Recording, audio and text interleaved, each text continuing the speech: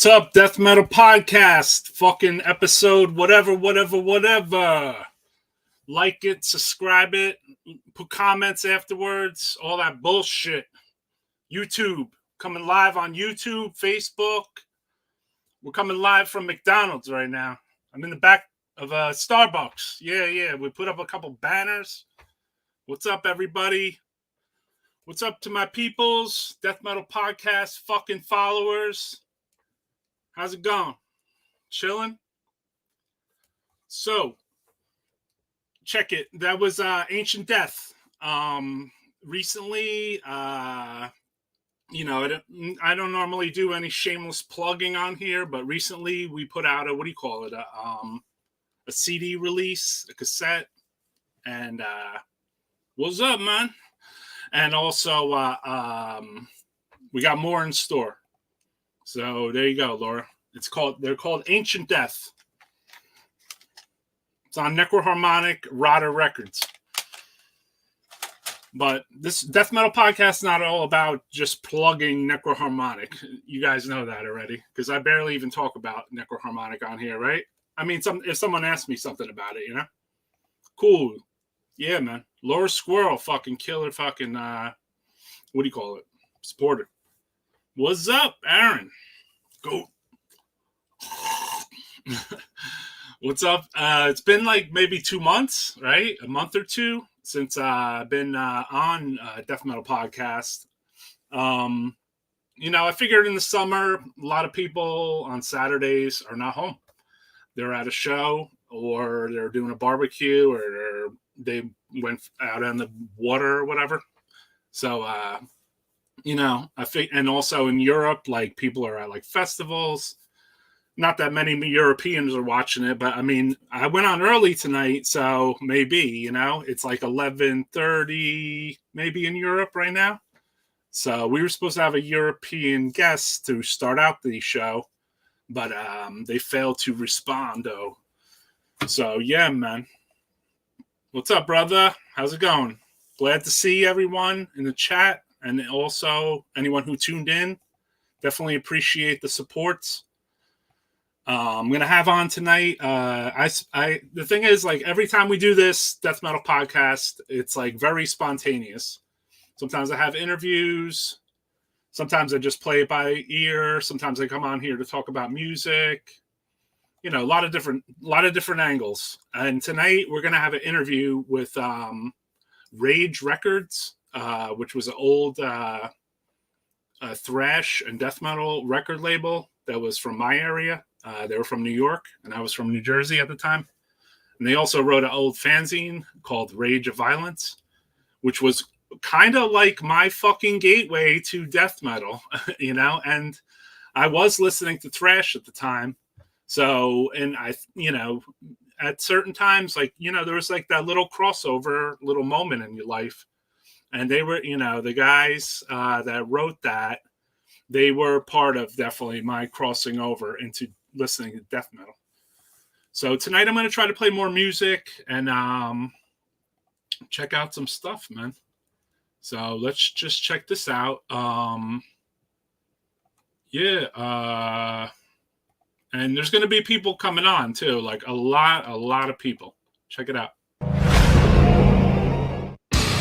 Shout out to the Death Metal Mailman for the Ancient Death.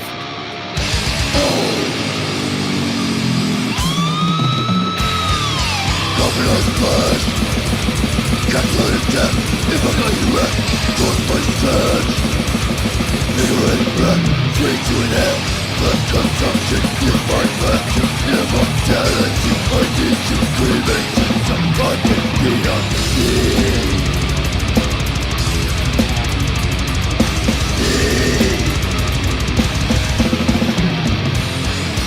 I was the gunship at the crematorium. Notified chamber, creating my experiment. Wishing you would incinerate. Life is dead. All my twisted blood to work. I need you to burn. Final disintegration of you into me. Disintegration is your destiny.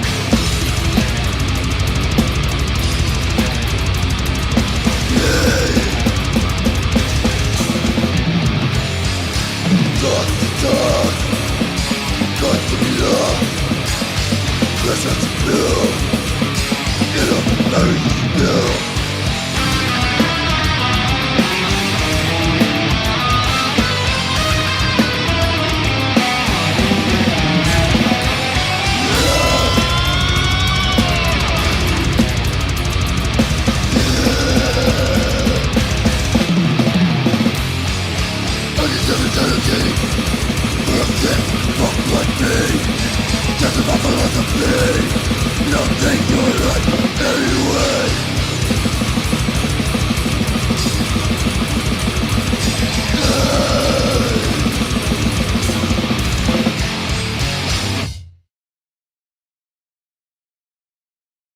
Yeah, so there you have it. It was Dripping Decay. I spoke earlier to the record label that put that out, Head Split, and maybe they're going to come on. So we'll see. So we have somebody in the back room. Like I said, these guys amongst the death metal and thrash metal early cats were like influential to Roy Fox, which is cool, man. You know, especially now that all these years have passed. And then, like, you're still in communication, like, with people that you were, like, friendly with, or maybe you didn't even know them, but they might have did or left a mark on your life, you know, which is cool. That's the one good thing about the metal fucking scene, dude. It's like, you could just go to a fucking show, dude, and meet someone with a goddamn Metallica shirt on, and the next thing you know, you know them for fucking the rest of your fucking life, dude, right? It's happened to me, man, you know? Your favorite band from Cleveland is Embalmer? All right. That's what I'm saying, too, bro. Ash from, Shed the Skin. He's a Faith Extractor. Yeah, fuck yeah. From Indianapolis. Yeah, man. So tonight I invited like a whole fucking litany of fucking guests and weirdos. You know, some of the common people that might come on, but I was trying to flip it up a little bit and bring on some other creepazoids to talk death metal and, you know, talk about old school fucking, maybe some old thrash thrown in there. You never know, grindcore, because all of us, you know, older fucking assholes are probably into, like, you know, we didn't get into it from watching Cannibal Corpse on Jim Carrey movies. So I'm going to bring on our first guest. I don't have questions prepared. I don't have nothing, basically, because that's how Death Metal Podcast does it. I have, like, just memory and maybe, like, one fucking paper here to just see, like, you know, just to talk about the certain record labels and releases. So I always do it that way, too, because I feel like it's more natural. And that way I'm not, like, reading off a paper and, like, fucking looking down the whole fucking time. And, you know, I see a lot of, you know, sometimes some of these podcasts and things you see out there are kind of cheap, you know? So I just do this live. Sometimes, you know, it does get a little strange to have to talk for fucking hours on end, you know? Especially if you're just you. But right now I got a guest. So let's bring this man on. We got Joe from Rage Records. How you doing, Joe? Hey, Roy, how are you? I'm doing well, brother. Good to I have felt you bad on. for you. What's that? I said I felt bad for you. I think your Italian guy bailed on you, huh? Maybe? Yeah, my Italian guy bailed. Yeah, I was going to come in like some big duo with Ed, but he just woke up. Yeah. He said he'll be here in about 15 minutes. Start like that anyway, so I'm not really sweating it at all, you know? Yeah. Laura's saying, what's up, Joe? Hey, Laura. Joe, rep in Texas, was a New Yorker, and then moved to Texas. Yep, 98. How do you feel about the scene in New York versus Texas?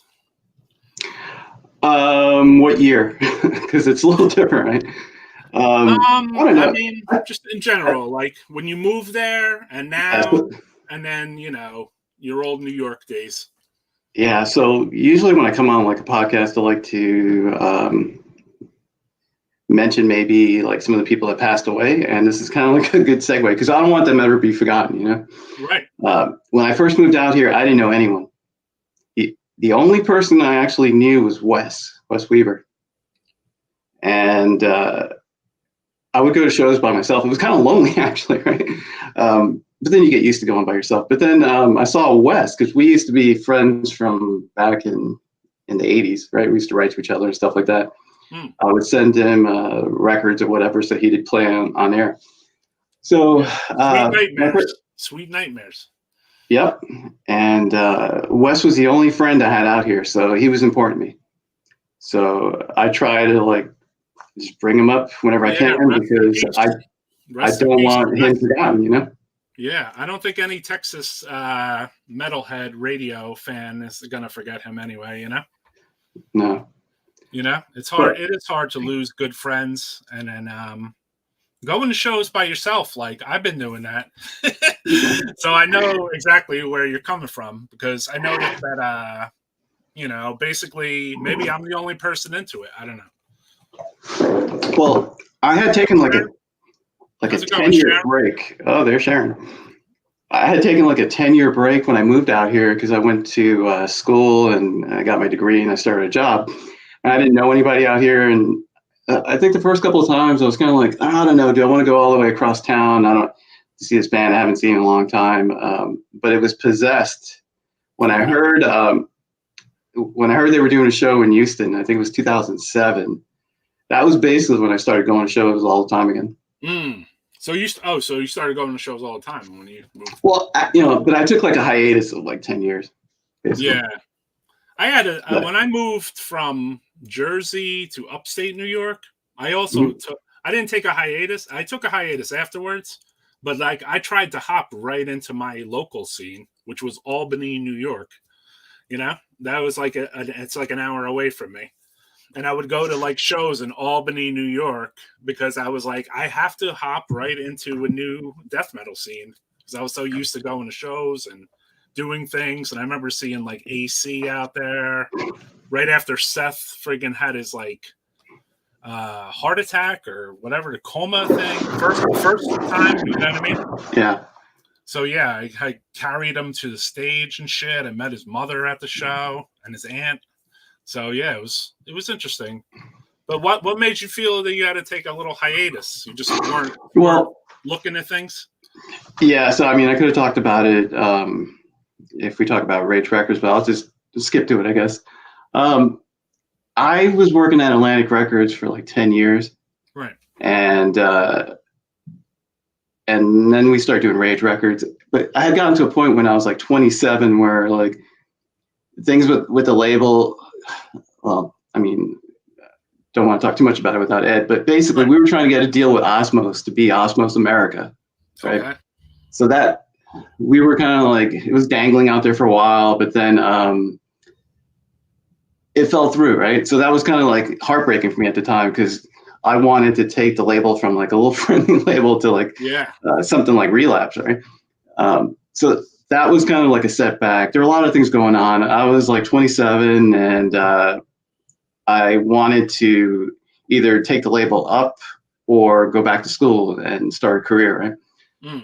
So a lot of things happened. I broke up with my girlfriend at the time. I ended up moving to Florida back home for a while. Then I got my degree and I came out here. But I wanted to, because I felt like I had lost time, because I was going back to school at 27, right? Yeah. I graduated at 30, and I basically wanted to, and I kind of regret it now, but like at the time, it felt like a smart decision to just focus on school and then focus on work, right? Hey, man, you got to do your thing. Once I had that path going, that's when I started getting back into the scene again. It's cool that you were going and trying to work with Osmos Records at that time, because I mean, they were one of the best and like black, death labels from Europe. Had horrible or no distribution when you're talking about. So you were way ahead of the curve as far as like time period of wanting to do Osmos in the US, which I guess eventually it became that JL did it. Right? That's right. Yep. Right. They chose JL over us. Right. Bad move. Yeah, I mean, bad move for us in metal, but no, bad. Yeah, exactly. It worked out for me career-wise, but that's good. Yeah, that's still, At No, least I can bad say move that. for Osmos because they chose JL over you and Ed. Because you and Ed are still diehard death metal warriors, but fucking JL fucking fucked everyone. Yeah, you know? yeah, they did definitely. Things were a little different back then too. Like, whenever I called Hervé, it would be like, our call. It would be like $60 to $75 back then, right? Right. We were basically destitute back then. So like anytime like we had to spend money, it was like taken away from the label. Right. But there were multiple calls involved and all that, and I thought we really had a chance because actually he approached us, right? And he's like, "Hey, I know you guys are a little label, but you guys got a great reputation. Everybody likes you guys. You put out good stuff. All I hear is good stuff about you." And I'm like, "Holy shit!" Oh, cool. Maybe this is our shot. But that didn't work out. So I ended up quitting the label, and Ed continued for the last 7 inches maybe. Right. And I went back to school, and it was Possessed that brought me back out, I guess. They were my favorite band at the time. JL had horrible packaging on their releases. See, if we had Joe and Rage Records and Osmos connection, maybe the packaging would have been more fucking brutal, dude, Yeah, it would have been fun. Yeah, that would have been. That was a good label. I mean, and they needed U.S. distribution, Yeah, and the other thing about them too was that when we started the label in the late '80s, death metal was thrash was on the way out for the most part. I think death metal was at its peak, right? There were like 1 million labels, 1 million bands. It was at that point where like black metal started coming out, right? And it was fresh and new, and I kind of wanted to take the label in that direction. And the JL hookup would have been, I thought, perfect at the time. Yeah, because actually at the time, as far as Rage Records, like you guys were putting out more like thrash and like death thrash in a way, right? Yeah, so basically it was our friends, right, for the most part. Right. And it was, Ed and I basically had a philosophy. We wanted bands that we both loved, right? Bands that we're friends with, preferably, right? Yes. Burial from Florida was the first one that we didn't know personally.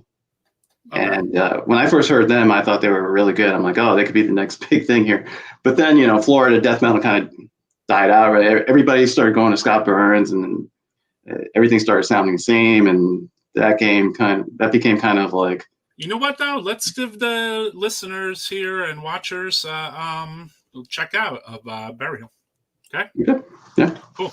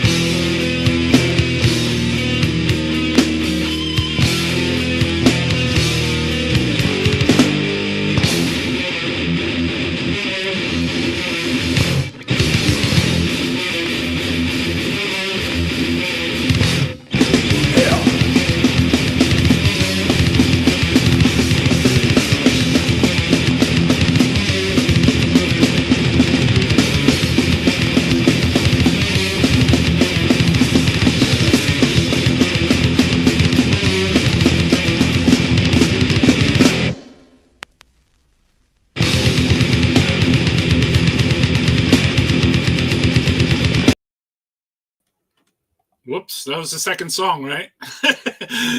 Yeah. I still like that. Yeah, hell yeah, bro.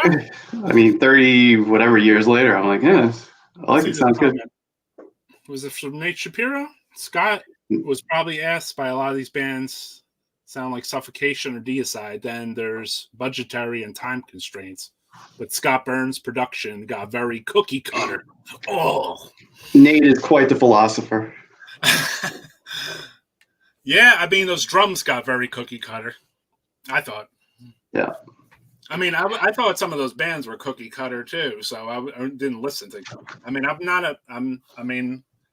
can unabashedly say that I'm not a Cannibal Corpse fan or a Suffocation fan, really. I was a Suffocation fan a little bit when they were doing their demo stuff. But even at that point, I was kind of like, I was, brutally honest, I wasn't even really a super ripping Corpse fan at that time. I wanted something that was more death metal.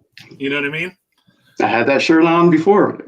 Yeah, so it was like I had heard like more brutal death metal. So then hearing Ripping Corpse or hearing like certain things that I was like nah, But it took time, and then going to multiple shows, seeing them, I was like, all right, you know what? These motherfuckers are fucking brutal. They won me over, basically, So I have I don't know if it's a funny story, but there's a story that I remember from. We went out to a party in Long Island, and it was just a house party, and Suffocation was playing with Pyrexia. And Terrence greeted me at the door, and he starts doing like YYZ from Rush. Like he had this thing where he would always like mouth it, like hum it in some weird way. So then he says, after he's done, because I was just gonna like standing there like, okay, I'll wait a couple minutes here. After he got done, he's like, so what do you think of the new album? Right? And I'm like, pause for a second. I had like my own policy, never lie about music, right? Like when I did a review, I never like gassed anybody up if I didn't really like them or whatever. So I was like, Terrence, I'm gonna be honest with you. I think the kids are gonna go crazy for this, but it's not my cup of tea. It's not that it's bad or anything. It's just not what I'm into. But I think it's gonna be really it's sick, and people are really gonna enjoy it, right? Yeah. So then he said to me, like, one of the things I'll never forget, he's like, Joe, that's one of the things I've always appreciated about you. You will always be honest, right? And I was like, yeah, I appreciate that, because, I never want to tell somebody their music's great if I don't like it, right? I mean, I told many people that I didn't like their music, but I felt the same way. Like, you move into it being honest, but then sometimes there was a few cases for me where I was honest, and then the person never wanted to fucking talk to me again, basically, Yeah, it's always harder when it's a friend. Yeah, or just someone that was around your scene a lot, and then they asked you straight out, do you like my band? And I was like, no. Like, it was like, not because I don't like you. And that's what I used to tell them. I was like, I like you, I just don't listen to your band, And then I would explain what I did listen to. And then they were like, you know what? I mean, this guy, he's in a different fucking league, Yeah, I had no problem telling Biohazard that I didn't like their music. Or them, actually. Those guys were fucking everywhere, man. I just hated them. Yeah. Sorry, Sharon. I'm starting to say shit I shouldn't say. In a certain time period, they were everywhere. It was like in the New York metal scene. Yeah, you go to like a Revenant party, right? And they were there. I'm like, oh. Right. They were everywhere. You don't even like the demo? No, I think personally they drove me like to the point of just hating everything about them. Right. Well, yeah, I mean, the demo did personify their album anyway. So in a weird way, like if you don't like that rap kind of core shit, you know what I mean? Yeah. You might not like them at all. That makes a lot of sense. Yeah, I kind of had to work with them one time because I set up a show at CB's because I wanted Eviction to come in from Pittsburgh and play. Right. So they opened up for them. Cool. And Eviction had the demo out back then? Past that point. Okay. Like the first album, Eviction? Yeah. Uh-huh. Yeah, Eviction demo, man.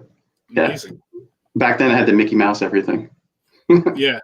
Everything of Eviction was just amazing back then, There was like, what the hell? There was 2 demos, right? I think there were 2, right? I can't even remember. Yeah, I'm trying to remember. You want to check Sharon this probably out? knows. Check this out. I was listening to this today, and shout out to my man Venner.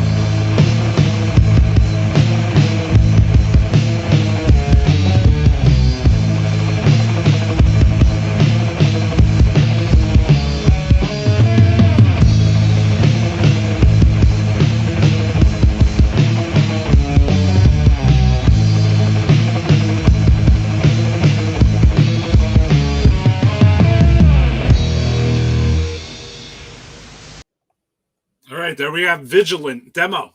Fucking sick. You ever hear that one? Yeah, but you caught me eating Smarties. Caught you off guard there. Thought they had another fucking 8 riffs. You ever hear that band before? Uh-huh. Yeah, they were badass. They were like, seemed like playing almost death metal shit, but they were kind of thrash, right? Yep. Yeah, very raw. Really cool. Tom Wilkinson, I don't know. He just left the scene. All right, we have my man Derek here. What's up, Derek? Hey, what's going on, guys? Derek from Rhode Island plays in Ancient Death. Used to play in Head Rot. Plays in Churchburn. One, big record collector. So probably has questions about Rage Records even. Well, Rage Records, that's some fucking underground shit right there. That's cool. Yeah, well, we have my man Joe from Rage Records on, and we're going to have, in a little while, we're going to have Ed Farsley. Cool. Yeah, what's up, Joe? I've seen you on. Hey, how you doing? With Francisco. I've seen you talk about. Oh, yeah, have you? I got good stories, Joe. Yeah, Roy pays a lot better, to be honest. I don't know if you negotiated your appearance fee. Oh, that's good, dude. Gotta eat, man. Yeah. Exactly. I mean, Joe got a lot of good stories, but he can't tell them all, but he'll tell them anyway. Wow. Yeah, because Sharon sits there and like slaps my wrist every time. John Grave saying, "What's good, Derek? What's up, John Grave? Have the Head Rod tape. It crushes. Delhi Massacre. Yeah, that's the first demo. It's not easy to get. Of the originals, anyway. There's some live tapes that get circulated of that material out west a lot right now. At least 2 or 3 years ago. Playing Undergang at the time, and he was telling me about he had some live studio from WRIU, which was the Metal Cage, which was the big death metal station, college radio in '91. And those recordings are kind of getting circulated pretty heavy. So I was like, holy shit, this day, I got an old Head Rot, like a live soundboard. It's from the same, when I put out the Incantation live CD, yep. And then I put out the Phlegm live. That's the same fucking session. Wow. Yeah, from '91. Yeah. Old shit. Yeah, that was I think that might have been the first show that we opened for Incantation for, possibly. Then we did a bunch of them, but that one was, I think, one of the first, either the first or the second one. Yeah, I remember this band opened the show. I don't know if it was the night before or a different show, and I'll let everyone check this out because this is kind of rare. This band really never got they never got the props. You know what I mean? They were kind of like, in my opinion, they were one of my favorite bands. Let me see where the fuck their file went. That would help. Here they are. Check this out. Sick.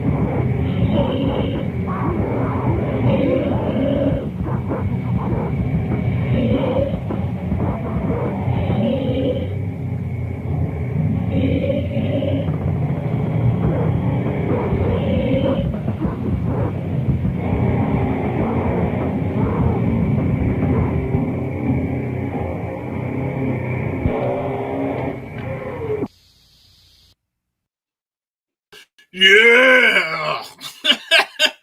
I like the second demo better, I think.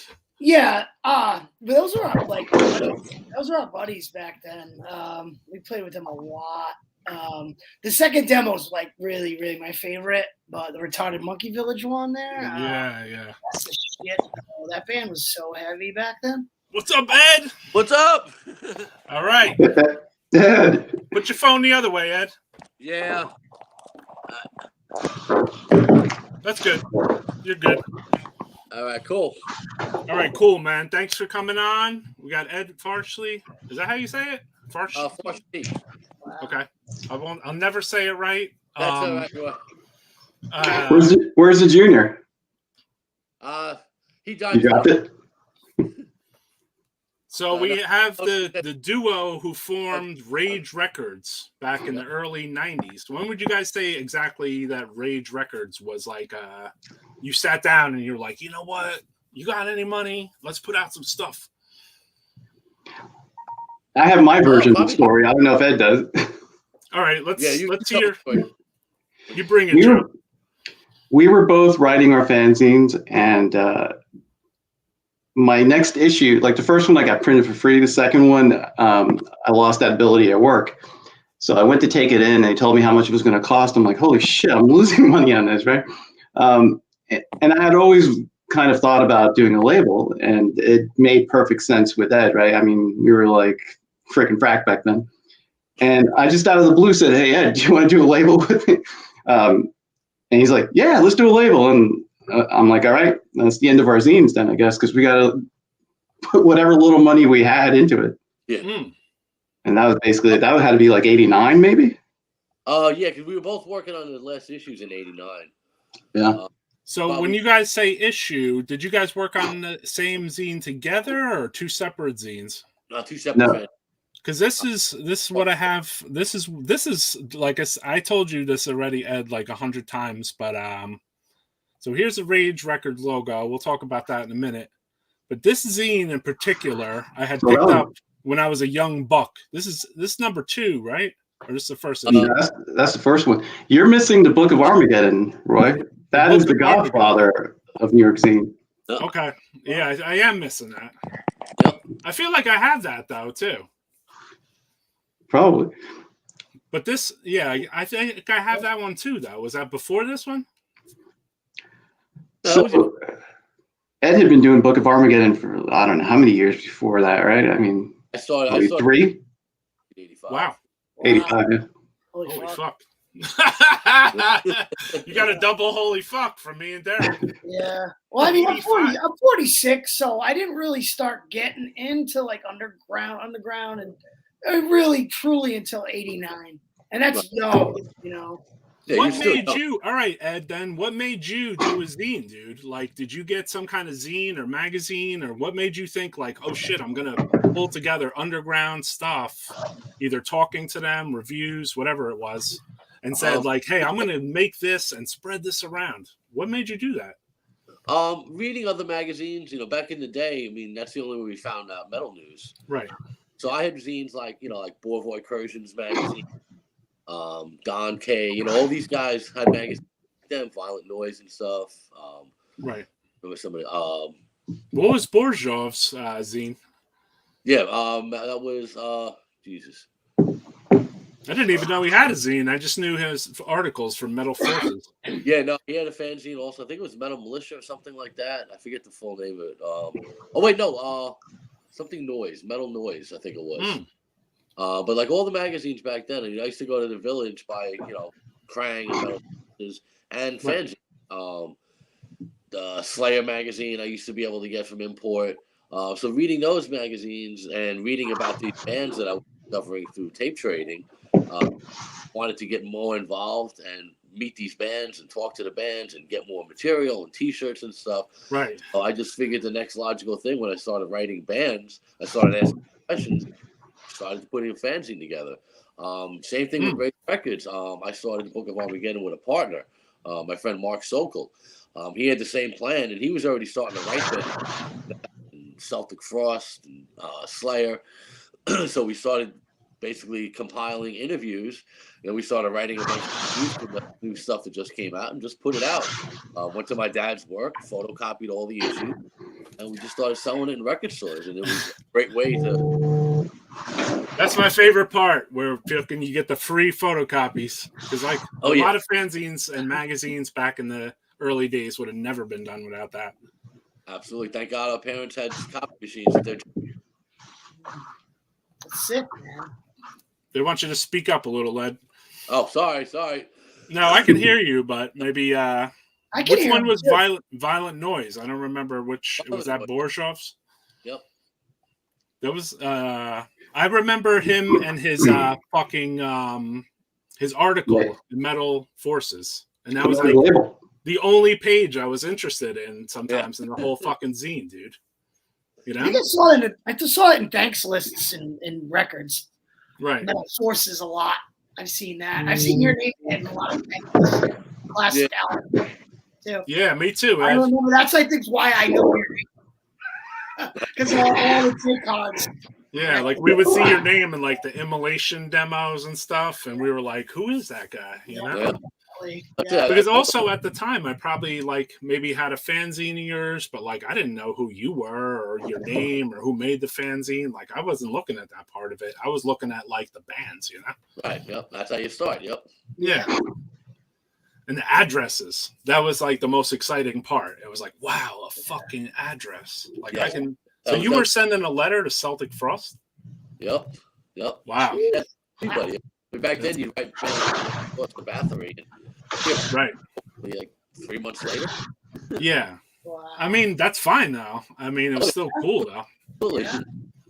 It seemed like a turnaround for like overseas was 3 weeks. It seemed like 3 weeks. I knew I'd get something from Finland.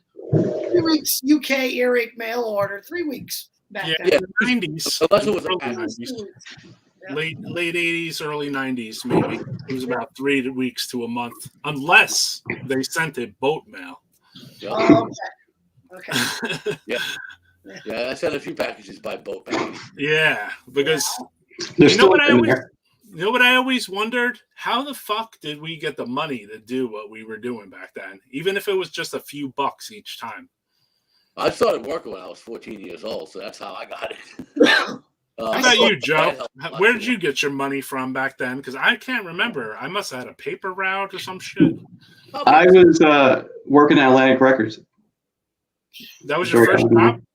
Yep. Wow. That's That's a dope first job. Well, my cousin, she ran the contract staff for Time Warner. Okay. And I started out like in their book business, like for Time magazine, and then their books, and, you know, mailing out promo, stuff like that. And then I got an assignment over at Atlantic. So for the first like couple of years, it was temporary work. Okay. But it would be like a year assignment or something like that until I got hired on. Cool. Nice. Were you also a fan of Ed's zines? So I was a lone wolf for a long time, right? Like I didn't know anybody into metal, right?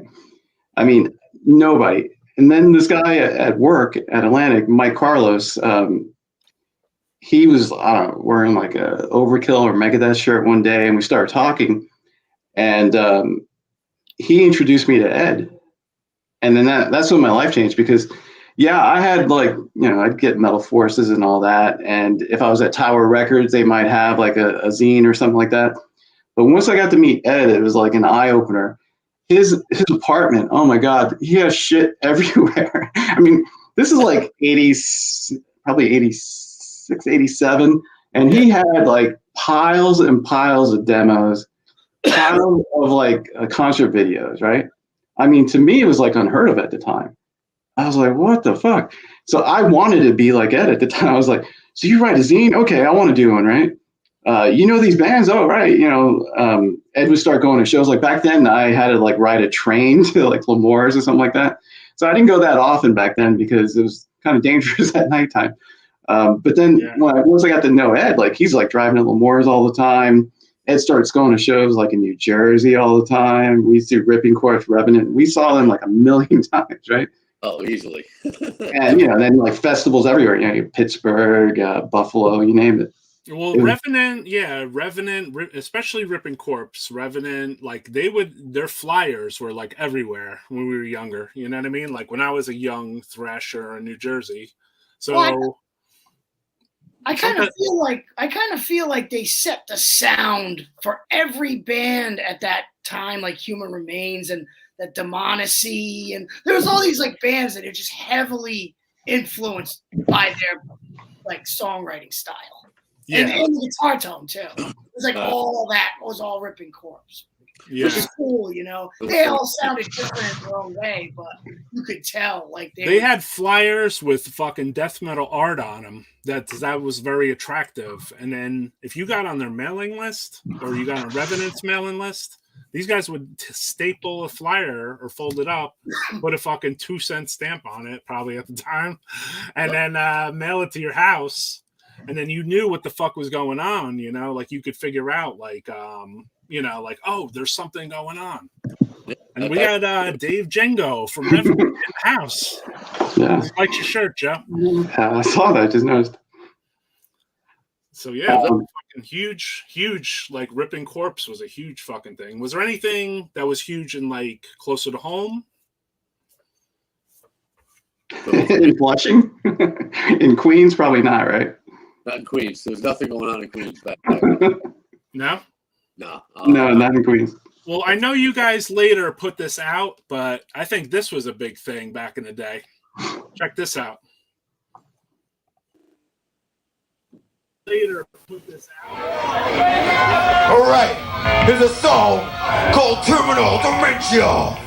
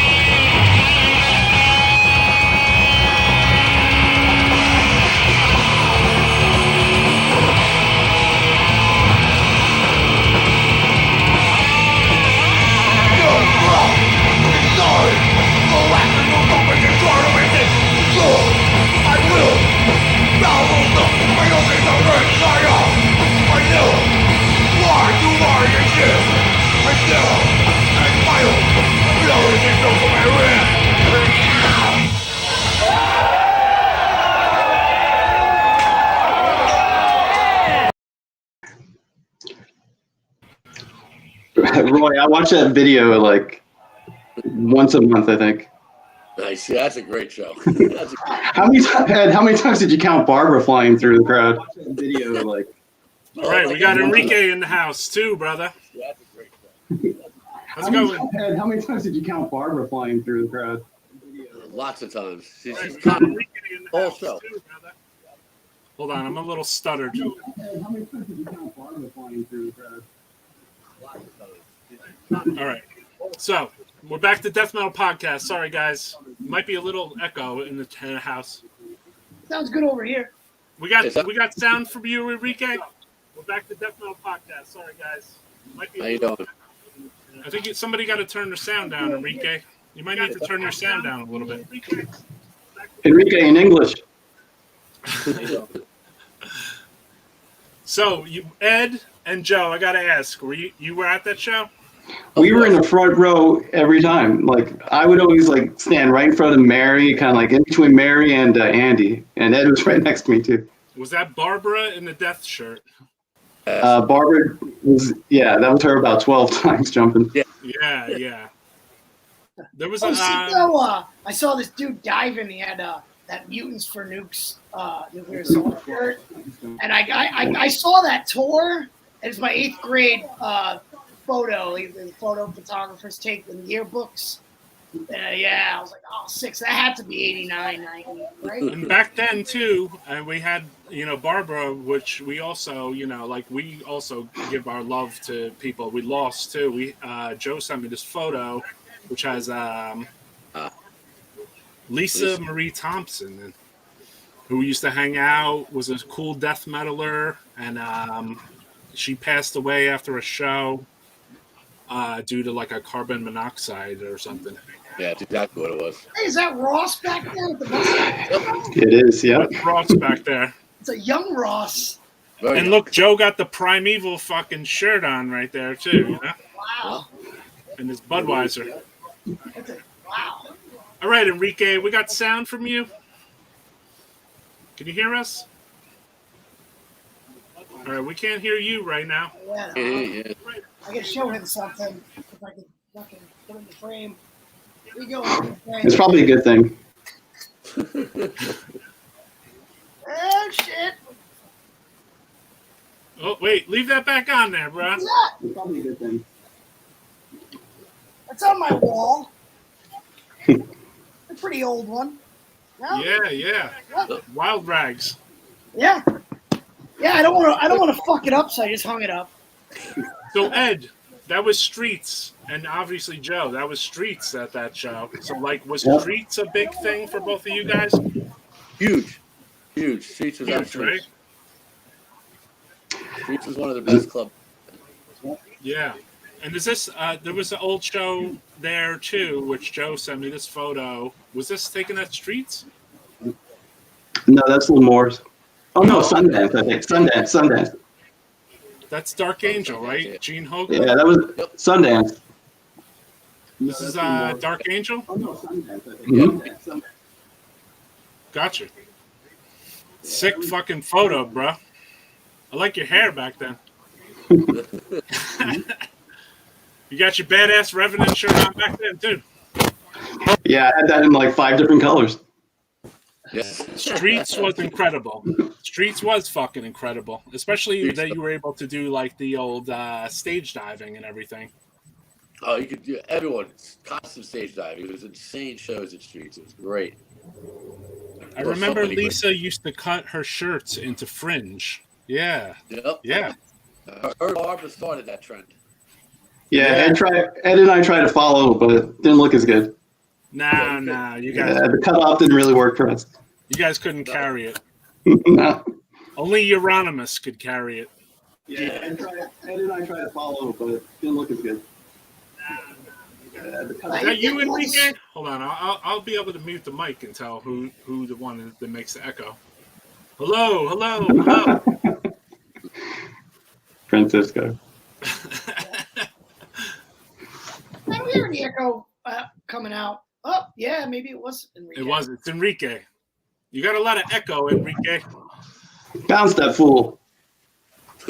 Yeah, maybe I'll just shoot him out of the chat. And then... Oh, what? Hold on. Let's know. Enrique, sign off and sign back in again, because sometimes that helps. Okay, brother? Sign out of the link and then sign back into the link again. And then sometimes it fixes everything for some reason. Okay, brother? Just like Gothic Records, faulty. No, this happens. No, I just like to give Enrique shit. For selling too many 7-inches. So, beyond, do you feel like Ed and Joe? Do you feel like your the zine connections really paved the way for the record label connections? Oh, absolutely. The zines, we had already hooked up with so many bands and gotten, constant demos. So we knew all the latest bands from around the world, had contacts already. So just going into the label, we were able to set that up, pick the bands that we liked and were friends with to produce the records for. And we had, bands lined up for distro. So it was very easy. Plus, we both worked the records, so we had contacts up the ass. It was great. Yeah. For real? Yeah. For me, the zine changed everything, because I'll never forget the last time that I felt like in awe of like seeing a band, and it was crappy Sacred Reich of all bands, right? But I remember seeing them at L'Amour's and going, "Oh shit, look at Sacred Reich over there," right? Because we were just like complete fanboys back then of everything. But once you started zine and you started being in contact with people, I mean, I used to sit there and call Chuck. We like once a month talk for like a half hour or whatever. We started off with an interview, right? Right. And zine having access to everybody just pretty much basically changed everything. Yeah. What's up, James? What's up, everybody? How's it going? We got a little tech issues with Enrique here. Can you hear us, Enrique? You're on a delay. Connectivity. What's up, everybody? We got a little tech issues with Enrique here. Can you hear us, Enrique? Yo, we can't hear you, bro. It's the AOL dial-up. Dial-up. It's going analog. Check your mic. Check the mic. 1, 2. All right, I'm just gonna put Enrique's mic on pause for the moment because he has a lot of static too. What do you call it? So, like Primeval being one of the bands you guys signed, actually. I don't know when that show was from now, but that was pretty early on. Yeah, I don't remember exactly. But you also did a 7-inch with Ex Mortis as well. Yep. To me, like Immortality's End, the 2 demos that they put out, man, they were amazing. So just for Ed and I to like have a chance to work with Brian was like, at the time, it felt like a dream, man. I was such a fan of those 2 demos. It was a little disappointing that it was a drum machine and basically Brian by himself and not technical, not like Ex Mortis like from the demo versions, but it was just Brian. But it was still great to have him. Let me ask a question. Did you get those demos from that Napalm Death show? Because that's where I heard them. Because they were selling demos in the parking lot, Ex Mortis, and then I had both demos. Yeah. I remember the show. I don't remember Ex Mortis being there. Yeah. How about you, Ed? Maybe they weren't inside. They just came to the parking lot to sell their demos. Hold on. We got no sound from Ed now. Oh, Ed, we got no sound from you, Ed. Can you hear us? I'm going to remove Ed from the stream, too. What's up, James? How's it going? I know you got sound, motherfucker. I got that caught you. How's it going, my man? Going good. What's up, guys? How you doing? Good. So we have James from Cali and runs Transylvania Tapes. Yeah. Let's see if we got Enrique's sound back and Ed's sound back. Ed might still have to log out. Enrique, you got sound, brother?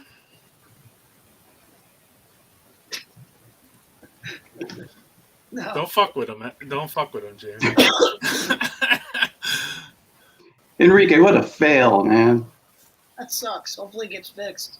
Ed, if you can't hear us, just log back out and log back in again, okay? Because we can't hear you, brother. Cool. I don't know if you can hear us either. Yeah, I'm gonna just. All right, he pushed himself out. Anyway, Enrique, you there, bro? Yeah, I don't even think he can hear us. Come on, man. Sadistic Intent, dude. Yeah, fuck. I'm like looking forward to hearing some stuff, man. Cali is great. It's contagious, Sharon said. So, Joe, I think you're going to have to carry the torch for the moment.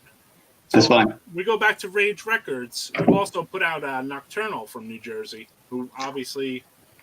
That was after I was gone, but yeah, Ed put that out. Oh, okay. Gotcha. Was there any bands in that era that you wanted to put out, but you couldn't?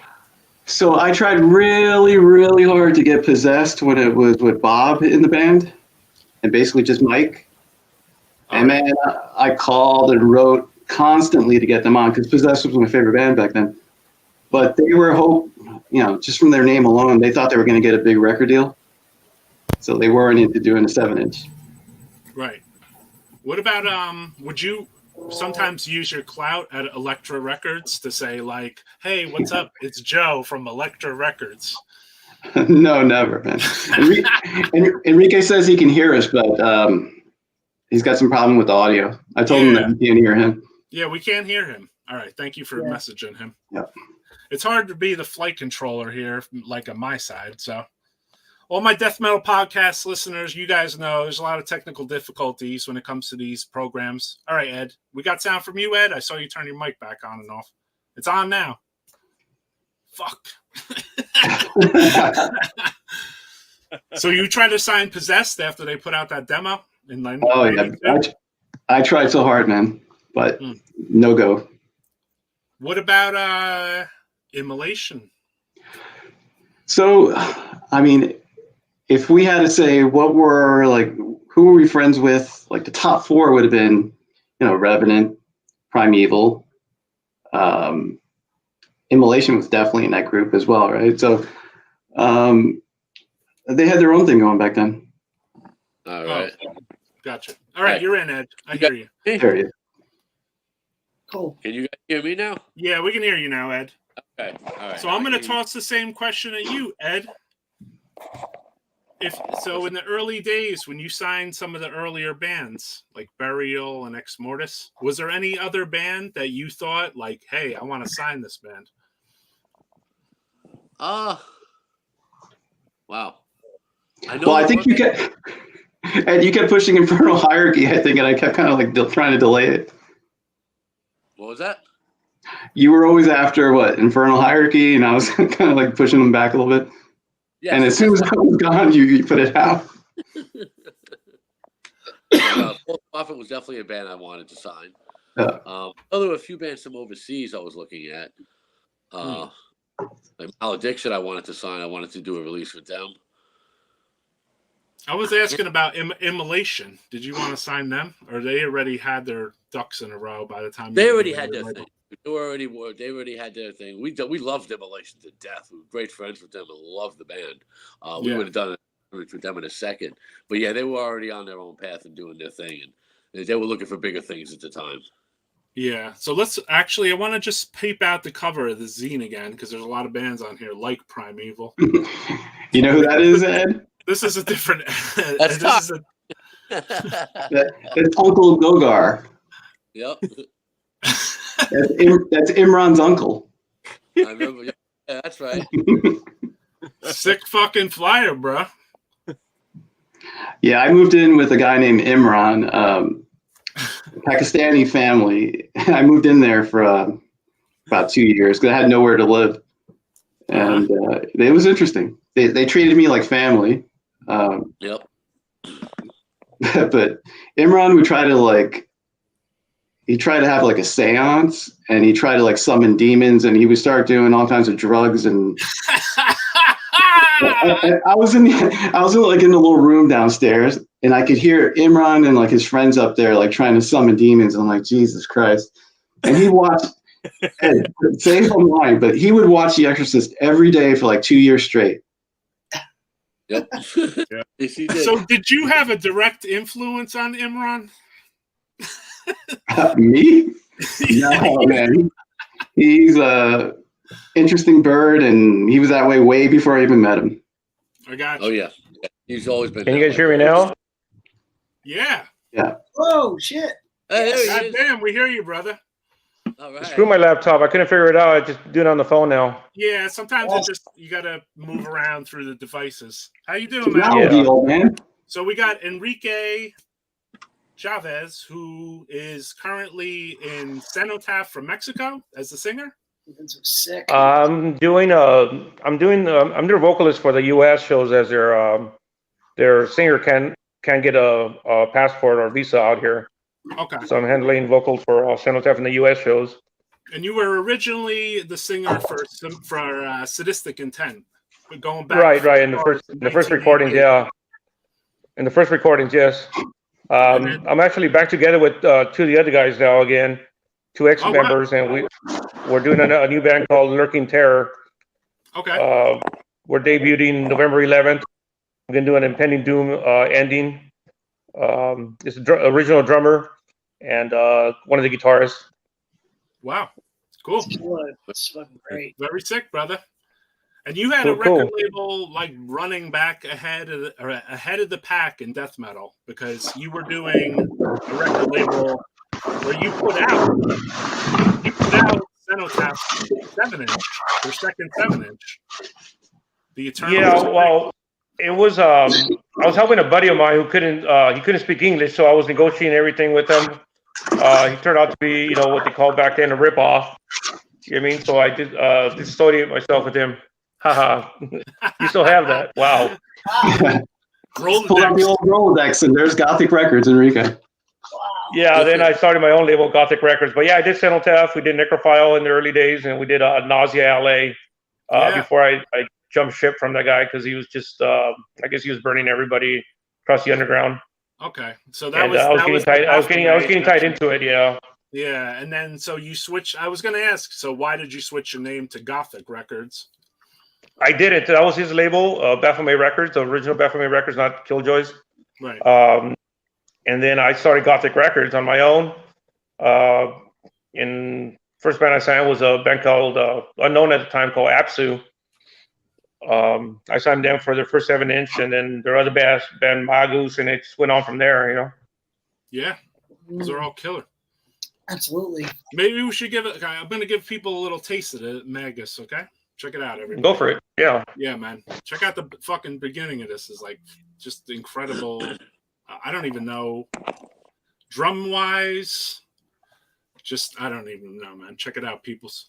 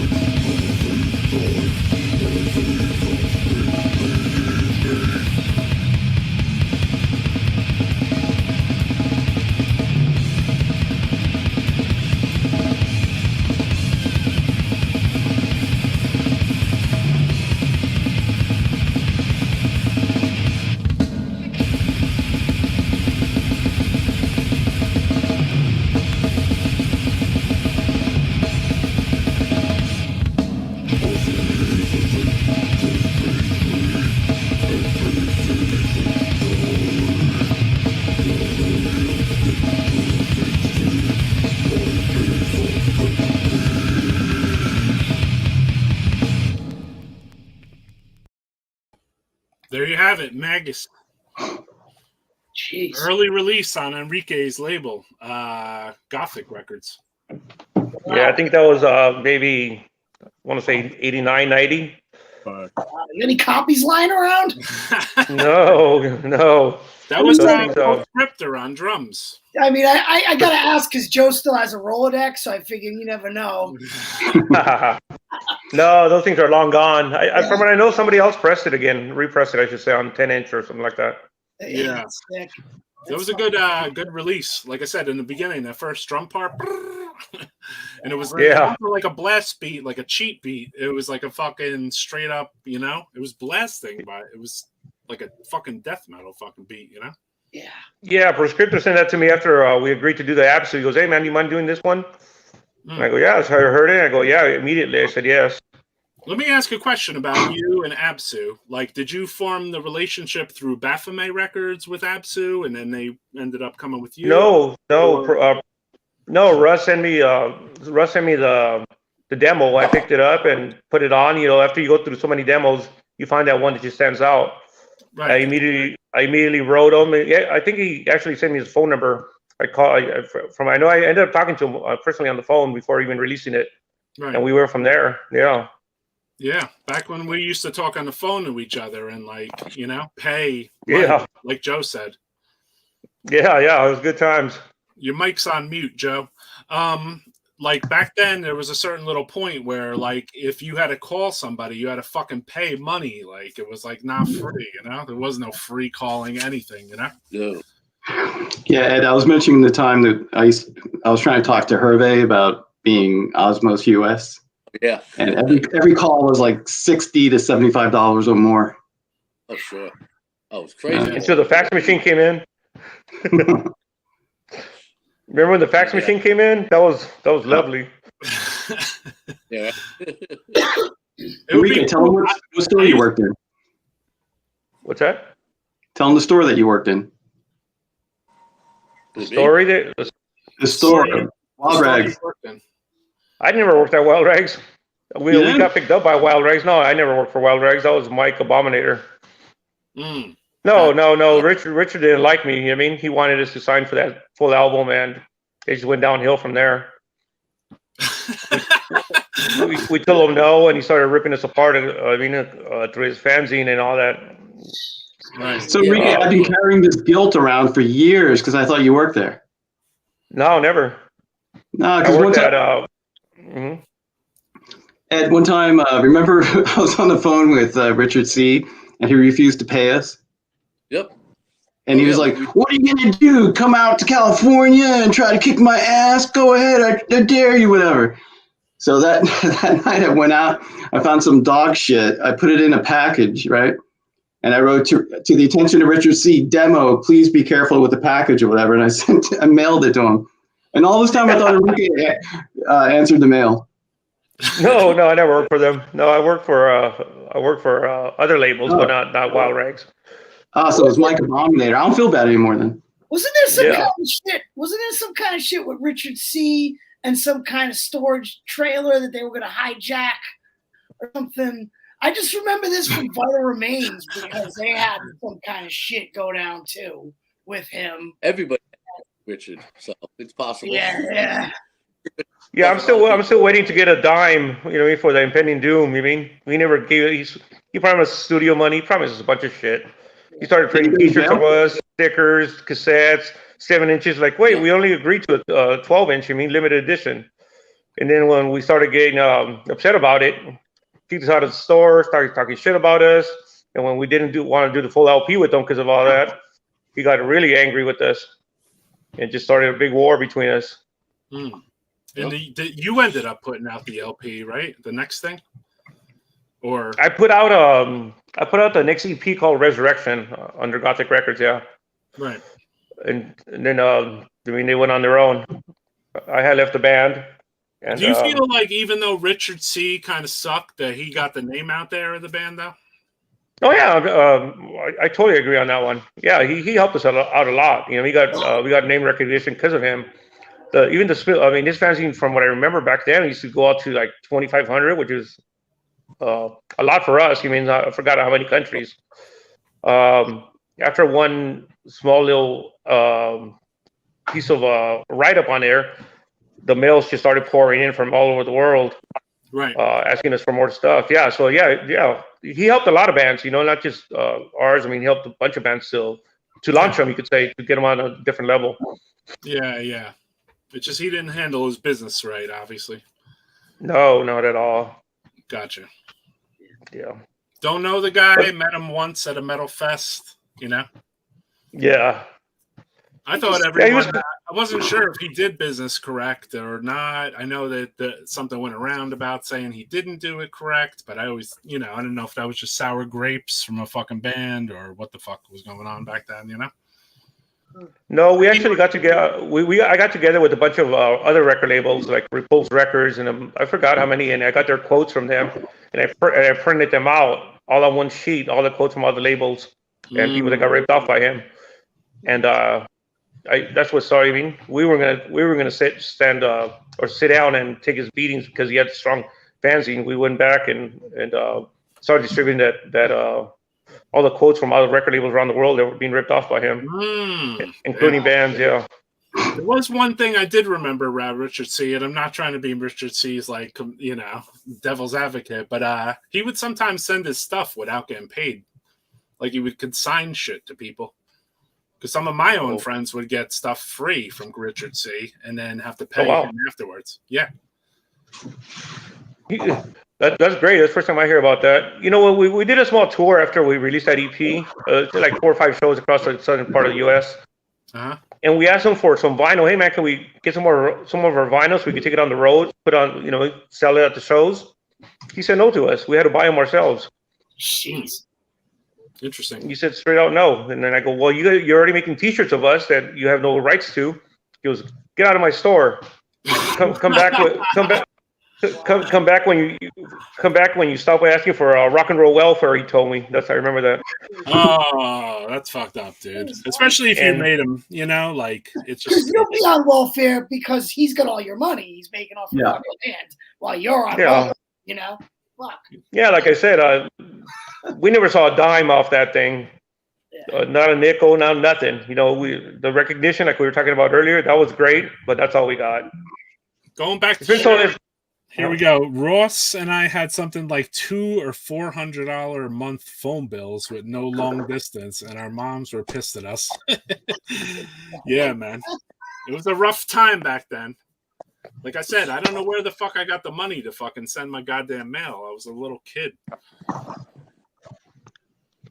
So yeah, it's fucked up about Richard C. But I guess this is what the death metal podcast always brings out, like some of the most obscure fucking facts that people don't know. So we appreciate that, Enrique. Yeah. It's cool that you ran a record label concurrently with being in a band, and you jumped ship from somebody you thought wasn't doing good business, and then hop into doing your thing, And all the bands you put out, I mean, Absu, Anarchist, Entity, Magus, I think you put out Furnace, right? Furnace, that was another project of their Absu's keyboardist. Right. And then, and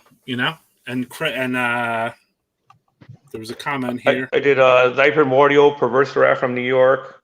Gothic Records did the classic Zemail 7-inch, one of my favorites. I did Zemail from Greece, yeah. That's even under Tartarus. Yeah. That was a killer. Good times. We used to start writing, too. That's when I used to write to you. And I would get Baphomet Records, flyers and shit. I have one right here, actually. This was probably something I wrote to. I mean, I might have wrote to this, too, back in the day. I think that's the Wild Rags advertising. Yeah, but then there was this that I saw in my little death metal archive here. Where the fuck is it? No, where the fuck is it? Oh, yeah. Oh, wow. I haven't seen that in a while. The Eternal Disgrace 7-inch on Baphomet Records. Seeking That's more crazy. bands for 7-inch EP. That one did really good. Do you think because it was the proximity of Los Angeles and Mexico? Yeah, but the fact that we could communicate, I mean, in Spanish. Okay. So it was easy. We toured with those guys in Mexico with CENOTAPH and Anarchist, and we just made deals while we were out on tour.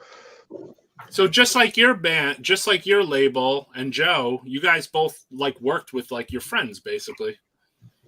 Yes. Which Yeah. always seems to work out good for record labels, and I'm sure James can attest to that too, and I can also attest to that as being in NECROHARMONIC. Only friends.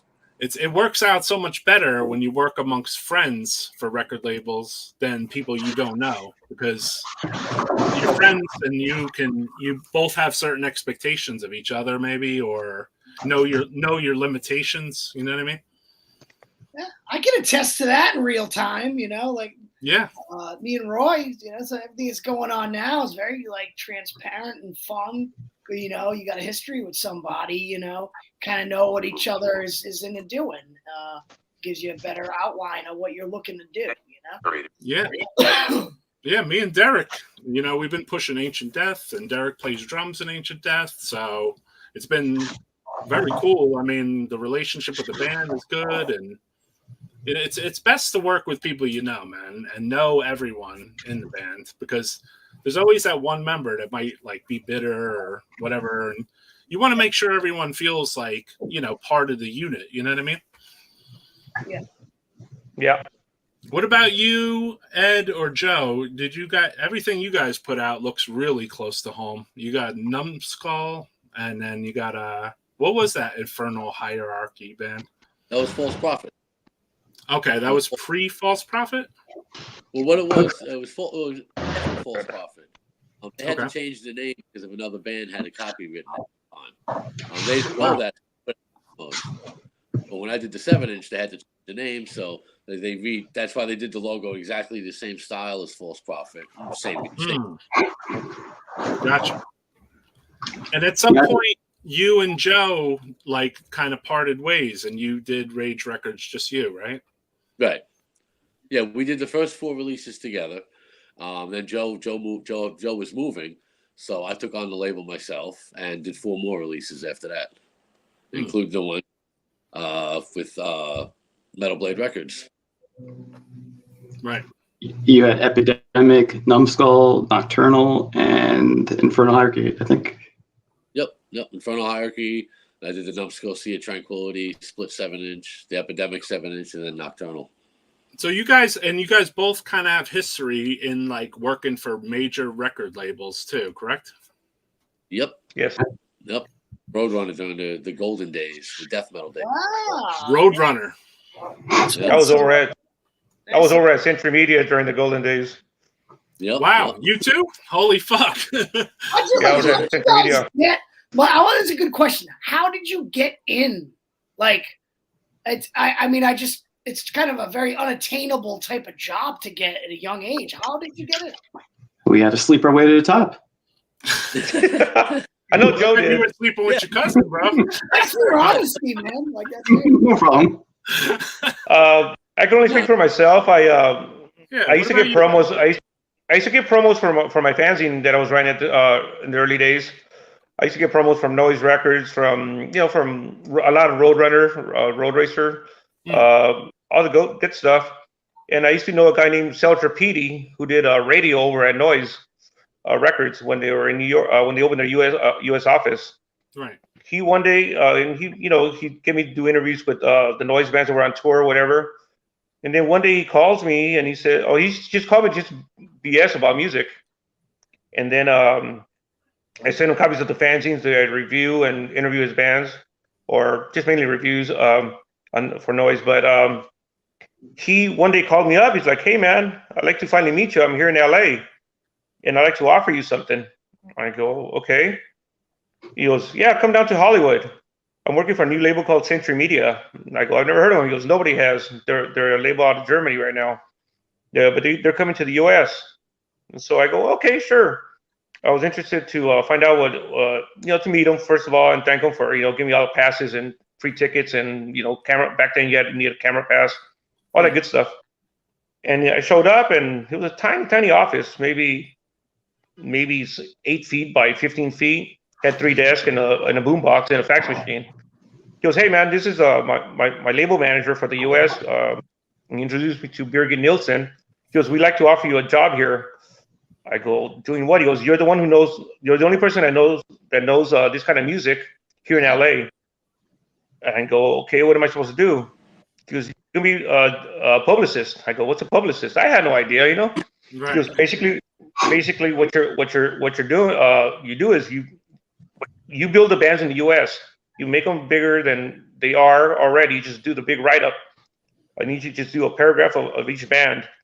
And I go, "What bands am I going to work with?"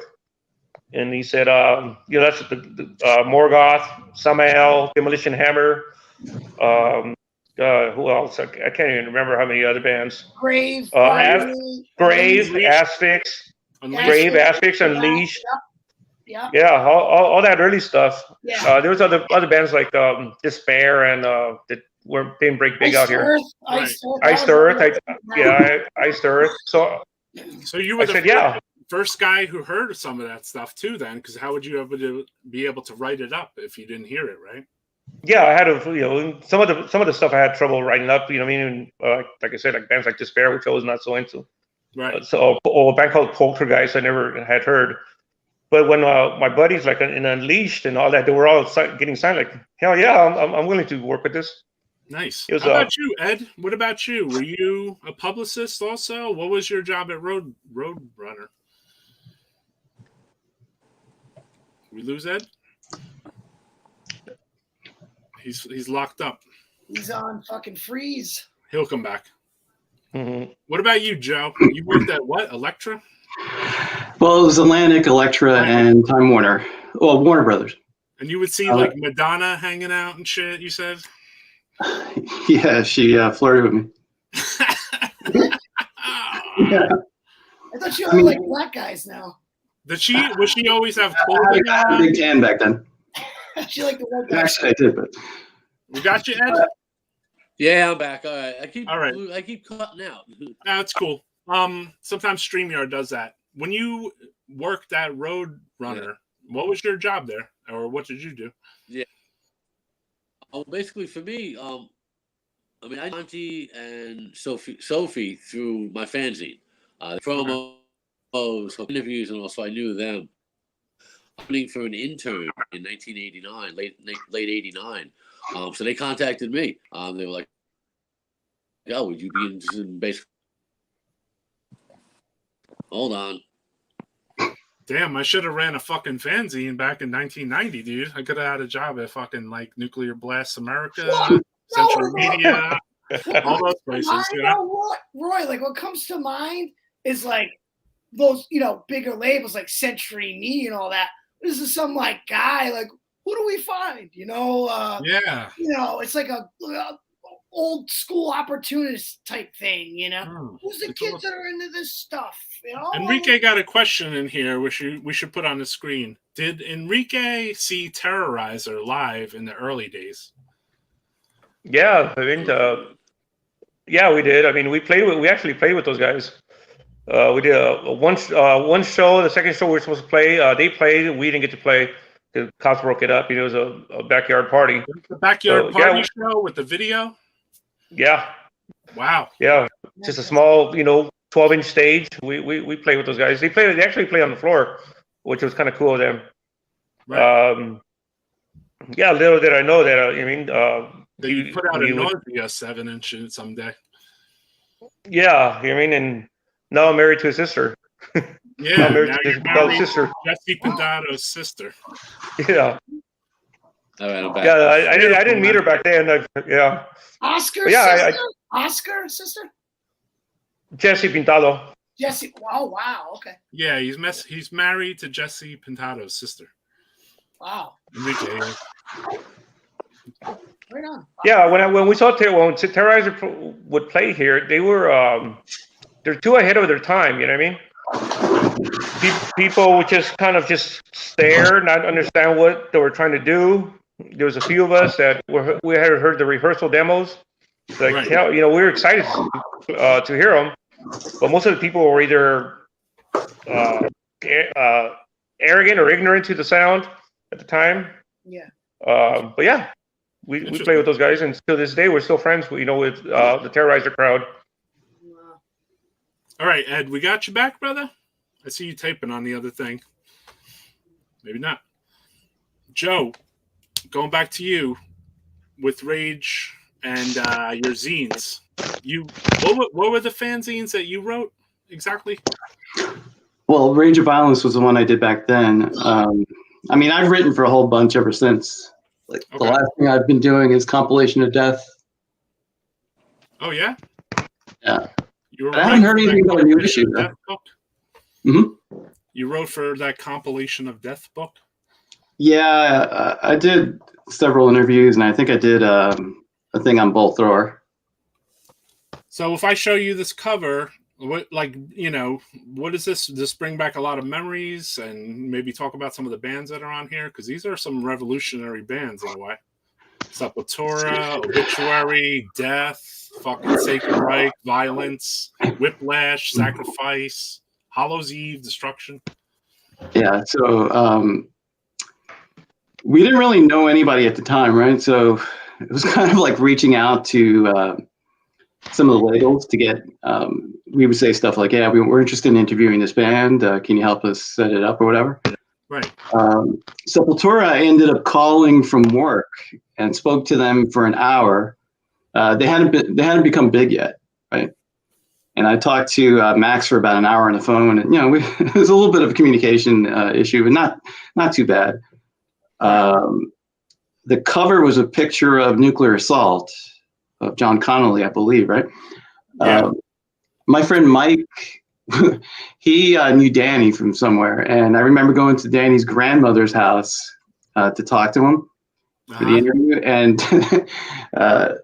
Danny was smoking pot like crazy that day, and really, his grandma didn't mind. No one did that back then. What do you mean? Nah. Yeah. What about? So we got you, Ed. You put on a different computer. You guys hear me? Yeah. I'm on my laptop, which is an old piece of shit. Yeah, see, you want a different device, which is good, though. Yeah. You got a solid connection. Yeah. Better than my cell phone, so good. All right. So when I go back to this cover, what are your thoughts about this? Because there are some fucking banging bands on here. Oh, hell yeah. The greatest. Obituary. These people you were contacting with, friends with? Every band on there, basically, I knew also. We all knew the same bands. We were all friends. Contacted the same bands because we both like the same music. So yeah, I knew just about every one of those bands as well. Had a lot of them interviewed in my issues as well. Cool. Yeah, and I think like for the most part, a lot of these guys ended up being friends for a long time. Yeah, and that's all how those it years. seemed. Yeah. And I want to say, I have to say, and I'll say it 1,000 times, but that zine was amongst one of the first, ones that was like crossing me over from like thrash to like death metal a little bit. You know what I mean? So it hit me at a good time, and there's addresses in it. You know what I mean? Which was it's kind of funny because I went back and read it about a year ago, and I was kind of cringing at the time, like, oh my god, what is this going to be like, right? Because that was 30 years ago, and it's kind of funny, like every review I did, I feel pretty much the same way right now. Right. And I remember I probably wrote a few crazy comments in there. All right, I'm gonna put the floor on Derek and James. You guys got any questions for Ed, Joe, or Enrique? I do. Yeah. I'm really curious about what your guys' pressings were like back in the day. Like, what were the price points, and working with other labels, like you guys have mentioned Wild Rags and other people, and people repressing stuff. How did they go about the rights back to their music? Did you guys do contracts, or was there like a certain period of time where you're like, I'm going to take this back after a certain while? I'm curious in all the back end stuff on the label, because that's really cool to me. And the price points back then like make me really sad how much it is now. We had little baby contracts, right? Yeah, like just a few pages long. Because I worked at Atlantic. My first job was in royalties, and we worked alongside of the contract department. It's how I actually got the copy of the Metallica contract. I just went in there and swiped it. But I started reading books that I probably haven't looking here about the business of music or whatever, and I kind of learned about the contracts. So we just kept like really simple contracts, like the number of copies we would print, what their royalty would be, if we would repress, what it would be, stuff like that. There was nothing major. Yeah, basically, the band still had the rights to the music. Right. So they could, in time, re-put it, if they were doing an album, they could put the songs on there. We didn't want to own the music. We just basically wanted to put it out and help the bands. Right. Yeah. My contracts were they were 1 page contract. It was simple. I'm going to press 1,000. I'll give you guys 200 copies. I recuperate my stuff, and that's the end of the contract. And I would always put with the option for a second pressing, and you guys keep all your music. That sounds exactly like the contract I would give out too. It was just one. Yeah, so it was a 1 page, maybe 10 stables on there. If I sent the contract. You asked about prices. If I remember correctly, it was for 7 inches. You had to pay the mastering for both sides. You had to pay for the center labels. You make your own covers for it, which normally was just a fold out sheet. It's just folded in half. And then as far as pressing went, I used to get them black vinyl for 38 cents. And if I wanted color vinyl or swirl vinyl, it was I remember it was 52 cents per vinyl. Who was your primary pressing plant, Enrique? He's no longer there. He retired. He was an old man back then. It was called. It was the same place where Seraphic Decay Records used to print his records. He's the one who turned me on to him. Bill Smith's Custom Records here in California. That's where I went to press too. All the early Necroharmonic releases on vinyl are Bill Smith. Bill Smith. Yep. It's funny. Yeah, he's a cool. I want to jump in really quick, Enrique. Though it's funny you mentioned Seraphic Decay because it just made me think when you were talking about the pricing. That dude must have just like, man, these covers are too much, and ran down to like a local convenience store and ran off the covers because some of them covers, man, they were pretty poor quality. The records were all different colors, but the covers were like. I think the original ones were cool, and then I think when the repress, he didn't even care anymore because he was just selling so fast. Ed, tell him who did ours. Yeah. Today was it Nashville something? No, the guy that did our sleeves. We had different guys doing them. The Primeval one, that was not the best sleeve we did. I forget who did that one for us. King did the first few. He did a couple for us. He didn't do the Primeval. Yeah, no, just the first couple. Yeah, Probably from Deceased. Yeah. Yep. It's brutal. Man, I'm price point on cassettes right now is over $5 a unit. Goddamn. Wow. For 50 cents, It's like, yeah. You know what though, James? Too at that time, the everything we sold too was cheap. It was like $3, $4, $5. Yeah. Like if we sold something for $6, we were looked at like we were like demonic.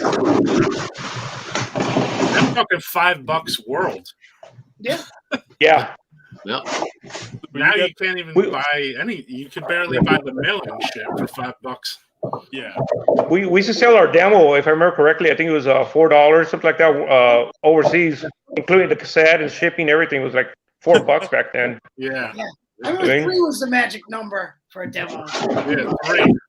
Yeah.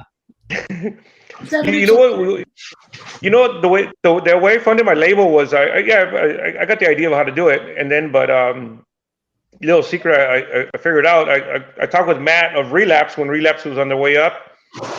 And I do a lot. I did a lot of trades with Relapse, and I told him, "Hey, man, if I put your label logo on the back of my records, will you guys take 100 at a time?" At first, it was 200, then they reduced it to 100 because there were so many people coming up with labels. And then I'll ship them COD to them. You made a discount, maybe like $2 a record. So I'd send it to them 200 or 100. Say it was 100. You mean? 100, they would do a COD, send me a check for $200, and I turn that money around, just throw it back at to make another one. Yep. And then I will still have, plenty of other records to sell. I mean, mail order, and then Right. trade until I eventually open the record store. Yeah. You were able to hack your way into co-releases. What's that? You were able to hack yourself into a co-release like that, but I'll put your link Well, here. yeah. Wow.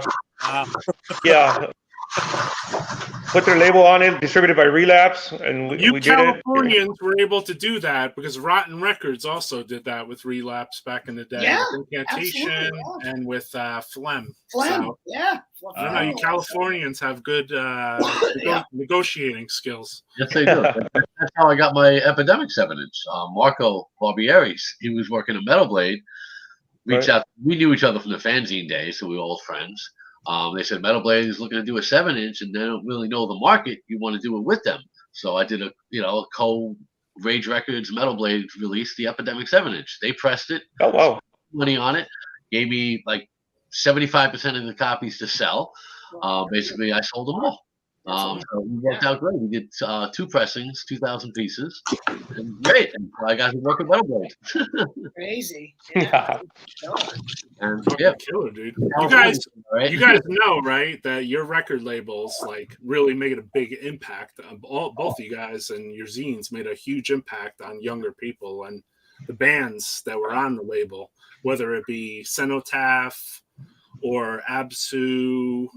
You know what I mean? Like these were like really like they got to be so like big, not big to us as fans. You know what I mean? Absolutely. Yep. Yeah. It just happened so fast too. Primeval too. 3-year period just to see how fast something blew up. It's just crazy how fast that shit, It's unbelievable. Yeah, once it caught on, it definitely hit fast. Yeah.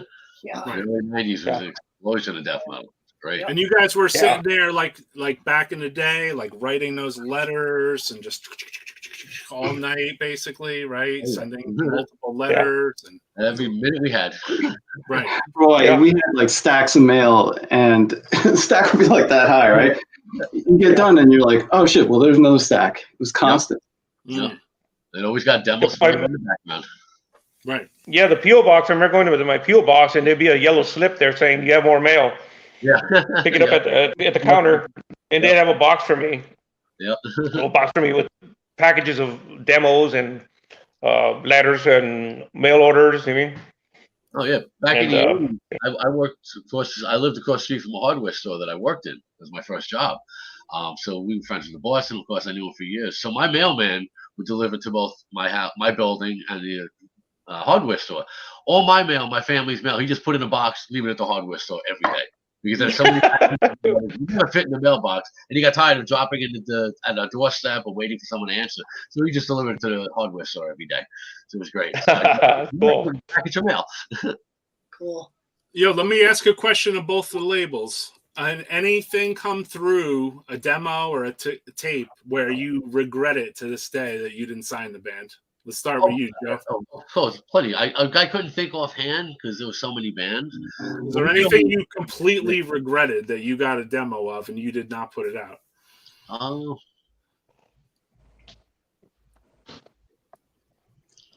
mean, again, it's funny you mentioned Immolation because me and Joe, if we really were passionate, I think we could have gotten with the first demo. We really, really tried. But offhand, not. I don't. Personally, for me, it was never like bands would send us a demo and for us to produce or anything. I think it was like me and Ed going, okay, which bands do we like? Which we have a connection with. Let's approach them. It was never like where we got demos in the mail. I mean, we got that as like just part of our everyday. Like, we traded records with people, traded tapes. Because of the fans who were on the mailing list, we got shit constantly, right? But it was never like we solicited demos or anything to go put on the label. It was the other way around. Like, who do we like? Who's not in a contract that would put something out? How about you, Enrique? Just out of curiosity, anything like that, or same deal? Or I had 2 bands that I remember sending me. I got their demos, and they wanted to be released something. You mean? On Gothic Records. Later both bands got picked up by Century Media. Moonspell from Portugal, and Sentence from what are they, Finland, I believe. Right. Yeah, that's in the early. Both bands in the early days. Yeah, Um, I do not saying, "Hey, Sentence, I'll put that out." Is there any kind of conflict of interest when you work at a Century Media to be putting out your own records at the same time, or?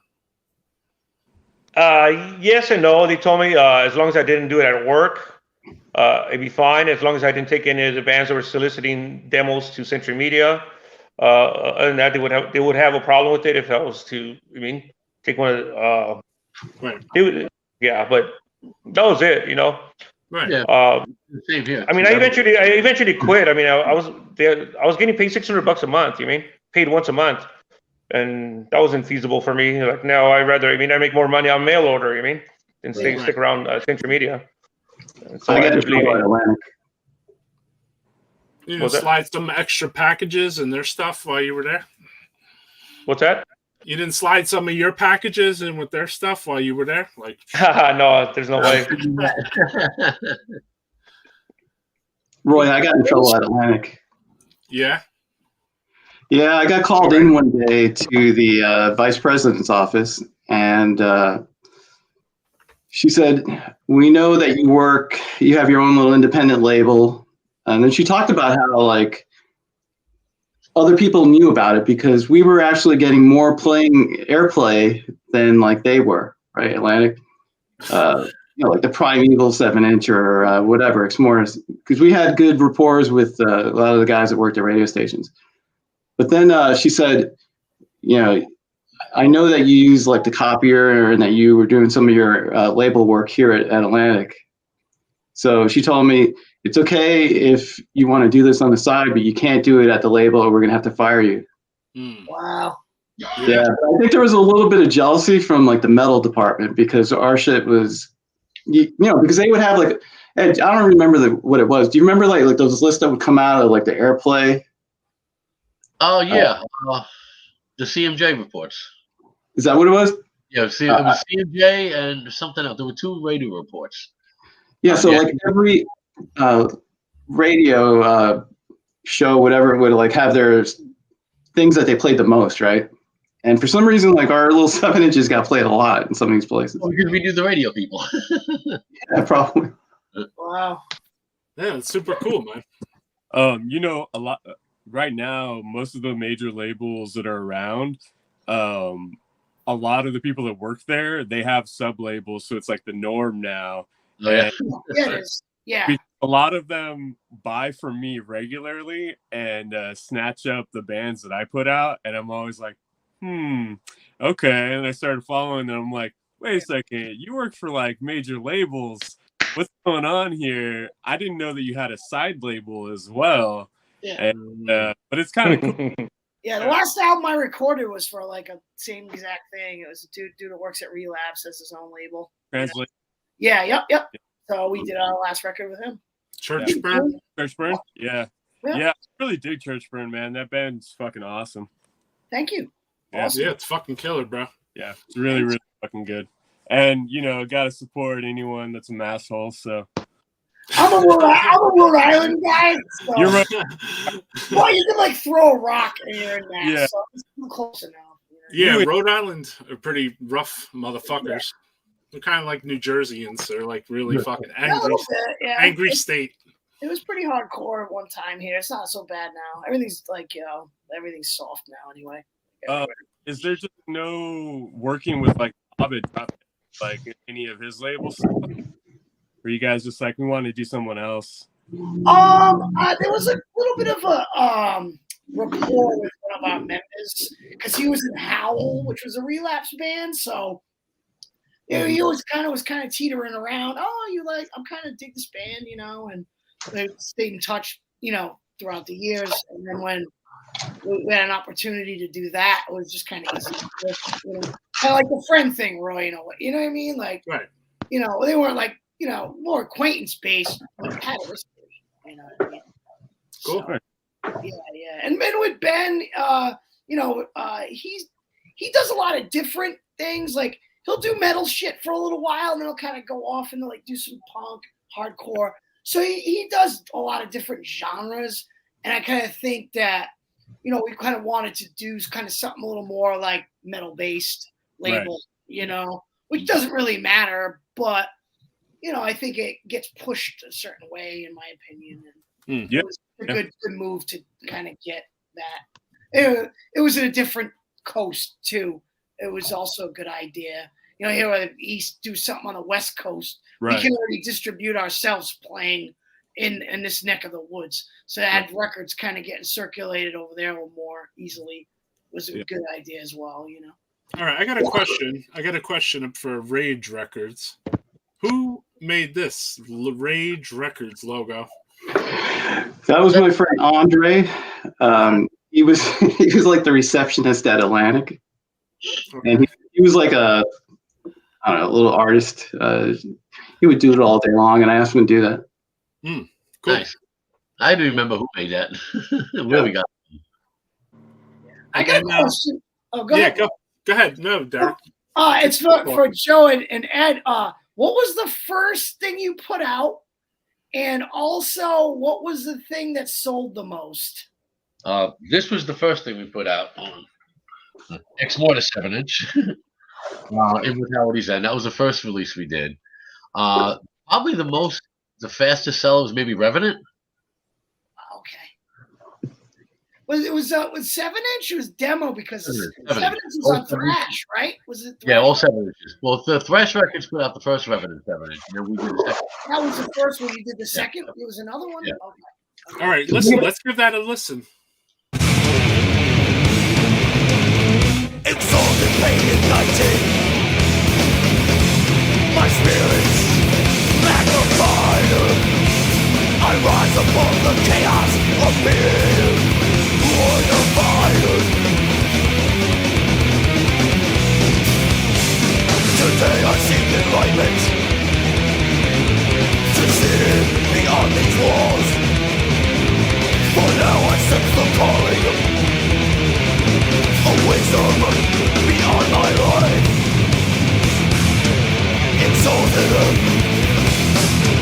the ascetic will rise above.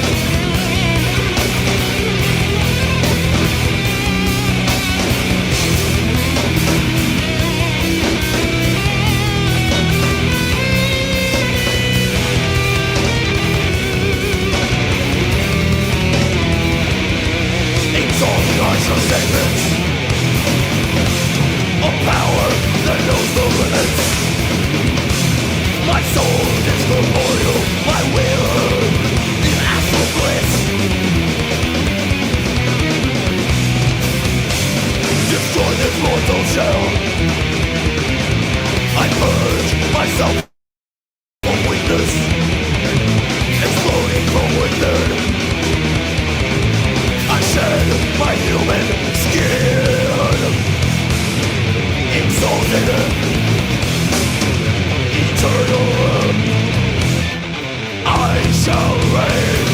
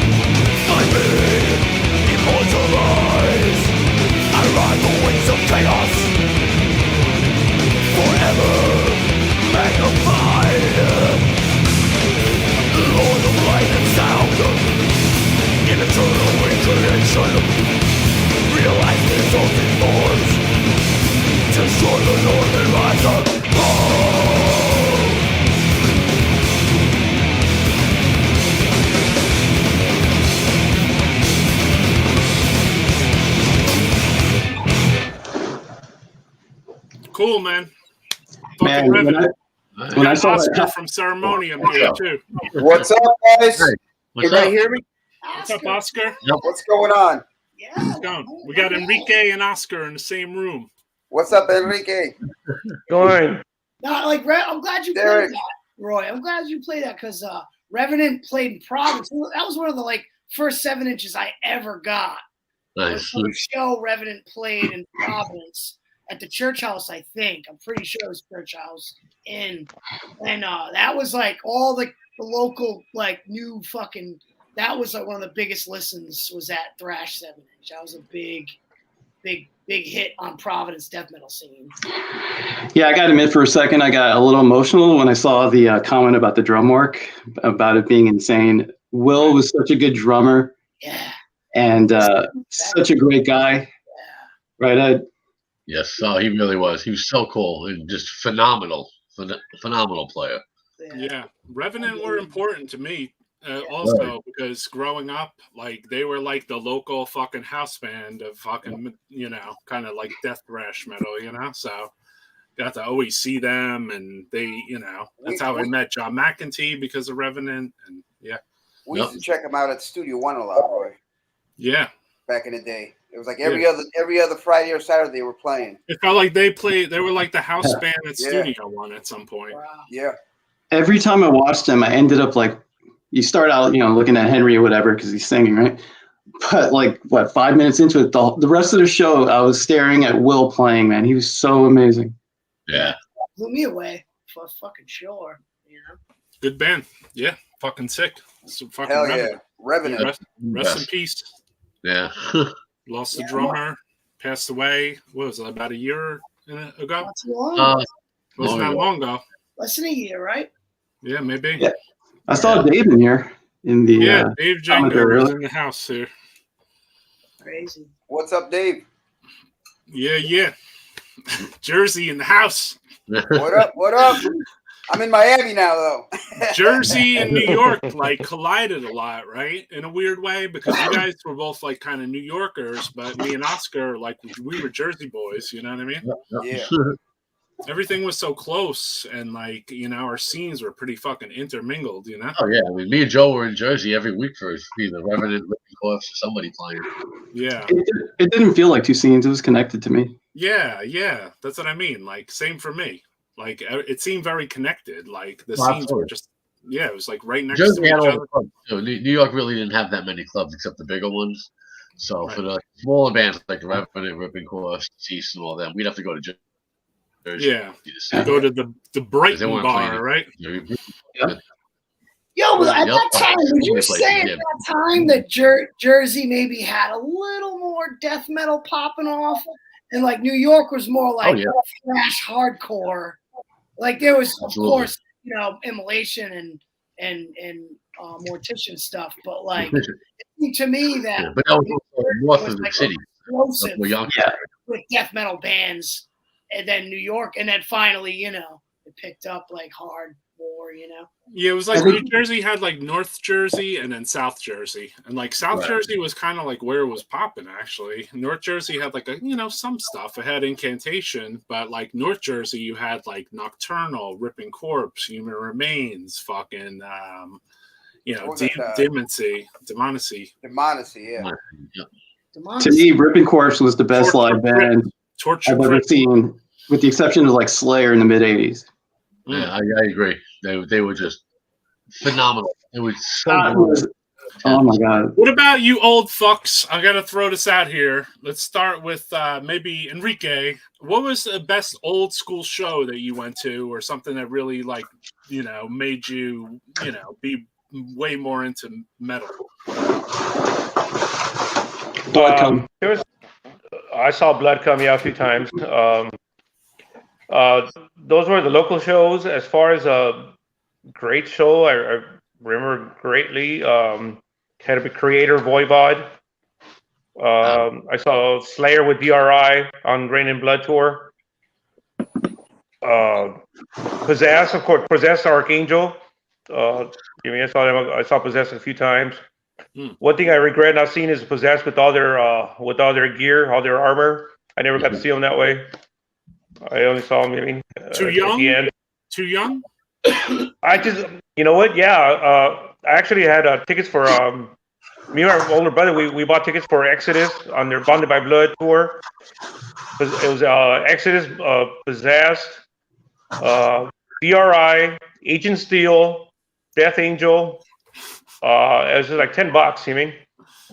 And our dad found out that we had bought tickets without his permission, so he didn't let us go. Damn, I know, it was rough back then. Yeah, like what? Someone's fucking, one of my friends was 16 and I had to bring their fucking birth certificate because I was only like 14 or 15. And I was like, I'm not going to be able to get into streets, you know? So I was like, I had to borrow someone's like birth certificate to fucking get in there and prove I was 16. You know, it's weird because now most of the shows here are either 18 when you're lucky, but most of the shows around in LA are 21 and over now these days. I think most of the shows in general are 21 and over. Mostly, yeah. Now the clubs in Brooklyn are starting to do all ages and 16 and over. Yeah. There's more money there. They don't seem to enforce it. They just have a bracelet for you drinking and then an X. Like the old school, like 80s rehash type shit again. Yeah, but for years it was all 21 and over. Yeah. Yeah, Ed, you kind of transitioned more away from the record label thing and more into like the show promotional side of things, right? Yeah, recently, yeah. Because I stopped the label recently. Yeah, but the last 13 years I've been promoting. Okay. Yeah, it's like recently. Yeah. Yeah, man, and you throw a lot of good shows, dude. Like, yeah, no, it's all. I mean, I love old school, so that's what I book. Right. Try to go book bands that I want to see, bands that I've never seen. Bring a lot of bands over here, and I love it. Just seeing bands that I grew, booking bands and working with them that I grew up with, like Grim Reaper and Girls School. I mean, you can't beat that. That's crazy. Right. Wow. That's cool. Fucking A, dude. Yeah. How do you feel? Do you feel the record label business is better or the booking thing?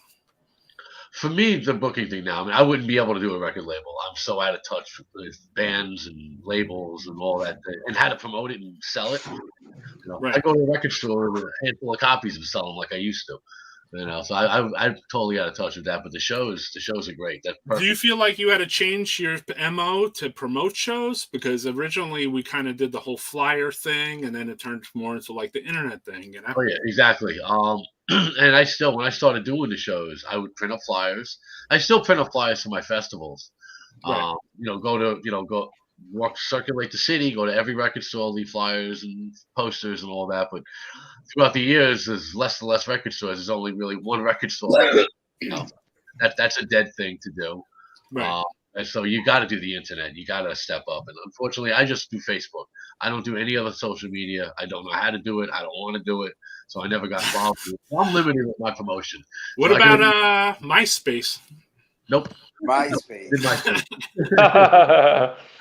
like a week to upload something because there's no server, You upload it, it'll get uploaded 7 days later. If you go on MySpace right now and you look up your account, it's probably still up there. It's still there, yeah. Yeah. The only thing that sucks is like the player doesn't. It's like Yeah, like remember you could put your own little player on there. Yeah. Yep. That was the game changer on there. Yeah. It's like this was my soundtrack too, motherfucker. That just came and went, right? It was like, yeah. Yeah, I totally missed it. Never was on MySpace. Yeah. Interesting. It was fun. Yeah, it was cool. It was awesome. It was good. MySpace. It was like a Facebook Twitter with like a music player. You put like your top soundtrack on there. Ceremonium had a MySpace. Yeah. You used to put your top bands on the thing, and then if everyone saw that, they'd like check them out more because it was like, it's shit, whatever, Yeah. That's always a nice feature. You had to be like an elitist, and you had to choose like 8 things to put on top, right? Yeah. What are your likes? What are your likes? These are my favorite 8 people or things. So I have top to choose 5 from friends. these 8. Yeah, exactly. Imagine they had that now where you had to choose like these, like you have like thousands of friends, and you're like, these are my top. These are my top 8. 5 friends. Yeah, that's a tough one, Yeah. especially when you know a lot of people. Yeah, it's crazy. Yeah. I would just put 5 on my own fucking thing and be like, yeah, there you go. It's my friends. I thought it was really interesting the other day, talking about like the top 10 shit, like when the Bandcamp top 10 stuff came out for the release that Roy and Oscar did, we were in the top 10 and it just came out like that day. Yeah. And that's really weird for a new band that doesn't have any PR firm pushing your fucking stuff. So I was kind of like, wow, the underground, that was some underground fucking shit. You don't see that much. You do, but you don't a lot. Yeah. I thought that was real cool. There's a certain amount of people that probably respect the NECROHARMONIC OG, and then there's people that just they just go on Bandcamp and they buy music they want to hear, you know? Yeah. The people on there are so ravenous that if you use the tag like death metal, they're like constantly checking anything that has a death metal tag.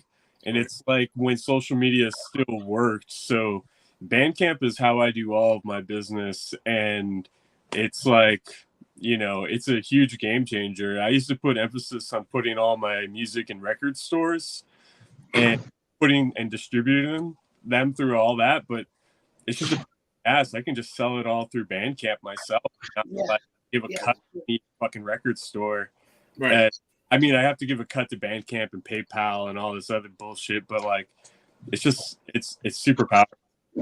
Yeah, I buy fucking releases from Bandcamp to this day. Like I'm one of those death metal checkers. I mean, I must check like once a week. Just I to find be like, myself on there several times now. Me more too. lately than whenever, you know. But now I'm like, I'll spend like hours just looking at the new releases on cassettes and just keep going and going, listening, keep going and going. Yeah, I'll throw them in my cart and then I'll be like, nah, you know, I'll take them out and then I'll be like, you know what, I want to get something else. And you know what I mean? Like, I don't, but also like, I don't follow the complete trend on there. So like, if there's something that's like trending and it's like, everyone loves it, I'm like, I'll listen to it. I'll be like, I don't like this, you know? I like to go deep in there, like page freaking 57 or something like that. That's cool though. Yeah. Yeah, I'm a little more ignorant. I got to hear about it somewhere else and then check it out. And then, like, if I'll follow it, then a new release comes up. I'll go, oh, all right, you know. Like, I'm a little ignorant, and I won't listen to the band's new release until I have listened to the rehearsal demo first. Like, I actually try to listen to things chronologically. Nice. So I hate when I'm like, they just press some fucking button on there and it starts playing. I'm like, no, I want to hear the fucking demo first. Fuck that. Yeah, I'm like that. I'm like that too. Yeah, I'm a chronological fucking metaler because I'm like, I can't listen to this new I can't listen to record. I gotta listen to the fucking rehearsal demo first, you know? You know what sucks? Because I mean, that sounds fine and everything because you get to hear before. Can you guys hear me? Yeah. No. Yeah, you guys get to hear everything on the internet now. I mean, what about back? What about back when we saved up our money to buy that LP because there was no demos? You mean that we bought records by the record cover. Yep. I did that a lot. Earache was big. Like, I ordered half the catalog and didn't hear, like, I never heard Old Lady Drivers before. I saw the cover. I was like, that looks fucking gnarly. Let me fuck with that. Let me get that shit. That was regurgitation, yeah. That's something I learned the wrong way is I would always buy covers from albums and comic books, and usually if they have really good covers, the music's usually really bad. The comics bad. And I'm like, fuck. I bought this fucking shitty ass record. God damn it. It happened again. I used to, so much to me, man. I would buy the shit just because the label was so good. Like, oh, it's got to be good. It's Evil Dead from Texas. No offense, guys, but your cover was fucking so sick, dude. Repta music, I don't know, man. Yeah. I think a big game changer for me was when Tower Records would they brought in those little kiosks that would let you listen to 30 seconds of a song. Before, so I would spend like an hour plus on there, like looking up everything, like, oh, this sounds pretty good. All right, I'm not gonna get burned from this record. And, you know, they pick the best 30 seconds of each song. So you're it's let's hit the chat. I like MySpace for the music. Hell yeah. Roy, do you dig Pharmacist? Fucking hey, dude. I was writing to them as soon as they were on Bandcamp there. Bandcamp is okay, but there are limitations. It's good for the person, little space to store CDs and vinyl. You could dig that too. More portable too, which is kind of cool. It's always good to support your local record store. All right. True. Still have one? Absolutely. There aren't that many. That's the Went thing. by the reviews mostly. Okay. Yeah. Thank you. Metal, leather, and loudness. Cheers. Cool. Fuck, all we have are department stores for records these days? Not even. Not by me. I don't know. That's kind of funny though, man. Like every time I go to Walmart to get a fucking shower curtain, I walk by and I see something like, what the fuck is this? Like, you know, it's Like, where did they lure me in? What the fuck? It's kind of fucking weird, man. I'm like, Came what? for fucking underwear, socks, and some fucking half and half. No, I got a real section at Target. You'll find some ACDC in Walmart. Yeah. I mean, in the 80s, you had fucking Sabbath, Ozzy, and then the fucking departments. It was the same. It's like, it goes to show with this music's kind of long box, like going back around again, you know, bigger world, you know. Yeah. We had the fucking long box there. Oh yeah. Well, the thing about Walmart, everything's censored. So yeah. Oh yeah. Sucks. Records are a little overpriced. Yeah. I get like rap CDs with like a buzz where there was cussing, like a honeybee. Like this right. is. Like yeah, I got one of those too. It was like an Ice Cube one or whatever, and it was like every time they cursed or said N word, there was like a sound. It was like, yeah, it was interesting. No, it was EPMD. I'm sorry, it was an old fucking release. I was like, really? This dude, it was in Walmart, and I'm walking down the aisle, and this dude was like, "Hey, I want to talk to you." I thought he was going to say something horrible, like what everyone does in a place like that. I was trying to avoid him. Like, I didn't say nothing to hear him. But I was like, you know what? You know, I want to be a total douche. I was like, hey, what's up? He goes, oh, that fucking mortuary drape shirt. It's fucking badass. Like, what? You know, like, and he's like, oh, I do this metal podcast. Da da da. You know, he started talking about all this obscure shit. I'm like, wow, you know, he was like a worker. Now he had the fucking Walmart blue thing on. Oh shit! One store now doubles as a vegan cafe. Their pastry is weaker than the later Amorphous. Oh man, what's up, brother? How's it going, man? Appreciate you always supporting. NWA. What? I had the censored and uncensored NWA. That's sick, dude. Yeah, I love clicking on. We got another guest. Hey, I got a mic. Look, I got a mic. Oh, shit. Damn, it's loud man. too. He's gonna be getting sponsorships, man. Now. Yeah, he got a sponsorship. Fucking Sound Exchange. No, yeah, I'm gonna be. It's coming. Yeah, fucking. What is that? What is that? Fleshlight or whatever. Yeah. Yeah. No, but I've actually been watching. I was fucking like, you know. You got any questions for these guys? Of course I do. I know you. I don't know if did you interview Enrique too? No, I have not. But it's cool. It's cool to be able to talk to him because obviously I mentioned earlier about all the Gothic Records shit and that I should have busted them out, but I have all of them kind of hanging here. But I think I asked. I don't know if you asked him or not, but I asked about the, every town has like this infamous like venue or place where they have shows. And one place I would always see shows in LA was the Hoover Auditorium. So I don't know if Enrique had any stories because I've always heard that was a pretty wild fucking place to have shows. So if he had any stories about the Hoover Auditorium, that'd be badass to hear. Hoover Auditorium was the show that happened there was run. Basically, the person who did the shows there was Jesse Pintado, of Terrorizer. We were in a whole different part of LA, like a little further down. So we were doing our own shows over there. Jesse and CRYPT and all them were doing the shows at the Hoover Park. I never went to Hoover Park. Oh, okay. We had our own exaggerated shows as well, and just in our part of the town. I mean, and so slowly but surely, we would eventually become just one big scene. But there was maybe 2-3 scenes going off at the same time. Unfortunately, I never got to go to the Hoover Park ones. I've seen videos. My wife's told me what her brother doing the shows there, and I heard it from Scott from CRYPT Slaughter how crazy they were. But again, unfortunately, I never got to go to those shows. So what were some of the venues that you guys would play, like Sadistic, and like even before you got bands? What were some of the places you'd go check out shows? The most famous place was a place called Fender's Ballroom. Oh yeah. I think every band in the world played there. I mean, these were anywhere from $6 shows to maybe $12 shows the most. And any punk band, thrash metal band, and even death metal bands. I mean, we were one of the first death metal bands actually to play at Fender's Ballroom.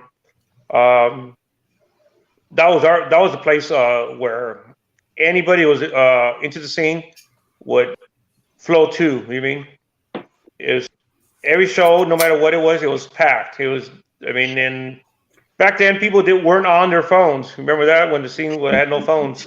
Oh yeah. People were there for the music. People were, I mean, all you can see is either push you to the front, getting kicked in the head, stage divers on your neck. I mean, getting bodies laying on your head. That was our scene. You mean, just kind of like the video you guys showed of New York earlier. I mean, yeah, it was exact. That was extreme. I mean, I was watching that video like, hey, I remember those days. I mean, I did it many times. Many of those clubs, though, there was that was one of few that let you do that. You know what I mean? Because say Lamore's stage was kind of high, so you couldn't really do that there.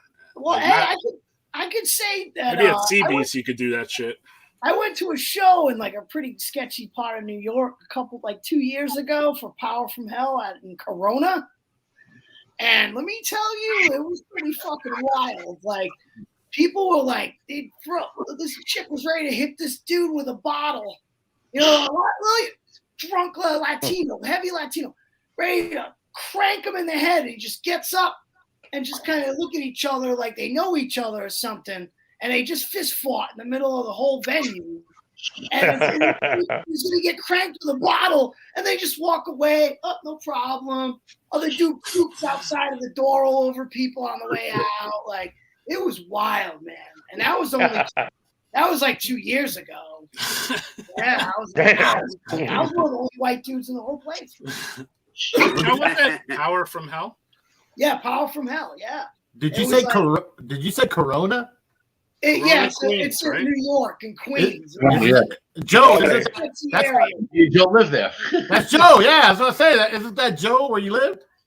Yeah, when I used to come home at night, I would stop at the train station and I'd look around to see who was out there, and then I'd fucking sprint home.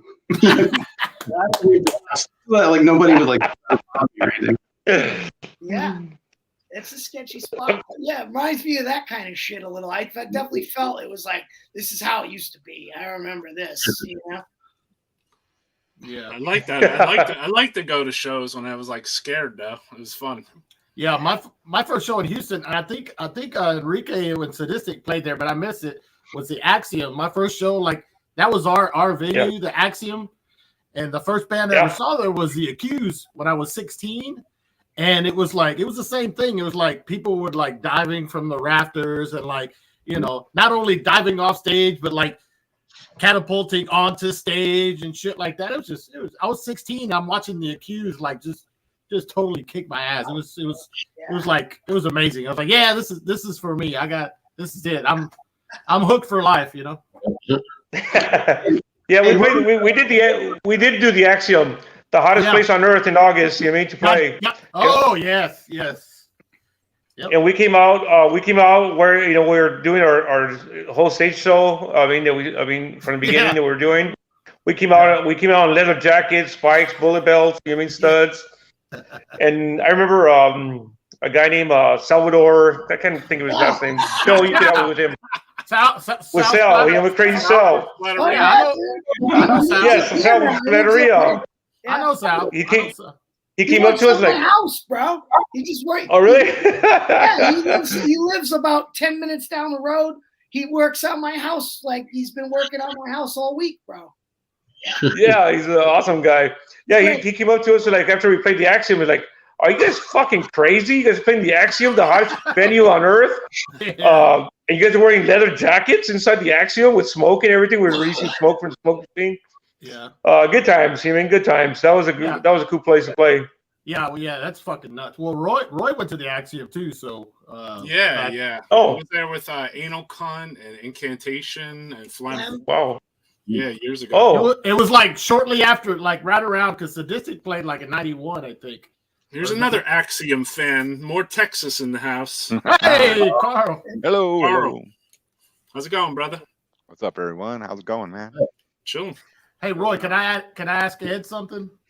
You got the floor, my man. All right.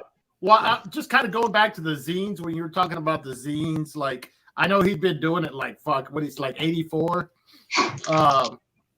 Like, I think some of the bands you were doing it, maybe Frost, if I remember correctly. Now, obviously, I wouldn't get them in '84, but I learned years later. But who were some of the bands that you wrote that kind of wrote you back pretty quickly that were like, you were like, oh wow, cool, this fucking rules.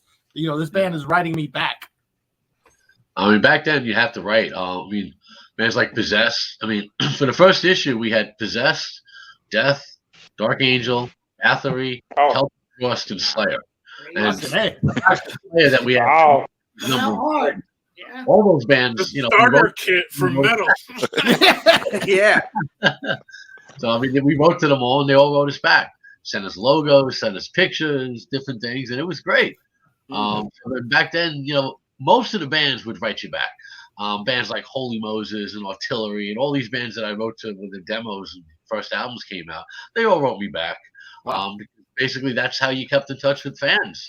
So there were bands that didn't write you back, and I don't even remember right now, but I'm sure there's a few. Basically, most of the bands would write you back, and they'd be into it because they'd be like, "Oh, we got a fan over here," and so they'd send you stuff and buy T-shirts off them. So it was great. Yeah, Bathory, bro. Yeah. That's a hard one. Like for a lot of metalheads, that's a little bit of a harder one to swallow. That you wrote to Bathory, Yeah, dude. Yeah, I mean, this was first album had just come out, and actually Mark wrote to him. Sent him some photographed pictures, some logos, and a whole bunch of shit. Right. They wrote back and forth. I think he wrote him back twice. It was cool. I mean, everyone wrote back then. It was cool. Yeah. Fuck yeah, that's awesome. All right, cool. Francisco, tell Ed how he ripped you off. No, we've talked about this. No, he doesn't hurt. No. Okay, story real quickly. Here we go. It's $4. I didn't hear who. $4. You. Well, no. Well, $2. $2. Well, it was I actually got a story after this, by the way, but go, please. right. So anyway, I'm like, this, I think it was like 92, maybe. You guys had the little small mail orders, and I remember ordering. I was like, "Cool, I'm gonna get like." It was the Exmortis 7-inch had just come out, and I ordered that. I think you guys had. It's funny because Enrique's like singing with CENOTAPH now. One of the other things was CENOTAPH. The first CENOTAPH album was like new then too. It was like I was on cassette or whatever. So I ordered it. Like we did back then. You put your you put your cash, and I still remember exactly how much money it was. But you put your cash in there, you mail it off, and I was like, "Fuck, I never got it back, man." So of course, I wasn't thinking. Back then I was like, fuck, I got ripped off. I got fucking ripped off. Fucking Rage Records fucking ripped me off. Fuck them and this and that, and it's fucking weird because if you stick around long enough, fucking weird and cool shit will happen. Well, weird shit happened that Joe happens to be living in Houston now, and that's where I go to shows, and Joe was like, "Man, fuck." I think Joe was like wanted to kick my ass because I said that. No. So the true story is, first time I meet Francisco, he says, dude, you're from you did Rage Records, right? I'm like, yeah. He goes, you're a fucking ripoff, man. I would fucking have you. I'm like, what? Who are you? Like, I ordered 33 years ago. I never got my order. I was like, yeah. I'm 30 years ago, I never. Like, I never maybe got. an extra 7-inch or whatever I had laying around. Maybe a T-shirt. Who knows what I gave you? Yeah, well, no, he ended. What was In my weird life. is- it was weird because he happened to have like a couple of the next more to 7 inches, and I met him at a show, and he's like, "Hey, here's a 7-inch. You know, sorry, I'm sorry, it's 30 years later or whatever, but here you go. You know, so Lost in there all the time back then. all's well that is well, right? So All right. Yeah. No, I really love it because I'm like, man, the last thing you'd want to be known for is like ripping off somebody, not getting their order. But half the time, well, I don't know like how much mail got delivered or what the percentage was, right? But shit gets lost all the time. Oh, yeah. of course. Yeah. I mean, I know that now, but I was Especially like, if you send cash in the mail, too. yeah, well, you know, I was in high school. What do you want? You know? Yeah, of course. Actually, I had was a really lucky. I never got ripped off for a demo 7-inch ever. I just was lucky. Wow. I was just lucky. I put cash in the envelope, sent it overseas, and never got ripped off. I just sent it to the right people, I guess. I don't know. Yeah. I remember getting 2 letters that arrived from overseas, maybe like 6 months late. You mean? All right. And they had wrote me saying that I ripped them off. Like I never even got your goddamn letters. You mean? And surely enough, a few months later they arrived. You know what I mean? Oh, That yeah. must have been the boat mail you were talking about, right? Yeah. Yeah, he's either Yeah. there's a guy Yeah. on Facebook who lives in Mexico. the famous boat mail. Yeah. We used to put our cash in full. Sharon saying from Dracada saying we used to put our cash in folded carbon paper so the mailman wouldn't steal. Yeah. Yeah. That's smart, though. I wouldn't got have thought of money. that. Yeah, I got Girls are money. smarter Like that. than men. Hey, But, I got a weird story about somebody sending me money from overseas. This one guy's like, "Hey, dude, I fucking sent you like $100. It was when I was doing the label, and he wanted to buy like some 7 inches from me." I was like, "Dude, I never got it. I got the envelope, but I never got it." And he's like, "Turned out he had like hidden it in like a CD jewel case and didn't fucking tell me about it." So I had to go like I had already thrown that shit away and thrown the trash away. I was like, so I'm fucking dig. I have to go back and dig through the trash, and sure as shit, fucking $100 was stuffed in that jewel case, dude. I would have been pretty sick though. One day, just down and out listening to fucking music, you open up a case and you got mad money in it. You're like, oh, Yeah. Well, I mean, in the not. I'm lucky you caught it before I went in the trash. Yeah, exactly. I was like, he's like, "Dude, I sent you the money." I was like, "No," because then I think email was even still new, so it was kind of hard to communicate, you know. Yeah. AOL, baby. Did anybody ever order from back in the day Metal. the Blue Grape merchandise? I believe it was called. Huh, I Blue Grape. never ordered their stuff, but I bought it. They had it. Bands had their stuff at their. Yeah. Yeah. A lot of bands had Yeah, that. a lot of had stuff stuff on there. Yeah, the prints would be like a autopsy shirt I got. It's a Blue Grape one, and the print's like on a slant, you know. And I don't think I never ordered directly from like Earache, and I never ordered directly from like Blue Grape. You know, I think I Ordered from did Earache. order from Century Media though when they were still like a European because there was no U.S. at some point. You know. Right. Yeah. And obviously Osmos, I wrote to them when they were Osmos. US. Mhm. Yeah, I ordered from Earache. I remember I ordered just directly maybe once or twice, but it was like when they had the cool shirts like Carcass Symphonies of Sickness and like Terrorizer and all that shit, you know. So Yeah. that was about it. we were lucky. We had Sam's records and tapes. They had bought all the merch from Earache back then and sold it in the store. Like the Napalm Death Scum with the red logo and all that stuff. They already had it for you just buy it right there.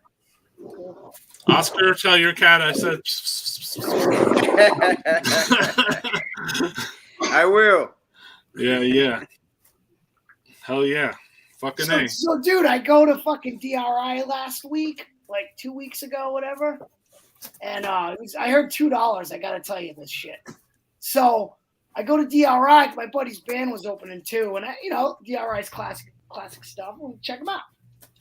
So I go to the merch table and they're selling like classic, the old school logo stuff, super good. So it was $40 for the long sleeve. And Damn. yeah, $40. But it was a print on every side. At least they had sleeve prints. They were cut one color. So I was like, all right, I can fuck with that. So I go to give him the $40, and then I bought a sticker. Right, throw it at the table. It's Kurt Brett or whatever, and he's like, "Hey man, $42." I was like, "Oh, I only got 20s." I had like a bunch of 20s, and he was like, "Oh no." He goes, "I don't have any change, man. You're gonna, I don't know, man. Like, he wasn't gonna sell me because $2 short. I had 2 ones." Damn. Oh, So wow. he goes, I was like, he's like, "I'll tell you what, man. Why don't you come back after we're done and give me the $2?" I was like, "Yeah, sure. I'll see you then." You know, but that's not the funny part. Is this guy? His name's Graham Batting. He was a big illustrator. He's an illustrator, but he's drawn a bunch of art for DRI in the '80s. Like the first Violent Pacification, not the one with all the color. He drew that for them. That was his original. Oh, nice. Yeah. So Wait. Did you say Violent Pacification?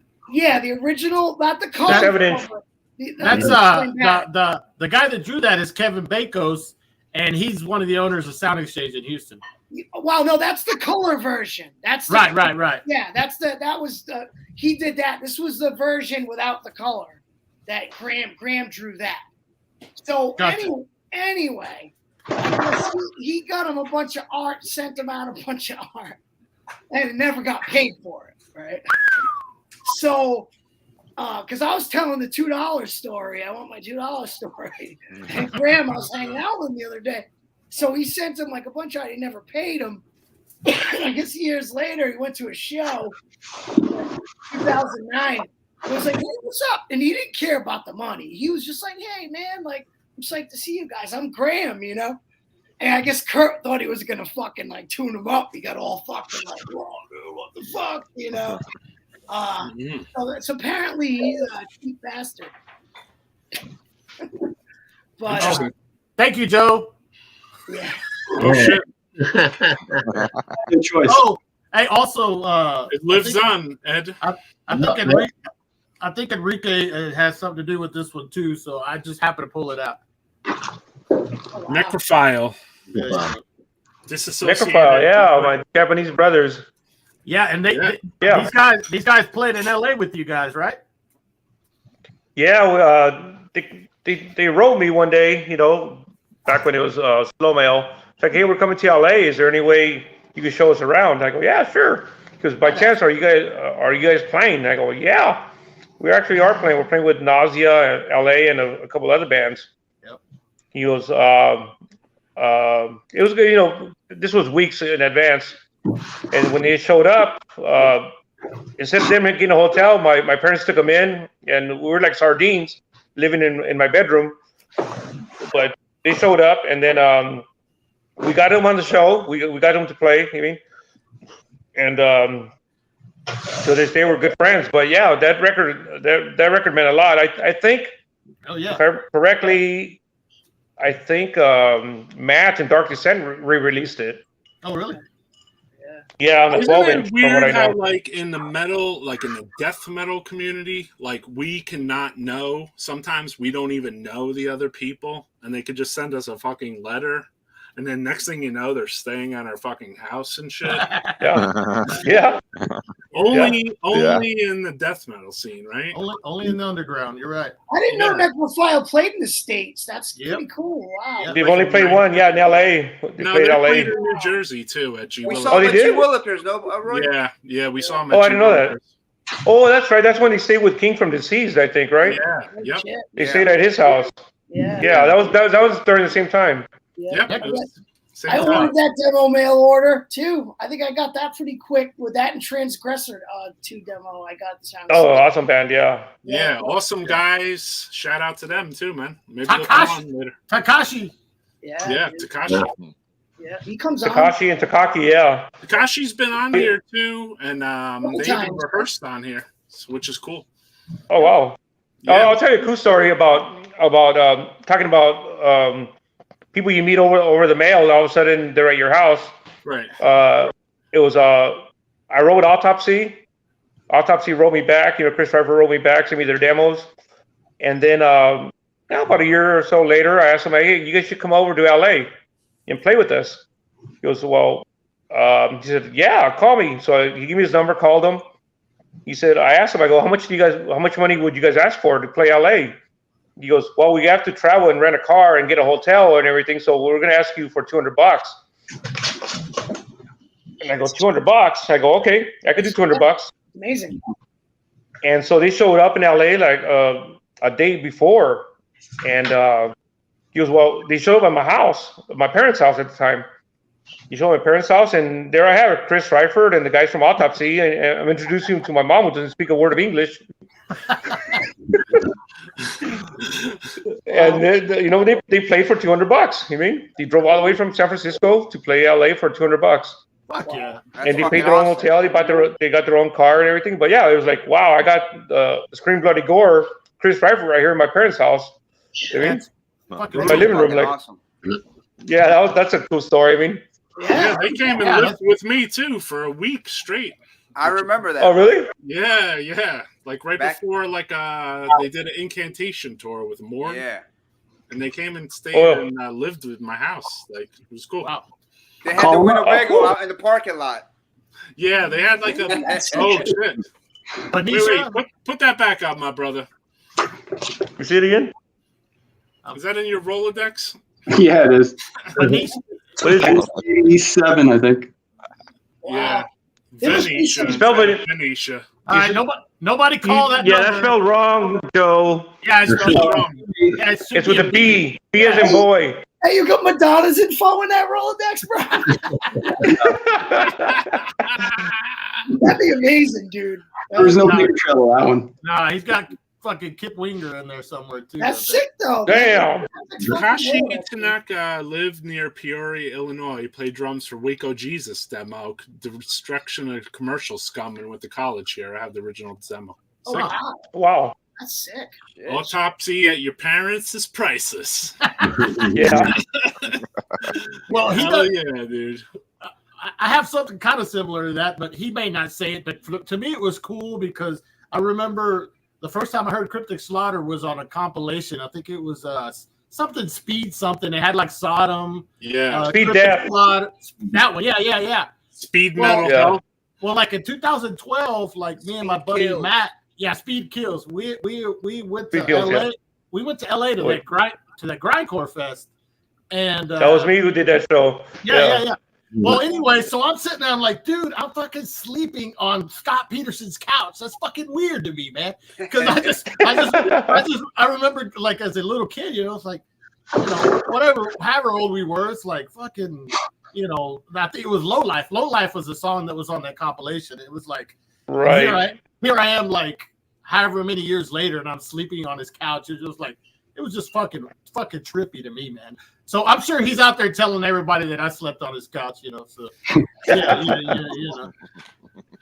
Well, when I was working for Century Media, they had me pick up Morgoth when they were remixing. They're going to mix their I can't remember the name of the album that they were mixing at right there in Hollywood. So I picked them up at the airport. It's cursed. And it took Cursed. It was Cursed, yeah. And then they, I took them back to their hotel, whatever. I was taking them back and forth. And then one day I'm at home, minding my own business, and the label manager calls me like, "Hey, I don't know what to do with these guys from Morgoth."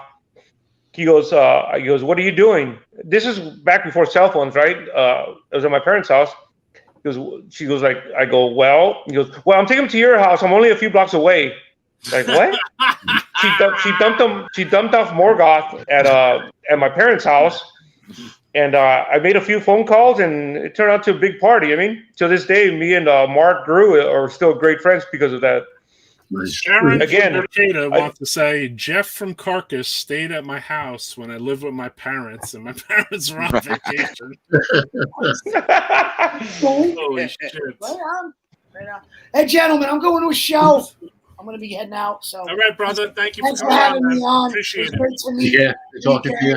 And Guys, I'm also out. I have a family party I got to attend to. It's only 5 minutes away, but I haven't even goddamn shaved yet. And so I'm gonna say goodbye. Thanks, you guys. Good seeing you guys. Talking with you guys. Yeah, man. Roy, Awesome. Thank you for talking. invite me back. I'll be more than happy to share more stories with you guys. I'd like to. Joe, Ed, I'd like to have you on my show one day if you don't. If you would like to come on, Enrique. How much you offering? Sure. You got beer? I'm kidding. No, I got. No, I'm kidding. Yeah, for sure. We'll send you a meme. Yeah. I'm good. Thanks, guys. Derek. Looking Thanks, at Fraser. Enrique. Easy, You guys. guys are awesome. Gotta run. Be good. Maybe All right, guys. Appreciate you guys. We could go on all night, but unfortunately, I have this thing. You mean? Yeah, I think we are. Ed, I'll see you soon, sometime, somewhere. If you want to come back on. Ed's one of the guys I still have to meet. I mean, I've got to meet some of you guys still, but Ed's one of the oldest guys I've known that I haven't met yet. Yeah, soon, brother. We'll meet. For sure. Absolutely. All right, brothers. If you're done later and you think the show's over, hit us up. We might still be on. You know what? I'm gonna okay. I'll look for it. All right, brother. All right, guys. Have a good night. You Cool, too, man. Derek. I'm gonna have to take off. Also. I got to get ready for work. Yeah, Ed. Oh, Thank you, Ed. It's been an absolute pleasure. I'll definitely do it. Joe had said that he's like, yo, what time? I got to go to work at 8. I'll come on at 7, right? Is that okay? Yes, yeah. Like, you haven't seen Roy's podcast, obviously. But take care, brothers. I will talk to you soon. It's been a pleasure. All right, Ed. All right, Ed. We're going to plug Ed's show, too, while he's out of here. Oh, yeah. Good seeing you, Ed. Yeah, thank you, guys. Have a good night. Take care, Ed. Ed and Joe. Nice. Brian Patterson took that. Yeah, that was at the Day of Death, right? It was one of his shows. It wasn't Day of Death, I don't think. Oh, okay. All right, we got to show this, too, because I think this is Ed's flyer. Ed got a show coming up with Armageddon, with Narcotic Wasteland, Immortal Suffering, Execution Order, and Inhuman Development at Woo! Saloon. You could read that? Badass. Come and support that show. Support all of Ed's Armageddon shows. He has a lot of good shit, you know? Yeah. I was going to ask him. I see his flyers a lot on. Hey, Joe, how long has he been booking shows? It's been a while. He was with the production company that was booking shows, and he was helping out with the metal shows. Right. It wasn't, the Armageddon one. Oh. I forgot what they were called, but it's got to be like 15 years, right? Pretty fucking long like time. that? I thought it was like 20 years, but he's 13 as Armageddon. Yeah, I didn't know if he had been booking shows like back when he was doing his zine and stuff like that. Wow. No, he didn't do that, as far as I remember. Oh. What's the story behind this picture, bro?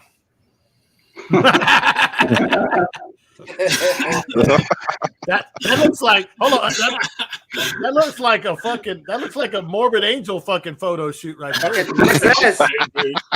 like that should be on Possessed. Yeah, exactly. That's a fucking sick ass photo. Thank you. It's a black metal photo. Thank you. We were the Buffalo for I think it was the show at the Sky Room with Morbid Angel, Ripping, Revenant, and Immolation, and Baphomet. I think it was Baphomet that played. Right. And we were all fucking around in the hotel room, and I just came out with that. Good shit, man. Oh yeah. Yeah. You guys, this was a picture I didn't get to show, I think. Is this you and Ed in this picture? Yep, and my friend Steve. Cool. I think I was 21 that day. This is your 21st birthday, and Ed's got his Dark Angel hat on, I see, too. Yeah. Super sick, bro. It's Dark good Angel that hat. you, Nice. Yeah, it's good that you and Ed did, all these things. Like I said, like the fanzines, everything was like, that was important to me, By the time you guys were doing like the 7-inch thing, like I was starting to do the 7-inch thing too. Yeah, meeting him really changed my life back then, because before then it was just me, I would listen to shit on my own. I didn't have any friends into it. I'd go to the record store on Tuesday when they got new records out. I would look at the cover of a record. I'm like, okay, that sounds good. I'd buy it, whatever. And then you would maybe buy like Kerrang or Hard Rock or whatever was out, but there was still like no connection to the underground. It was just basically me, right? And then when I met him, everything just changed. Yeah. There was like a whole new world that I didn't even know about. In Ed's living room, you're saying? Yeah, his room was just full of like demos and videos and all kinds of shit. Fucking brutal, dude. That's so cool. Though. It's everyone gets a different experience about the way they get into the underground, obviously, you know? Yeah. And you started saying it earlier, Roy, like people like, you know, like the early like labels or people that did zines early on. I mean, that shit was huge. It was massive. It was just as important as like it maybe more important than like the bigger labels that were doing shit. But these guys that decided, hey, I'm gonna do this shit on my own at a obviously a smaller level, but it was just as cool to me to get a 7-inch from, you know, whatever, like Baphomet Records or whatever it was, you know what I mean, than it was to get like a album from Earache or, you know, whatever. People like that, like Ed and Joe, you know, Carl was doing zines back in like the mid 80s and shit, you know. So yeah, it's fucking crazy. You kind of felt better when you got it like a 7-inch from like an underground label as opposed to like an E-Ray, because you're like, shit, nobody has this one though. You know what I'm saying? Exactly. So you're like, I got this one from this, but nobody has that one. Yeah. Action Records. It's just more underground, so you're like, this is Yeah. fucking underground shit. Yeah. Everybody's got the one in E-Rake, but nobody has this one. Yeah, stay away, posers. Yeah, like when you traded cassettes with people and you get something that you thought was great, you could not wait to share it with everybody, man. You would make 20 copies and drop them in the mail that night. You couldn't wait for this new band that you never heard of. Yeah. Definitely, dude. Making like mixtapes for your friends and shit and passing them out at school, you know? And then they turn around and do the same thing, give it to people they know, and their fucking band blows up. Yeah. Pretty underground. Or even like they give it to their little brother, and then their little brother was approaching me like years later and being like, "What's up, man?" You know, like almost like I had crack or something, you know? He's like, "You got those demos?" Like you would end up with like a 4th generation, but it's like, and then you hear like, I think Roy, you talked about this before, how you would hear like a copy of something that's been taped like 4 times over, and then you would actually eventually hear what it actually sounded like. You're like, what the fuck? It sounds more brutal when it's like the 4th generation. Yeah. Like the shitty fucking. I still listen to the shitty copies of my stuff because those are the ones I remember for some reason. Yep. I don't know why, because if you put it on Spotify and it's all cleaned up and shit, it fucking kind of ruins it. You know? Yeah, totally. I want it to sound fucked up and chewed up. Like sometimes shit gets chewed up. You know what I mean? Too. Like you ever put a demo or an old like say an old like Pestilence fucking album or something in the cassette player, and the thing is just like. Yeah, you hear that grinding. Yeah, I remember getting tapes that like certain. You talk about chewed up. Like certain tapes would have like on a certain song, it was like it would chew up and the sound would go out, and you'd meet somebody. It's like, yeah, my copy does the same thing or whatever. But that's because you got it from like whoever made that copy. Yeah. They got that dropout too. Yeah. Yeah, it's fucking weird. And then you can't listen to it like any other way because it's like instilled in your brain that. What about you guys now though? Does anyone here actually touch 2 tape players and tape anybody anything? Hell no. No, nobody, right? No. And I home dubbing. Yeah. There's a lot of labels that are out here still doing it themselves for like 20, 30 copies. And I'm just like, do not waste your time doing that. Pay the extra $150, get it professionally done so you can avoid what you guys are talking about. Because I've gotten so many eaten up tapes where it's like there's a skip or like they tape together the master tape to make it play. So there's a jump on it. It's like, let's get it professionally done. And we can. Or the sticker peels off. Oh yeah. Fuck. Hell, I have a tape deck I have a dual tape deck in front of me, and it's not even plugged in. I will say though. Send it to me. My housemate just started dating somebody, and they made him a mixtape, and that was like what sealed the deal for him. He's like, "This is my girlfriend now." Dude, what the fuck? She made you a mixtape, bro? Like, Still works. who does that still? Like, put it But of what? What was on it? It was like cool old rock music. He's a Interesting. death metal It's guy. cool, though. Like, No, it's cool. I mean, I think it's cool. I have a bunch of cassette decks. I don't fucking dub anything. I remember I got I had done a limited cassette of Catasexual Urge Motivation, Goropsy. And I was like, well, the guy's like, okay, you could put out like 200 copies. Just make here's the master copy, and here's like the cover, It was like color. I would have to go around the color fucking copiers when they were rare at the time too. And I didn't have one in my house. None of that shit. I had to go and fucking get the shit made. But like, I remember the fucking daunting 200 fucking copies back and front. And I didn't really, after a while, I really did not like that band Goropsy at all. So I didn't even want to put it on the fucking cassette, dude. Because I could deal with the Catasexual Urge Motivation side, you know what I mean? But I was like, I gotta put the other fucking side on this too, dude. You misdubbed it and put it the same thing on both sides. Yeah. Back then they couldn't send me an email to be like, yo, you gotta replace it. Hey man, I gotta hand it to you, James. You fucking went on the internet one day and you told it like it is for like the entire like scene and the mail and everything. And I was like, damn, dude, this guy's facing the exact same shit that I'm facing as a record label guy. Like, you hit like so many fucking points, dude. Like, even the countries you named, you were like completely on point, dude. Oh, you talking about the Germans being fucking shit? Yeah. I know a lot of cool Germans, but there are a lot of fucking weird German transactions, right? But their fucking accents, they don't work. Their shitty English sucks. We beat them in the war. Germany.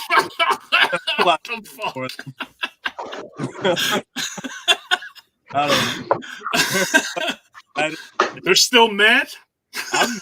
That's it. You know what?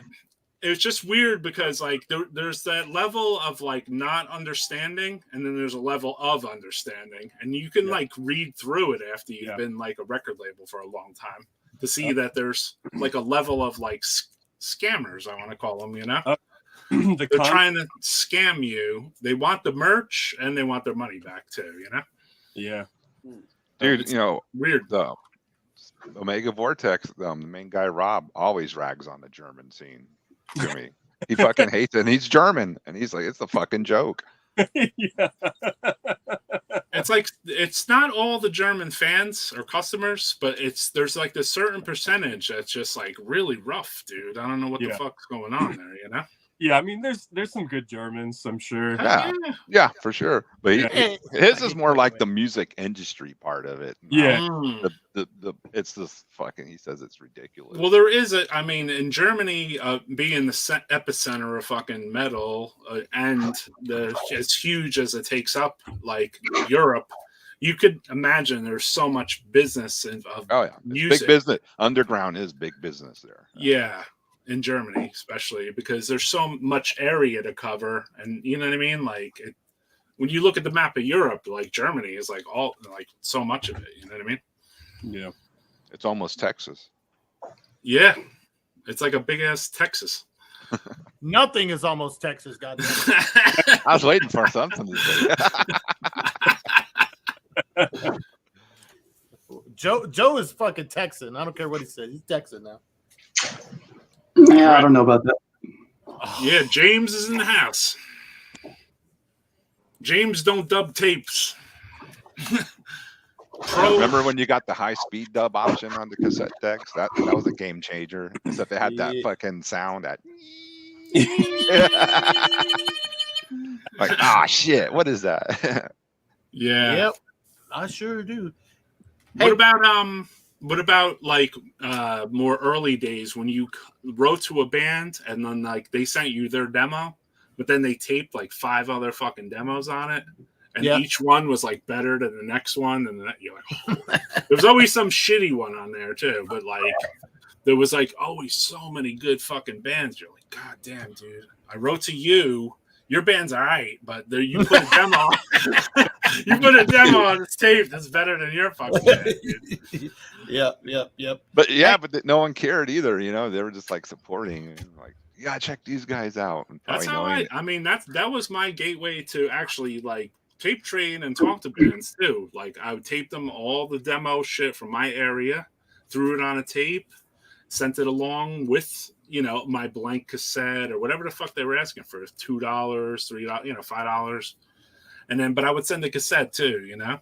And then if I felt like it was, you know, and then maybe by the next time I would be sending them a fucking shirt or something, you know? I think I only wrote to two people, Roy. One was you and that band from Rhode Island, Procreation. I think I got their demo. That was it. Interesting. You guys, what about you, Joe? I mean, Joe, obviously you had a right to everybody back when you were doing your thing. I think the thing that kind of sticks out is how it could just be like 6 months later, right? And the music, like whatever music they sent you, how different it would be 6 months later, right? Because back then, the music was changing so much, right? You start out with, I don't know, like Creator, right? And then like 6 months later, something else would come out that would just totally make Creator seem slow at the time, right? Things just got to a level where it got heavier and faster, just, you know, in a short amount of time. rapidly. Yeah. Yeah. So like people would send you stuff in. Like the first demo would be this, right? And then a few months later, it was like so much faster, heavier. It was like everybody was trying to outdo each other. Progression was like, you know? You're listening to like what? Jag Panzer one, and then 2 years later, you got Cryptic Slaughter, Napalm Death. Like annihilating shit like that in the heavy and speed department. Yeah. And I think like younger people that get into music now, you can go back and listen to a band's catalog and enjoy it, but I don't think you'll ever get that experience of the music progressing over time. You know? I mean, I think you would, though. I mean, for the bands you like.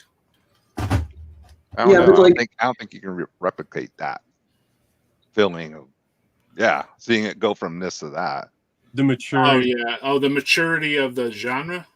Yeah, you know, being there and experiencing this, and then all of a sudden you got Altars of Madness, you know. Right. Yeah. Well, by now, like everybody's heard everything's been done basically, right? Almost. But Not back really. then, you don't think so? No, Not really. Nah. I still feel like there could be more done, like more in the low end than the high end, though, if that makes any sense. You know what I mean? There's all these bands, and a lot of them have completely fucking bottomed out the whole high end fucking shit. But take it down to the opposite fucking direction, and like there's not as many bands. So I still feel like there's room for that area right there, but there's not too many bands doing that because a lot of musicians want to play fast. They don't want to play slow. But if it happens, it's kind of an outlier, right? Like back then, it was a natural progression. Right. Right. I think that's like a big problem and disconnect with the people that listen to music nowadays, like the kids. They can go back on YouTube and listen to demos and say, oh, I really like the demo era better than this certain album. And it's like, if you live through that time, that album really meant a lot to you. That was like really important for you. But like someone's like, oh yeah, that's shit compared to the demo. And it's like, dude, are you a fan of the band or are you a fan of just like the demo sounds of bands? Like I like the progression of bands and like being able to evolve and mature with them. I think that's really important. Like that's why I don't listen to a bunch of demo bands and listen to every single band I can, because I want to spend time with the band and mature with them. You know, I think that's like important. So like I kind of agree with what you're saying, Joe, on that end. Like you get to evolve with them and grow with them as a person, you know, in a weird way. That's important to me, at least.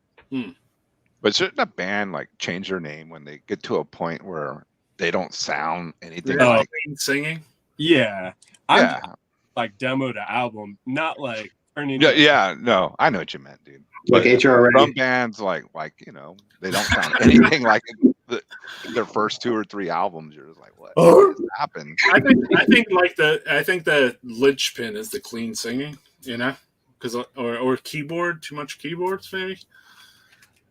Because like I remember Amorphous, they started to throw in like the more keyboarding, but they still had the low singing. But I was like, I'm out, dude. Fuck this. You know? I have friends that were out on the fucking first album, dude. No, I was out on the first album. That's There you go. There you go. Hey, yeah, the 7-inch rules though. I mean, yeah. But that's Privilege of evil. Hey, one thing. privilege. One thing I've noticed. You know how there's a lot of like reissues and All right, Sharon's bringing up a good one. Paradise Lost. Yeah, perfect. Exactly. Oh yeah. You know, there's a lot of reissues of like old stuff, kind of like the old stuff is like the new stuff now or whatever. But one thing I noticed, and I've been buying them, but like classic compilations are getting like put on CDs, like bootlegs basically. Right. And because I picked up 2 of them today, and I think it's cool that, you know, because nowadays you don't find compilations that are somebody 30 years from now is going to be like, well, at least I don't think it's going to be like, oh yeah, remember that compilation? But people are bootlegging comps now, which I think is cool myself. And then remember the Pathological comp with Carcass? Yeah, that one was killer. Yeah, I just found this today. Wow. And then the Annihilation of the Antichrist. Right. It had like, this has Master's Hammer, Disgrace, Agathocles, Rotting Christ. Good pickups. Listen, speaking of those, let's listen to something from one of those. Oh,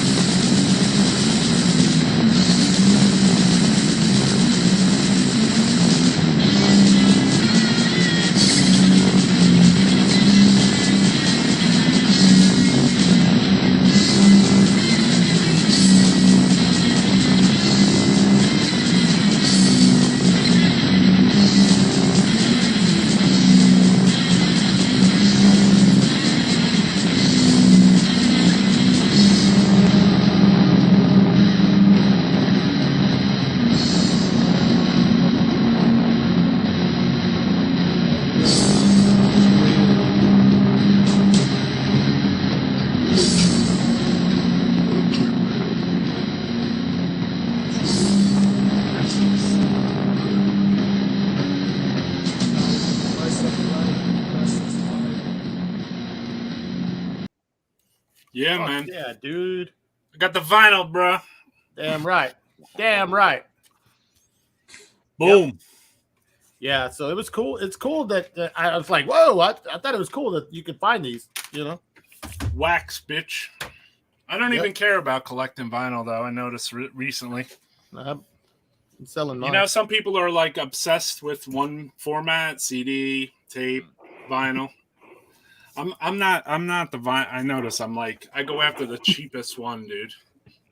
Cassettes. Yeah, which is cassettes right now. Which is fucked up because cassettes cost twice. Cost so much money to make. They cost as much as a vinyl.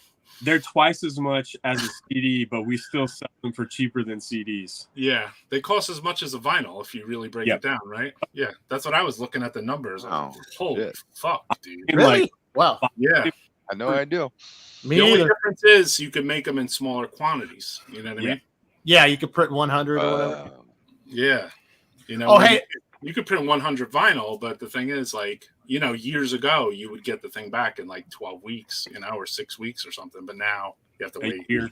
You know, 2.5, 3 years. Yep. And you're looking at like $10 to $12 a unit if you're only doing 100. Right. Exactly. You're looking at really high number. You know what I mean? Doesn't make sense to do anything under 500. Plus, you still got to make 1,000 center labels too, no matter what. You can't make it like 100. You know. Hey, these actually sound good too. So if you're like interested in these classic comps, you can that one Pantalgia one, they needed to get a better cover scan of that one. Oh yeah, totally. Because I got it on CD too. And that looks hard. That definitely looks like a boot. Oh no, it is, but it's cool good. Though. In a way, that's cool though because it differentiates the two. Francisco, you know? Where did you get it, Francisco? I got him at Sound Exchange. Sound Exchange at 2365 Special Boulevard. Yeah, literally, yeah. Sound Exchange in Houston, Texas.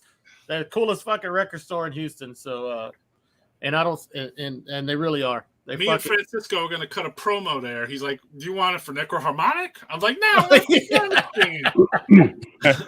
I'll be there. I'll be there live in like 2 weeks. I saw your flyer. I don't have your ad, bro. I'll be there live. Hopefully Joe comes by. It'd be cool to see Joe. I didn't get an invite. Oh no, I'm inviting you now. Exactly. I saw a list of your invites on Facebook. I'm like, where am I? Not there. All right. Protest. No. You're the. I'm gonna do a show across the street from you that night. We gotta stop traffic here. I despise the return of the cassette. What are you afraid of? They're cool. People have actually offered me cassettes lately, Roy. Hey, I got this cassette. Look at all those. People have offered me cassettes. I'm like, nah, it's all right. Yeah, I know. I was offering Francisco a cassette the other day, you know? I was like, I'll send you that Disma cassette, you know? He's like, nah, it's all right. His shit ain't plugged in, so what do you know? He ain't going to listen to it. Exactly. I was chatting with the dude from Malediction about the Chronicles comp. They're repressing it on vinyl. Oh, cool. Malediction, were they from the UK, right? Yeah, yeah. That's right. Yeah. Same here, Sharon. I prefer vinyl myself. Hey, Roy, ask Sharon when we're going to get some new material. She's on here, brother. When are we going to get new material? Why don't you bring her on? I thought she said, yeah, if Sharon, if you want to be invited on, I'll send you a link here. Get on, Sharon. What are you doing? Come on, Sharon. Come on. What are you doing? She could talk about the last show. They just played a show recently, right? No, we gotta. I got another guest actually. I got to invite him here. He's throwing a show for Sharon. Oh, cool. Yeah. Let me go into the multiple fucking social media world here. Oh, all right. Talk amongst yourselves.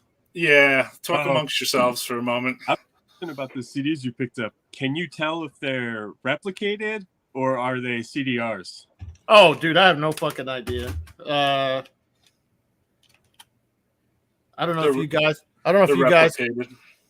Okay, that one. I mean, I know the Pantalgia one is because I know who put it out, but Yeah. I don't know about the other ones. Somebody did also did the projections one on CD, which is cool, you know. Yeah. Another classic comp. Also got the vinyl on that one. Yeah, I know. But I have the CD too. I have the CD and the vinyl. I'm a fucking completist in those like really deep, you know, certain releases. Like for some stupid reason. Okay, yeah. I use me all formats. Yeah, I'm like I'll take all the formats. Thank you, especially for the stuff I love. You know. Yeah. But I think you know if you love a band, like Carl, you were showing that Necrovore episode. Uh huh. I have Necrovore that you didn't show on that episode too. Whoa. Let's see it. Yeah. Can I see it? Let's see it. I don't know where. I mean, it's all good. I can't reach it from here, but yeah. Is it that crappy picture disc bootleg? I got that, and then I have there was a Necrovore Incubus Morbid Angel split 3-way CD. I have that CD, yeah. And then I have the 2-way CD too, where it just has Necrovore and Incubus. Oh, I didn't know that. Yeah, exactly. I have that split, but it's up on the wall. I forgot I had it up there. The sarcophago. Yeah. Yeah. Which side do you show? The Necrovore side, obviously. Yeah. Sarcophago is cool, but yeah. He's like, duh. Duh. Hey, Yeah, speaking of sarcophago, I just my buddy Matt Hefner sent me a link to a band that's it sounds a lot like Sarcophago. It's like a new band, but it's like members of Holocausto. It's called what's it called? Oh, in Spanish it's pronounced Tormentador, which is tormentor, but it's two guys from that were in Holocausto back in the day or whatever. Cool. That shit's pretty badass. If you're into like old Brazilian, like I am, and I even invited Lily on here today from your friend there from Texas, because I was like, you know what, this is a fucking Armageddon fucking show. You know what I mean? Yeah. Bring out all the fucking freak death metal, black death heads. You know? Yeah. Play some music. Let the copyright strikes hit hard. And then fucking I was also speaking tonight with one of the guys from Mortuous at their show, trying to see if maybe one of their friends or whatever would stream. So that might be happening. Yeah. And then so I mean, you reach around to you peeps, Yeah, Mortuous goes on in 2 hours, I think, 7:45. All right, well, we'll see what happens, bro. You never know. I saw them down here in Miami a couple months ago. They're fucking brutal, man. Awesome. Fuck yeah. I love to hear that. Mm-hmm. Hey, what's the deal with the Ceremonium, Roy? Have y'all talked about that yet? No, not yet. I want to invite Chris on though. We gotta see if he'll. He never got back to you, Roy? No, I sent him an invite. He didn't get back to me. I told him later though, because we're trying to. We turn this into we try to focus on Rage Records at first too. Yeah, and Enrique's label too, which was like a bonus track, Right. But a good one. That was like a bonus fucking album.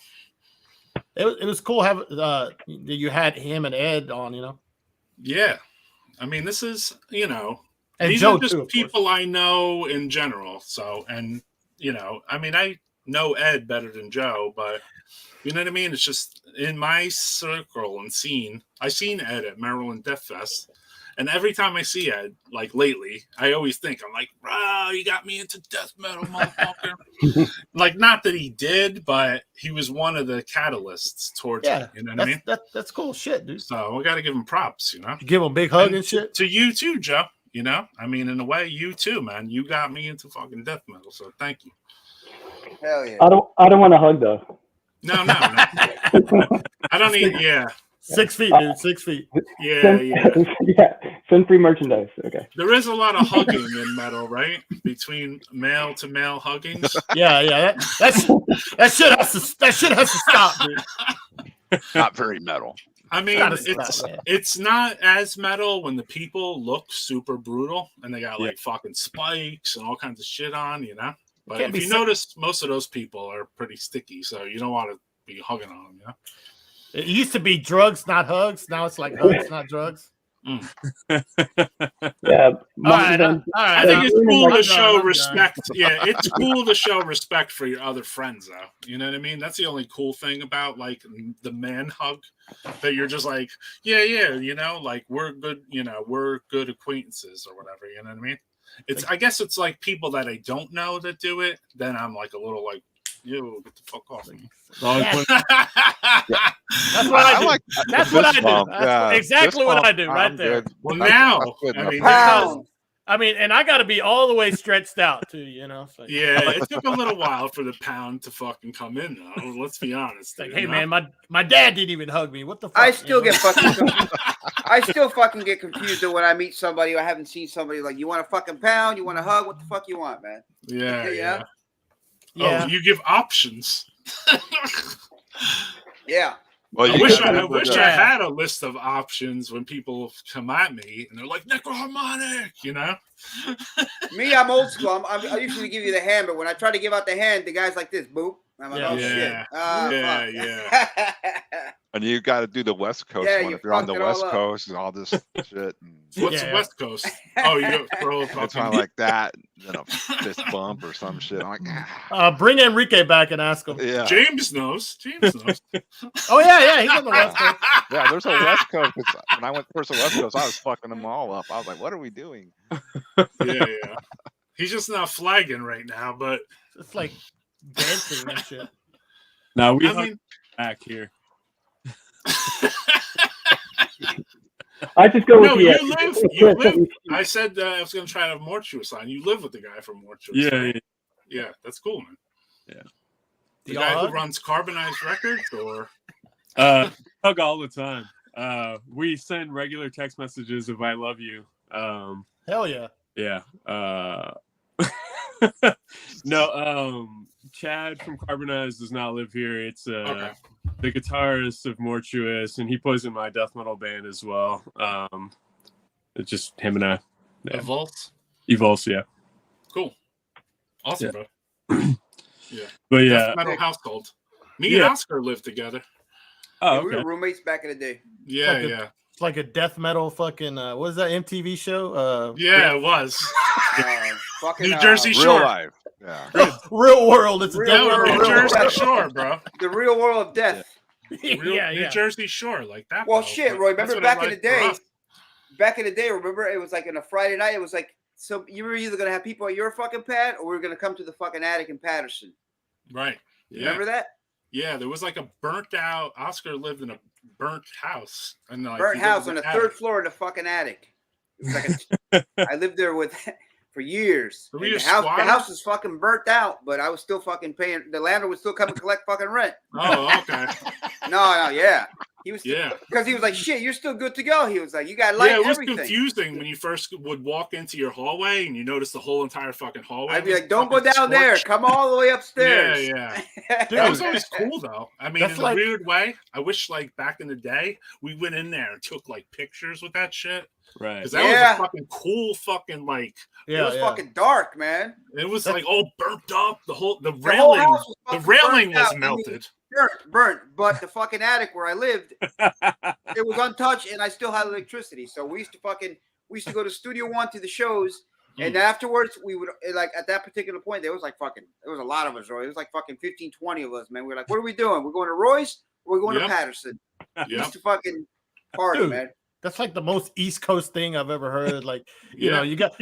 Hey, you're still paying rent, motherfucker. Fuck you, you know? Oh, yeah. The landlord would fucking come and collect the fucking rent. I'd be like, yo, what the fuck, man? Yeah. He's like, hey, can you fix up the hallway a little bit? Can you fucking exactly. Can you make the fucking smell go away, man? Missing a stair right there. I mean, if you could get to it, I guess that's all that mattered, right? Yeah, I mean, you can get to it, but I was paying $400 a month. Listen, you can get to it. I'll just give you the rundown there. Like it was like a couple floors, like I said, but especially the first or second floor. I don't remember where it was. There was like a whole burnt out fucking railing on the one side. Yeah. You had nothing to grab onto, so you kind of had to like sneak be careful up when you come wall, upstairs, dude, man. and like walk a certain fucking way, like up the fucking path, dude. Wait, so super cool looking now. It was like you lived in hell, dude. It was like an Escape from New York map at the end on the bridge, trying to avoid all this shit. Nobody ever fell? Nah, man. I mean, Really? I'll tell you what, man. I lived there for fucking years like that, man. Like, Damn. it was just like fucking, fuck, man. I was like, shit, it's $400 a fucking month, man. Fuck it. Yeah. You know? The way, the economy is run, even back then. I mean, even back then, yeah, it was like fucking, it was still fucking cheap, but I mean, I wasn't like fucking making money and shit like that. I was still fucking, Vic was, the bass player for Ceremonium was my roommate at that time in the attic. Right. So, he fucking, the he thing worked we at gotta Pizza talk, Hut. yeah. The thing we got to talk about with Ceremonium, like in our future, is like that basically, like, the guy that thinks he runs Ceremonium, he didn't form Ceremonium. You know what I mean? Yeah. Like Victor and Oscar formed Ceremonium. Victor was in Putrefact, and then Oscar and him lived together. It's just a lot of people don't know the story. They just know the story like after like the Putrefact broke up. He interprets it like he formed Ceremonium, which he didn't. He was in Putrefact. He was in Putrefact, and Putrefact broke up like 2 months later after like he joined. And me and Vic, we were roommates already, so we were already talking about forming a band. I wanted to form a band, and Vic had a bunch of fucking riffs. He had a fucking book full of fucking lyrics, and I was like, yo, let's do something like a little bit more like in a doom, like doom death or something, a little bit slower and shit. And we actually jammed out with like a couple of fucking musicians from like Westfield, which Paul from Deteriora introduced us to them.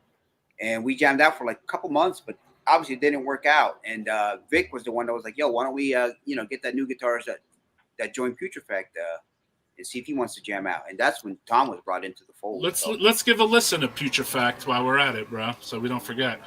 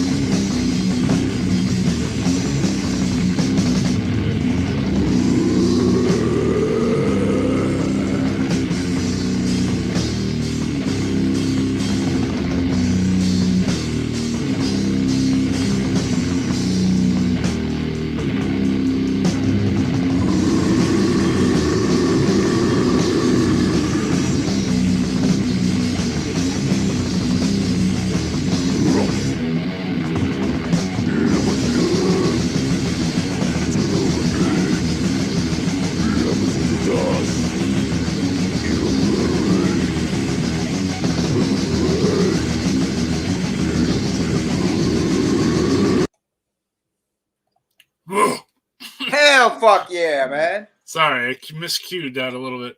It's all right. Man, Best. This is the best, dude.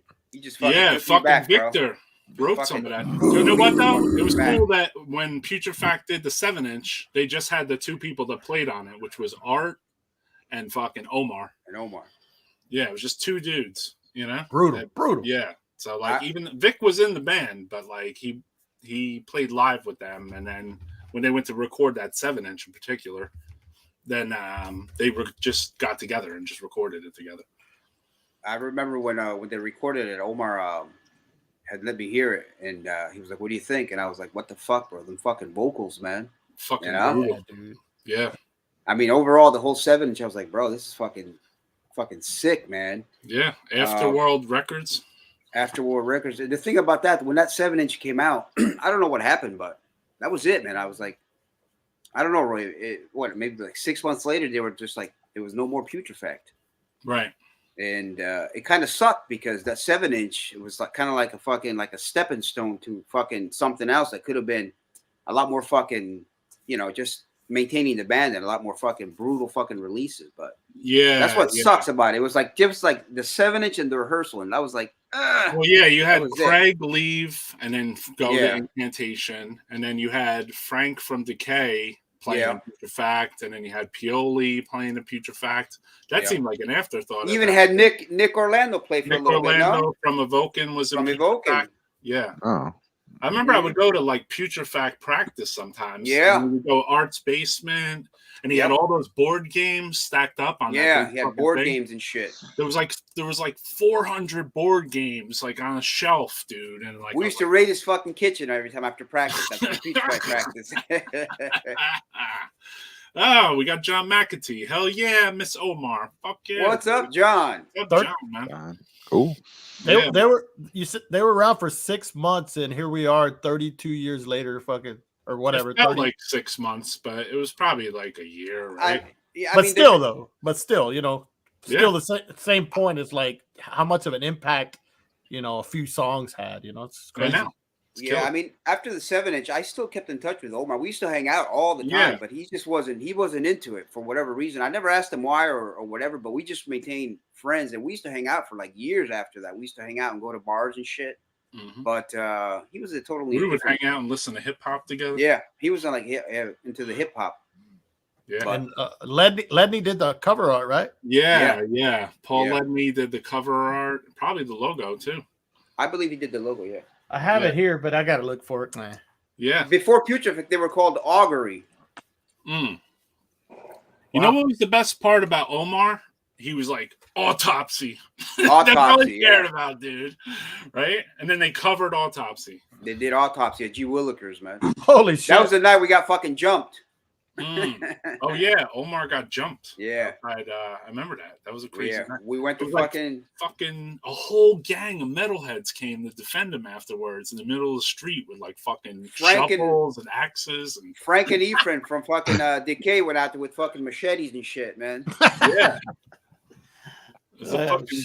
It was like gonna be a fucking murder scene, bro, because one of our friends got jumped. So the whole fucking like half the club left, and they're like, "Let's go kill those guys," you know. That was the first live show that Putrefact did too at G. Willikers, bro. That night. Yeah, that was like the worst neighborhood. Fucking Pennsauken is right next to Camden, New Jersey. And if you ever see anything on the world's worst neighborhoods, Camden, New Jersey is like one of the worst ever. That's where I first met you, Roy. Yeah, exactly. Hey, Oscar, didn't you tell me your Camden, baby? Your first show, the first show you went to when you moved to Jersey was like Putrefact's first show, right? That was the show. Wow, that was the show. Yeah, I saw. Well, yeah, Roy was there. Putrefact, Immolation, fucking Disharmonic Orchestra, Phlegm. I think maybe Crucifier, if I remember correctly, Roy. I don't know. No, they came like a couple months later. Couple months later. Yeah. Crucifier did, but they didn't play that show in particular, from what I remember. But yeah, we met on the side of the highway first. McEntee pulled over. You and your crew got out of the car, and you were like, "Yeah." We were all, we had a fucking 78 Monty. And then you guys followed us to G Willikers because McAfee Yeah. was the one that had been there before. Yep. You know? Shit. Speaking of G Willikers, does anyone have good footage of Crucifier with the goat on YouTube? I do. Yeah. Fucking A, dude. The goat. I talked to the goat from Crucifier. He's going to be on here on a Saturday night. See what happens, you know? Cool. Yeah. Kaz. So Kazuzu. He talks a lot on Facebook. He posted. Well, I saw him playing that guitar, so I was like, yo, why don't you come on the fucking podcast and play that fucker? Hell yeah.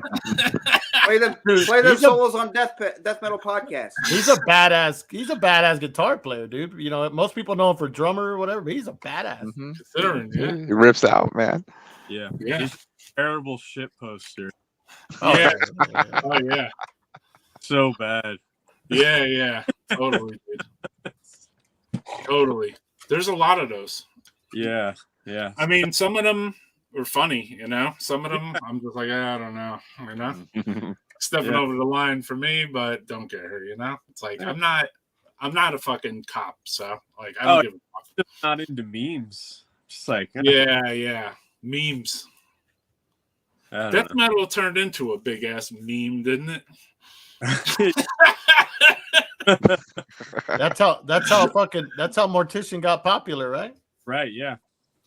All right, thanks Sharon for tuning in. Appreciate it. Take it easy.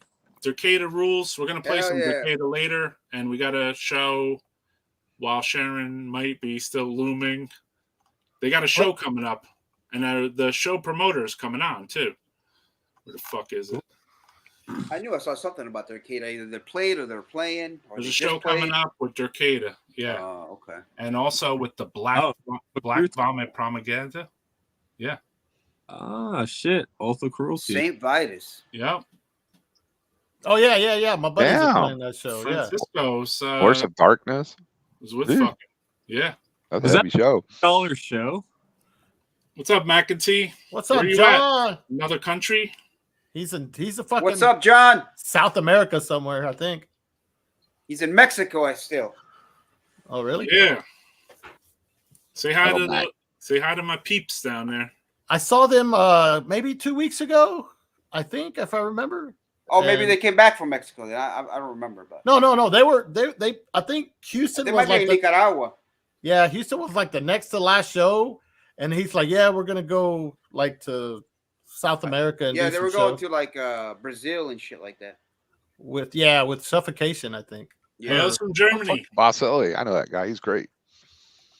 Who? Vasily from Germany. Cool guy. Oh, okay, yeah. Cool, man. Brazil. He does. Oh shit. I think I showed this. He does this zine. You see, there are cool people in Germany. Just a few. Oh, Ancient Spirit Terror. Fuck Yeah, dude. that's him, man. He's fucking been Hell, around forever. Sick. Hey, Carl, while we're talking about Germany, I know this isn't German, but I'm going to play the split track that's coming with your... I'm not going to play your band yet, but everybody should... Yeah.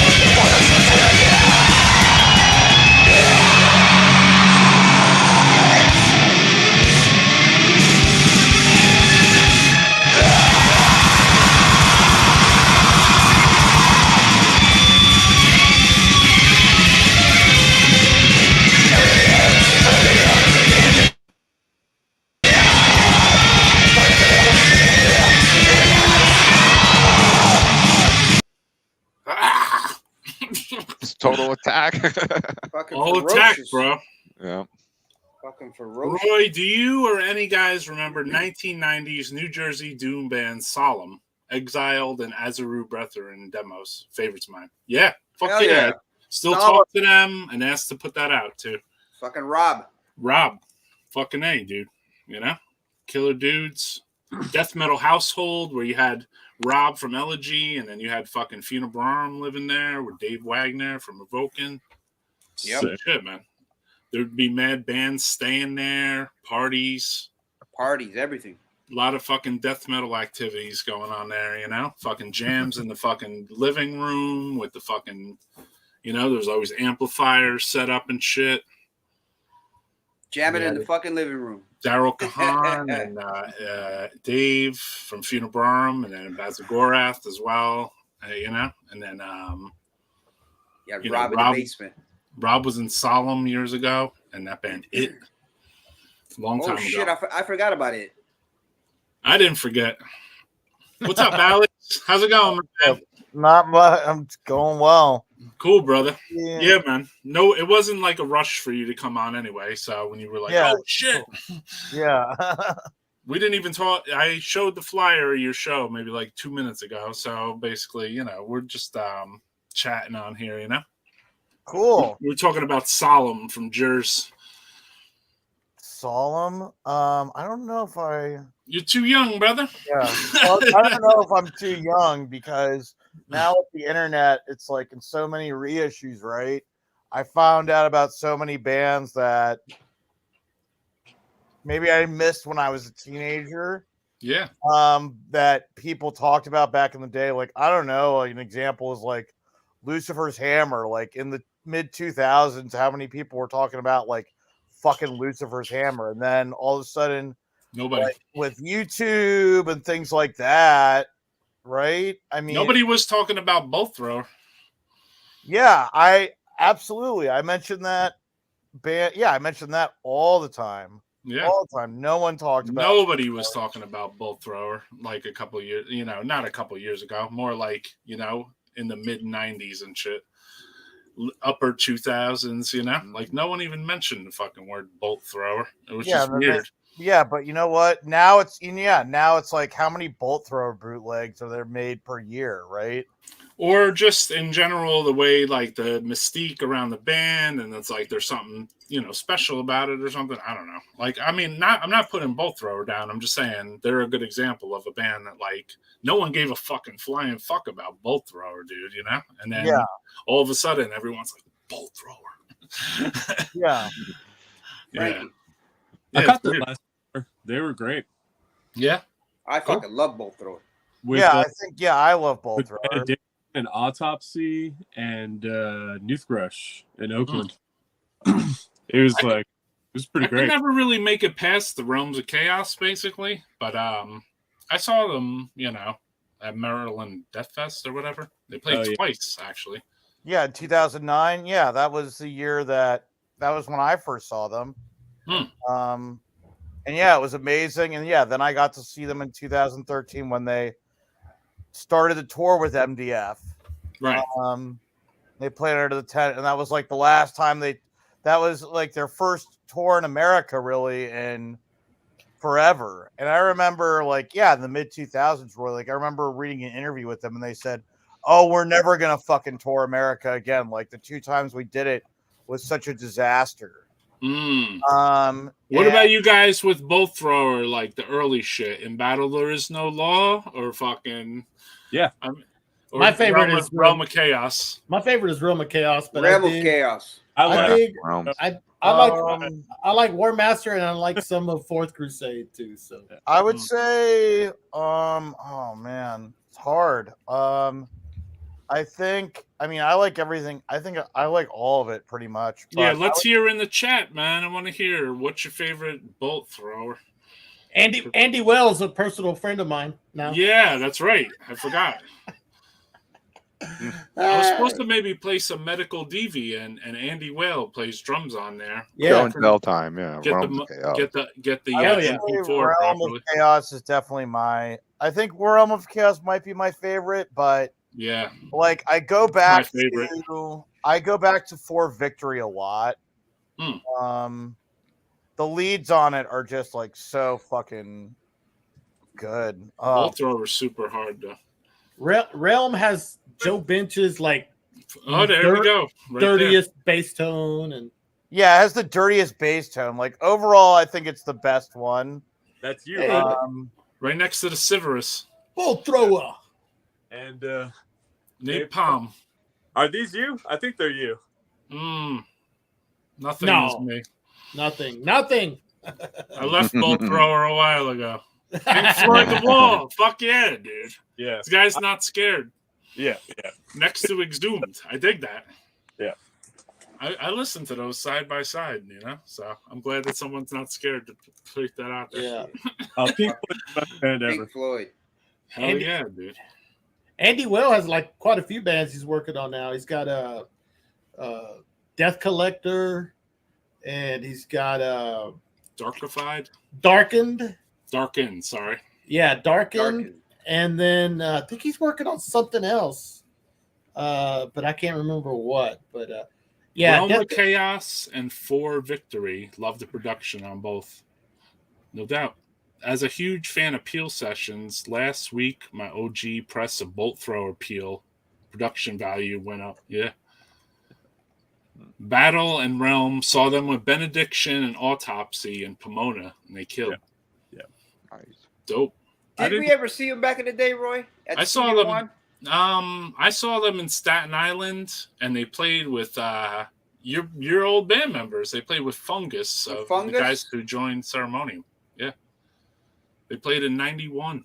I remember Spring Valley Death Crew was there, and everyone was all fucked up. Shit! I remember we always got into a fight, man. And I remember that laying on a car or something. Yeah, it was me and Nick from Evoca. We were taking off, and these fucking Spring Valley guys started. They were fighting with somebody else, and they confused us with somebody else, and they chased us. Nick was like, "Yo, it's us." And they were like, "Oh shit, sorry, man." Yeah, I mean, they only they play Dallas drugs in their system. Those guys all the time, so they didn't even know. We were like, "Yo, it's us, man." Yeah, so Sadat, we gotta say you got a show coming up. I wanted to let people know. Yeah, thank you. Problem, this is the last show that I'm doing for the foreseeable future because of commitments and like life things happening with whatever. But yeah, I mean, I think it's got something. If you've been into death metal, in my opinion, for the last fucking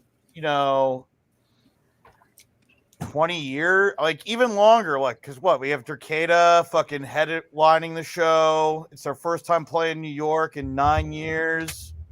Force of Darkness from Chile. Like I think that probably I see Francisco on the call, or not call, but this podcast, whatever the hell you want to call it. I'm so used to saying call because of work. Force of Darkness, who, they were here in America. The last time was in 2018, but the last time in New York was 2015. They're fucking like, if you're into South American shit, like they're, in my opinion, one of the best. They're like the best South American band going right now. Cool. And then Concrete Winds from Finland, like used to be Vorum. Then they formed that band, and they're totally fucking insane. Like Necrovore, Catharsis, Conqueror, like all the craziest bands in one. For me, Oath of Cruelty, like another Houston, like Texas band, like just fast as fuck, death thrash, and then Spite, which is like the best band going in, like newish band from New York. I saw them in Maryland. I was like, who is this? And they're really good. It's one guy who plays on the album Everything, Jesse, who's the front man, and the Descendants album Everything. What? I said Everything's Descendants album. Everything sucks. He plays on everything, meaning every instrument. Every instrument. Yeah, he plays on every instrument on the albums. And Yeah, they're on Invictus. They're really fucking good. Yeah, they played at MDF and they were awesome. I've seen them a number of times. I saw Concrete Winds just recently at Killtown in Copenhagen, and they had to play after Dead Congregation, and still like brought the fucking heat after that. Cool. They're from Finland? They're from Finland. Cool, man. Yeah, really fucking like really good show. We've sold about half the tickets. So yeah, they're going fast, or they've gone at a reasonably good rate. So, and it's Halloween weekend, and so fucking be there. Support. Yeah, it's definitely like we want to support shit on Death Metal Podcast shows and other shit. So you know, yeah, and we I gotta appreciate support you know, inviting me on to bring, you know, and this is another big thing is Force of Darkness and Concrete Winds. There's no other shows for them in North America this year.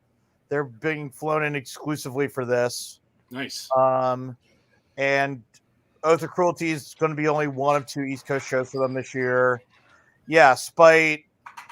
Rarely, I think it's the first New York show they've done since they opened for. No, they played New York earlier this year, but like I didn't even know they were from New York. Maybe I could show this though too, my bro. Yeah.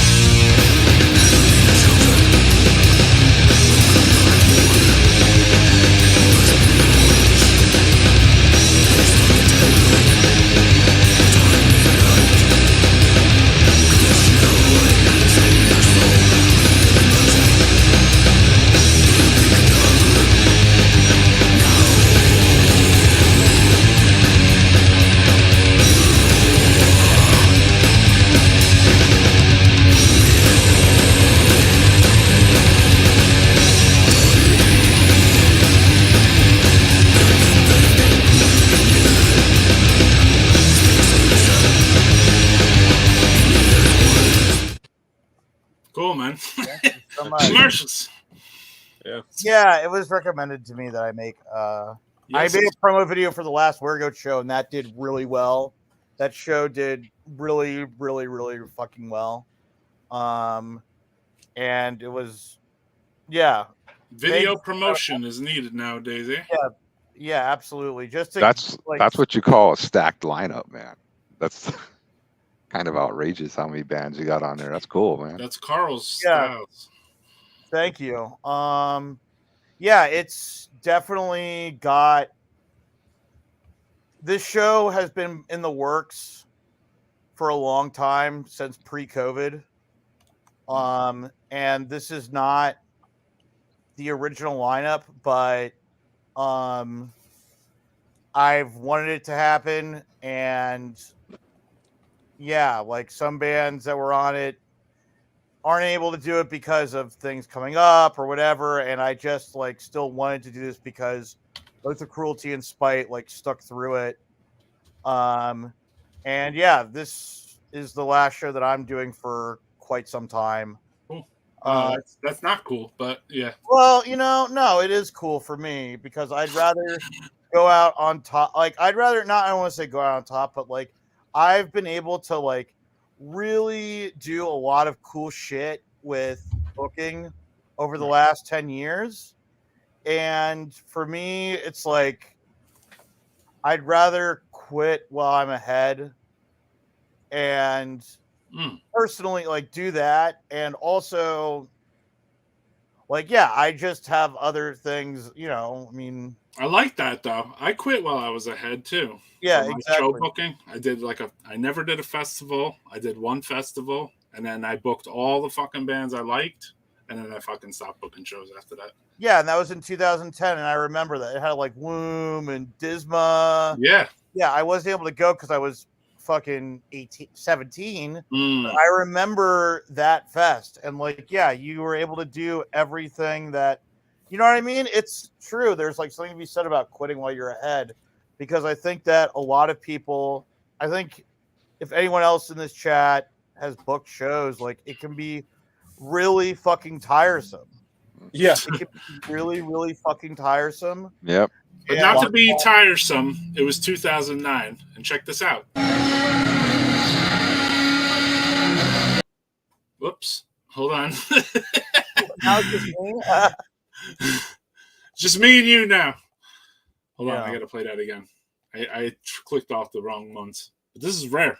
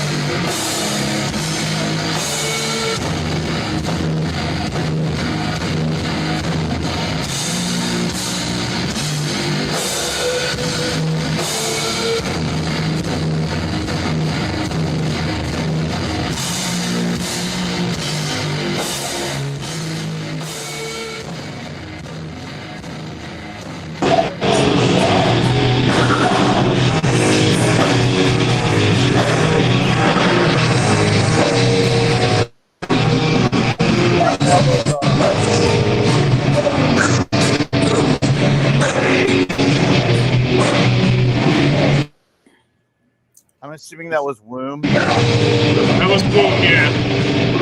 At the Carnivore 8 show.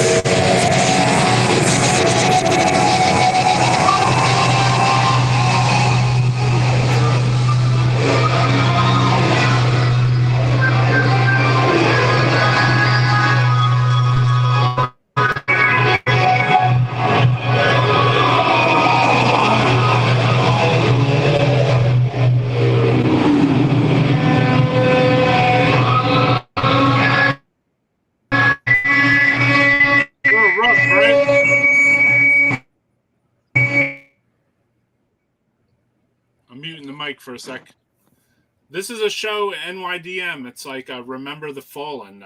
It's for my man Scott. Actually, I don't know if any guys know Scott, but he passed away. He was an NYDM guy. You know. So yeah, the connection's a little rough, right? It's like little little noisy. Where is it? Noisy. It's in New York. I'm not really sure where. It's a little.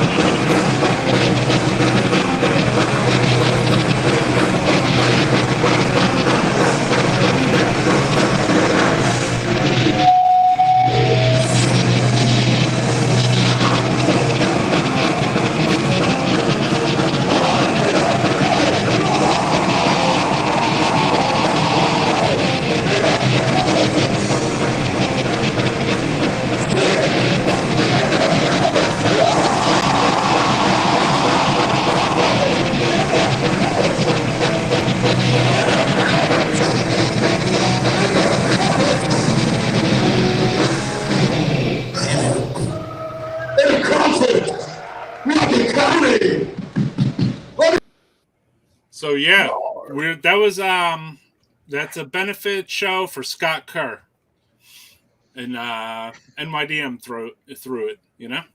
Cool. With Carnivore AD, Supremia, and not sure who else. Maybe another band too, another death metal band. Nice. Yeah, it's cool, right? Yeah. I know Scott. I known Scott a long time too, so it's sad that he fucking passed along, you know. He fucking messaged me literally fucking 6 hours before he died, dude. And he asked me about my Asphyx shirt. It's crazy, dude. That's horrible. Damn. How do you do? I mean, well, it doesn't matter. Crazy, man. I'm not sure, man. He said he was at his daughter's house, who's sick or some shit. I know he lost his leg. You know what I mean? So I don't know. Damn. Maybe he had some complications or something happened. You know what I mean? Yeah. I thought he was getting on with it too, like he was telling me. You know. Let's see if we pop this back on again and just see if they're playing anything interesting. You know. But shout out to Scott, bro, because really cool dude. I'm gonna find out.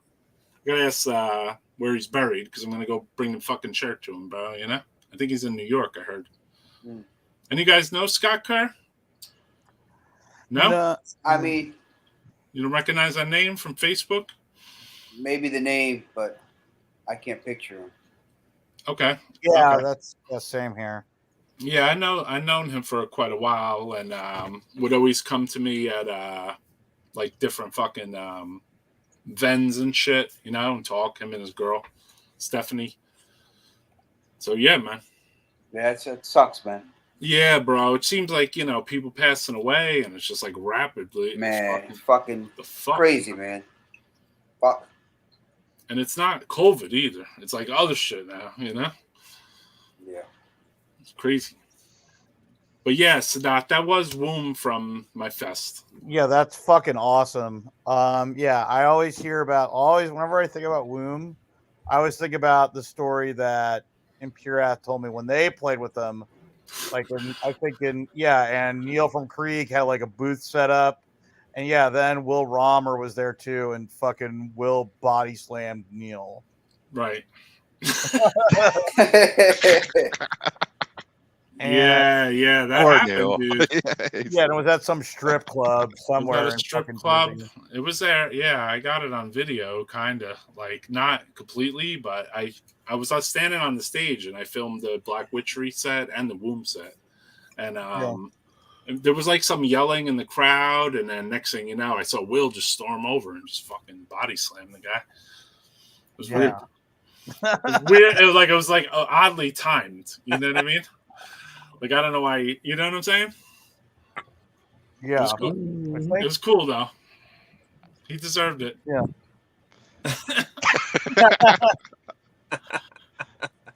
I remember Neil telling that story too. I got body slammed. Like, yeah. I saw him talking shit about me in some like German zines. I'm like, you know, like you can't hide from me either, bro. Like I know, like I saw that. You know what I mean?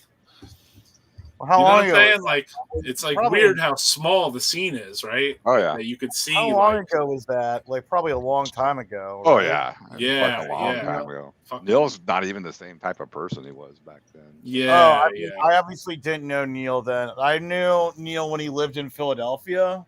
Because like Krieg at one point were playing every show. They were just down to play everything at one point. And then he moved away to Richmond. Yeah, now he has like a kid, and I don't know. I guess he's doing. Yeah, it seems like he's doing well. I don't talk to him as much as I used to, but What's up, Scott? Classic Times Womb set at New Jersey was killer. Hell yeah, my man Scott. Yeah, fucking Neil. I remember I did a sound for Neil at a Krieg show, and then like the whole show was fucked up. Like you couldn't hear the guitar and everything. And then I was like, I don't know, everything's fine over here. Like I was the sound guy, so like I got off the stage, I went over by their amps, and I was like tap tap tap on the fucking mics just to make sure shit was like good, you know.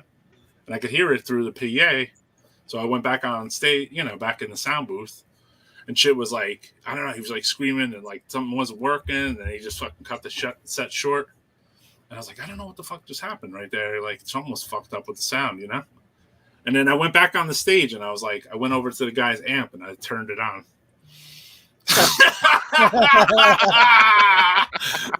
I was like, yo, maybe you should have turned your fucking amp on, bro. Sounds like black metal. Yeah. And he USBM, felt like an the asshole early afterwards, obviously, you know? So, yeah, man, I should have turned it on, obviously, when I was checking the mics, but I assumed that the guy had his amp on, you know what I mean? You shouldn't have to spoon. Off the topic Usually here. I don't turn the band's amplifiers on for them, you know, when I'm doing their sound. Usually I think that's like a thing the guitar player does or whatever. Should I play the guitar too? Yeah. As well, like full service. Yeah. I mean, I don't have any opinion forward or against like Neil or Krieg or any of that shit. I don't give a fuck, dude. It's so long ago. I actually played in Krieg one show. Were you there, Roy? In Jersey? No, in San Antonio. At one of the Sacrifice they played here. Okay. Sacrifice the Nazarene Child. I mean, I heard about that fest. Was it the one with Damo playing? Because that's the one I went to. No. I think it was the year before that one. Yeah.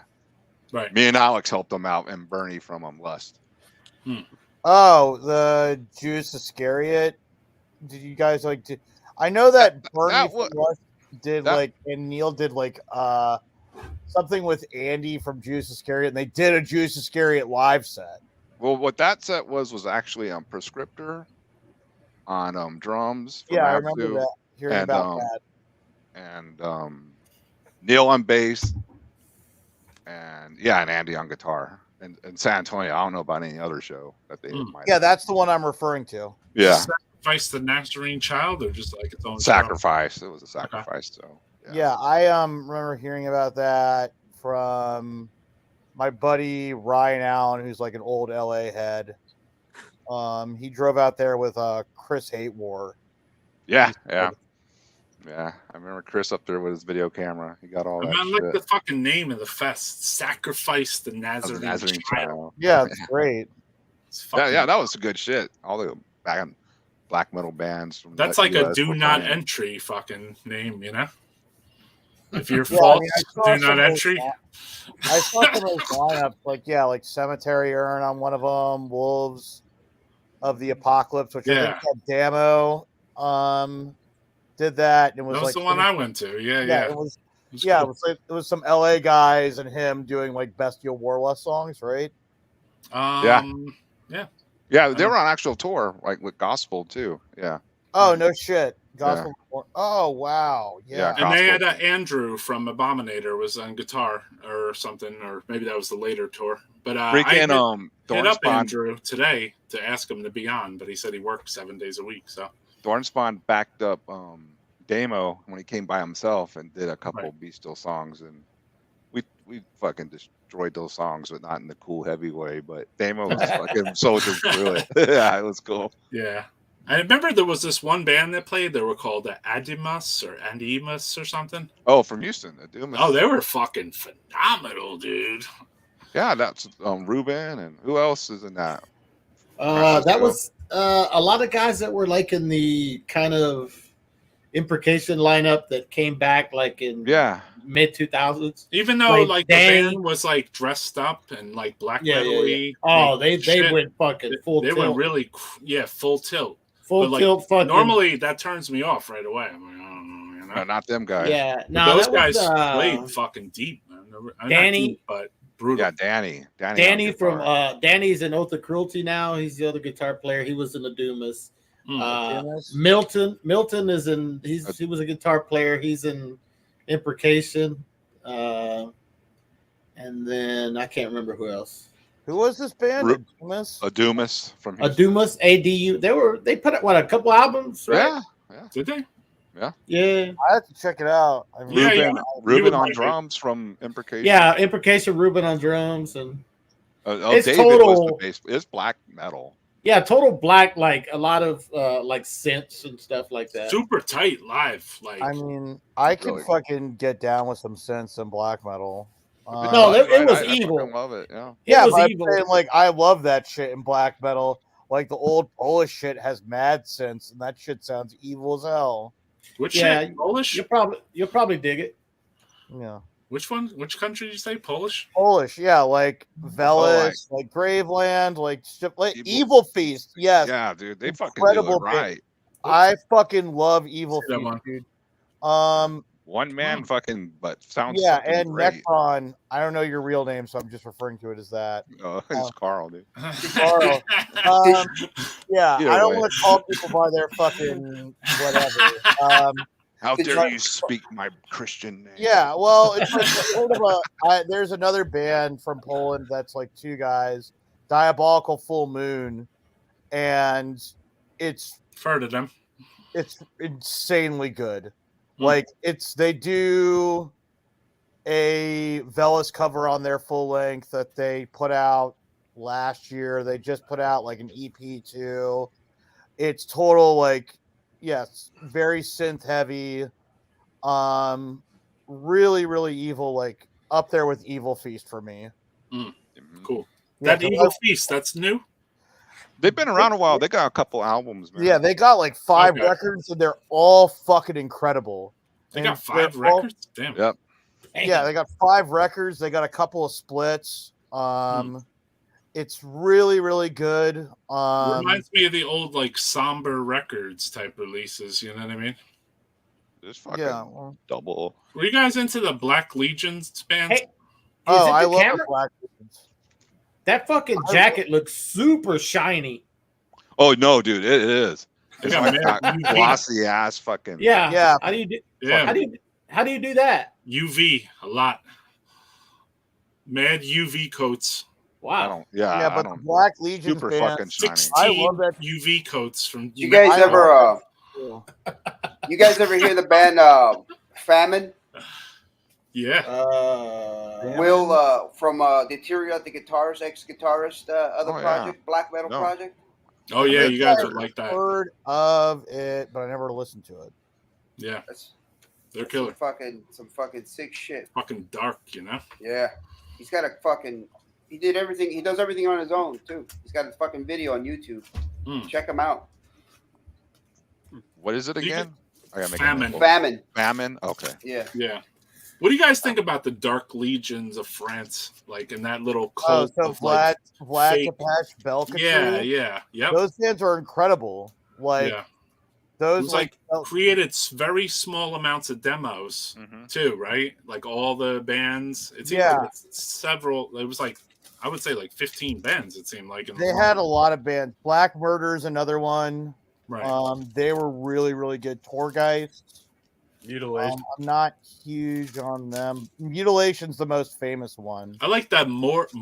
I don't know. It's like a total synthy type band. It was like a mortgage. I don't know. Yeah, Like see, one I little don't- word. Oh yeah, them. Yeah, they're good. No, I'm saying I like that. That's one of the few bands I do like from there. I like Mutilation a little bit. You know, I like Vlad Tepes demo. I like Vlad Antaeus Tepes. out of France the most. I know they're not part of that circle, but Oh yeah. Who from France? Fucking, Antaeus. yeah. Oh yeah, Antaeus is classic. That shit's Yeah. classic. Yeah, shit. they're cool too. I remember meeting them. This is what I dig from Poland. Oh yeah, of course. Dead Infection. The original LP. Mm. I don't have too many records left because I've been selling them all, but I still have this one. Hey, Surgical Francisco. Disembowelment. 800 You bucks. remember showing these guys on your show? They played with That's the band, my Burt man. Bacharach. Thank you. Yeah, a little bit. Shit ain't. I can't. Oh They yeah, yeah, fucking yeah, rule. yeah, yeah. I Yeah, got yeah, the yeah. fucking CD, dude. It fucking rules, man. It's, Yeah, they're from band? Shit Angel from Rhode Island, I think, right? Oh, I've heard of them. Shit Yeah. Angel. Yeah, have like Shit a Shit, the album's called Shithead Metal. Sick. You think it's going to be total fucking G.G. Allen type of this lo-fi garbage, which actually, it fucking rips, man. This was the good. band I was talking about that I like. Shit Angel. Yeah, Movat. Movat. Hold on. Yeah, Yeah, Well, they're good. I haven't heard that one. I like them too. They're pretty cool, man. I mean, you know, it's dark synth, dark ambient.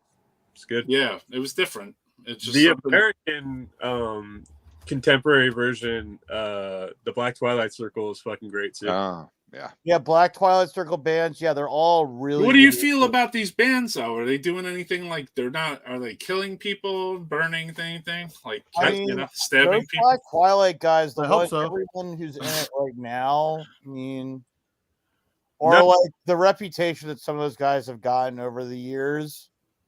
They're definitely What do like they get a reputation for? Putting out Just- demos that were only limited to 20? No, dude, they're putting out 700 to 1,000 demo tapes, home dubbed, single sided, no stamp, no anything. Yeah. Eddie's prolific as shit. yeah, Oh, okay. Eddie's like, I mean, well, they haven't put anything out in like a few years, but still, like, Volon has like, splits and albums, and they have like massive distribution because Iron Bonehead has pressed a bunch of their stuff. Okay. And Iron Bonehead and Nuclear War Now put out like the Blue Hummingbird on the Left album, which was very popular. I mean, it's a really great fucking record. French bands ended up being businessmen and doctors. No shit. That's what I heard happened to Velas too. Yeah. Yeah, I heard you saying covered Velas, and that's why I thought about those bands, you know? Yeah, Velas. Yeah, Velas was. I've heard that's what happened to them, and now like it's Rob Darkin that handles all of their stuff because their two records just got their first two records and Yeah. demos. Sorry. What are we doing? Have you heard this band? No, yeah, we saw it. What I band? think Who are they? they're Word Doc? yeah, some weird Mopoc or Mordpoc. Oh, I think I've Mobark? They're from Modoc? yeah, Ukrainian. So you know they're in the middle of the shit right now. Marduk? Damn. I don't This know is any. really good. This is really good black I don't metal. know. man. I don't know any of these fucking bands. Does anybody feel that these bands ripped off a bunch of shit? Oh yeah, this is total fucking Emperor. And Yeah, early Emperor for sure. But Yeah. I eat that shit up. I ain't gonna lie. So. Yeah, man. So do you think there's going to be some kids pretty soon starting bands that are going to speak? Since Roy, you mentioned about killing people or burning churches. Do you think there's going to be a scene of kids that are like find out about what happened when it's like, hey, let's do that ourselves now? Hell You yeah. know? Probably. Why wouldn't they?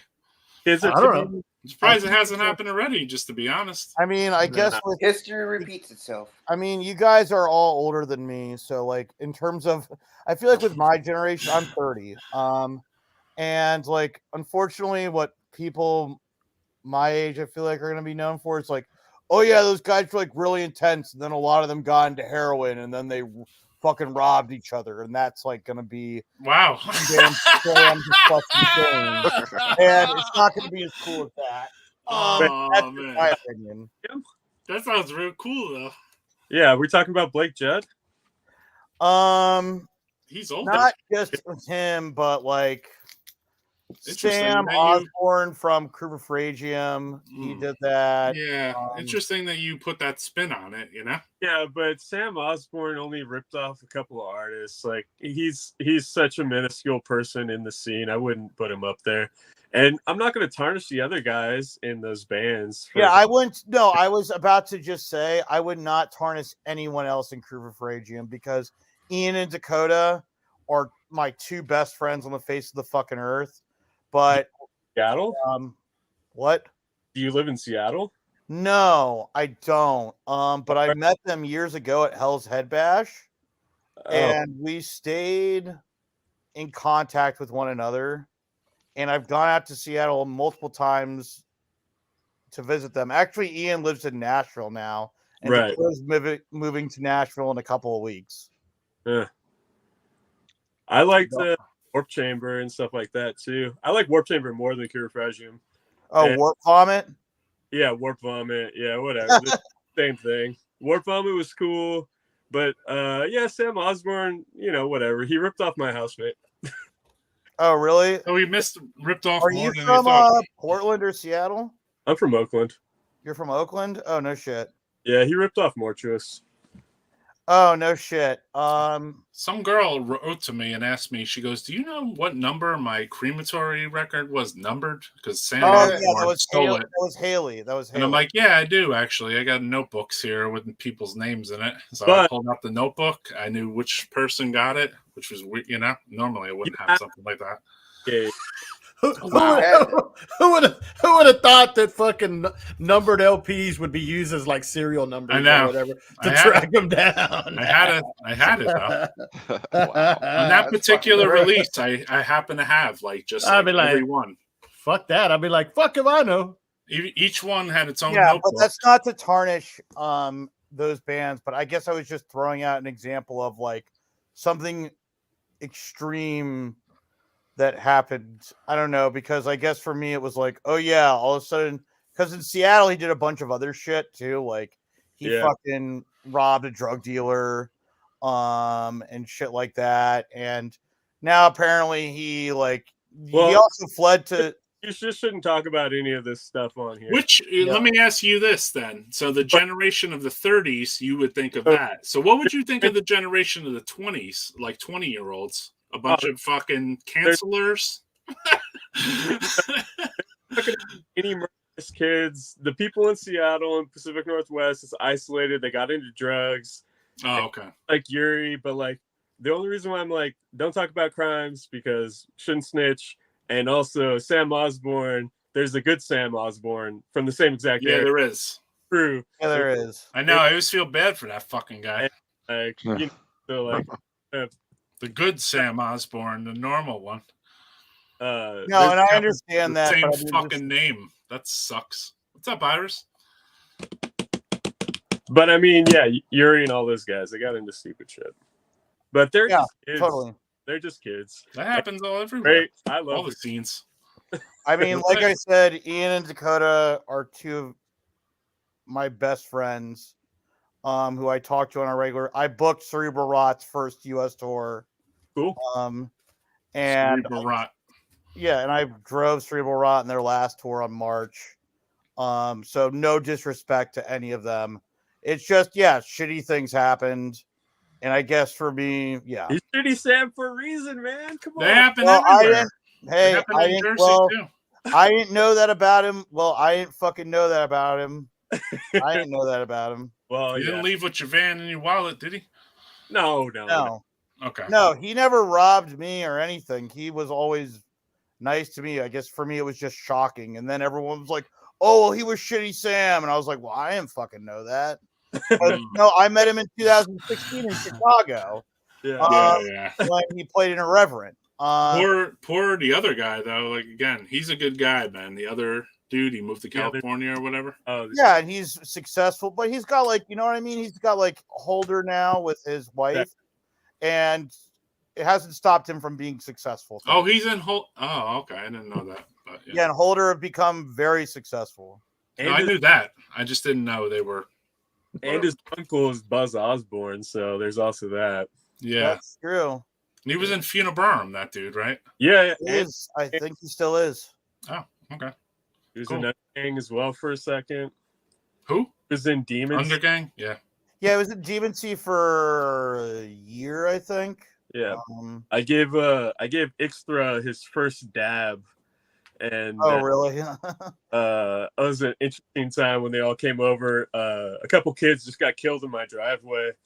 And there was like a big vigil like in our driveway with like a couple hundred candles, and all those guys were like, yo, what the fuck is going on out here? And I told them, and they were like, yeah, we got to stay somewhere else. And Ixter's all fucking high as shit, so I gave him a monster dab. And like, you know, you never tried that shit. He's an old school guy. Really, that was his first. I'm surprised because he was in a band. He is in a band with Dakota.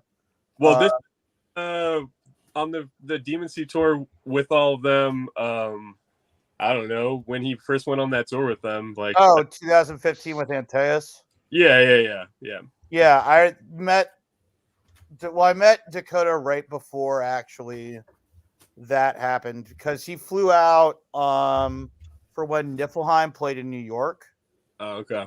And I just like at the time I still smoked weed, and I just like walked into the hotel room he was staying in because he was staying with my friends. I was like, hey, who wants to smoke weed? And he just immediately popped up, and then like I just noticed some, like, for me, like in terms of the bestial shit, like I didn't really everyone that I knew was not listening to it really, except for my friends that I knew from school, like in college in Delaware. And then all of a sudden, like I see someone with like Blasphemy and like Conqueror and like all these other patches, and then he tells me The Nuclear War Now starter pack. yeah, well, it's still like in 2015, like what? It wasn't as popular as it was now. Right. No, it was. I wouldn't say that. I wouldn't say that. Well, as if it's more popular now, that's cool. It's too. way more If popular. I blasphemy, feel like if it's way- blasphemy is Is more it? popular. Revenge, I saw like all the time back then. I fucking hate Revenge. I mean, I really like Revenge. I mean, it's not for everyone, so Fucking boring. yeah. I mean, That's okay. yeah, but point is that like, well, at least the people I was hanging around with, like, weren't really into that stuff. And then like I saw Dakota, and he's got like all these other, and we just instantly became friends. And then, yeah, A friend with weed is a friend indeed. yeah. Yep. Yeah, Dakota. Put that on a shirt. I booked, like, we helped them out on the first Warp Vomit tour, and like when they first started out, so they're cool. Cool. Do you play in any bands or book? Yeah, I do both, and I have a label and playing bands. Oh, Yeah. cool.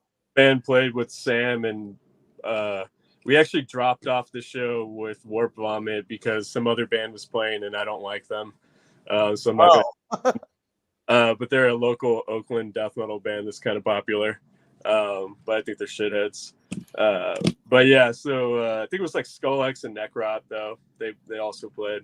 But yeah, I've known those kids since they first started and got into death metal. I like Dakota. He's really fucking cool. And Death metal scenes, fucking state to state. Yeah, I remember. Yeah, they had Astros Pestis. Yeah, So Yeah, that's a fucking journeyman now because he's from wherever, Jersey. When they started out, because of Corpse and Bone Sickness back then, and yeah, it was a cool little scene. Of But yeah, Corpse, hold Fuck up, yeah.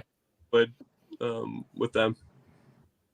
that's cool. Yeah, like I said, I just like happened to meet them all, and then like we just all very, very much became friends. And So is the Oakland scene and the Portland scene and the Seattle scene and all those they're very fucking intermingly. Oh yeah, the West Coast is super tied in because there's only like 4 places on the West Coast that you can play and make money. Right. So people in every single scene from all those places are kind of friends. I think Sadat said this on the other podcast too. Like LA is the 4th one, but like LA doesn't really click up too much with like Pacific Northwest. Right. I try to link up with a lot of them for the Bay Area because I love the history of the Bay Area and Los Angeles. So I try to like always make stuff happen together. But yeah, everyone from like that he was mentioning and all those other bands, they were like 1 degree of separation from everybody in everyone else's bands. And then, you know, Charlie went and joined everyone's bands on the East Coast. Right. Then Sam did as well. And then that's how you get like Funebrarum, Incantation. Yeah. Everything else. And it's just they like, all joined into our circle. Exactly. Yeah. But we were very incestuous too, if you could use that word. Oh, like yeah. The members are this band, and it just connected. Like, right, Oscar? All the Jersey and New York bands and stuff. New Jersey and New York, Philly. and Philly. But New Jersey and New York especially. Yeah. New Jersey and New York especially.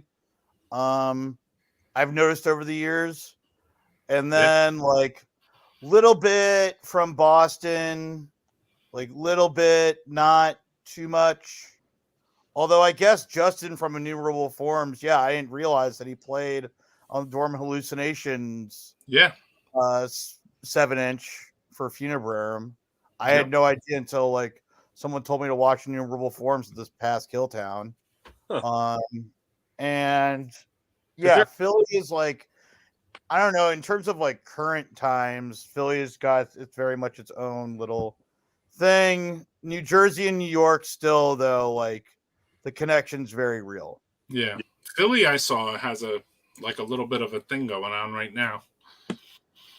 Like a scene, you know what I mean? Like compared to Northern Jersey. I mean, I'm not really a part of it as much because I'm not as interested in what's coming out from it these days, and that's fine. Like, you know, to each their own. Yeah. I mean, if you don't listen to the bands, then it is. Yeah, what it is. exactly. There's like Piss Grave from Philly, but those guys don't really hang out anymore. I think for the same reasons I do. And that's about it. And then like Richmond has like its own little thing, like Richmond. You say Richmond, Virginia? Yeah, Richmond, Virginia. And then DC, like I don't know, like some of the cities are like way more like. I'll say that at least the East Coast is like really been going hard with like punk stuff, super hard. At least from what I've experienced and noticed. Like, here's a good comment.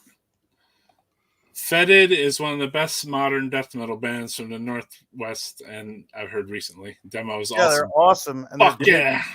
They're great people too. Yes, they are. They're really great. I can't say enough good things I didn't about show them. anyone else's comments except for just that one. Oh, wait. Cystic is cool too. Well, has Julian. one of the Fetid guys in it. Okay. Yeah, Julian's playing in Cystic now. My band, we went on tour right before the lockdown, one of them, and we played a couple shows with Cystic. Somehow they got on a couple of our shows, and it was before Julian joined the band. So, are they low? Are they low sounding like Fetid and Rochavory? They're more like a thrashy, but like they're going more death metal route now. Okay, they're a good band. They're really sick now that Julian's in the band. But yeah, Pacific Northwest has always been super strong.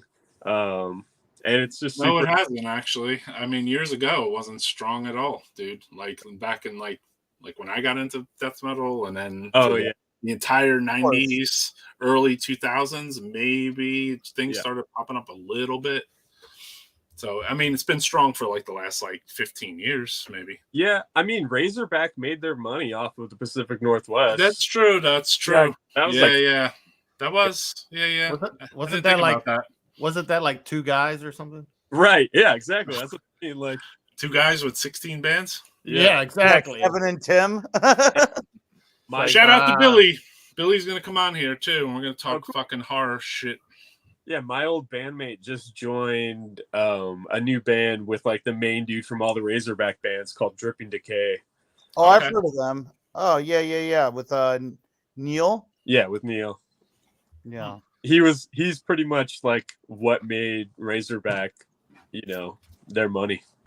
Yeah, he wrote like I mean, and those bands were there's all those bands are really good, like Engorge.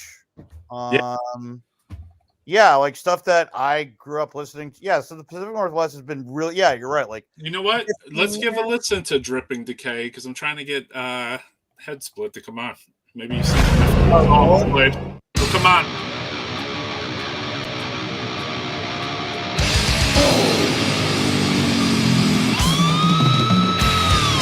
Compromised blood, calculated death. If I got you left, towards my search. Ignorant breath, free to inhale. Blood consumption is my vacuum. Immortality, I need you screaming. Some content beyond me.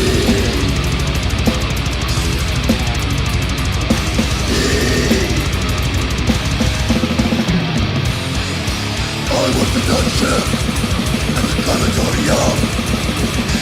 Notified chamber, creating my experiment. Watching you incinerate, life is dead. All my twisted blood to work, I need you to burn. Final integration of you into me. Disintegration is your destiny.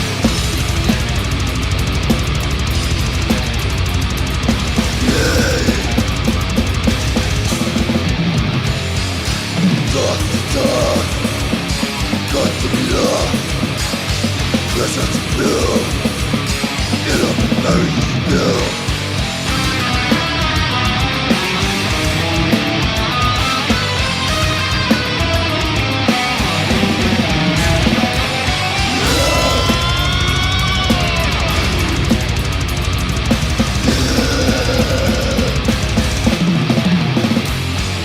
I just have eternity.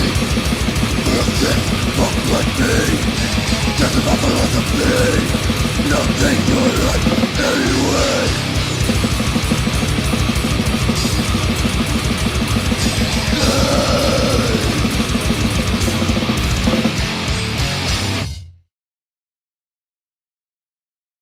Dripping Decay.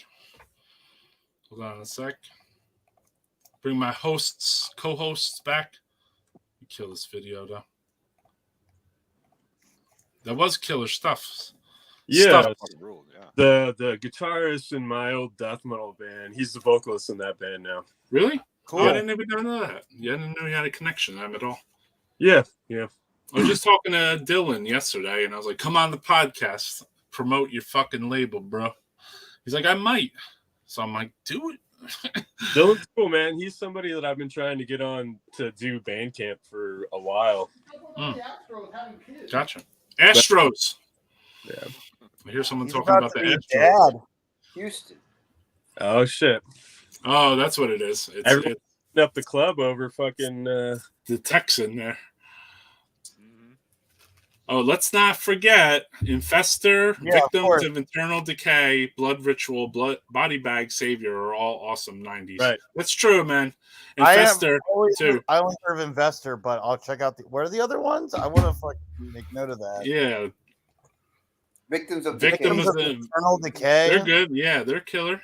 Body Bag was killer. They were from what, Washington, I believe. I don't think I ever heard of Savior. I know Infestor because Infestor's our amazing. buddy Dario. Yeah, he moved to Jersey and he hit me up and was like, "Hey, what's up?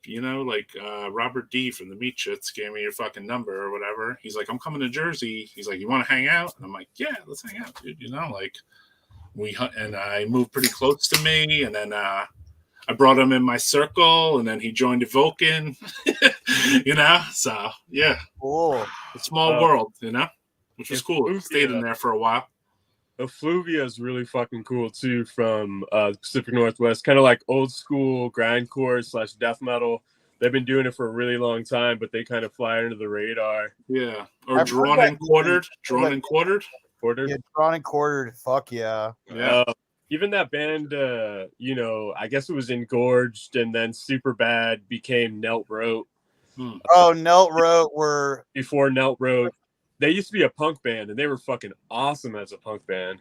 And then they turned into, Revenge, whatever.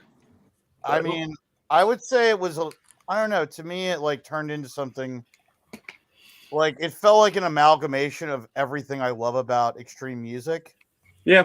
It sounded like Incantation and Revenge and Grind as well. The album Trespass, I absolutely love. I remember I heard that for the first time. I was like, "What the fuck? This is incredible." Yeah, their previous band, Super Bad, was fucking wicked. Definitely recommend checking them out. Super Bad, yeah, definitely check it out. And then also in New York, you guys got one of the best drummers from the Bay Area, and he's in 7 bands out there. They're mainly black metal bands. He plays in a band called Yellow Eyes. Oh yeah, Mike. Mike, yeah. Yeah, Mike is Mike was what other bands? Yellow Eyes, Venom, fucking Ruin Lust. Yeah. He was in Fell Voices, who were an amazing band. Yeah, he's from Fell Voices, and I put out Tucker's other band from Fell Voices, Carry On Bloom, just a month or two ago. Looking behind him. Oh, really? Releases, what record label do you run? Huh? What record label do you run? It's called Transylvania. Transylvania? Okay. Transylvania Productions, Transylvania Tapes, Transylvania. Yeah. This is not just tapes now. It got to be just Transylvanian. Transylvania Recordings, yeah. Yeah, recordings. Yeah, the name rings a bell. Because Mike is a really good. I like Mike a lot. We hang out semi-regularly. Cool. Yeah. Check out Sleepwalker if you haven't already. I have some of the old Sleepwalker demos. I booked their only show, and then I booked some old shows for Fell Voices and Ashmore back in the day, maybe 10, 15 years ago. Cool. I made the band Death Heaven open for them. That was kind of funny. Listen, I'm gonna play one of your things, bro. Let people hear it, James. Oh, cool. It's out on record, right? Vinyl.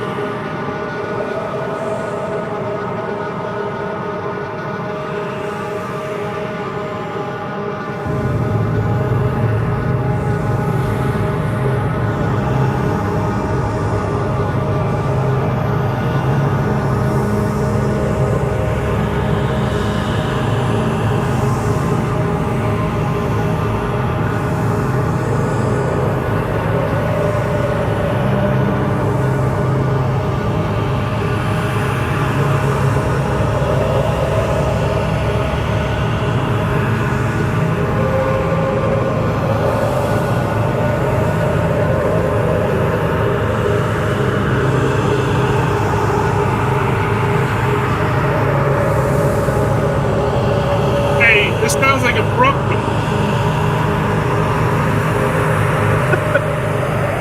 Is this a Brufton, bro? The intro.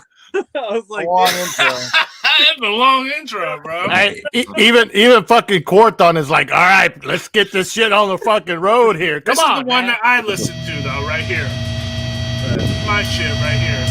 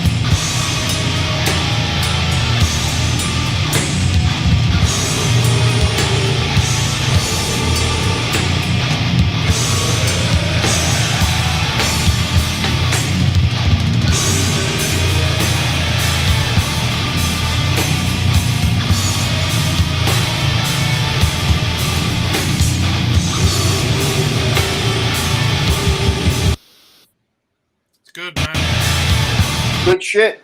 I like it. Yeah. Yeah, I edited all the songs together so that people couldn't bootleg it. Yeah, I know. That's just like one big ass song too, Yeah, right? like 35 minutes. But I do have them. I have them still in stock. Copping one of those.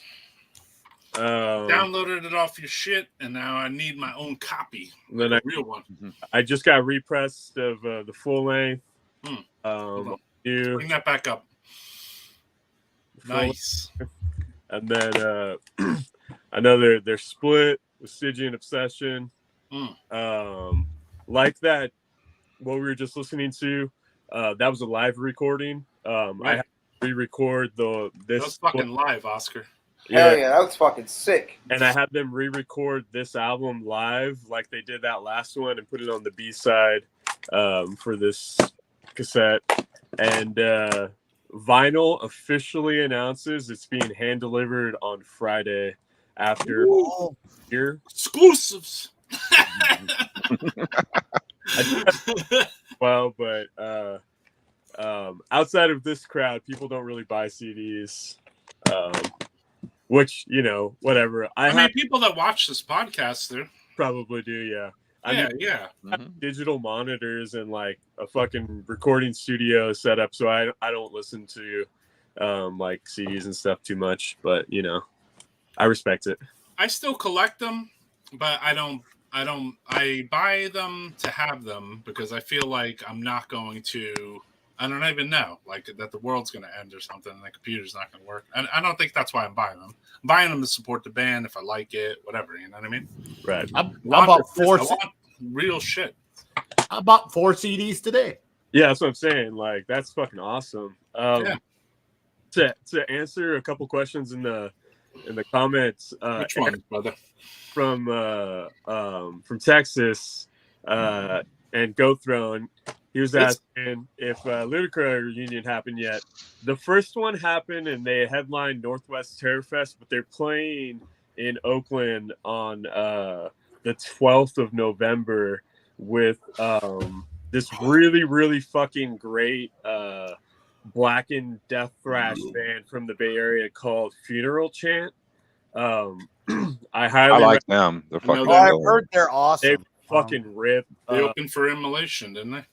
I think they may have. They're fucking great. And then Deathgrave is also playing, and that's like my best friend's the vocalist of that band. Andre, yeah.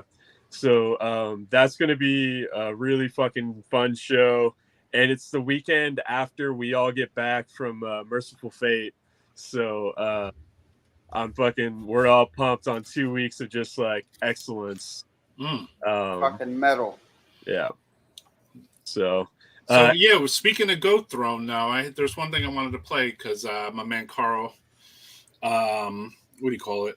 And shout out to Goat Throne. I bought some merch off them. Cool guys. See if homie was going to come on tonight. But Where you at, Aaron? Come on. We're going to play Carl's band. So check this out. Goat Throne. We'll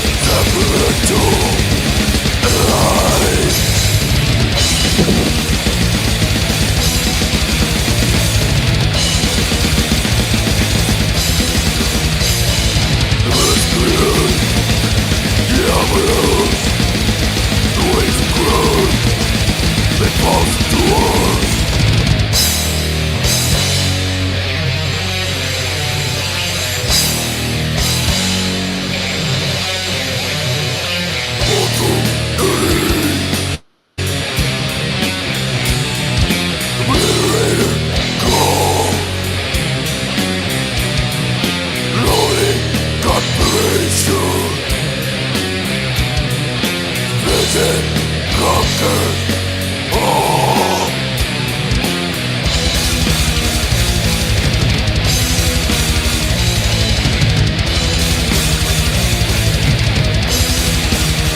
Let's create the Avenue. The waves of Christ, it falls to earth, fall to earth. Let it go. Lonely compilation. It's missing conquered. Oh.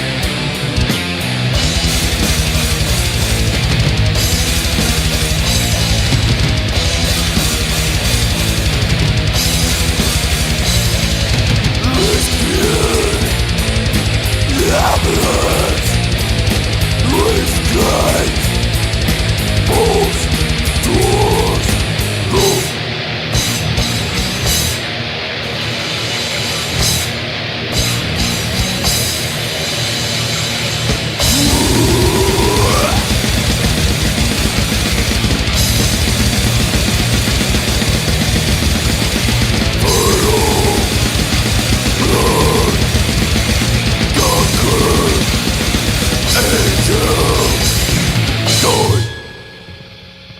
Hell yeah.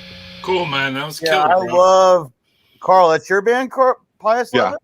Yeah. I fucking really like your band a lot, actually. Oh, thanks, bro. And I Fucking was production, really, man. Boom. like what Fucking kind sick. of like brought your attention to me is that Omega Vortex album they put out in 2020 is like, Oh yeah, the Black Abomination Spawn. yeah, Black Spawn Abominate, like that's the craziest fucking shit.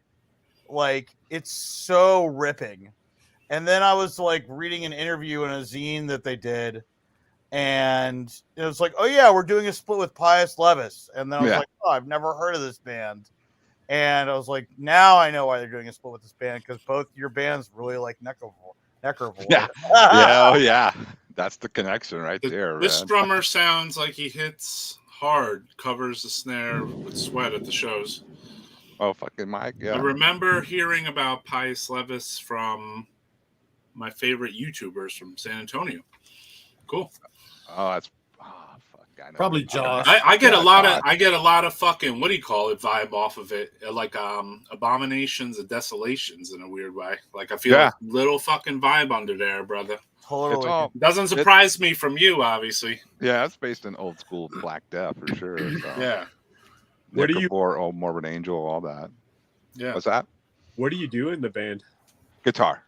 Oh, okay, cool. Yeah. Yeah. Are you the singer too? No, that's Big Mike. Okay. Big Mike singer. He plays guitar too. We both fucking do leads and all that. But Yeah, really, really fucking good. I'm excited to hear Tight recording. both sides from both, because yeah, your track is really good, and the Omega Vortex one is fucking nuts. dude, I can tell you that the whole Mega Vortex is gonna fucking blow your minds. This unrelenting Yeah. fucking attack. So Yeah, this turned into a Texas fucking fiesta fucking pig roast. Here's the release info for this. But you're on doing a Ghost split Throne, with them, Invictus. and like it's two like fucking really underground, like ripping death metal bands. Because like I do love like the dumb death metal, like for sure. Like Yeah, yeah. you know, like Severus, which you guys just like. I love shit like that, and Fetid and Cerebral Rot. But I think the shit that I gravitate towards even more is just like totally unhinged, like fast as fuck. Yeah, like Concrete Winds, you guys, Abhorration from Norway, who just came out, who have like all the members from that other band, Condor, who were really popular for a minute. Like the really just ripping death metal that's fast. Alex knows his shit, bro. It's interesting that don't we know. get But I know what you're saying. There's death metal, and then there's like black death metal that's more fucking ripping and evil and into that almost black metal-ish, but not. That's where I gravitate towards too. Yeah, exactly. Like my favorite death metal band, maybe really my favorite band, period, just because I grew up seeing them so much, is Immolation, and that's like completely unhinged. Fucking like when I saw Immolation with Suffocation and Skinless when I was 14, like just growing up outside of New York, like seeing them as many times as I did, like so incredible every time. Still incredible live. Oh yeah. Just ordered a hot CD. Good job. Yeah, so that release, because I'm gonna have to step off in a minute. It's coming out October 21st on Dark Descent in the US and Invictus in Europe.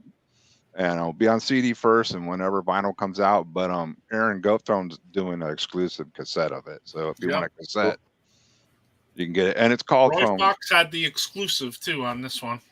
Yeah, he did. Roy Fox got a fucking cassette before me. Yeah, I saw that. I was like, damn, he got a fucking cassette before fucking anyone. I was jealous. That's nice.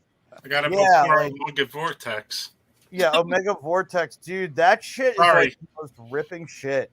Period. I just happen to be ordering off the label and he put it in there, so it makes sense. Fuck, Aaron's great, dude. He's always doing that shit. Dropping. You know, I'm here to back up. Obviously, this whole show is just about supporting the scene too, my man. So, you know what I mean?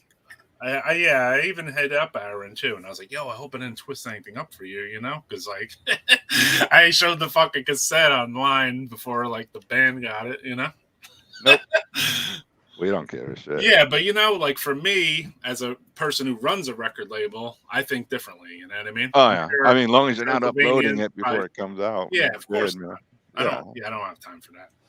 Like, I don't have time to upload my own releases. Much. I've less had this for the else. last several months. Oh yeah.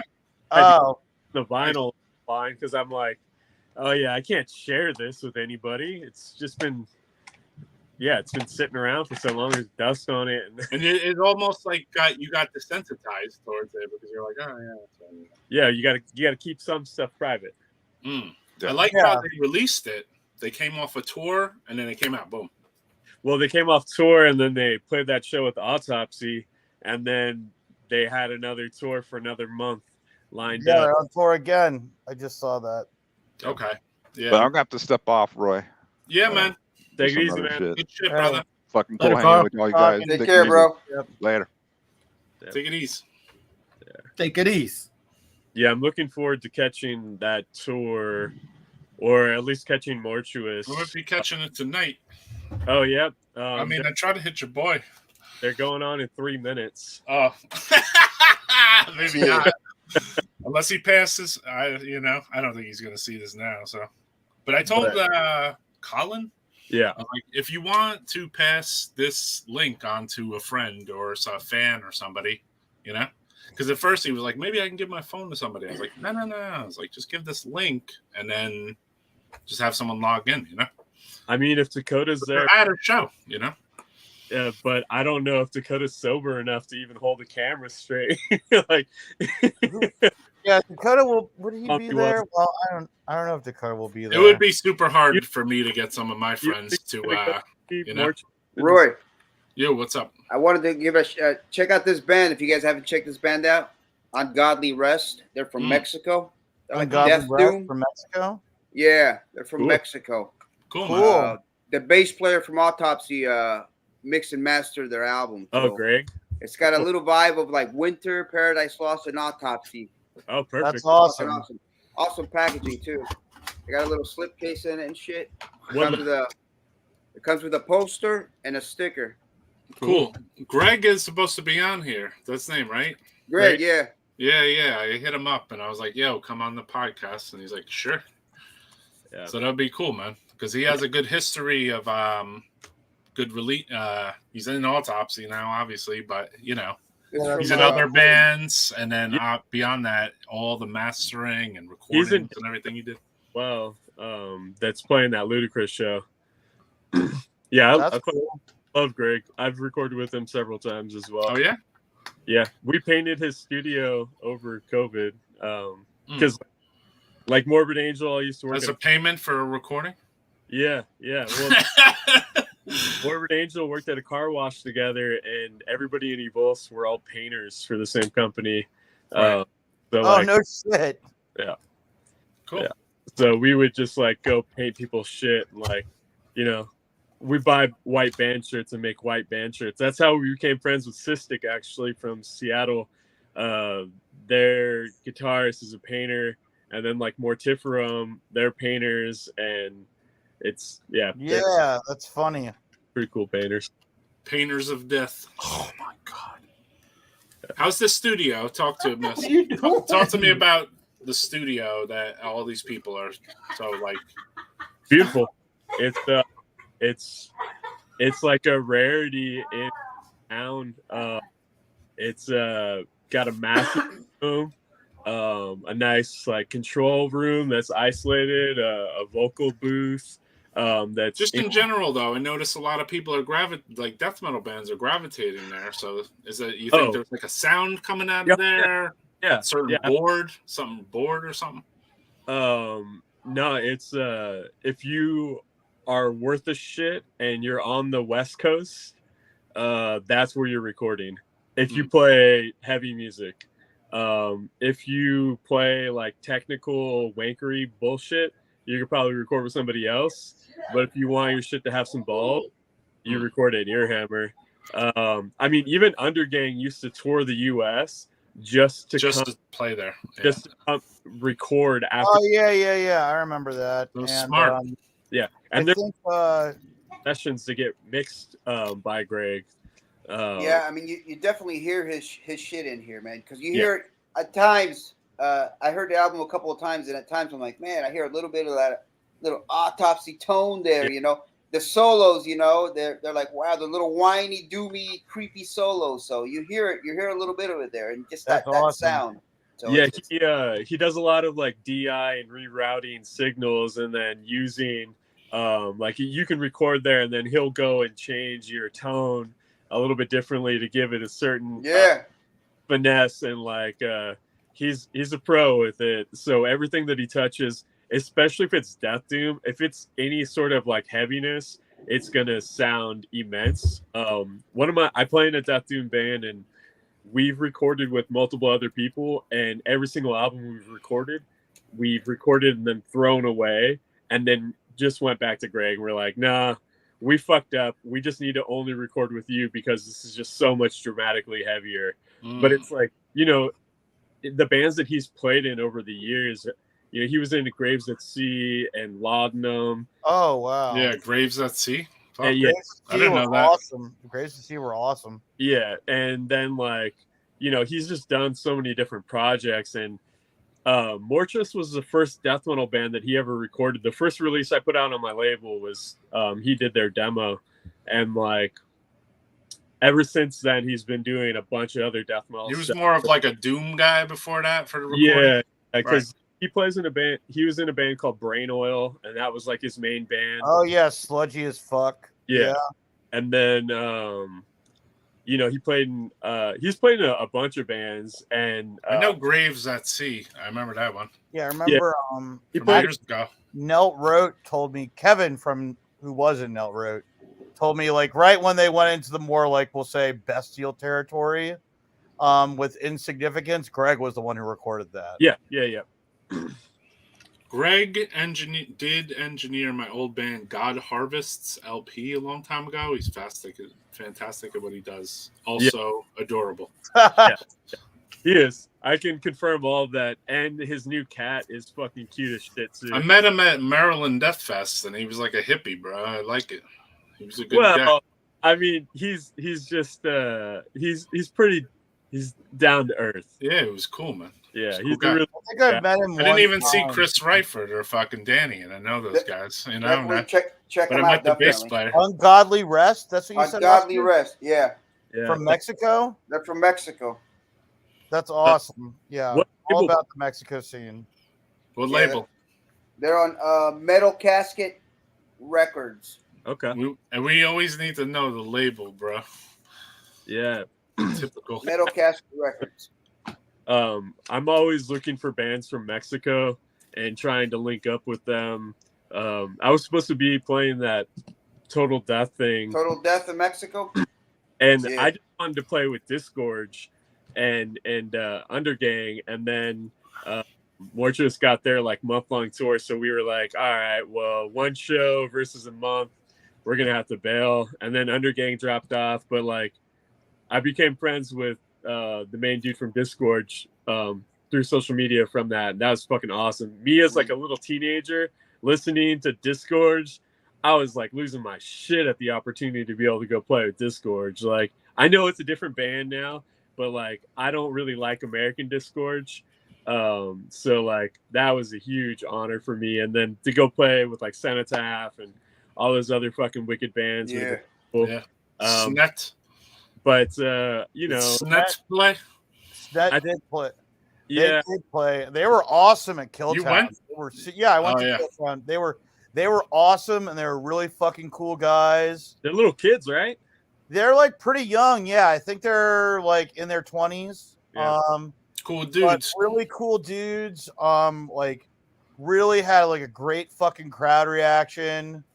Wasn't sure. I had never even listened to them. I just went into it blind. I love that. Yeah, it's the best when you just like hear a band for the first time. It's like, holy shit. Yeah. Like that's how I did it with like Innumerable Forms and Ace of Phallics, to be honest with Oh you. yeah, I was gonna say how Alex. Ace of Phallics were, they were really, really good. So you didn't have to listen to the demo first, like me?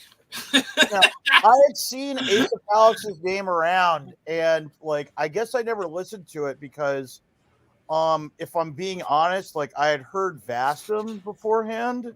Yeah. And like I wanted to like it really bad because everyone was like, oh yeah, it's like so good. And like every time I listen to Vastum, I wait for it to speed up and it never really does. No, they're live. You got to just see them live. Yeah, that's what I've been told, and that's what I was told about Ace of Phallics. I'm like, all right, well, I'm right here, so I might as well go watch him. And Dan is just the nicest guy. Oh yeah, Dan Alex doesn't hold back his opinion, which I like that on Death Metal Well, I mean, Podcast. it wasn't He's like you, Francisco. He says like whatever he feels, right? Yeah, well, it's just like He's like, I don't like them too much. Yeah, no, well, it's just Not it's like fast. it's all right if other people do. It's like it's not, and I don't think Vastum's a bad band by any means. I understand. I'm just saying. Vastum's I'm not like this bad. too. I mean, if we can't speak our own fucking yeah. opinion, what the Well, fuck you are know, we it's even like doing I'm here? not gonna like everything. It's like James was saying before, like he fucking doesn't like Revenge, and that's totally okay. Like, you know what I mean? We're not in high school; we're adults. Right, yeah.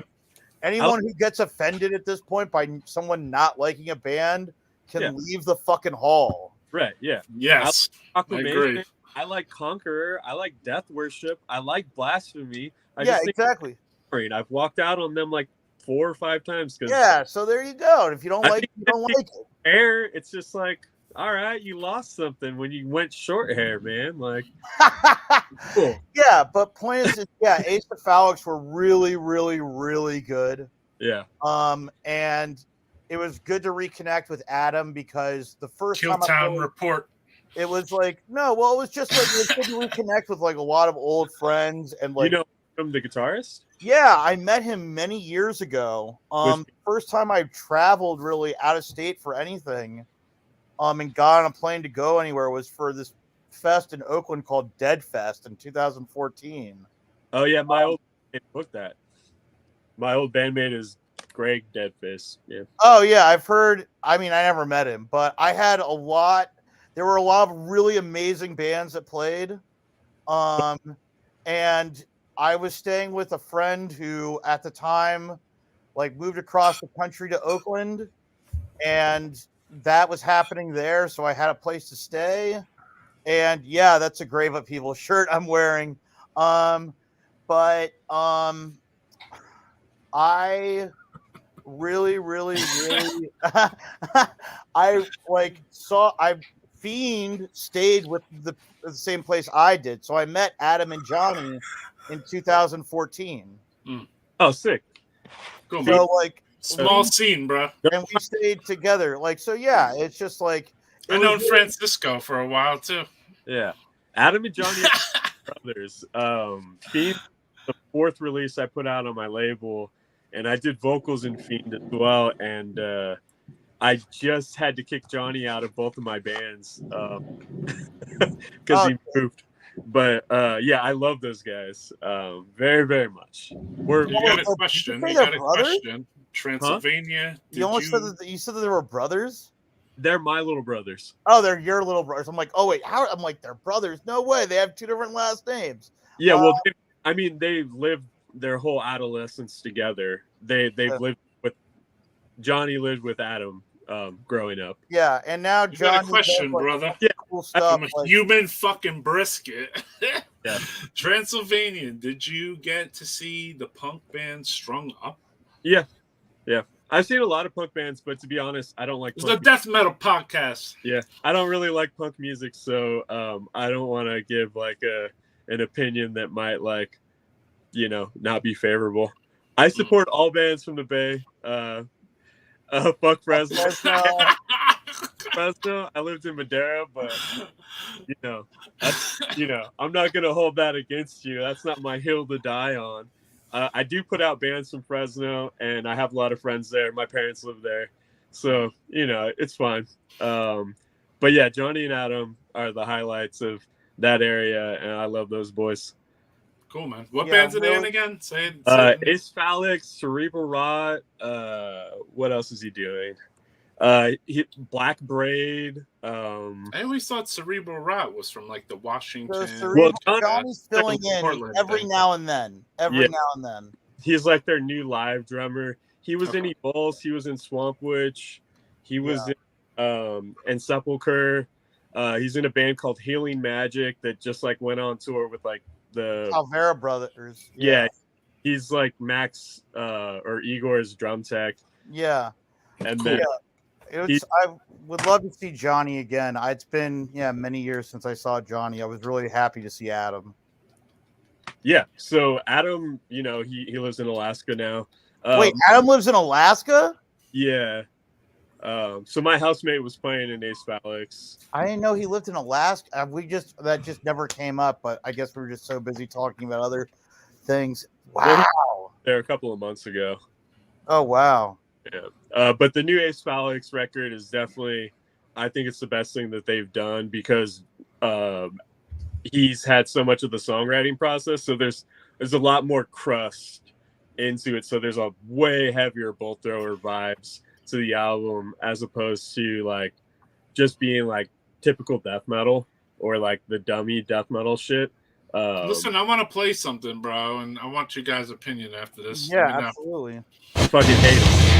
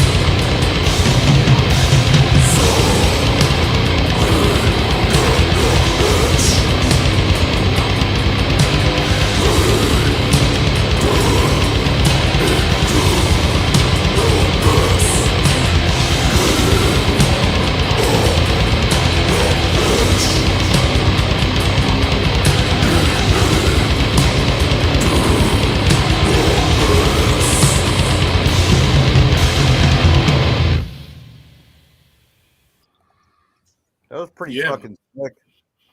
What's Was the name? it? Somatic Decay. Could you put that in the chat? Sure. The name of the band, you mean? Yes, please. Sure. Good stuff, right? Yeah, it's pretty fucking heavy. Little what boat I'm- thrower action going on in there. That's what I'm saying. The bass tone is filthy as fuck. Mhm. Oh, it's the other guys from Ossuarium. Yep. Okay.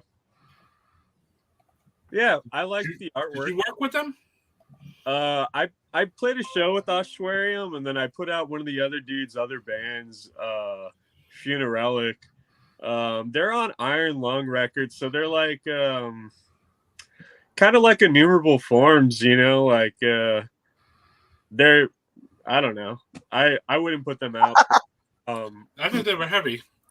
Yeah, they're good. But like, you know, when I went to see Innumerable Forms, there was like so many people that I never see at death metal shows, and I realized that they're all hardcore people, and then I was like, oh, okay, that makes sense. Yeah, they're all hardcore people. One of those scenes, I understand. Yeah, but I will give Acer and Iron Lung and I mean, if you like the band, you like the band, though. You know, that's how. yeah, I but I'll give but like, you know, I won't lie, like I didn't listen to Innumerable Forms for the longest time because of everything James just said.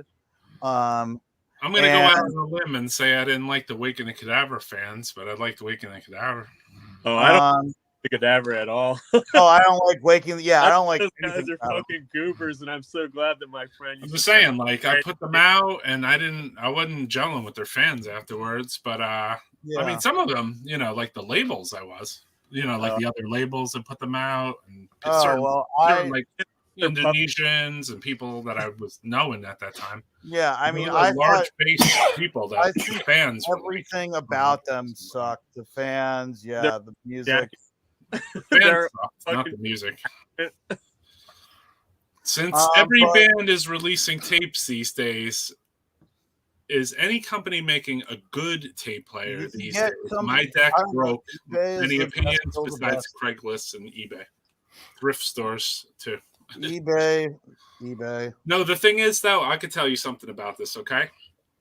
I got a deck over here. It's called the Morans. I can't put the fucking thing on it, but it's called the Morans, and it has the old school tape mechanism in it.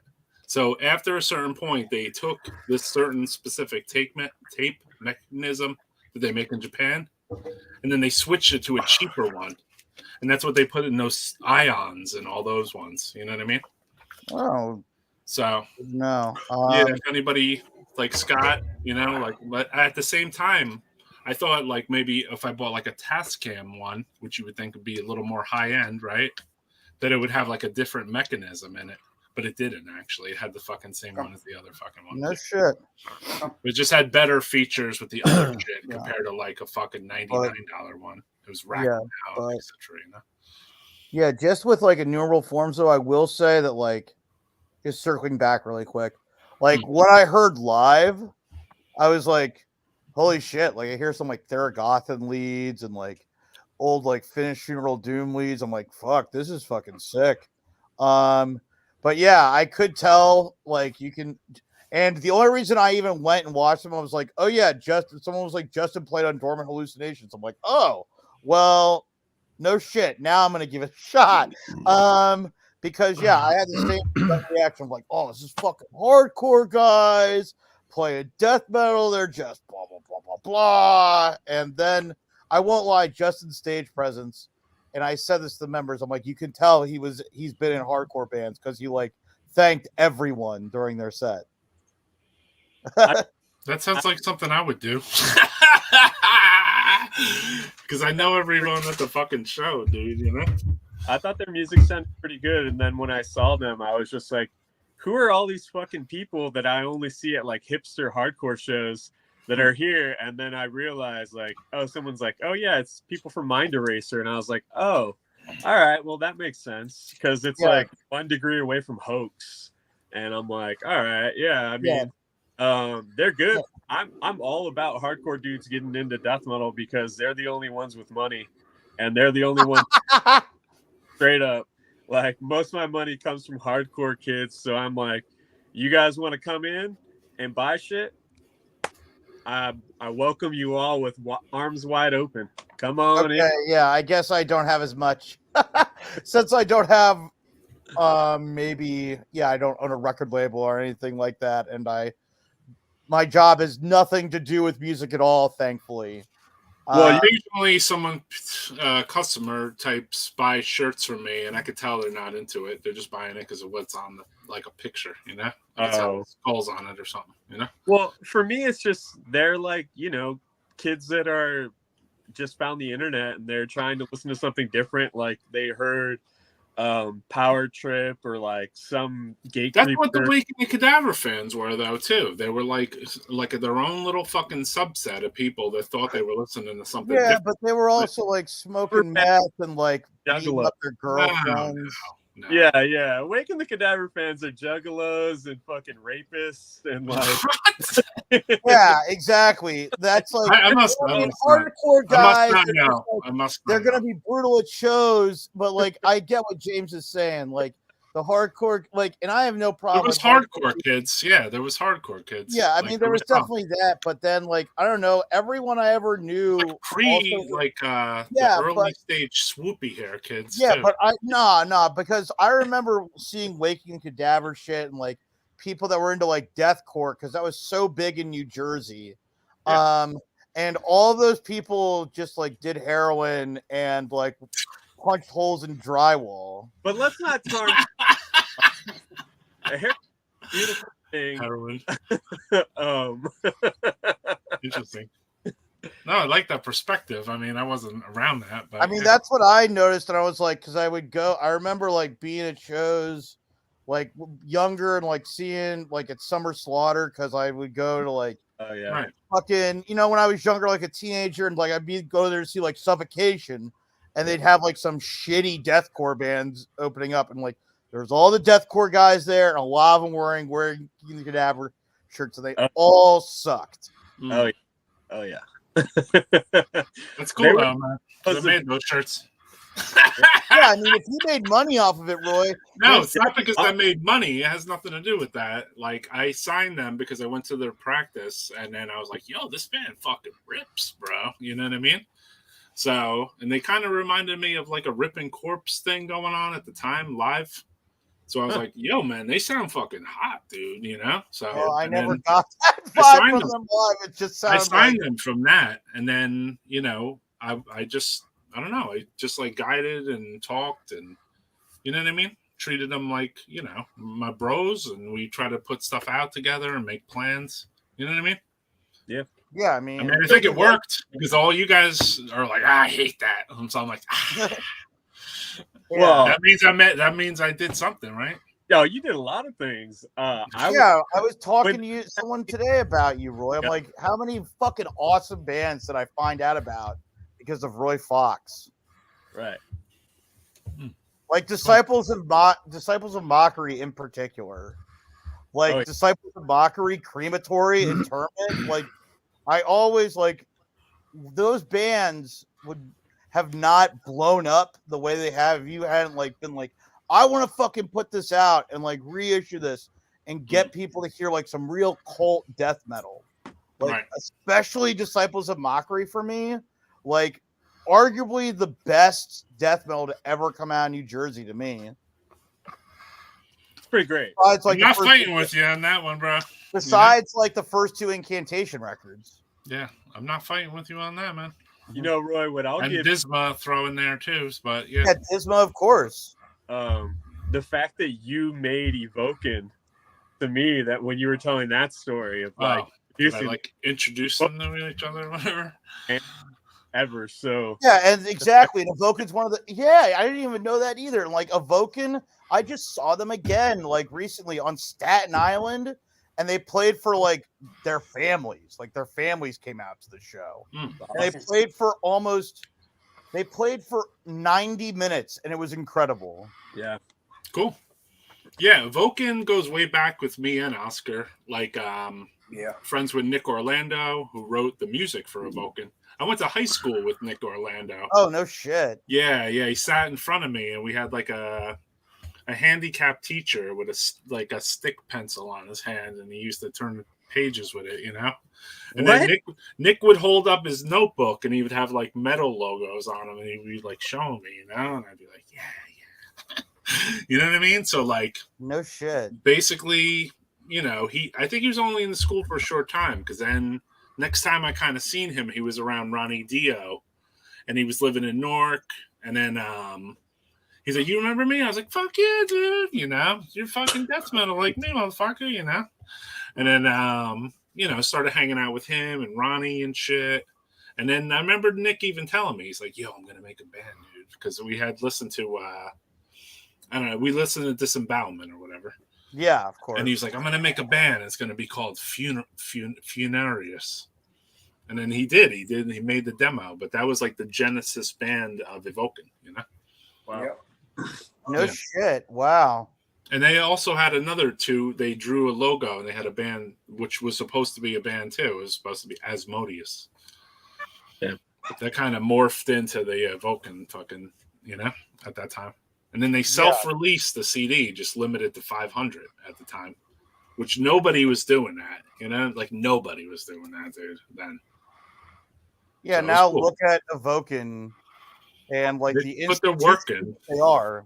Yeah, and they put their work in over the years, and it's cool, man. Yeah, they never strayed. Like I went to school also with Vince, the drummer, Vinny, and I'm the one that gave him the Carcass tapes and all that shit. You know what I'm saying? So eventually, he used to jam in my basement with me, and then we were trying to form a band. We were called Embalmed Corpse. We had like the worst name and shit. And like we were like, it was probably like 1989 or some shit. Wow. And I was like or 88, and I was like kind of showing him like, here's death metal drums, You know what I mean? And then we would maybe listen to some like Carcass or Light Napalm Death or some shit, you know what I'm saying? And be like, but as time went on, and circles unite, right? Like friend circles unite. There's parties here. Like there'd be a party at this one dude McCleary's house, and then Nick was there and Vinny was there, and I was like, "Yo, bros, you play drums. You're looking for fucking someone to jam with. Here's a guy right here, Yeah. So yeah, it's cool. Yeah, I mean, it's the same thing with like just going way back. Like Dakota and Ian have fucking a band with our buddy Chris, who lives in Nashville, called Vespasian, and Robert Exartha is in it too now. And they actually have an album totally recorded. They just finished up a couple more bits for it. It's being mixed right now. And I introduced and Chris played in a band called Uyulatum Tolant, and I helped get his band on this fest in Chicago that Crypto were playing. And then put footage of Curifragium as Ulium. What? Well, the person that uploaded footage of that show, they mixed up the band names. Oh yeah, that's it. No, but this is a different. That was a different tour. That was the tour. But they met. Those guys all met with each other. Yeah. Oh, okay. At a different thing in Chicago. But yeah, I do know what you're talking about.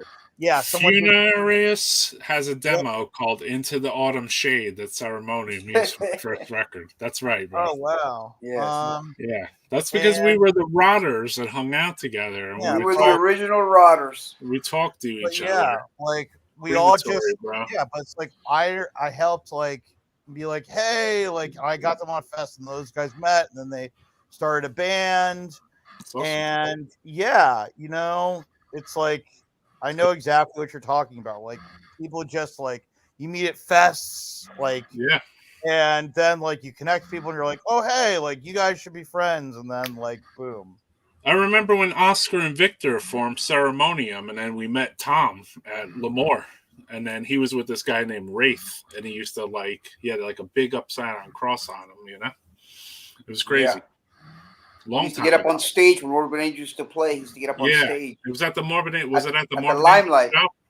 Oh wow. Was this at the Limelight? At the Limelight. On the stage. He was on stage. He was like a demon, man. Yeah, he was probably a 7-foot black guy, and he had a big fucking inverted cross. And then like he told me it was filled with rubies, and then he told me where he got it from, and I was like, oh. I don't want to say on here, statutes of limitations again. You know what I'm saying? So, yeah, man. Scary dude. Anyway, I remember he was with Tom, and then I think isn't that when like Ceremonium guys kind of met, or Putrefact or somebody? It was probably Putrefact at that time, I would say. Yeah. And the Ceremonium album is coming out finally on vinyl. Yeah. It is. All formats: vinyl, cassette, and CD again. When's it coming out? Lemoore was my neighborhood. Fuck yeah, dude! I love Lemoore, bro. What was that? The vinyl's coming out this year, I think I saw. Or Nightfall in Heaven is brilliant. Yeah, Fuck of course. Yeah, dude. Everything's pushed back for vinyl. Vinyl probably next year sometime. Next year, man. Everything's backed slow. up. Vinyl, bro. Yeah. But we're working on that. We're working behind the shadows. We got shit that we don't talk about. You know what I'm saying? Because like not everything needs to be like out in the open. I like to slam the underground, not fucking show my art. And I don't know if that makes any sense. No. Yeah. Keep it, little. I noticed you too, James. You were kind of like keeping a little, like you had releases, but you were like you kind of had them on fucking deck a little. Yeah. I mean, I have like almost a dozen releases here that I'm just sitting on because I don't want to like put out 100 things at once. That's wild. Because I would have put out all of them right there. Yeah. Bam. Wouldn't you, Francisco? If you had a dozen releases just hanging out, like, and they were all just in there, I'd be like, putting them. I don't think right now. I don't think I even did that many releases when I was doing my label total. Right. Well, I'm at close to two, like I think about 200 or something. Fuck, dude. Yeah, fuck that. That's a lot of band to band dealing shit. Well, that's like 50 bands, because it's everyone plays in multiple bands, right? And it's like 50 people maybe. Yeah. All right. Roy, everyone. I'm gonna call it a night. All right, man. Cool, brother. All right, bro. Seriously, good to talk to everyone. Thanks for having me on, Roy. Likewise. Yeah, brother. Yep. Later. Keeping the scene alive, even though you're leaving it. No, I'm not leaving it. All right. I'm not leaving it by any means. The show promotion game.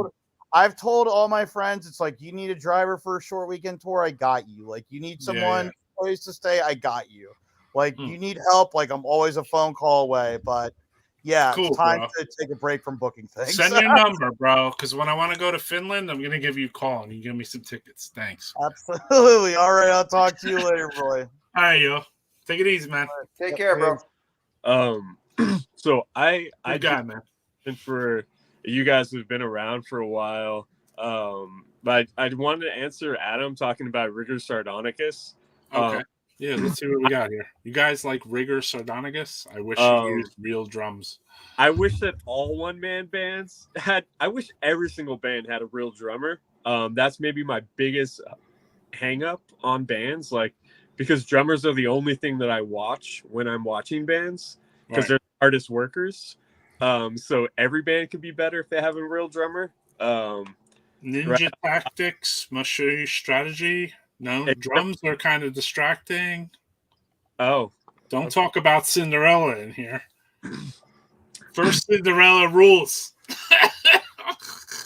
But the thing that I wanted to ask you guys about is I know we were talking about Wild Rags earlier briefly. Right. But I was curious about like what labels work with what the statute of time is on certain things. Because there's this band that I'd really like to work with, and I'm trying to figure out if anybody knows them, of who can put me in contact with them. But they were called Thorns of the Carry-On. Did you ever hear? Yeah, I got the tape. You got the tape? Yeah. You know those guys? They were sick. Did I know them? Not that I remember. Okay. I know them. I know of them. Yeah, their stuff is like really, really fucking good. I mean, I guess they're like comparison to like Disembowelment in America. And Yeah. They're You don't remember them, Oscar? Thorns of the Carrion? Thorns of the Carrion. Hold on a moment. Yeah, they were on Wild Rags. They put out like a tape with like a blue like logo-y thing on the front or whatever. Yeah. Yeah, bro. There you go. Come on, man. Show that again. What? No. I need close-ups to the back. Night Songs. Pink. Let's go. You know, with The the Thorns of the Carrion, I remember the name. I think that's probably a band that I missed. Yo, that was for a whatever flex reason. and a half, kid. They're really fucking killer. They they're put out like a demo that was like a full-length album too, Yeah. right? They're bands that I would like to reissue. So like next year, I'm trying to do a reissue every month of releases that I missed, and Yeah. they're bands that I'm looking to get after because I fucking love that stuff. You got to look on the tape, and then they got their names in there, and then you got to search them. That's the only thing I ever did. The But guy, obviously, if somebody on this podcast knows Thorns of the Carrion guy passed a couple years ago. Love their imagery and song titles. Damn. Maybe you should speak with my man, and maybe he knows a little more. yeah, someone The was dubious corpse flower is a Someone was fucking awesome fucking. Rhett is connected to Wild Rags, so I was gonna reach out to him and see if I could talk to Wild Rags directly, but it seemed like bands didn't have contracts like that. They just released stuff with other labels. So Yeah. Yeah, I mean, most of the Wild Rag stuff came reissued. No, right, yeah. So Richard C. looked like the porn star owner from Pulp Fiction. Netherlands has a cool doom death scene. Yeah, for sure. Oh yeah. Anyone besides me and Ken familiar with the band Scramble Defunctus? Just the name. Looks like Francisco passed out. That's Frazier on you, bro. It's late. Frazier going on. Frazier is going in on. He's going in on fucking Francisco. Hey, take all the shots you want. I don't care. Yeah. Hey, let me talk about a couple bands here, Roy. Yeah, man. Bring up some shit. People are that's just I've had them These on. guys were talking about too many new bands, so they had you fucking in the fucking quandary. Well, no, these are new bands too. I want to be fucking cool too. These are new bands. Show me what's up. Hexea. Everybody, that's Oscar. Hexea. From South Texas. Need to get that. Aaron put this tape out. JD. Yeah, and then Merciless Savagery from Houston. I heard that demo. You know what? I like it. Can you pause right there, brother? Would you mind pausing right there? Thanks. Ha! There you go.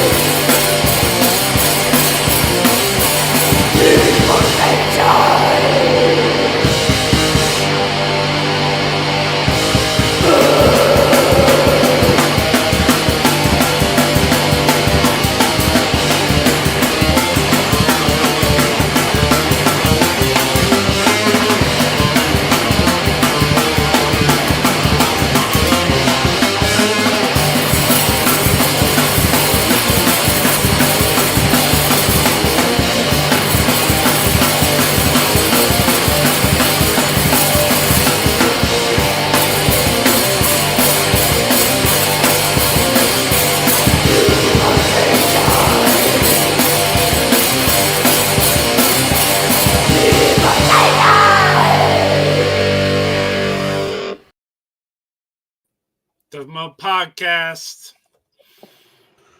There's your peeps. There you go. But yeah, they're a fairly new band from Houston. It's two females in the band, and I saw them play live one time, and I thought this shit rules. So yeah, I heard a demo last week. Actually, I saw that the interview you did with them. Yeah, with Hexaya and yeah. That's there's both vocalists in these bands are females, and they both fucking kick ass. So all right, we got an update on the Thorns of the Carrion.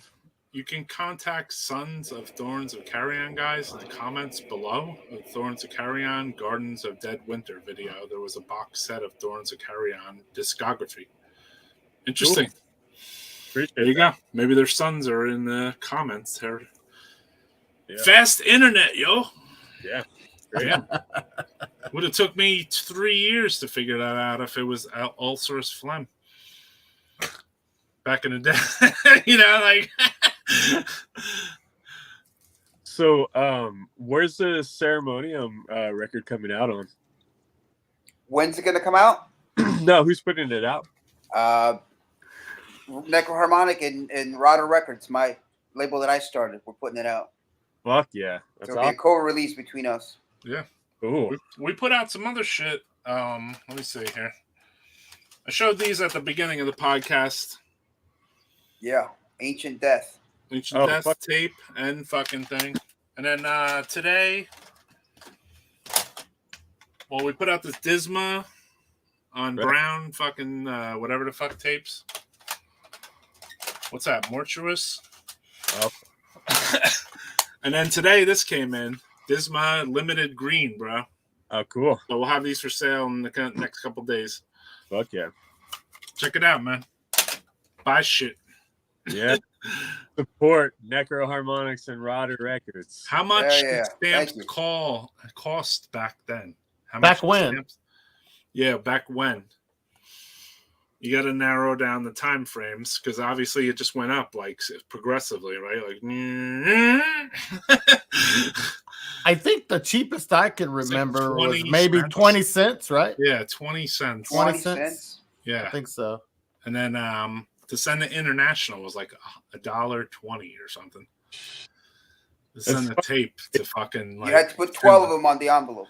Yeah, yeah. Sometimes you would, right? One tape international $16 right now. I know. I'm quite aware, brother. It sucks. Yep. Me too. And I have international distribution, and people still order from me. I'm just like, come on, stop it. I mean, I figure if I'm slinging the crack, then this is the price, basically. And this is the price I'm charging for my thing, and this is the postage. You know what I mean? So, like, I don't feel like any kind of, I don't know. I don't, it's just like, it's confusing, obviously, to be an underground record label that still has some kind of fucking ethics. You know what I mean? So then when someone's buying it, also on the, from what Venner was saying too, like, which is true, and I didn't think about it too much. He's like, yo, if I send this tape to Germany and it says $10 on it or something, and then the guy gets it, he has to pay $10 worth of fucking tax too, dude. They preach tax now. But that's why you can never list anything over $20. All right, my man's back. Enrique. Hey guys, party was boring. I told you, man. He's come back buzzed. Yeah. They're playing the worst music in the world. I mean, they're a bunch of 20-something to 30-year-old Miami girls. Me and my niece and playing reggaeton. I don't know if you guys know what that music is, but it's horrible. No. Oh, look. Brian's so cool. Figured I'd catch up with you guys. I mean, we're chilling, man. Not sure how long more of the show's going, but yeah, I told you to come back, bro. This death metal podcast is a long show. Yeah, I've taken 3. I've taken 3 naps. What's going on? Yeah, man, we're just talking about. Actually, you might know something about this. Thorns of Decay. It was put out on Thorns of Carrion. Thorns of Carrion. Sorry, put out on a while. Oh, wow, that goes way back. Yeah, you remember that band? Yeah, for sure. Yeah. We're trying to figure out like where the members are or something, you know? Like we always go pretty deep on this show, you know what I mean? And then talk about things that like are not on the internet too, you know what I mean? Right. Yeah. Wow. Like some of the things you even talked about. Didn't Wild Rags put something out on those guys? Yeah. They did, right? Yeah. But some of the things even you talked about with your record label, with Gothic Records, it's just like, you know, there's these little things that like they're not on the internet, you know, and only the owner of the label could really like embellish on them, you know. I saw there's another Gothic Records now, and I think out of Germany, but it's a gospel company now, from what I understand. Gotcha. I think I liked. I remember, wasn't the first Gothic Records release like a vinyl of the Absu, but there was no logo on it and all that? Yeah, the CD. The CD. The CD. Yeah, the pressing plant messed up everything up. They complained to me about it. 200 were released. That's I guess you could say that's collectors a little bit. You mean? Yeah. There's like 200 of them out there. And then I had to trash all the rest of the covers and restart again. Yeah, the band wasn't happy. Label thing. Yeah, that's where we started getting a little bit. Absolutely started getting a little pissy about things. I mean, then Osmos Records wanted to license the record, which I eventually did, which was a horrible deal I did. They eventually left Gothic Records. I mean, they wanted all rights go to Osmos all of a sudden. Osmos basically ripped me off. I mean.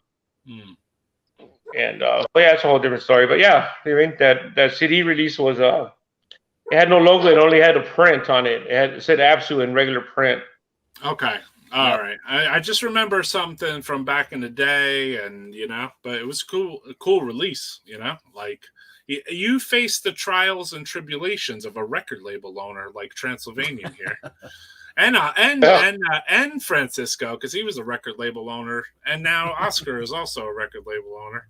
So like you have to go through all these different fucking stages where you're like producing something, and then like something fucks up, you know, and it's like fuck, you know, right? Yep. Yeah, you know what sucks is that it's sometimes beyond your control. You mean? Yeah. Oh yeah. Yeah. It's beyond like that CD cover. I mean, it was beyond my control. Yeah. So was the original Zemael P. It was supposed to be, you know, the typical back then fold sheet, you mean? And it ended up getting cut right in half. So when I sent it to the band, they were pissed off about it. Like, oh, well, just redo it again. But by then the band was already pissed off. Like, why couldn't we get a proper release? Little like that. I mean, it works super cool now. We redid the whole layout, whole different cover, and it worked out. But yes, sometimes you don't foresee that. You mean? Yeah, you can't foresee that the fucking pressing place is gonna fuck your shit up. Yep. Right. Yeah. Right. I had. I have a question for you, Ray. Roy. Sorry, Roy. It's cool. But NECROHARMONICS. How did that start? That started with this man right next on the top square there. Right, he had a band. And I was distributing some tapes for Agoraphobia, and then also for this band Leshnayan from South Jersey, who played at G. Willikers. And they were like sounded like they had like a gory sound, and this was like an. So I was doing like a mail order kind of tape distro, I guess.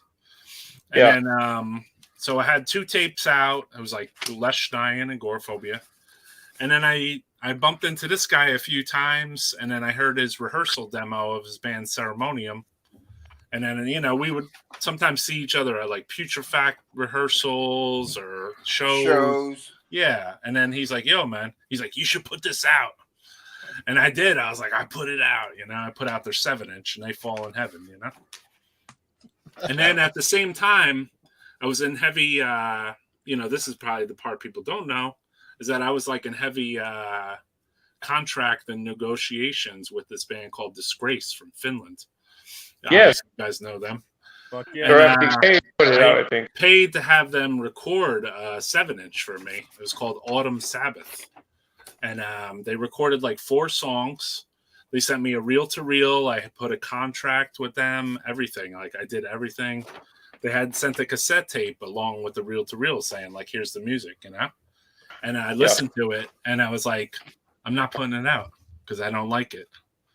And I was like, I didn't put it out. I never put it out. When they went the peak route?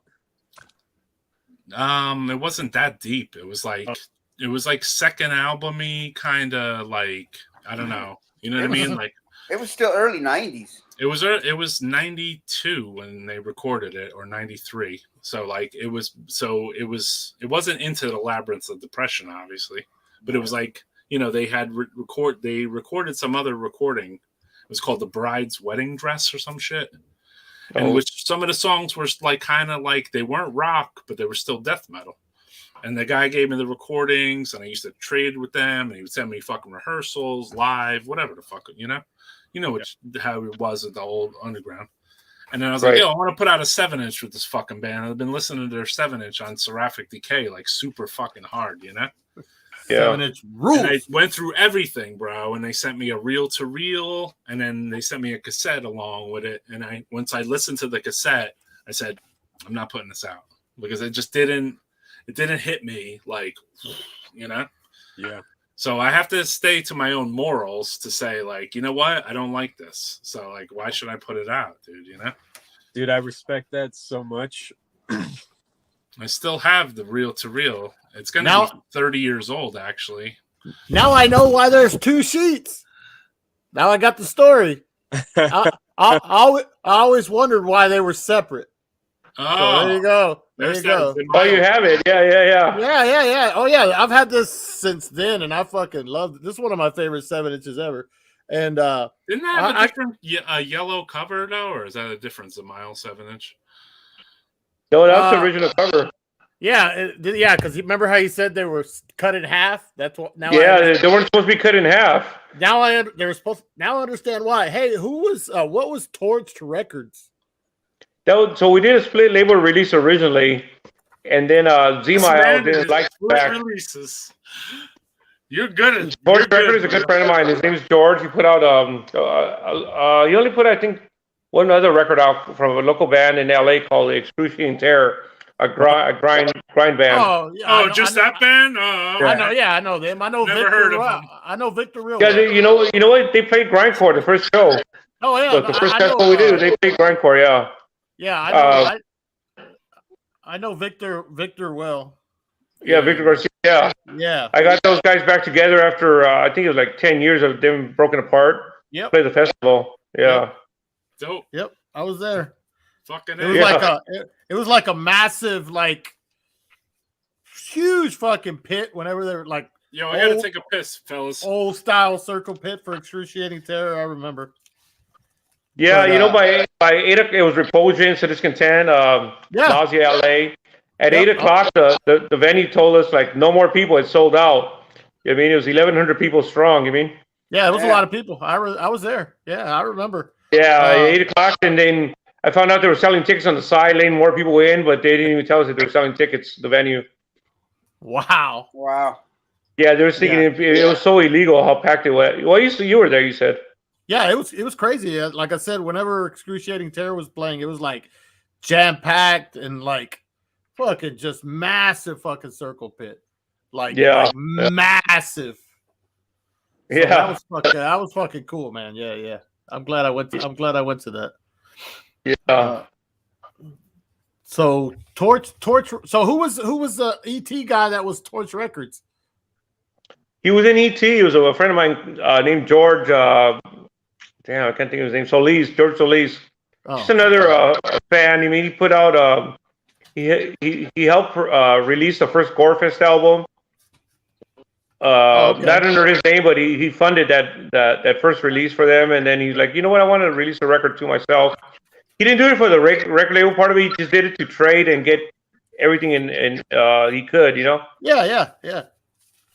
That makes sense. He just wanted, he goes, I don't care for money. I don't care for this. I don't care for that. I just want to trade all my stuff so I can get a bunch of copies of everything that's out there. Like, okay. Yeah. That sounds like Oscar. Yeah. That's how I'm doing it. That's how he's going to step into the, world of labeling. I mean, yeah, that's what I'm doing, whatever. Well, A little, Hey, do labels still number their stuff? Like this one was 840. I used to. 842. That was yeah, it was made out of 1,000. I think the total was like 2,200 copies were made. Listen, but that was originally that one you have there is the original 1,000. Yeah. The next pressing would be red with a whole different cover. Yeah. Maybe it's rude to talk about this or say this, but I think if a record's not hand numbered, you really don't know how fucking rare or not rare it is. Am I right? Yeah. Right.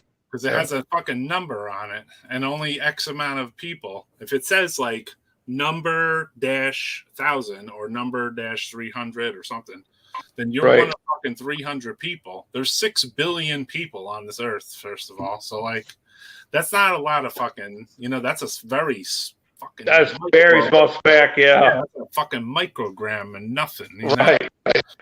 So, I mean, even if it's 2,000, you know what I mean? It's still a low fucking number, dude, Hell yeah, it is.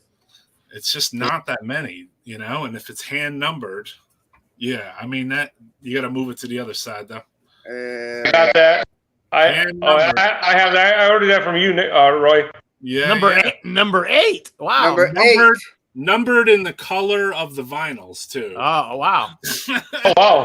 So that took extra time, you know what I'm saying? Yeah. That takes extra time, obviously.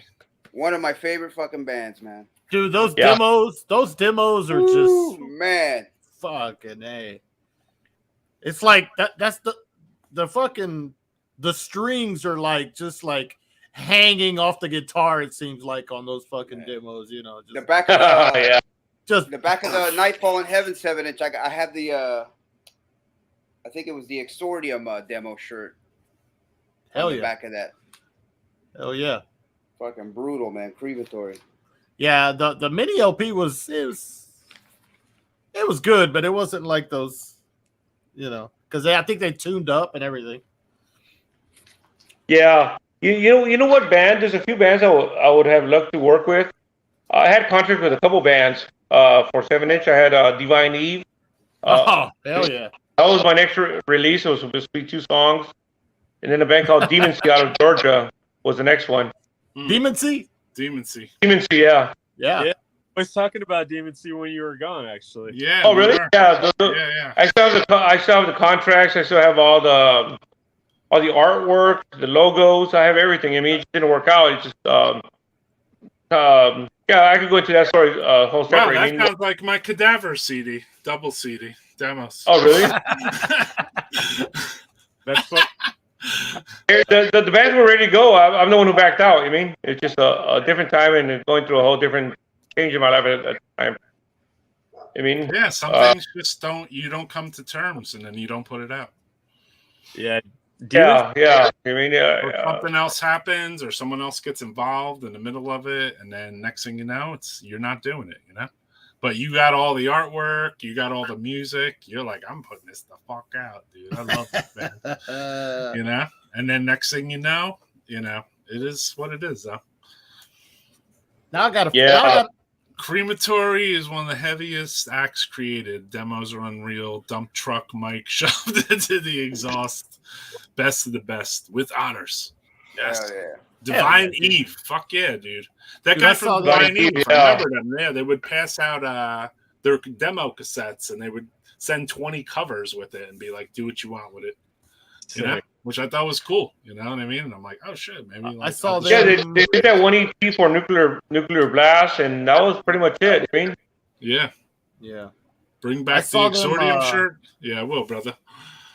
You know what? I don't know if do you guys know if a band called ever released anything? A band called Afflicted Convulsion. They became Afflicted. Hell yeah! I got their demo. Was that ever released? Yeah. I asked to release it, but it was released as a bootleg record or some shit. Oh, really? Yeah, I don't think it was ever officially released. I've asked Matt Nordstrup to release it, I believe. Or actually, no, I asked Joaquin because he's in general surgery. You know what I mean? So I would see him at Maryland Death Fest, and they'd be like, "Yo, man, I love this one fucking thing," and There's a couple like early Afflicted demos that weren't really released, and I was like, let me put that out, you know.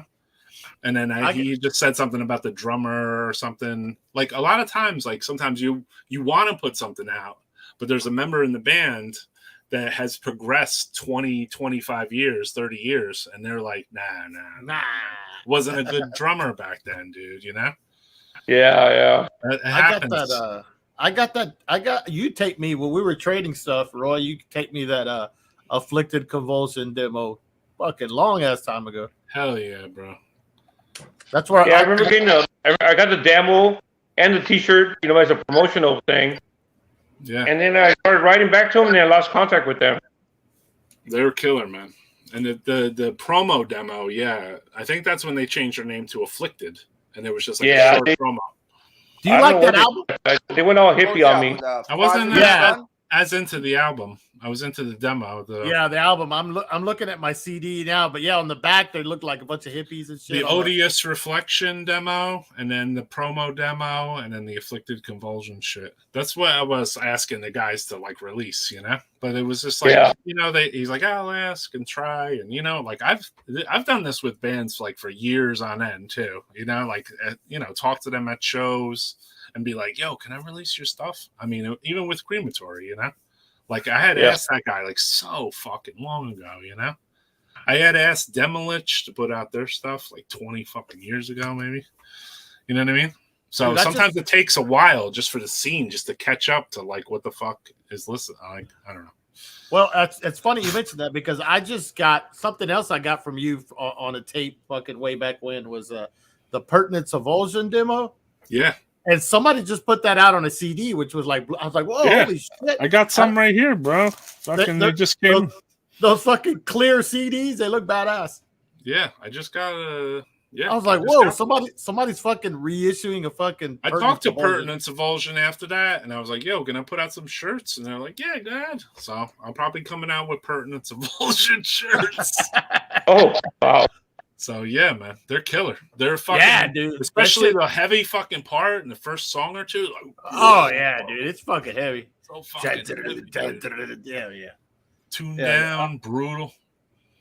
There was another band that was supposed to be on Gothic Records, a full length release. I'm not sure how to pronounce the band, but they're called from Finland, called Ripakulu. Oh yeah. Then the guy who I did the contract with and everything, then he didn't respond. And then one of his family members said, hey, man, the guy died. I mean, that might have happened. Yeah. He died. Like, okay, so what happens to a release? And I never heard back from them anymore. Right. Yeah. I think. One of the guys. Somebody in the comments reminded me, Aaron Gothrone is actually reissuing the Pertinence Avulsion demos on tape. Yeah. Oh, wow. Wow.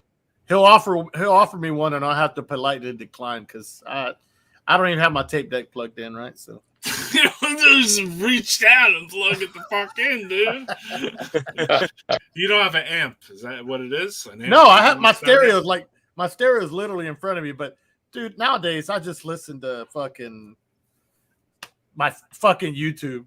You know, it's like I got you. Yeah, I mean, almost everything is on YouTube. I did notice one thing though. There was something I had taken from YouTube today and played, and it sounded fucking like shit, dude. Yeah. Oh yeah. So I was like, wow, this has nothing like the copy I have, dude. The copy I have is so much tighter and better. Well, you know how I've been selling my LPs and shit lately, right? Well, a friend of mine sent me a gift, and I was like, fuck. It's an LP that just came out, Morbid Scream. Dope. And bring that up on again. Morbid Scream from Texas. From Dallas, Texas. Yeah. Wow. What is that? It's a double LP. It's cool. It's for sale now. Yeah. No. I know. I just but everything else kind of is. But hey, we brought Enrique on, and then he dropped the bomb. He's like ready to sign. Who was it? He said the band. Ripakulu. They're fucking like real big now in a weird way. Yeah, all the modern Death Doom bands worship them. Ripakulu. So yeah. Fucking A. Yeah, that's Yeah, why. I still have the contracts. I still have the contracts when the guy signed, the whole band signed, everything ready to go, and then I lost contact with them to find out that the guy had died. The guy was talking with. So we dropped. So I dropped it. Like, okay, well, they'll get a hold of me when it's time. And I saw their stuff out. I bought it. Yeah, they didn't do anything for like eon. You know what I mean? So yeah, they just did that fucking demo, or they did some other demo that I found out about later. Like Mark Mastro was like from Rochevore was like this huge Ripakulu fan, and then he had hit me up and he was like, "Yo, they have another fucking demo." You know, I was like, "No way, dude!" I thought they just had one. You know? Yeah. They said bring back Gothic Records. Ken's Death Metal. Hey Ken, I sent you an invite to come on if you want to. Talk with these guys. I had another band. I had another band. You guys probably heard of them. They're a U.S. band. I was talking to. We talked so many times on the phone. They were more a doom band called November's Doom. Dude, Yeah. right. Fuck yeah. Yeah, they were supposed to be on Gothic Records as well. I was doing good. It's like, cool. Let's release your stuff, and we talked for hours at a time, and just nothing ever came to be. Check Facebook and look at the link, and then accept. Write your name, and then come on, Ken. November's Doom. That's a put Chicago, the link in your Facebook Messenger. Chicago band, I think, if I remember. What's up, Aaron? Hey, dude. I think like Illinois Aaron somewhere. Exclusive night. We were playing Omega Vortex, Pius Levis. Goat Throne fucking sponsored Talking that about episode. pertinence, yeah. We're gonna, you know that little square up here that Francisco puts up for his sponsor? Yeah. We're gonna put one up for Goat Throne. Fucking Goat Throne. Right up here. Well, like the first 3 or 4 episodes I did, Aaron had sent like the 3 or 4 people that came on like Goat Throne shirts. So everybody's wearing like a Goat Throne record on my first fucking 3 episodes or whatever that I did. Yeah, dude, you have to admit that was kind of brilliant. No, that was great. I'm not bitching. That's why I'm bringing it up. I thought it was hilarious. It was great. Yeah. What's up, James? What's up, man? How you doing? I'm good, man. Fuck yeah. I like your shirt, brother. Hey, Aaron's got a fest coming up in November too. Yes. Oh, you're taking a dive into the festival zone. Yeah, it's gonna be a doozy. Yeah. A little wrecked about it.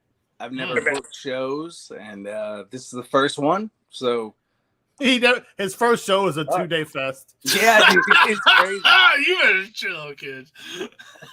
So yeah, fucking Brian brought me on, and you're breaking a cardinal rule. You know that. First show should never be a fest. Man. I'm sure it'll be fine. Yeah, if you got someone to work with, then you're fine. No, for sure. Yeah. Well, yeah, the guy that's doing it with him is doing. He brought me on, and he's done building Temples from Death Fest for like fucking years in Houston. It's cool, man. Yeah, and I think our mash of bands kind of play well together. So you got some Texas bands mixed with some. Fuck yeah, dude! Both of these are playing. Any internationals or national? What do you got? Pyrexia is headlining the first night. Okay. And Morpheus Descends is doing the second. Oh, that's your fucking fest. Yeah. Oh, okay, cool. Yeah, Morpheus Descends was supposed to come on and practice on fucking Death Metal Podcast tonight. Oh, wow. But Sam's child wasn't feeling good, so. So yeah, I talked to Rob Yench yesterday, and he said, we're practicing tomorrow. And I was like, yo, can you turn the fucking camera towards the fucking practice, please? Yeah. Is Andy still in the band? Huh? Is Andy still in the band? I'm not really sure. I think he later formed a band called Fog. I think it's all the same members, but I could be wrong. I think it's like the old era band. Old era band. Yeah, like the demo people and shit. Right. Wow. Okay, because they later turned to Fog for a while, remember? Yeah, there was a band Fog with members of Morpheus Descends. Yeah. Yeah. You know, I was really hitting him up on some mausoleum shit originally, and he was like, "Yo, I'm gonna be practicing Morpheus Descends like tomorrow." He's like, and then he's like, "We'll get some shows coming up, whatever." You know, and I'm like, "All right, cool, dope." You know, he's like, "Yeah, we've been practicing like all these times and da da da." And I was like, "Yo, anyone have an iPhone there?" You know, he's like, "Yeah, Tim got an iPhone." I was like, "Yo, can you point it at the fucking practice, please?" So yeah. Hey, I don't know if you guys know this, but I ended up working for a couple other labels as well. I ended up working for Roy. You probably remember this label called Dwell Records. I remember. I remember them. We put a tributes out to goddamn everybody. I mean, tributes to Slayer, Black Sabbath, Motorhead, blah blah blah. I mean. Yeah, that's the only thing I knew them for was the fucking tribute CDs all the time. Right. I was there for the last half, and then we released stuff like The Chasm. We released the Mayhem Live. We licensed the Mayhem Live. We did shit. I can't remember what other bands we did. You mean?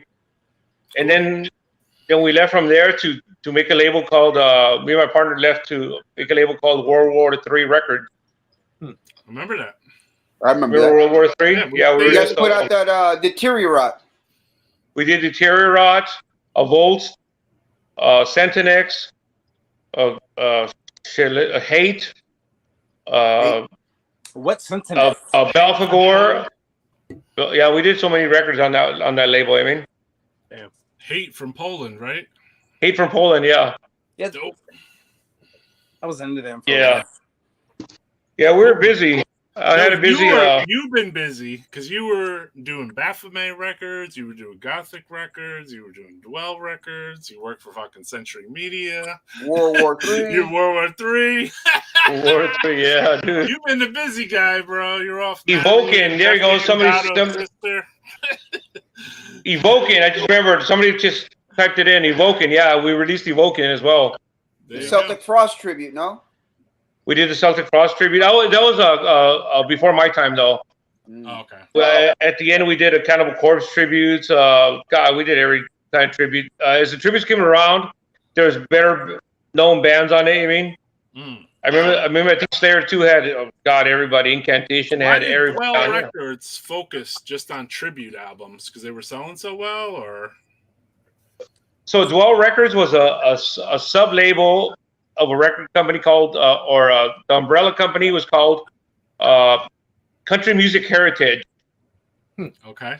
And they were known for blues and blah blah. And all of a sudden, someone got in there and decided like, hey, you guys should do they got a distribution deal under the name Dwell Records. It's actually my friend Raul Caballero, who later ran Osmos US. You mean?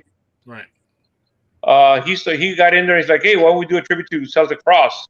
And it went from there. Then he jumped ship, and that's when they asked me to join in. And it was ridiculous. I mean, we had like 10 projects going on at the same time. Who was the one that like reached out to the bands and be like, "Hey, what's up, dude? You want to cover Slayer record?" And then yeah, so we were giving out $500 studio time. You mean for band? Okay. $500 studio time for band, and like, who wants to join in? Right. Oh yeah. Sorry, I'm going right here about. I'm just looking at the comments. Aborum was also on. Aborum. Also on World War III. Yeah. Yeah. So going back to Dwell Records. Yeah. Your fans know everything. My partner at the time is like, you know what? It doesn't matter who plays it. You know, who cares if we get shitty bands? It's not the bands that are playing on it. It's the bands that are being tributed that are selling the records. I go, yeah, but that was their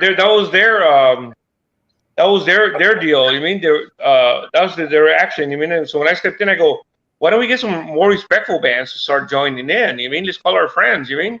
Right, like Immolation on the Merciful Fate comp, right? Yeah, we started getting different bands. You mean? We started getting like, this is way cooler. I mean, this now we're having some serious bands on here instead of these nobody bands, and you know, I mean, somewhere in the middle of nowhere. Getting credit for and doing horrible jobs. Nobody, man. What's up, Ken? We got Ken from Ken Death Metal Crypt to join us too. What's up, Ken? We got Ken from Ken. You got to turn your sound down, brother. Or put your headphones on. Gotta turn your sound down. There you go. Let him work that. If he has to log back in and out, at least he's here. So yeah, fucking Enrique, bro, you're dropping bombs, dude. You seriously are, man. Because a lot of it, like, so when did you stop doing like record label stuff after World War III? He's like, nah, I got 10 other motherfucking labels. Yeah, so World War III was World War III Records was doing we're doing good, except they weren't promoting the bands. We had a lot of money, we had a lot of promotion, we were doing posters, stickers, flats, we're doing record store displays, even contests, everything. Shit. And then he started telling us to keep signing bands, like, well, wait, we have to promote these other bands or they're not gonna sell. But so World War III Records was a sub-label of a rap label owned by not Ruthless, Suge Knight's label. What are they called? Death Row. Death Row. We're a sub-label of Death Row. You mean? No shit.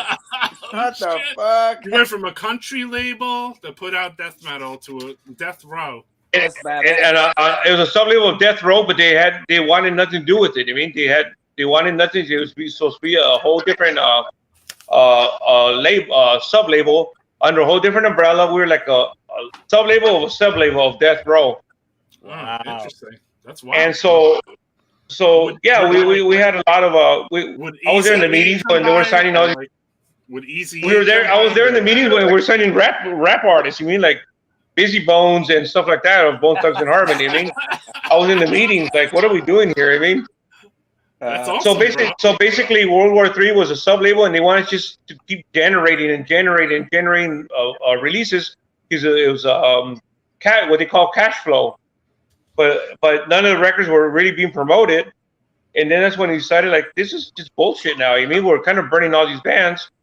And my friend Jerry Battle, he said, you know what? Why don't we do our own label and take it back to the underground and call it Mercenary Music? I go, I'm not. At that point, that's when I jumped ship. You know what I mean? I had signed a bunch of bands like the early Belphegor albums. You mean? Wow. I had licensed a bunch of stuff, and he released a Carpathian Forest, a bunch of bands. Wow. He released these? Or no, they were never released. We jumped ship, and World War III was over. You know. Gotcha. Was it Suge Knight running the shop back then? You know what? He was in jail at the time already, and our boss David Mystery, which when Suge Knight called, I answered a couple times. You mean when Suge Knight, just straight rude guy, you mean calling from jail? He say put David on the line now. Like, yes sir. You mean transfer the call? You mean? And my boss, David Mystery, we just run straight to jail. I don't know. I didn't ask for anything. I mean, they paid us good. They did everything we wanted, but they didn't promote the bands. They didn't want us to help with tour promotion. We could have been a serious label. We took the back pages from Relapse Records. You got to remember that. We paid double the amount of money for those back pages of Metal Maniacs and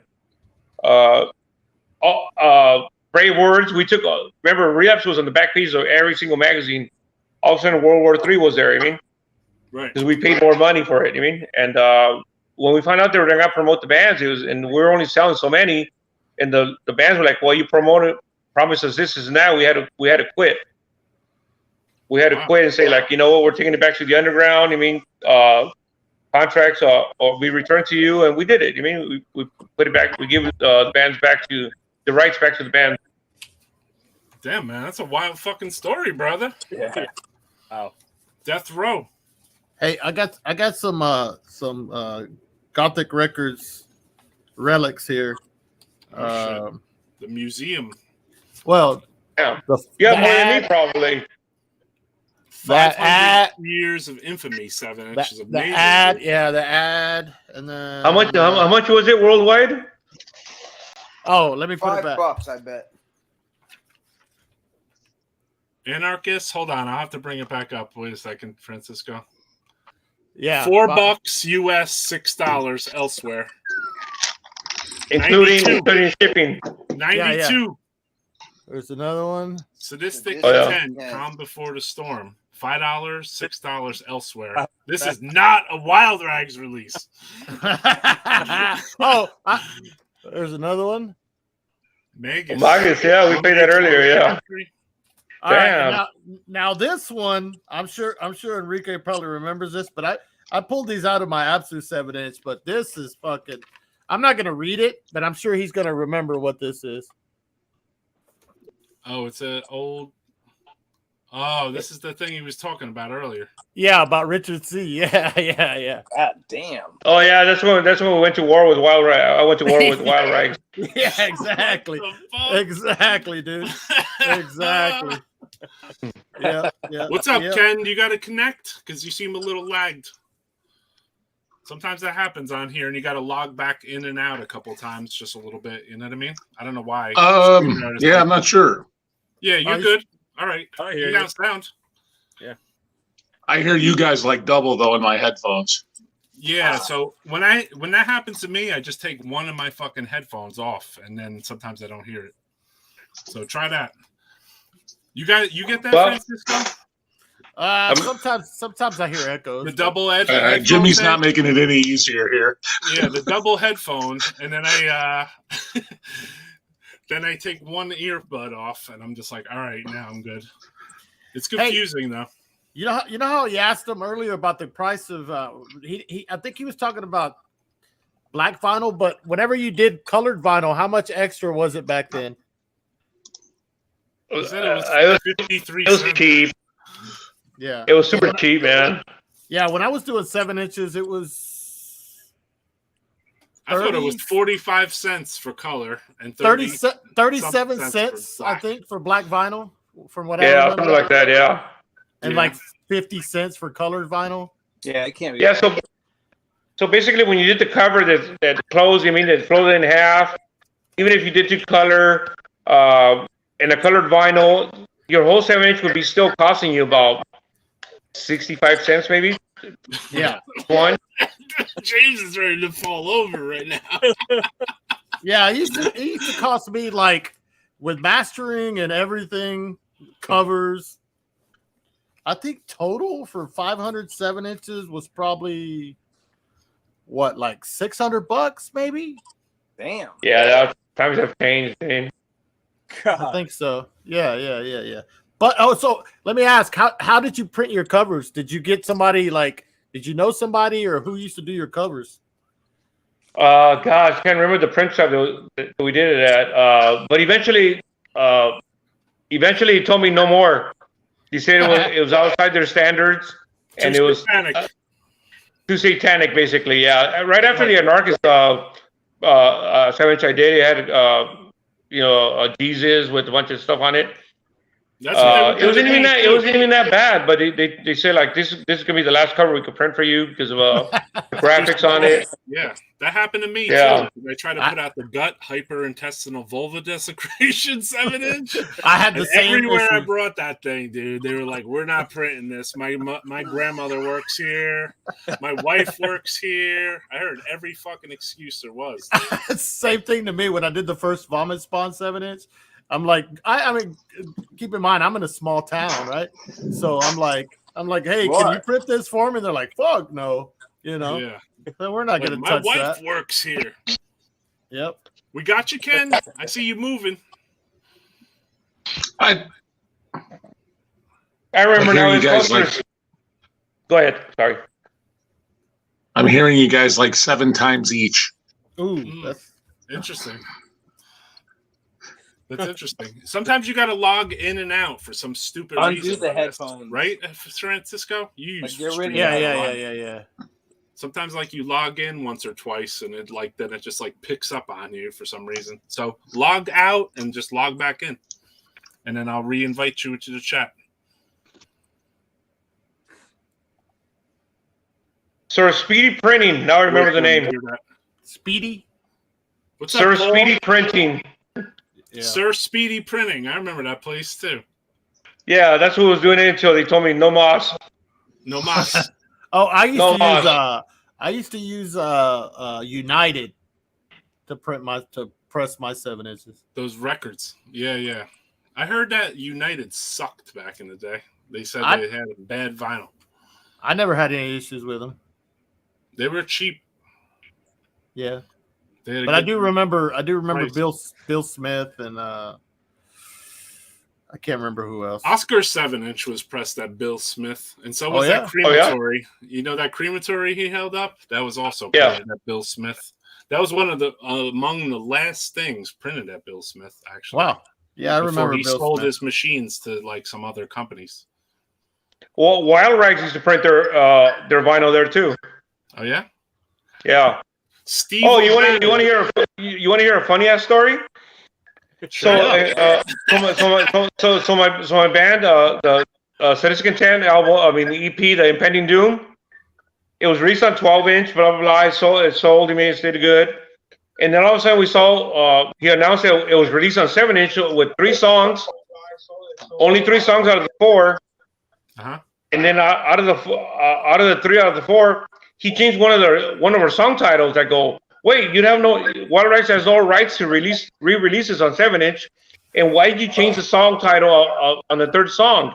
He's like, oh, because people will think. He said because people will think it's a new song. It's going to help sell. I go, but that's just straight out lying, right? So man. He changed to, instead of Morbid Faith, it became Morbid Death on the Wild Rag 7-inch. You mean, and on red vinyl. Wow. So then I'm over at Bill Smith Records one day, and he's giving me a tour of, I'm a new client. I'm walking around the whole print. I mean the whole record plant.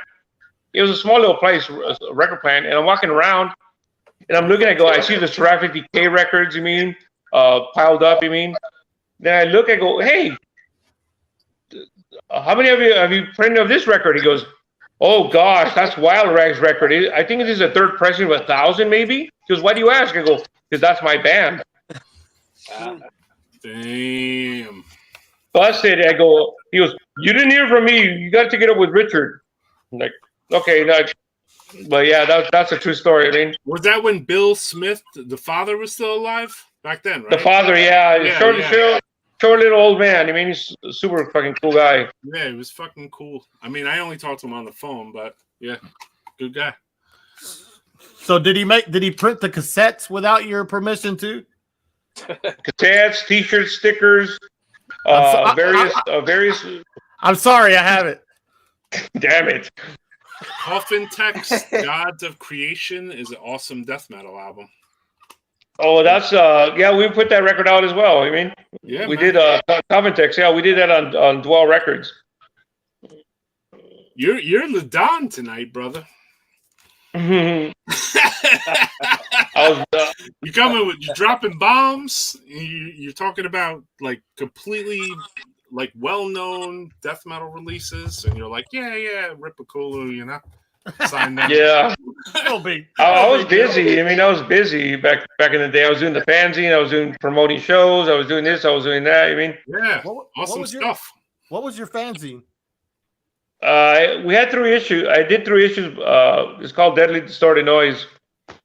The last one had interviews, like a 4-page interview with Mayhem before they broke big. I mean, Immolation was on there. Necrophile was on there. God, I don't remember. I had glossy posters of Sodom, a glossy poster of Sepultura, and I printed 1,000, and I could not get rid of 200. Oh shit! Yeah, I printed 1,000. It was a book binded. I mean, stapled in middle, everything, and I could not. Everybody back then, I would go to shows and try to sell them, and they're like, nobody's even heard of these bands. Nobody's heard of these bands. Why is it black and white?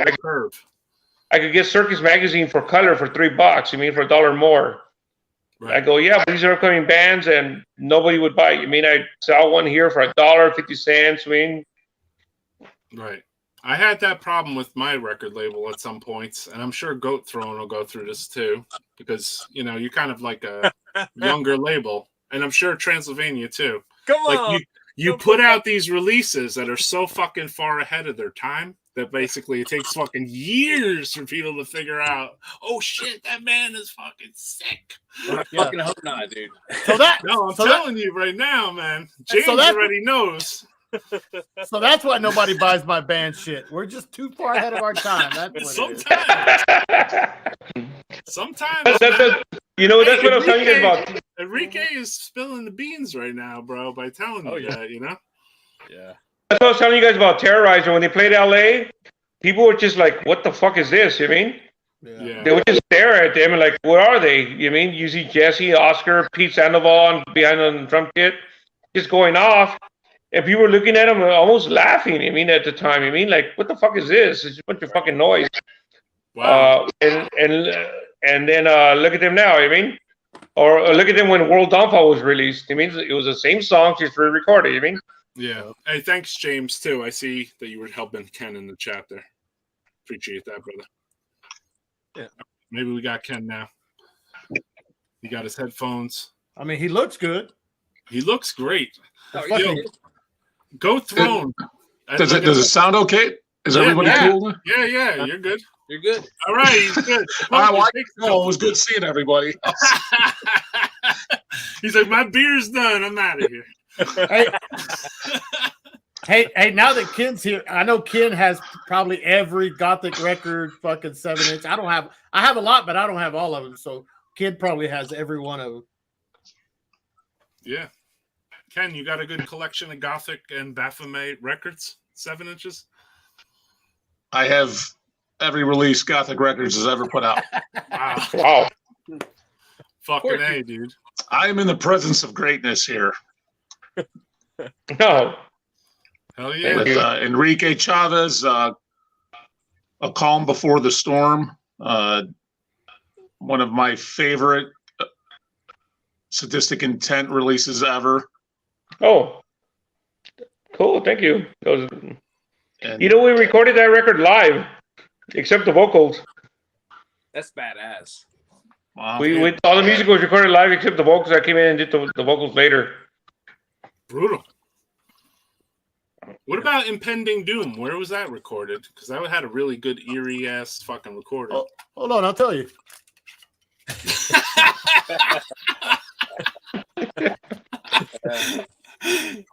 Oh, Francisco. Go ahead. Yeah. No, I'm tired. No, Don't go even ahead. have it in there. It was their old singer's uncle's garage studio called Cage Studios. Okay. Cool. We did it. We did it. I mean, the original recording sounds good. When it went to get mastered, it got printed on vinyl. We never got no test pressings, no nothing from Wild Rags. It just had this real heavy bass sound for some reason, which ruined the whole recording. Which ruined it? It sounds way too bassy. I mean, it's like you can't really. I mean, we got no test press to approve, no nothing. He was in a hurry to release it. I gotcha. Yeah, at the same studio, I'll tell you guys right now a little quick history about it. That studio also recorded a full-on Sadistic Intent demo before Impending Doom, before the Conflict Within demo. It's been shelved. I mean, it was a different drummer, a different bass player. Bay, who plays bass and sings now, he was on guitar at the time. And that demo's out there somewhere. I don't have a copy of it anymore, but it's a studio recording of Sadistic Intent. I mean, it's been shelved somewhere. They put it away. You mean? You think there's a shelved demo recording of Sadistic Intent? Is what you're saying? Yeah. Wow. The original demo with a different drummer and a different bass player. What year was that? 90? Oh, that must have been the 80s. It had to be 88. Yeah, 1988. Yeah. That's when you joined the band, right? 88? I joined in 87. Okay. The band was called Devastation LA. I was leaving a band called Warmonger at the time. And then we did that demo. We played a couple times, and we recorded that demo, and both the bass player and the drummer left. We did that demo. We played a couple times, and we recorded that demo, and both the bass player and the drummer left. We did that demo. We played a couple times, and I'm hearing an echo now. Yeah, I'm hearing it too. 7. Those Ken. I think his plug pulled out. We all heard what Ken was hearing us 7 times. Yeah. That'll drive you nuts, right, Francisco? When you go on sometimes and you hear that fucking dude, it's the worst. Yeah, because you can't, like, say you left your YouTube hanging out in the background or something. Then yeah, you feel like you did whippets. Well, you know when you do like whippets, you hear that.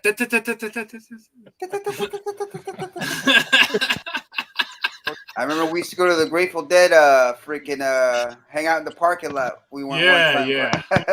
Exactly. Yeah, there was some good parking lots over at Grateful Dead, Joe. Imagine hearing Frasier 7 times over and over. No, I can't imagine that. Hey, I don't mean to take over. I'm not take over, brother. I got to please. What are some of like the early like LA area bands when you guys, around the 87 time, 86, 87? Who were some of the bands around at that time or like early on? Oh gosh, there was some great bands. I mean, speaking of bands, it was it started with the Sweet Thrash, Hyrax, Agent Steel, Holy Terror.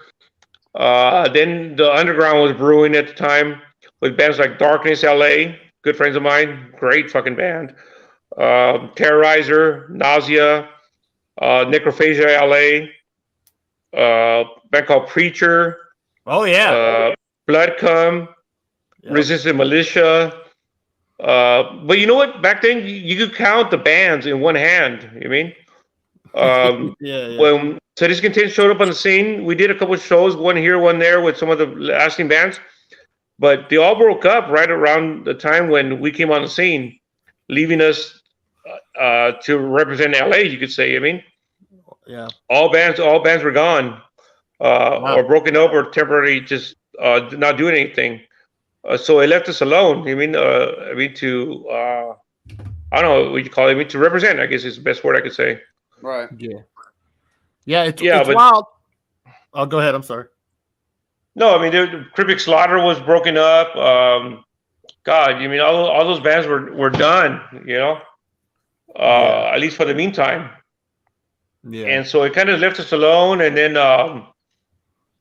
we got the opportunity to open up for Dark Angel and Forbidden at a place called Fender's Ballroom, which is every local band's dream to play there.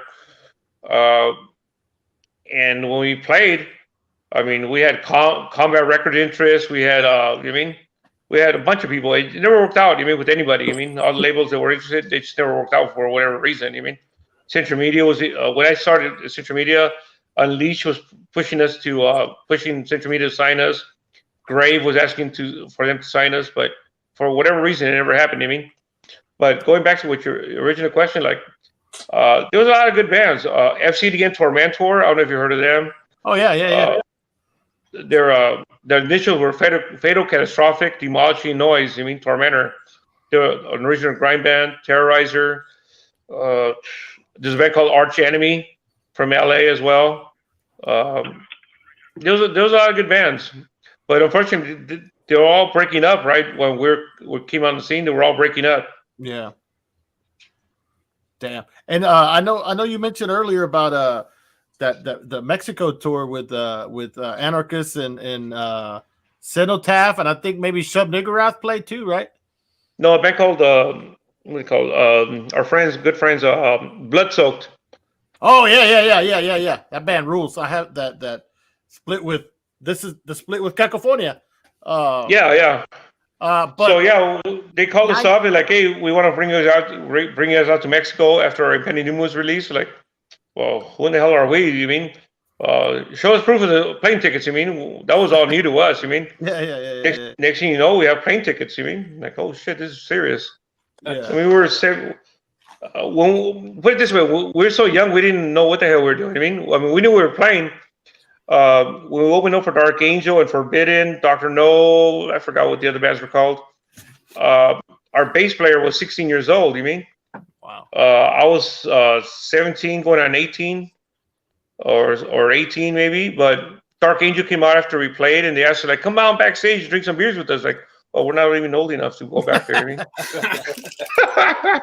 well, yeah, it's cool, and the reason I bring that up is because, I mean, yeah, there was some other bigger bands that were like on Combat that had gone and played, you know, Mexico, but you guys were a true underground band at the time, and you're playing, you know, in another country, which was, I'm trying to think of other bands that may have played from the U.S. that may have played Mexico that early on. I can't think of anybody else. There's only two. There's three. It's Sadistic Intent, Rotrevor, and Incantation. Those were the only three.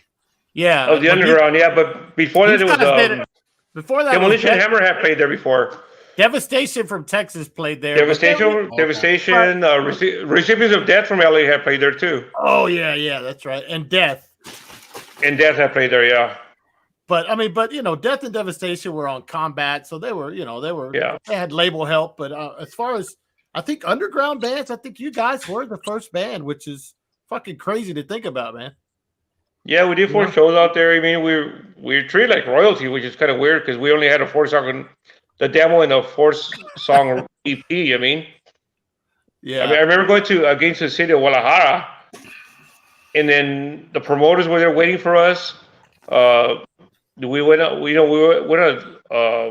It was not even a tour bus. It was a goddamn old beat up bus. You mean? I've seen the photo. I've seen the photos. I had a Pancho from Anarchist on my show, and we talked about that tour or whatever. And that bus is there's like no AC, and it's, you know, it's fucking hot as fuck. No AC. We woke up the next morning, and people were passed out in the luggage racks. I mean, behind the seats on the back of the bus.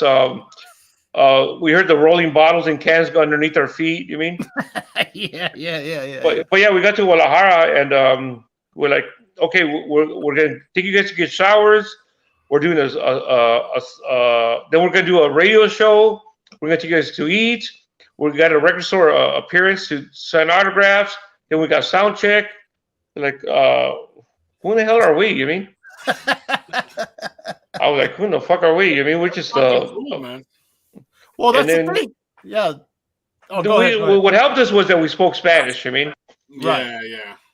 Maybe that gave you some extra like street cred in Mexico. What do you think? Yeah, we got to the record store, and then like, who the hell's gonna show up for a record signing? We have a 4-song record. Man, that line was around the block. You mean, and going past it, and we showed up like, badass. What the heck is going on here? I mean, we show up, and people were bringing in posters and homemade banners and drawings for us to sign. And then they were proud. They were saying that they were proud that we spoke Spanish. We were of Mexican descent. I mean, and we had done something. I mean, yeah. And so that was cool. I mean, that was super cool. And the show sold out. I mean, the show sold out. It was at some auditorium of some university. It sold out. I mean, it was, I don't know, like 800 people there. Poster from back then, and it had like a dude like getting eaten by rats or whatever, right? Yeah. That was a super cool looking. Yeah, they got the T-shirt. I guess it was a 30-year anniversary, like a year ago, and they did the posters, re-released the posters, T-shirts, sweaters, blah blah blah. I mean, blood soaked. Yeah, we're on that. Yeah, so that's where I got to meet CENOTAPH. I did deals with Anarchist, CENOTAPH, and then, you know, like I said earlier, 30 years later, CENOTAPH calls me up. Hey man, can you do vocals for us for our U.S. shows? I mean. Yeah, that's wild. That's fucking wild. I actually wanted to ask you about that when you mentioned it earlier. You don't have to answer if it's like gonna break the rules or whatever. When's that happen? When are you playing America with CENOTAPH? What's that? When are you touring with CENOTAPH in America? Well, the pandemic ruined everything. That's when they first called me. I mean. Okay. Then COVID showed up. We were doing a show for Ed Varsity. I mean, the Regional Organic Festival. Mm-hmm. We're doing Atlanta. We're doing Chicago. We're doing LA, Seattle. There's a bunch of shows that were set up. Texas. And then the pandemic hit and just ruined everything, you know? So it sounds like we got Ken back on now. I hear him and I see him. So, you good, Ken? You got sound?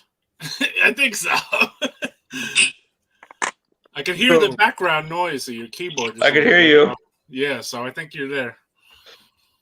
So are you gonna do Cenotaph? Is that gonna pick up now that COVID's chilling out? Yeah. Well, we did Atlanta. I mean, we did the Atlanta. I can't remember what the name of the festival is called. Metal. What is that? What is that Atlanta one called? Metal Threat or no? No. I don't know. We did it with. Yeah, I don't remember. I can't remember. Can't think of the name of the festival, but we did it last year. In America, and you can't remember the name of it. Sick. I know. Yeah.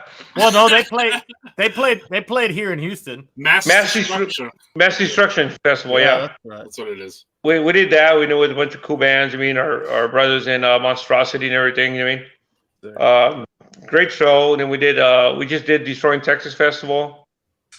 Oh, okay. We're getting ready to do we're doing LA. I think it's March. I think for the first time Cenotaph comes to LA.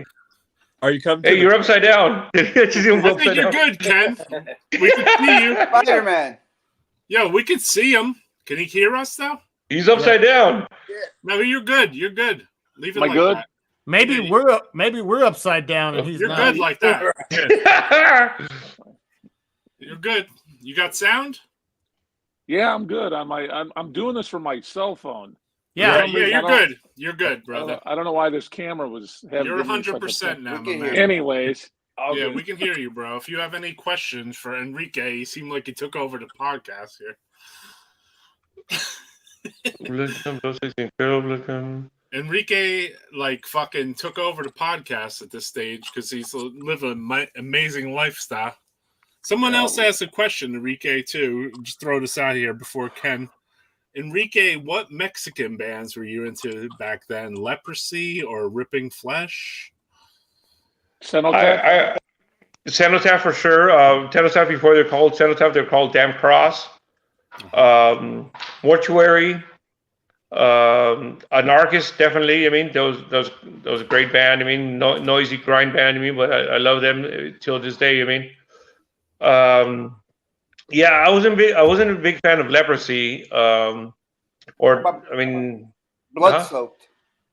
Oh, Blood-Soaked. Yeah, I mean, when we met those guys, to this day we're still good friends. I mean, great friends after that tour. Two of the guys live in Seattle now. Me and my wife went up to Seattle a few years ago. We stayed with Eddie, the guitarist for them. I mean, we stayed at his house for the time we were there. After that tour, we created a big, strong bond. Anarchist, Cenotaph, and Blood-Soaked. It's been everlasting. I mean, yeah, Blood-Soaked are kind of like a fucking Mexican immolation in Yep. the early days, right? Yep. I would think so. Yeah. Yeah. And Cenotaph, I love, obviously, and Shub-Niggurath. Shub-Niggurath, yeah, of course. Shub-Niggurath, Arturo. I mean, some of these guys have passed. I mean, Rest in peace. Yeah, rest in peace, Arturo from Shub-Niggurath. Rest in peace, Julio from Anarchist. I mean, we're losing them left and right. I mean, yeah, it's Yep. Yeah, I just posted earlier.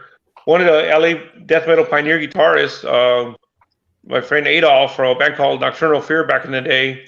I found out today he just died. I mean, after I left your podcast earlier, I found out that he's a great friend of mine. I mean, he died. I mean, damn. I think I know that. I think I know that band's name, Nocturnal Fear. They had an old. There's another Nocturnal Fear, but this was the original LA from '87.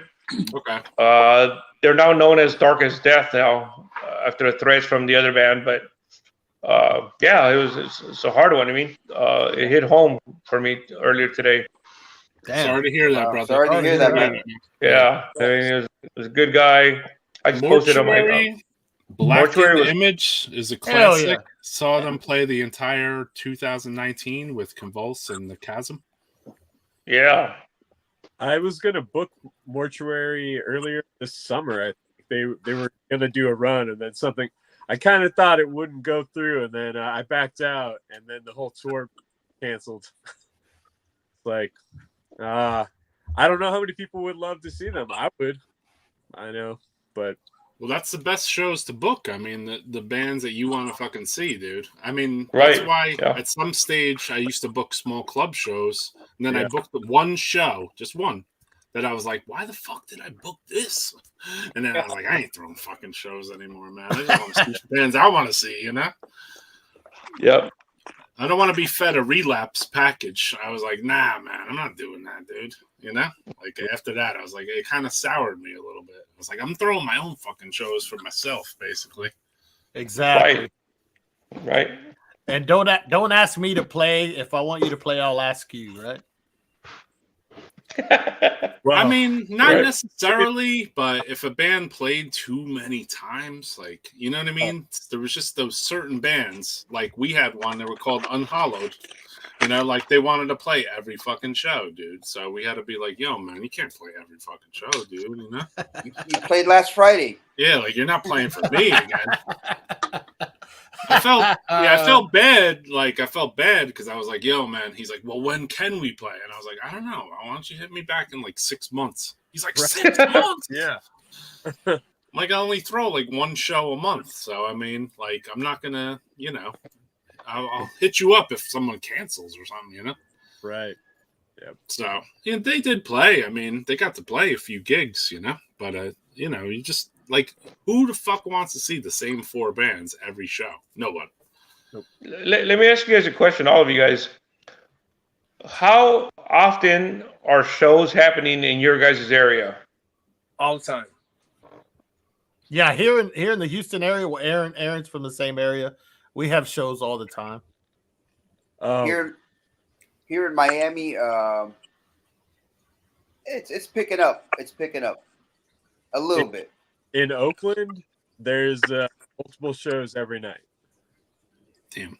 Yeah, here now. Wait! I want to know from Ken too, though. What about by him? Chicago has a show every night. Every night? Oh yeah. Okay. That's the problem. Go ahead. I live near Albany, New York, so we have a show like once a month, maybe, and sometimes there's no shows for like a year. But when I live near New York City, about 3 hours. So if I want to go to a fucking show, I can go to Brooklyn. You know. But hey Roy, but in Albany, when there is a show, do people show up? So, you know, like Obituary didn't even look like they sold out a show in Albany. You know. Oh wow. So if that gives you an idea. I mean, I know Immolation's playing there in October, so we'll have to see, you know? Sounds like aliens are fucking. Somebody's eating. What the fuck?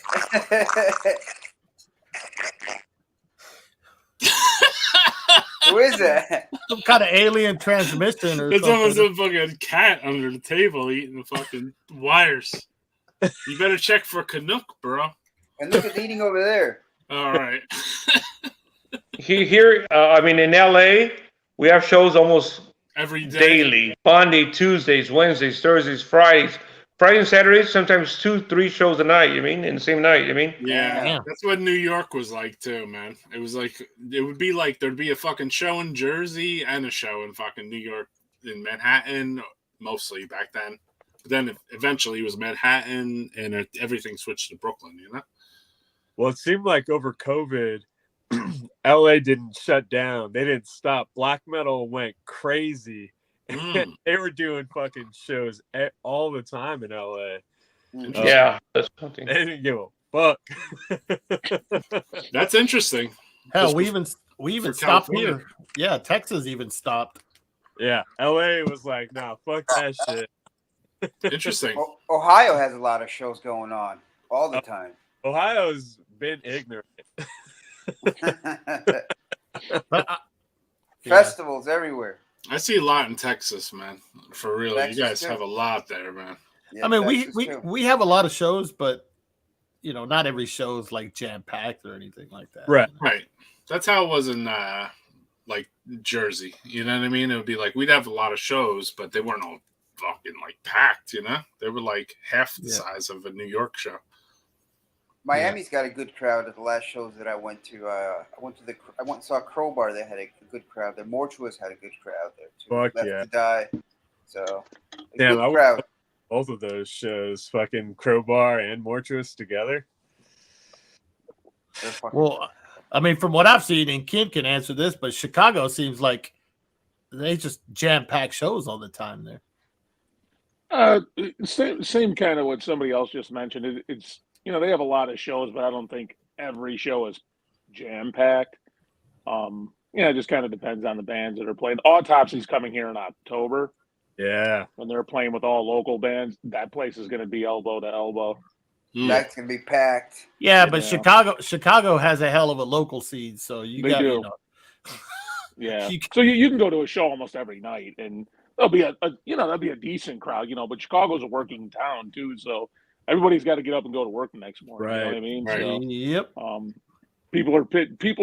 People pick and choose, but most nights you can find a small crowd anyway. Me, I'm much more content on the couch here at home. So yeah. Yep. Yeah. I go to a show and then about 30 minutes after I'm there, I just miss the couch too much. Right. So. That autopsy is gonna be sick though. Look, Joe Pupo's back. He's like, holy hell, is it still going on? He doesn't know. Back on. He doesn't know Death Metal Podcast, does he? I think he does, but I don't think he realized we would go to this fucking depths. Miami has lost so many venues. So there's a band. That's true too. Yeah. That's true too. Churchill's closed down. Another place closed down. So now they got Gramps, which is at the last couple of times where I've been to the last couple of shows. No, so Fulci just Fulci. played I at missed Gramps, that right? show, man. Yeah. But that was a good crowd too. We played there on Impending Doom mini tour. We did a show with Morbid Angel, and they announced that night. Malevolent Creation played that night, and they just barely announced that they had signed to Road Racer, a place called the Thrash Can. I don't know if you guys remember that place. No, Where was this? Miami, Florida. Miami. Wow. Yeah, we did a show with Malevolent Creation and Morbid Angel that night. What the fuck, bro? you played a lot of good shows, man. You want to hear a crazy story? We're out there in Miami, and we asked the promoter, like, "Hey, man, can you send us to a hotel? We need someplace to crash. I mean, we're tired. We just played Houston a couple of days ago.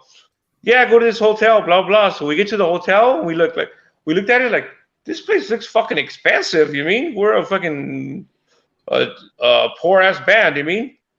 And so we're looking we're sitting in the parking lot, and then we see some European looking guys. And I go, oh, holy shit, that's Carcass. You know what I mean? And so we pulled up our van and our gear, right? I mean, that we're pulling, and we're like, hey man, aren't you guys Carcass? Like, yeah. Why? He goes, oh, blah blah. Michael Amott had just joined the band. You mean? And Michael Amott, I had traded T-shirts with him. You mean? He goes like, hey, which one of you guys is Enrique? I go, that's me. He goes, hey, Michael Amott, he's playing Carnage. You mean?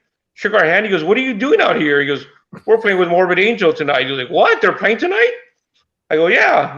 I go, you guys want to go to the show? We'll put you on the guest list. So we were backstage with Carcass, Malevolent Creation, and Sadistic Intent and Morbid Angel. I mean, just partying it up back then. I mean, and we took a shitload of photos backstage, and we got back to California. We gave all the rolls of film back then when there was rolls of film. We gave it over to the drummer to develop at his photo studio he used to work at. Well, he left them in his car, and his car got stolen that night. Oh, man. So there's no proof of us all hanging out, you mean, that night, you mean? That's probably a good thing. Maybe, yeah. My friend Scott here, last time I was in Chicago, I saw Nocturnus AD at Reggie's. Cool, man. That's where the autopsy show is going to be, is at Reggie's.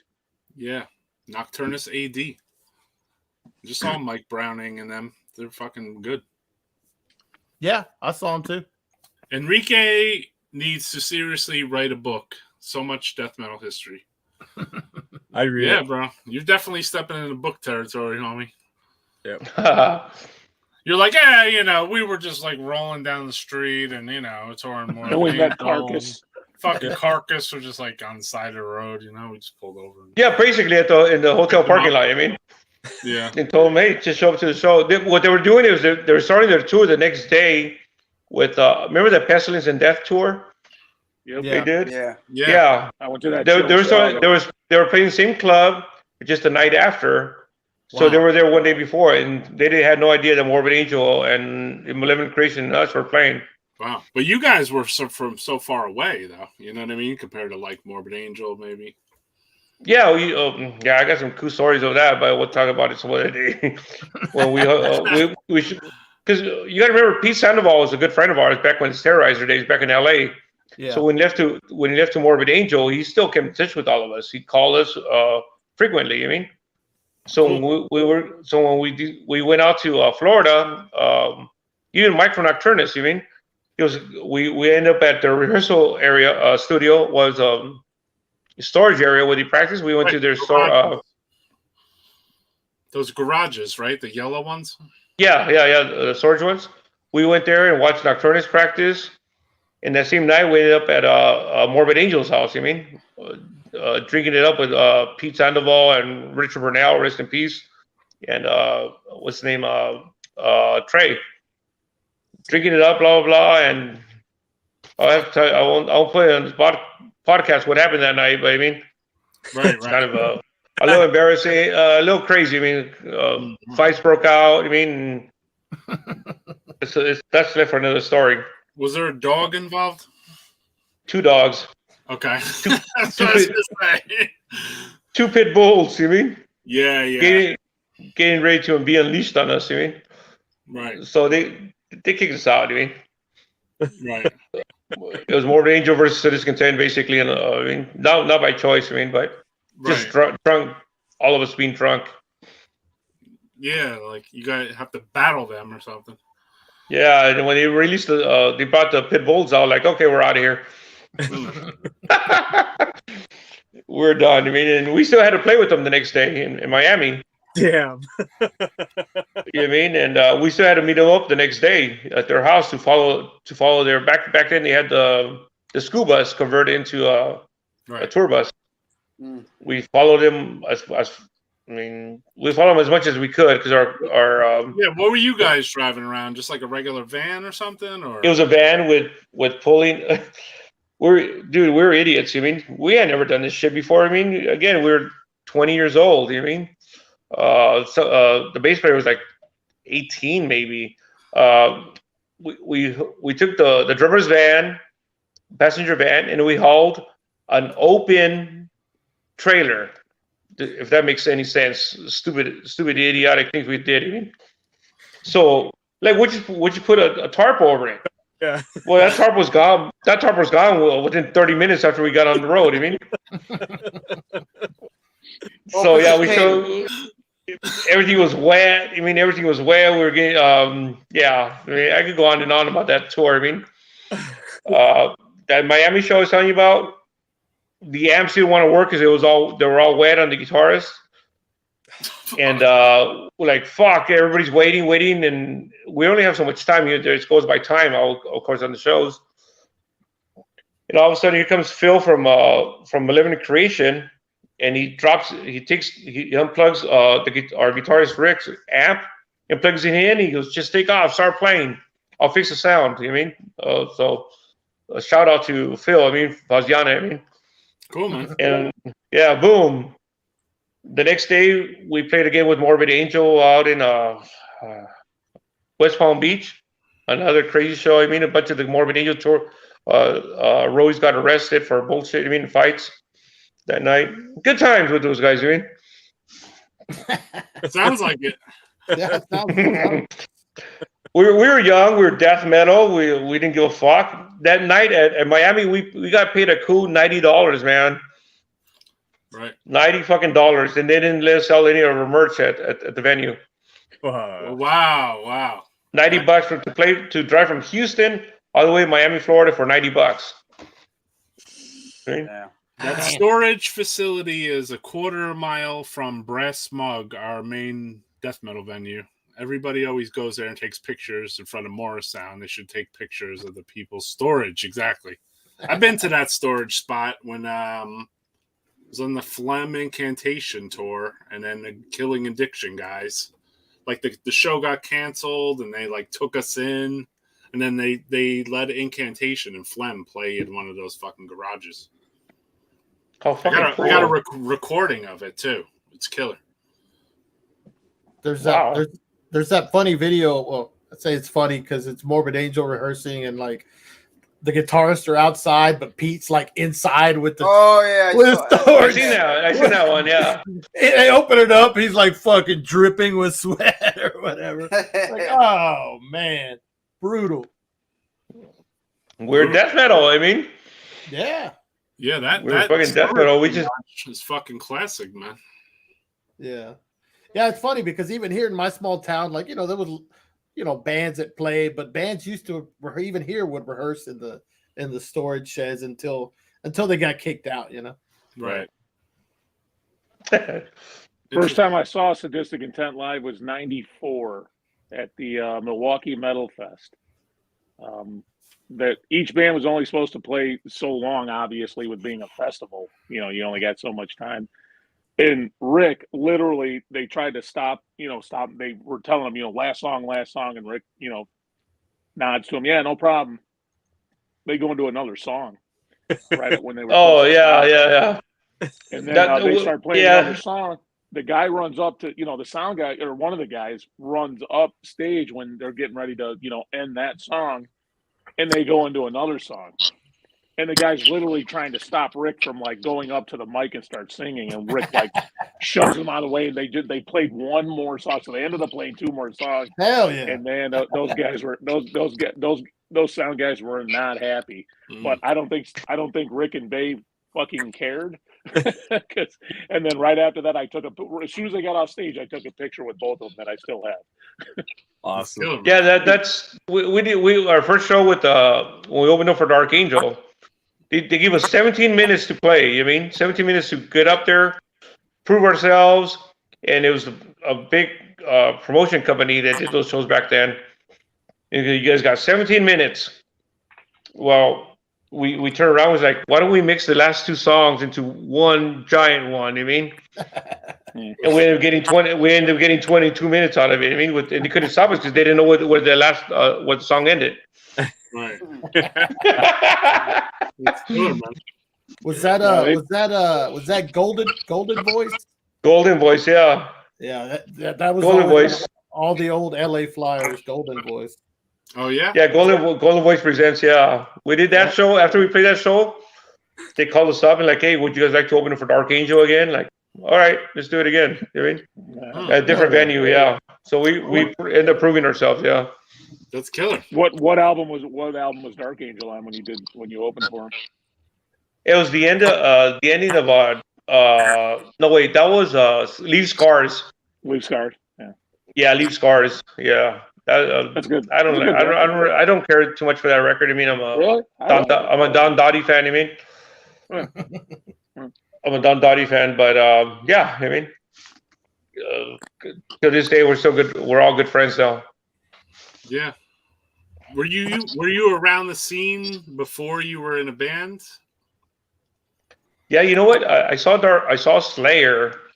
It was it must have been 83, 84. I was like 12, 13 years old. Damn. Our local park had they always had a big Halloween festival there. Carnival rides.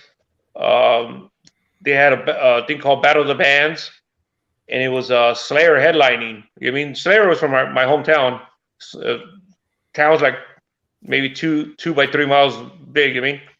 That's where Slayer is from, and Dark Angel's there from there too. So it was $1 to get it. Fucking metal ass town. Yeah. Yeah, it was a metal ass town. Yeah, so we showed up. The young metalheads, and they were charging $1 to get into to see Slayer. Wow. Like, yeah, let's pay $1 to go see Slayer. Were they wearing tight red pants back then, or? No, yeah, I know what you're talking about. No, they went to the same school. I graduated from the same school that you saw that photo from.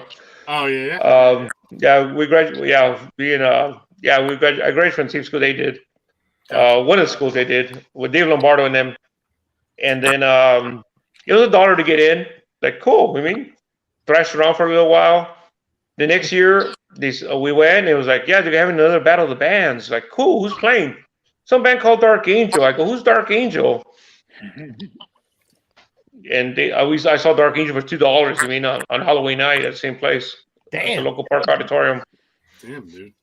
Fuck. This is right before I was, God, I must have been 12, 13 years old. I mean, who the fuck were they battling at the time? Just out of curiosity. just some local bands. I mean, they were playing cover songs, and these guys came out, and I remember I heard they started playing "We Have Arrived." I mean, We Have Arrived. Wow. And he's like, "It's over! It's over! It's over! Yeah, it's over." The cops won. Yeah, the local band won. Yeah. Damn, man. $2. I was in $2, $1 for Slayer, and $2 for Dark Angel the next year. I mean, San Antonio for vacation. Went down the Riverwalk there, and I went to a record store. I don't remember the name of it, but I went to a record store. You know, they had actually some metal. You know, so I bought a couple records, and they had an S.A. Slayer shirt, and it was my size. You know, it was a man size, so I wanted to buy it. You know, because I didn't have an S.A. Slayer shirt, so I asked one of the young people that worked there, could they grab that S.A. Slayer shirt down for me? And they said, "Oh, the Slayer shirt?" And I said, "Yeah." They pull it down. It was my size. I checked it out. I said, "Yeah, I'll take this too." And the girl, again, it was a girl. She says, "Oh, you want the Slayer shirt?" And I said, "S.A. Slayer." She just kind of looked at me like a deer in headlights. I had no idea what I was talking about when I said S.A. Slayer. And I go to buy it, and there's a fella down at the counter. There's another girl and a fella, and the fella's, he had long hair and the chains and everything, so he was probably their metal expert, I'm guessing. And I looked at the girl, and I said, "You realize that's not Slayer, that's S.A. Slayer. That's San Antonio." Right. I said, "That's a band from here in Texas called from San Antonio. That's why the S.A. is in front of the name Slayer. They had to change the name to S.A. Slayer, meaning San Antonio Slayer." These people had zero idea what I was talking about. They had no idea that there was a band from San Antonio called A Slayer. Yeah. No idea. I know that Riverwalk. That's like right around the corner from the Alamo, right? Yeah, it's right. Yeah. Yeah. Yeah, Went it there was with probably Bloodsport one time. Yeah, it was probably Hog Wild Records. I can't remember the name. I don't remember the name of it, but there was. It was. They had a decent, fairly decent metal section. They had There you go, Hog new Wild Records. Yeah, it had to be. Bro, no one here knows S.A. Slayer. It's sad. Yeah, that is kind of sad. I think Carl, didn't he say he saw S.A. Slayer? Well, yeah. He saw the infamous Slayer versus Slayer show. Oh yeah. And they had never seen LA Slayer yet. They're like, "Oh fuck no!" This is actually San Antonio Slayer. That was going to be their last show, like their last show ever. So obviously Slayer this was like '84, I think. And he's like, "Man, fucking LA Slayer played," and they're like, "All right, they're fucking Slayer," because they were like, no, fuck no, the San Antonio Slayer is the real Slayer. You know what I mean? But once Slayer started playing, all the haunting the chapel and all that crap, they're like, "Yeah, this is fucking Slayer," So, wow. So, yep. Prepare to Die is actually Prepare to Die is a better. The EP Prepare to Die is better than Go for the Throne, I think. Yeah. I mean, I think they're getting more well known now, just because, YouTube and all that stuff. Yeah, it's cult now. Yeah. 88. Yeah, that's cult shit now. Yeah, exactly. I worked at Hog Wild while I went to college next door to SAC. Very cool, man. Yeah. So Hog Wild's still It's still around. Yeah, oh yeah. Oh, okay, cool. It's been around forever, man. I don't remember going there, like when we were there. Yeah, I don't know. All S.A. Slayer is great. There's only one Slayer. That's right. It's kind of cool. It's actually pretty. for their time. I mean, that was pretty innovative though, that they just put the SA in front of their name. You know, in '83, I'm sure they got ticketed. I'm sure they got cited by Slayer to say, "Hey, you're gonna have to change your name." Right. You know, because we have lawyers and you don't. Yep. And you know, Maybe. so I mean, it was actually kind of. Maybe they had lawyers. They were still driving around a Camaro back then to go to their tour. Yeah, actually, Tom Araya, like on this last tour, wore the flyer for that show, like Slayer versus Slayer show or whatever. So that's pretty cool. That's pretty cool, you know. Very cool, man.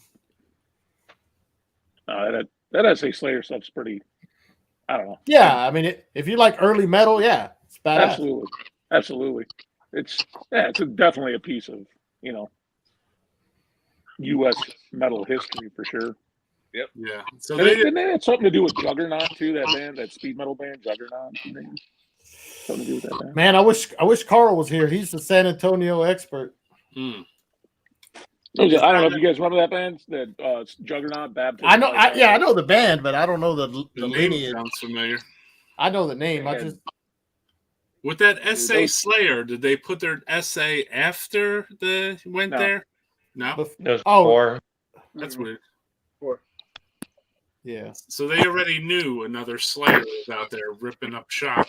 Yeah, but I think, like Carl said, that was SA Slayer's last show.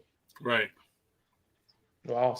Blew them off the stage, stole their equipment, left in their Camaro, fucking skinned out.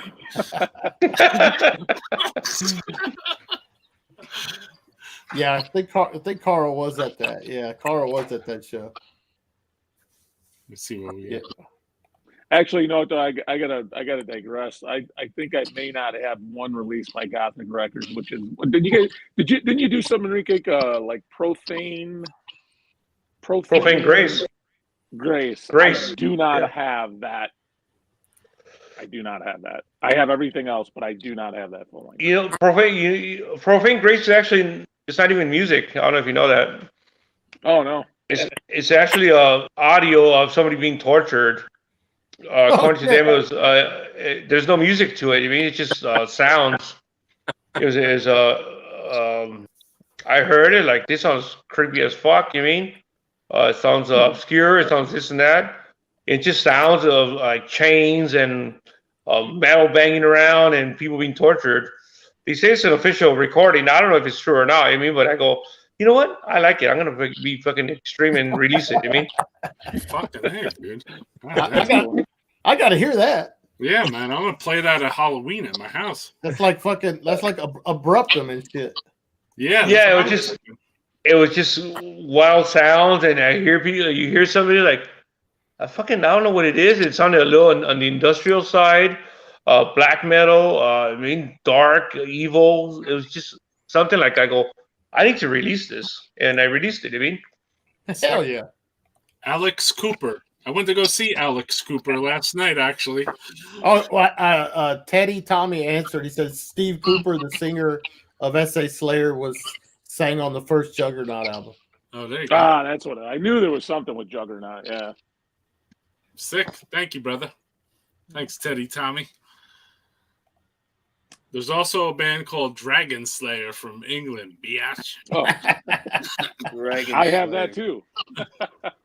I have that too. Damn. Dragon Slayer. Enrique, any interesting stories about Joshua Yeager Heatley of Brainstorm and Infamy? Oh yeah. That's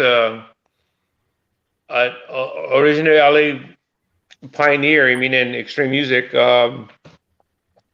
He was responsible for a bunch of shows that happened back, in the backyard days. He played in a band called Brainstorm. We hit it off really good when we first met. This is when LA was how do you call it?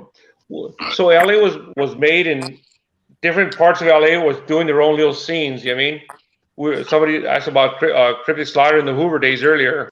I think it was you. And slowly they became one. Josh, we knew him as Jagger. he was doing his own little scene, you mean, which became a big scene. And he had the craziest parties. He worked for a beer distribution place. So he had kegs at his house all the time. And so you show up and it was free beer. So you want to hear some speed, thrash, and early death metal and grind. You go to Josh's Jaeger's house, and you had free beer. And when you were underage and you could drink maybe one or two, it was a drunk party. He passed. I mean, he died. Maybe 20 years ago. Maybe I was gonna say. But he's always remembered in LA as one of the cool persons that helped create that scene. He played a band called Infamy.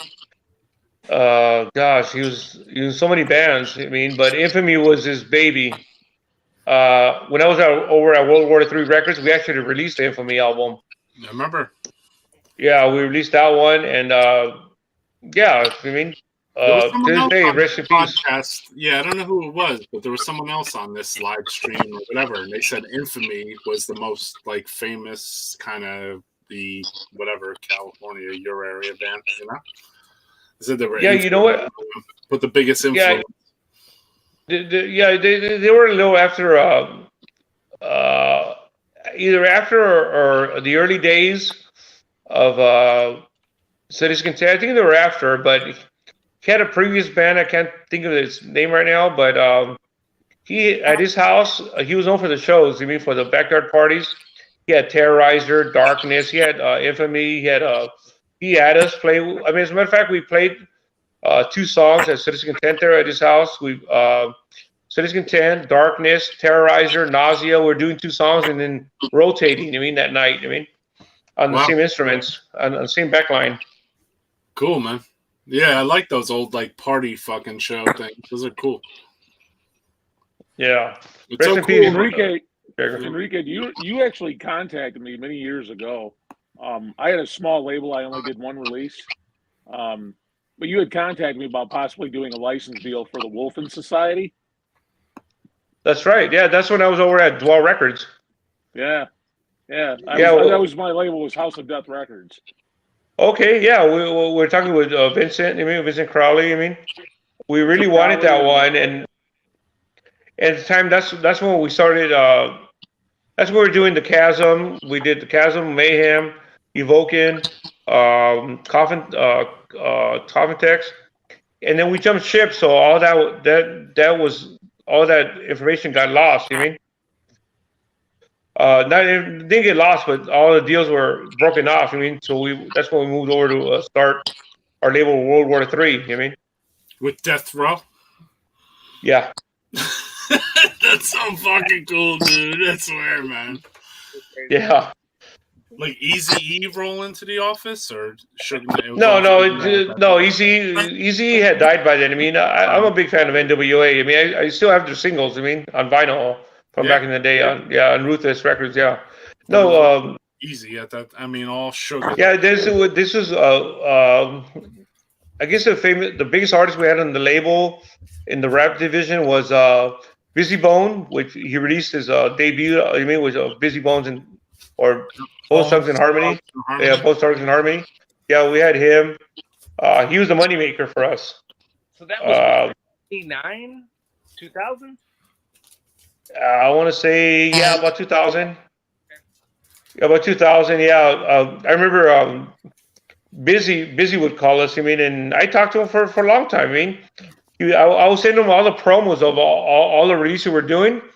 He would just love it. He's like, I don't know what this music is, man, but I'm loving it more and more every time. I mean, then one day they're in the meeting room in the table with all the PR and everybody, and they asked Busy, the doors open, like, hey, you guys from World War III, Jerry, Enrique, we need you guys in here. Like, okay, what are we doing? Busy Bones wants to talk to you. And so Busy said, like, hey man, I want that dark shit that you guys are putting out. They were talking about what the whole meeting was about was he was trying to talk to him about doing a music video for him I remember the song is called "The Prophet." He goes, "I want that dark look of your death and black metal stuff you're putting out. I want that dark feeling to come on my video." So if you look at the video, he's like in an apocalyptic city. We end up giving him ideas how to do the video. I mean, the company paid for it, and in the video is an apocalyptic city, and he's in a trench coat. He opens, I think he's in a trench coat. He opens his arms. He turns into a bunch of scarecrows, and that was the death metal. That was the death metal or World War III input into this rapper's video. I mean, wow, Fucking cool. That's wild. Yo, was Snoop Dogg there at that time? he was still in death row, but that's when Surge Nine had got in. He was in trouble. We never talked to him at World. You know another cool story. At World War III, we got a call from Bob Daisley. You know Bob Daisley of Ozzy. Hell yeah. Yeah, so he called us up like, "Hey man, I have some rare recordings of me with Ozzy. I mean, blah blah." Is it Bob Daisley or I can't remember if it's Bob Daisley down area. And anyways, we ended up talking for about an hour. Like, yeah, we're interested in it. Yeah, we'll pay good money for that stuff to be released. About 2 weeks later, after we started talking, we get a call. I get a call from. I answer the phone because we had a secretary, but I get the call, and it's some lady screaming at the top of her lungs, "Put on David fucking Mystery." I go, "Who's this?" She goes, "Tell Sharon fucking Osbourne's on the phone." How did I know? I knew that was coming, shit, dude. I pass the thing, and our boss is getting fucking ripped apart in his office. You know what I mean? Yeah. And he starts telling her, "Do you know who the fuck I am? I'm fucking Death Row Records, bitch. Who in the fuck are you?" And they're arguing over the phone, and the label manager, he was the boss, but the label manager, so the boss comes out of his office, he's like, "Who in the fuck is Sharon Osbourne?" and the label manager, damn, I wish I could remember his name. I can't remember his name. He's like, "That's some lady you don't want to fuck around with. Why?" He goes, "You guys are fucking making deals to release Ozzy Osbourne rare recordings?" I go, "They're being offered to us. All we're doing is talking." You know what I mean? So, anyways, it never came out. You mean? Yeah. He told Suge. So he ran to Suge Knight, my boss, David Mystery. He ran over to Suge Knight in jail, and he came back like, "Don't ever talk to anybody from the Ozzy Osbourne camp, any ex-members, blah blah.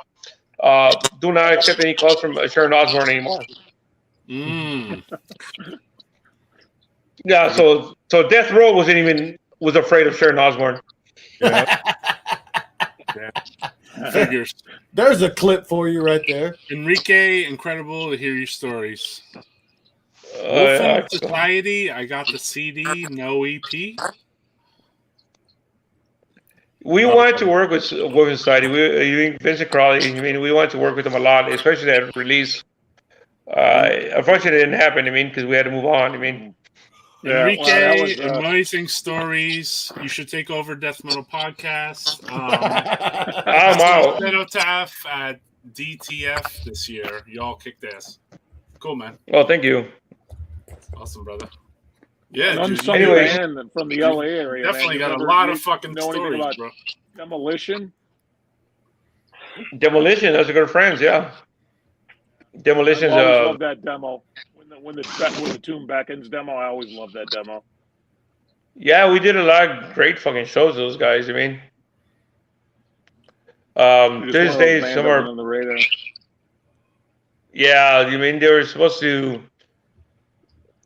We played a couple shows with them. They had at the time they had a huge crowd. I mean, they had a huge crowd. We had a huge crowd, and yeah, it just ended up in. It ended up a bunch of fights at the shows. I mean, but as far as both bands, we're like, let them fight. Who cares? We're still friends. To this day, we're still best friends. What about the Heralds of Oblivion or whatever it was? Wasn't that like four really local? Oh, that was the original Dual Records compilation. Right. We as Sadistic Intent actually got asked to play that to be part of it. We said no. I think that one had Fear Factory on it, and a bunch of other local bands at the time. I mean, none survived, but a year or two. I mean, well, there was supposed to be like two versions. There was like a good, like there was supposed to be like a Sadistic Intent and Fear, like you said, Fear Factory. But then like there was a different Heralds of Oblivion. Maybe that was part 2, where it had like Demolition. Am I wrong? Somebody has to have you know what? I don't remember that. I remember the first one. No, the first one had Demolition. Oh, okay. I remember the yeah. From what I know, there's only one. I remember Mutilage. Mutilage was on there. I think Catalepsy, maybe. I don't know. I have that CD. I have the CD. Yeah. Yeah, that was the bands that came after Sadistic Intent. I mean, there was a bunch of bands, and we got a lot of how do you say it? I mean, I don't want to call them haters. I mean, because they weren't. They just, I guess you could call them friendly competition. I mean, right. There was a lot of friendly competition, and they hated on us because like they called us sellouts because we wouldn't play. I mean, once you get the taste of playing the clubs, you mean opening up for Death and Devastation, Dark Angel, Forbidden. You mean. And then they want us to go play a backyard party that could be broken up in 20 minutes because of the cops when we didn't want to do it. So they started calling us rock stars and blah, blah, blah. And I mean, interesting. Not surprised. LA, I think that's the way the LA scene never came about. I mean, to be honest, too much competition amongst like just personalities. Yeah, we could have been stronger. It's just we just stuck it out together. But everybody wants to outdo each other, and of course, I mean, like, why they headlining? Why can't we headline? And if we headline, they would say like, if another band headline, and we're like, yeah, we'll let you guys play on. We don't give a fuck. I mean, everyone talk about LA as like a pay to play spot. Yeah, that was the whole glam scene. I mean, oh, the glam scene only. The glam scene started at the famous Whiskey a Go Go and the Roxy and Gazzari's. It was the glam clubs that did that because they were all trying to compete each other. The scene wasn't a pay to play. It was to a certain point. We did pay to play. I mean, for a couple shows, but we were obligated to pay to sell 100 tickets at $15 to play with Death. Say, I mean, yeah, we play with Death. And if we didn't come up with the money, we weren't playing, and we still owed those $1,500. Right. But we said, like, for a band like Death, like, they've never been here in LA, we're not gonna have no trouble selling. We put it out, and we asked the promoter to give us another 100 tickets, and we sold another 100 tickets. I mean, for them. I mean, and we got the supporting spot. I mean, it sucked, but we never took on a show that we knew we could not sell tickets for. You know. Right. Gotcha. Interesting. So like, yeah, we'll take the 100 tickets, $15. Yeah. But we'd sell them out in a week or two. I mean, back then there was not that many shows. Sell them out, and the promo was like, "Can you guys sell another 100?" Like, yeah, sure, let's do another 100. I have 3 copies of Heralds of Oblivion comp: Demolition, Brainstorm, Mutilage, Catalepsy, and Decompose. Great comp. Fuck yeah, dude. There you go. Brainstorm was we were talking about Jagger's early band, Infamy. Yeah. Infamy, they were called Brainstorm before that. Yeah. Oh, okay. Gotcha. As a matter of fact, I just did the. I'm an air conditioning technician. You mean I'm an HVAC tech? I just did the. I just installed the guitar for Brainstorm and Infamy. I just installed these air conditioning like 2-3 weeks ago. We're still good friends. All of us are still good friends. Yeah, yeah. It's a small circle, metal. You know, one year, 30 years ago, you're playing with his band. The next 30 years, you're installing his AC units. Exactly. Well, can you imagine those people now that called Sadistic Intent rock stars? I mean, now you look at it now; it's like they're the farthest thing from rock stars. You know, it's like you guys I've met were those guys selective. several times. Yeah, and you were selective on what you did, basically. Which, like, that's what made people say that, I guess. You know. I think, to be honest, I mean, I thought a lot of that has to do with a bunch of jealousy that they wanted to get on these shows and they couldn't. I mean, like, how do we get on there? I mean, how come these guys are doing it? I mean, I gotcha. it's like we got a small little break and we took it as far as we could, and we got to the next level, and I mean, when the other bands were asking, like, can you guys help us? Like, you guys are on your own, man. We're struggling ourselves. I mean. And they started talking shit about us because obviously we were out for our own selves. I mean, yeah. Were you ever because you eventually were out of Sadistic Intent? So was that a good thing, a bad thing? Well, when I left Sadistic Intent is because that's when I got the job with Century Media. I mean, okay. And so that took a lot of my time. I was doing the job at Century Media was a publicist to write up all the write-ups for both press, radio. I had to do promotions. I had to do I had never done layouts. I mean, in graphic arts. Back then it was computers. I mean, so all I could do is draw it out, and I'd have a graphic arts place down below the Century Media office. I would take them out my artwork, and they would do it for me. Were you like sketching out like layouts for like Into the Grave and shit? Or were you like, here, put no, it they did all that, but like say like In the Eyes of Death, I think it was called the compilation. They were doing full size giant posters of it. I mean, I had to do the whole layout, and I learned a lot. I mean, you guys remember I was like 18. That was maybe 19 years old when I was doing that. You know. And so that took a lot of my time. So like when they asked me like, are you going to come to show up to practice? I go, you know what, I can. Like, well, Enrique, what's going on, man? I go, well, I'm at work. You mean? Right. So I left the band. I mean, I had to. There was no other way. The last show I did with the full show I did with them was with Autopsy. We played with Autopsy, and I can't remember what the bands. You mean? Oh, and that was. I seen the flyer of that back in the day. It's Autopsy, Nausea, and. I can't remember. What bands. It was like 1981. A flyer on the flip side of a Wild Rags advertisement or some shit with that lineup on it, you know? Yeah. So the thing with Wild Rags, we take him the flyer, and he would mass produce it like in 5,000 to 7,000 flyers. I mean, he'd do mass promotion because he knew that everywhere we posted that everywhere we're passing out flyers. Side B was for the record store, for Wild Rags record store.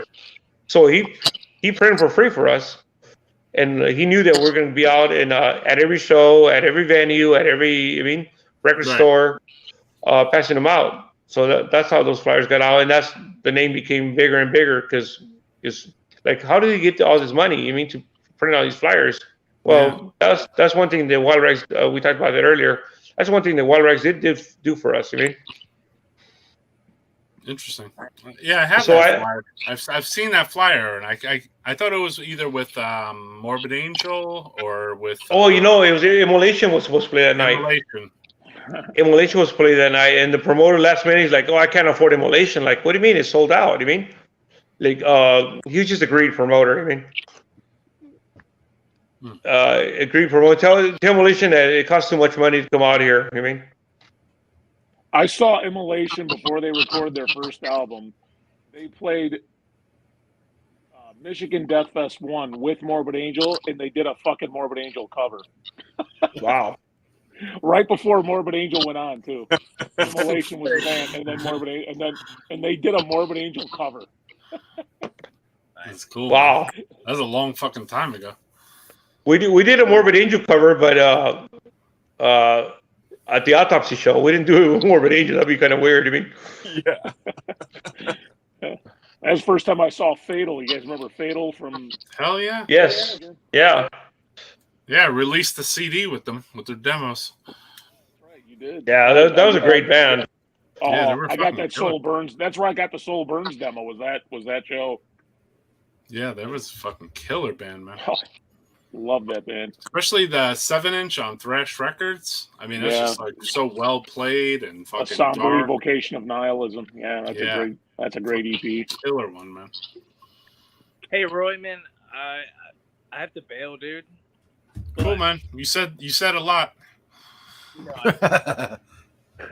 You came in with a hot shirt though, so you're good. I do want to say thank you for playing this shit. No problem, brother. Yeah, man. Play it when I work, you know. I always want to support you and Carl and other small record labels too, like James's. Yeah. Hey, look, he's got the Dissect. Fuck yeah, dude. You guys have a split advertising. That's what's up, man. Yeah, James rules. He's been cool to me, and that shit goes a long ways. Ken, you and Roy are the only ones who have this tape. The bands don't even have it. It's the bands are waiting for them. Yeah, it's actually right behind me and it's good. Yeah. Should I send mine to Carl or to Omega?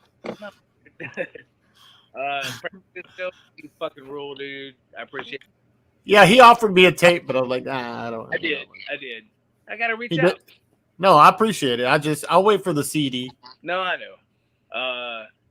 This is coming up. I don't know if you can see that. I think it's upside down. No? Fuck yeah. Is that the pertinence thing or whatever? Voracious Steps. The guy was in the chat. Yeah. Vacuous Steps. Yeah. Vacuous. Sorry, my man.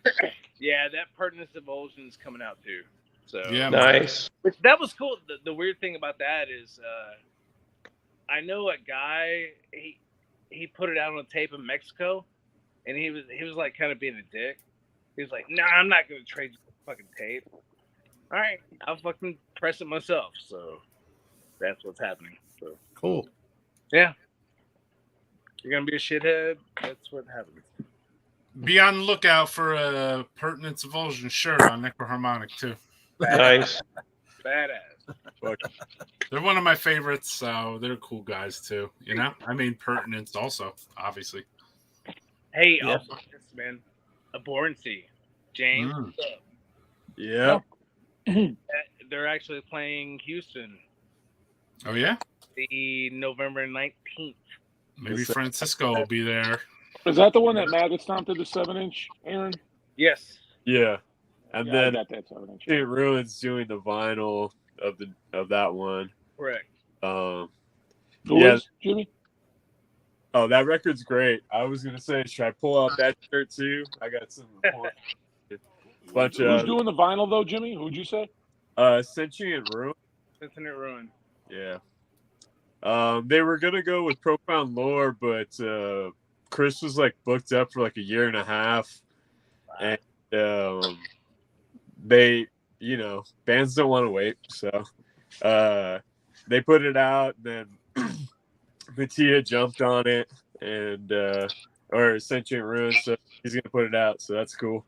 It was before I was comfortable doing vinyl, so I had to pass on it. But they're fucking great. That's cool. Yeah. No, you know what? Question for you and Aaron: Are the tape is the tape thing okay now? Because I know for a while, wasn't it the chemical that makes the tape like in shortage in the U.S.? Yes, the ribbon or whatever. So there was a huge fire at the production plant in the U.S. and it burned up all the tape reels.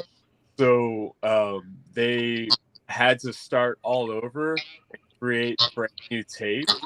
So for 2.5, 3 years, they weren't able to produce tapes over 30 minutes aside. And then there was all the plastic got stuck in the boat ship, or something got turned. Right. They tried to say that bullshit, but there's a huge plastic shortage for the casinos. Right. But now, as of like the beginning of the summer, tapes they're fine again. The only thing is, price point on them has like went up like 3 times the amount. I noticed that. So because I stockpiled, when I heard that, I started stockpiling the Maxell blank tapes. Oh yeah, yep. And I literally have a couple hundred here because I just started anytime I saw a pack of them, I just started buying them. Yeah, it was there was other people that had huge of them, like all the other smaller pressing plants in America and North America. But now it's back to being fine. But now it's just dealing with the cost of production. Like I was saying earlier, the other guys, it's like tapes are at this point, they're 2 times more expensive to make than a CD. And we sell them for cheaper than CDs. Correct. Yeah, so fucking weird, dude. Yeah, so it's like it's something that I'm gonna work on for next year. Like I'm thinking I might bump it up to $10 a tape, which like in the 90s people were still buying tapes for like $15, like new ones, even though some people were able to sell buying $2 to $3, which is fucking insane to me. But yeah, so tapes are pretty expensive and they still sell pretty well. But it's a little bit calmer now. But it seems like everybody that has a label is working with the Canadian press plants right now, and then the European ones to do those like gaudy, like all over print UV prints. Yeah, which I'm not really into, but like what's the Canadian place? Are they taking a long time to make them versus the US place? I don't think so. They run like a weird con where they tell you it's like free shipping or whatever, right? But they just factor the price per unit, so it's like, and there's no price breaks. Like you can buy 100 tapes or 5,000. It's the same. Like yeah. Well, that's why they give you free shipping, man. Yeah, and that's free shipping to North America. But it's factored into the price per set. But they're the only ones that you can do laser engraving and then get the full cover printing. And then they can do the split shells, they can do the glitter shells, they can do all the bells and whistles. They got the monopoly on the shells right now, I noticed. Yeah. So they're cool. I did my second tape with them. I don't know, like 10 or 11 years ago, and wow, I haven't went back to them. But a lot of people like them. That's cool. I like the Christian company that I work with. Earlier they were talking about like producing records, and then people tell them at printers like, "Oh, we can't print your stuff anymore. It's too satanic." Yeah. I ran into the same thing, but I knew that I was working with a Christian production company, so I would send them all this like satanic metal and black metal, and then print all of the stuff locally, like the J card. And just I thought it was really cool that they were sending me this like super blasphemous metal that they weren't listening to, and then they would send me a Bible with everything that I would order.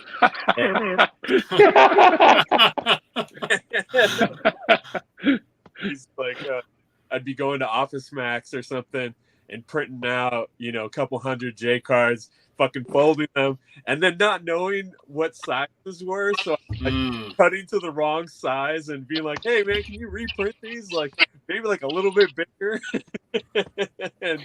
and so I skirted the lines with them for a while by just printing at home, and finally got tired of it. And I was just like, you know what? Here's a picture of some little kids shooting up heroin. Let's see if you print it. Did they print them? They printed it, and I was like, all right, we're in the fucking clear. I don't think they look at my stuff at all. And I mean, and their slogan now is like making tapes great again or something. Some fucking goofy ass shit, like they're hey, what? At the end of the day, money talks. Yeah, and I'm just at the end of the day, money talks, and if you're paying them, exactly. Yep. That's the we're all part of the same hypocrisy, right? Christian metal, badass, says Frazier. Of course, I do like some Christian. I mean, I'm not Christian, but I do like some Christian metal. I do. Who doesn't like Striper here? Oh, right. Yeah. I mean, honestly, come on. Enrique didn't raise his hand, so come on, Enrique, help me out here. I mean, To Hell with the Devil is a good fucking record. Oh, okay. Oh, wait, not that one. I'm kidding. They had cool pants. You know what's funny? remember a band called, I don't know if you guys remember a band called Avatar? Yeah. Oh yeah, I have their records. Yeah. Avatar is my friend Steve Gaines. Well, guess who his brother is? Timothy Gaines of Striper. Oh shit. Oh, Timothy, I said Tom. Timothy, yeah. Scream Yeah, from Timothy. the grave. Yes. Borrow my brother's guitar. Sorry, it's yellow. Yeah, that's my good friend Steve Gaines. I mean, that's his brother, Timothy Gaines. Wow. Wow. I bet you they're still on the circuit. I asked him one day, like, oh, hey Steve, is your brother by chance Timothy Gaines kind of trying to joke around about it? He goes, yeah, it's my brother. I'm like, oh shit, kind of backfired on me. I mean, I bet you they're still on the circuit though, playing. Oh yeah, he's not Steve. I mean, Timothy Gaines is not in the band. He played in another guy until about 3-4 years ago. He was in the band, but he's gone from the band now. Well, somebody Yeah. showed a Cinderella record earlier. That actually, Night Songs is a good fucking record. It is. That's a great album. That's a great album. So actually, I like Long Cold Winter too. Long Cold Winter. That's a good album. You know what? Take away the silly name. Scrape off all that makeup. It's just a rock and roll band, man. You know what? They're a rock and roll fucking. You know, they infuse other things. You know, they infuse a little bit of jazz. They infuse a little bit of, you know, rock and roll, a little bit of, you know, a little bit of everything. But, you know, it was, you know, it appealed to a metal crowd too. Actually, I like Long Cold Winter. Yeah, I do too. Hey guys, I'm gonna get going here because it's way past me, and I got a long day tomorrow. Yeah. One last thing I want to let you guys off with. If you guys get a chance, look at a movie called The Bully. There's two movies called Bully. There's one that takes place in Florida. It's based on a true story. It's about some kids that get bullied and they end up killing the bully. Well, anyways, in that movie, we had World War III records at the time. Our two of our bands on that soundtrack. Oh, wow. It's a Lionsgate release. We were at the Lionsgate studios. Damn. And one of the bands we put on there, I don't remember the second band we put on there, but I do remember the first one. And we get credit for it completely. World War III records on the movie credits.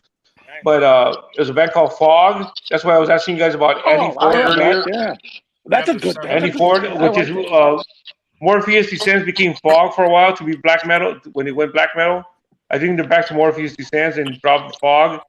But yeah, if you could check it out, that's one of my biggest accomplishments was putting music in a movie. I mean, that's a good movie too. I have the promos from World War III for that Fog. Oh, really? Yeah. Yeah, I prefer strippers over striper. Damn right. Stripper. All right. Well, hey, I gotta get going too, Roy. I'm fucking. Cool, man. Yeah, we're gonna. But yeah, we're at the 8-hour mark anyway. Fuck.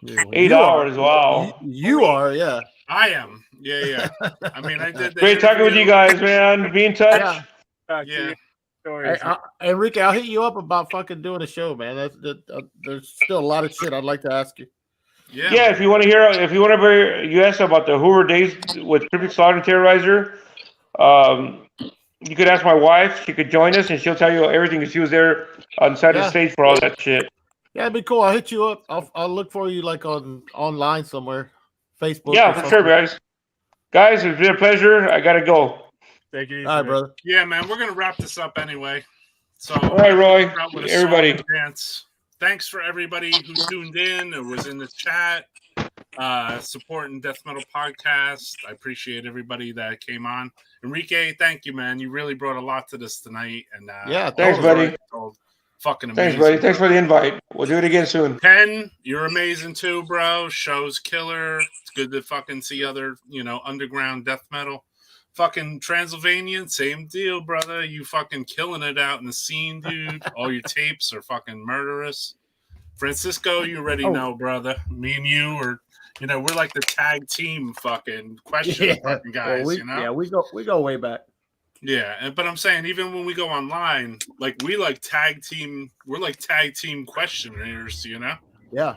What's up, Derek? He's driving home. Yo, you dudes are a bunch of warriors, bro. You were on at the beginning of the fucking show, bro. Yeah, that's why I figured it'd be kind of cool if I came on again. You know, it was like I went to an amusement park and came home and came back on again. What? You know? What are you driving? A fucking like semi? That fucking steering wheel looks massive, dude. That's fucking internet trickery, bro. You're doing a Francisco right now. Damn right. He stole the. Looks like he stole the community bus. Yeah, exactly. He's driving. Don't let the cops catch you, man. Keep going. He's driving the. He's driving the. Sal cooked up a bunch of like Texas barbecue ribs, dude. Like, ooh. And I was talking to him all night. I was telling him, you mentioned him, Enrique, and he was really excited about it. And you know, so he was like, "Oh, dude, stop by," you know, like. And I almost went by, you know, and we were going to log on and have Sal come on for a few. That would have been really cool, but I think he passed out, you know what I mean? So, that missed fucker. That opportunity. Yeah. He used a special glaze, marijuana glaze on his ribs. Yeah. Yeah. Everything he makes is edible, if you know what I mean. Oh, yeah. But, nah, man, he was bullshitting about a bunch of cool stuff. Sending me shitloads of flyers and talking Sal's about got- that. He was talking about that boxing ring show with Slayer and fucking in Texas. Oh yeah. Yeah. It was, Sal's got a lot of stories, man. We gotta get Sal on, man. He never wants we gotta get him on one of these days, man. Splatteria. Appreciate it, Vesuvia Corpse Flower. Really appreciate it, bro. Everyone that tunes in and chats in here, I appreciate everybody, man. It's really cool. Yeah, it was funny. It was funny watching all the comments. Thank you guys. I'm gonna step out here. All right, later, man. Later, my See you brother. guys. Later, dude. See you, Enrique. Derek, yeah, you're like the next man on the street, bro. Yeah, I'm fucking doing a drive cast right now. Francisco style. Yeah, we're doing a drive cast, bro. Sick. Oh shit! Now we can see it a little better. Oh, yeah. I had to turn off the fucking light Oh. because I don't want to get pulled over, you know? Yeah. But, Vlogging and driving. Yeah, it's so fucking weird to take doing these shows and just continuously just talk fucking people going and going and going. But I mean, if you have cool people that know a lot of stories, like there's been a common thing that I don't know if you get this too, Ken, but like I'll go to a show and people are like, "Death Metal Podcast," you know, and they're like talking to me about like they're like, "Yo, man, I'm hearing things on your show that I never heard before, man." You even told me that, Jimmy. Yeah, you know, they're saying like, you know, like whatever information we're spreading here is obviously good because like, you know, we're telling people things they never fucking heard before, man, which is. It feels good to, you know, you run a record label, you do get a certain kind of reach out there to let people hear what you listen to and stuff. But it's like there's all these stories behind us, too, of all the places we've been or who we hung out with. Yep. And fucking Enrique, I didn't even realize how many of this fucking guy, you know? Yeah. I didn't even realize, like, he released so much stuff. I didn't even realize. Oh, yeah. You know? I mean, I remember meeting him back in the '90s when we were both young, and I remember when he started World War III when that became a thing, and he had contacted me about the Wolfen Society thing, and he was already pretty deep, like he was kind of already pretty well known at that time, even. Yeah. You know, so throughout the years, I can only imagine, you know, the information, the stories. Because that's what it seems to me, Roy, that the younger generation today, and I think that's why I identify so well with that younger generation, is that they love hearing the stories. Yeah. You know, and that's why I've been pegged as everybody's Uncle Ken. Right. You know, that just kind of came to me. I didn't come up with that. Everybody just kind of started calling me Uncle Ken, and I think it's because They really want it. The younger generation will literally, they'll cross their legs and just sit on the floor and listen. Yeah. And they're such good listeners, and they'll listen to these stories, and they are just enamored by the amount of stories and that we as older fellas in the scene can tell, and they really enjoy that. There's something that really rings a bell when you said that, and it's if you think about like when rock and roll fucking started in like 1958 or whatever, right? Mm-hmm. It was the same type of fucking wave. Like it hit, kids went fanatical, and it became legendary, and then it was gone in like a 4-year fucking period. And if you kind of think about it, it was kind of like early death metal in a sense that it just kind of struck and it was new, and then all of a sudden it was gone. Yeah, You know what I mean? 89 to 93. Yeah, like it was almost like the same type of fucking timeline as like. Not that it wasn't there before and after, especially after, but it was just like there's this like little golden age of it. You know what I mean? Yes. You were there I'll go for to that. 90. I'll go to 94 though, Roy. Yeah, true. Yeah, I'll go to 94. Yeah. I know Yeah. what you mean, Yes, though. and so like young kids have that same like mystique, and they want to know like what really went fucking down 30 years later. I'm all down to tell it, man. I don't, like what I know at least. You know what I mean? I don't know everything, so like bringing on guests and everybody having, even like sometimes trying to bring on a guest that's like younger. I like that because I want to hear other people's like what they like or their opinions. You know. Well, like I know Jimmy likes Slipknot, but we still let him on here, you know. honestly though, Roy, I look at it as the younger generation is going to keep death metal going long after I'm gone. Yeah, exactly. So that's why I think they most certainly need a voice, and if I can help them be that voice, then so be it. Same here, man. If this content becomes like evergreen in a way, it's good because there's certain shit that it's just not written anywhere. You know, it's not, you know what I mean? So it's just like we're telling history, Yeah. And if you were there for it, then I mean that's the difference, Like I was there. Like I wouldn't be telling a story that I just heard third hand. Like I was there. Did we tape trade back in the day, you and I? I feel like we connected at some point, but I don't know if we actually pulled off the deal, Maybe. I thought we might have tape traded once or twice. because I tape traded with like 40 fucking people, bro. Oh yeah. Man, so we probably swapped because everybody, everyone either had their fucking handwritten list or fucking typed out shit, Like even when I was looking through this, like I saw things like from Brad from Morgue, where he gave me like this little sheet where it had everybody's fucking address on it and shit. Damn! Wow. And like I remember writing to some of these bands. I helped him put that together. No, there you go, bro. No shit.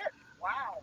There you go. I mean, like I only got addresses mostly from zines, but definitely like Roy, you went everywhere at the golden time. So not only did you write, but you also saw half the fucking. Yeah.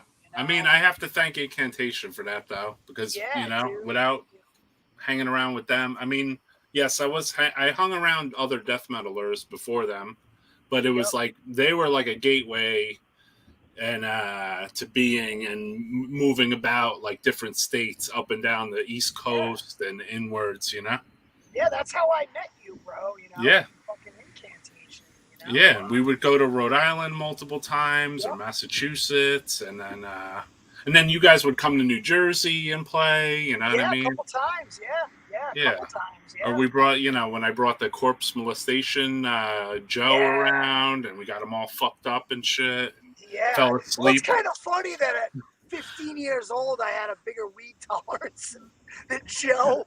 Like, oh, bro, why you passed out, man? Like, trying to pass him a joint or whatever, you know. Yeah, It was- yeah. it was I thought it pretty was cool amazing. because he was passed out in front of the stage, like literally, Yeah, like dude. sat down in like a bleachers, and the music was like right coming towards Adam. He was fucking sleeping. Yeah. I was like, I was "Damn, at the legendary Club Babyhead once. I was Oh, at the fuck yeah. What show was it? Incantation. Killing Oh, okay. Well, there Yeah. was several of them, so I don't know if you remember. Yeah, it was specific one that I show. don't remember what year it was, but it was. I remember we went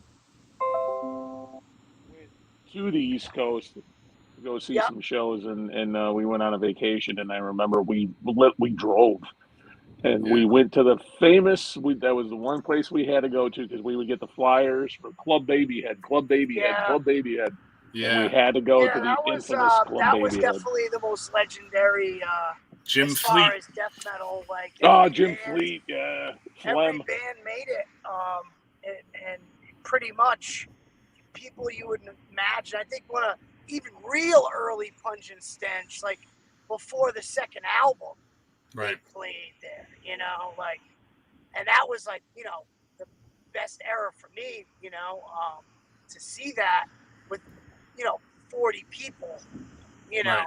watching. It's just so, you know. You were younger than me even, so like your parents like let you go to these fucking shows? Well, I just like my dad was big into biker gang kind of Okay. stuff, so he was always like drinking crazy, and he was never around. But my mom had to work like 3 jobs, so I kind of had the opportunity. Like, once I started doing head rot, like those guys were, you know, responsible enough to where my mom trusted me with them. You know what I mean? Gotcha. Like, so it was like they were like my big brothers. So it just got to the point where, you know, you know, even though you're fucking in 8th grade, like you can go hang out with these guys, whatever. You know what I mean? Right. You know, they got me home in one piece for school. Yeah. It You was know? a different time back then too. You know what I mean? So. Yep. Now, Derek, you were in Head Rot? I'm an original member. I joined Head Rot. I love Yeah, Head Rot. 1989. So okay, so you were in Churchburn. I'm in Churchburn now. Yeah. Got it. I Yeah. know who you are. Right on. No, nice to meet you, man. Nice to meet you. Yeah, I started Churchburn 5 years ago now. I've been doing it 5 years now. I'm on like the second record and the newest one. I didn't do the first one though. But Head Rot was 1989, man. It's crazy. That was that long ago. I think I was like in 7th grade, going into 8th grade when I joined that band, dude. Fuck yeah. Now, Head Rot was like the second band I've ever known from Rhode Island, because the first band, and I met Jeff Grusland from Vital Remains at Michigan Death Fest #1 in 1989, and he sold me the what was their second demo? Excruciating Pain. Yeah, best he one. sold me that demo for $3. Yep. I bought it. Loved it. The song Nocturnal Blasphemy. I wrote him a letter. Yep. Really good pen pals. We became actually really good friends for a long time. And yeah, he used to come and visit me. He used to come and stay at our house and stuff. And my wife and Jeff, that's killer. Jeff is back in Rhode Island now. He was out in upstate New York for a while. Yeah, I seen him at your show when I was over there. Heart attack, though. He had a mild heart attack just had or a something. heart attack, bro. Yeah. Yeah, So, but he was fine. But he's he okay trained with now. He's Jeff. good, you know. Sent me a tape with a bunch of Rhode Island bands, and one of the bands that was on it was fucking Head Rot, and I had never heard Head Rot, so that was like the second Rhode Island band I've ever heard was Head Rot, and then there was Rancid Christ, I think, was on it. Yeah, which is Rancid Ray Christ. from Churchburn's. That was his band. That was Christ, like yeah. another road. He put a bunch of like local bands on a cassette for me, and I remember Carrion Lord, I think, was another one. Oh, that's a little later on. Yeah, that was after like 93. But it's interesting you say that, because I don't know if you have the new Churchburn release, but there's a song that John McEntee does vocals on, and that's actually a Rancid Christ song. That's cool. Yeah, like we rehashed it for that release, and John did the vocals for it. I think I uploaded the Ranch of Christ demo on my channel. I think. Yeah, so most likely, if you know that demo, you'll know I do. the song "Sin of Angels" is Oh, yeah. the last track on our new latest release. Oh, cool. Oh, Yeah. Oh, look at that. See, more Your stories, more channel, information. obviously, Ken too. Your channel, fucking with the uploading of the videos and everything. Like, you definitely spread a lot of fucking love to. Yeah, I see that shit metal all the team. time. Yeah, I see fucking on my feed all the time. I think I watched a couple of them for sure. Yeah. Oh, you're the one. I've watched them too. Oh yeah, He's fucking killer, man. Thank you. Yeah. But I don't know if you've ever seen, because there was a comp, and it's actually an epic compilation. This guy, his name was Mike Arsenal. He was like a massive fucking death metal scene guy out of Portland, Maine. And he did these comps called Eternal Darkness, Yep. which had all the Samuel pre-worship hymn stuff on it.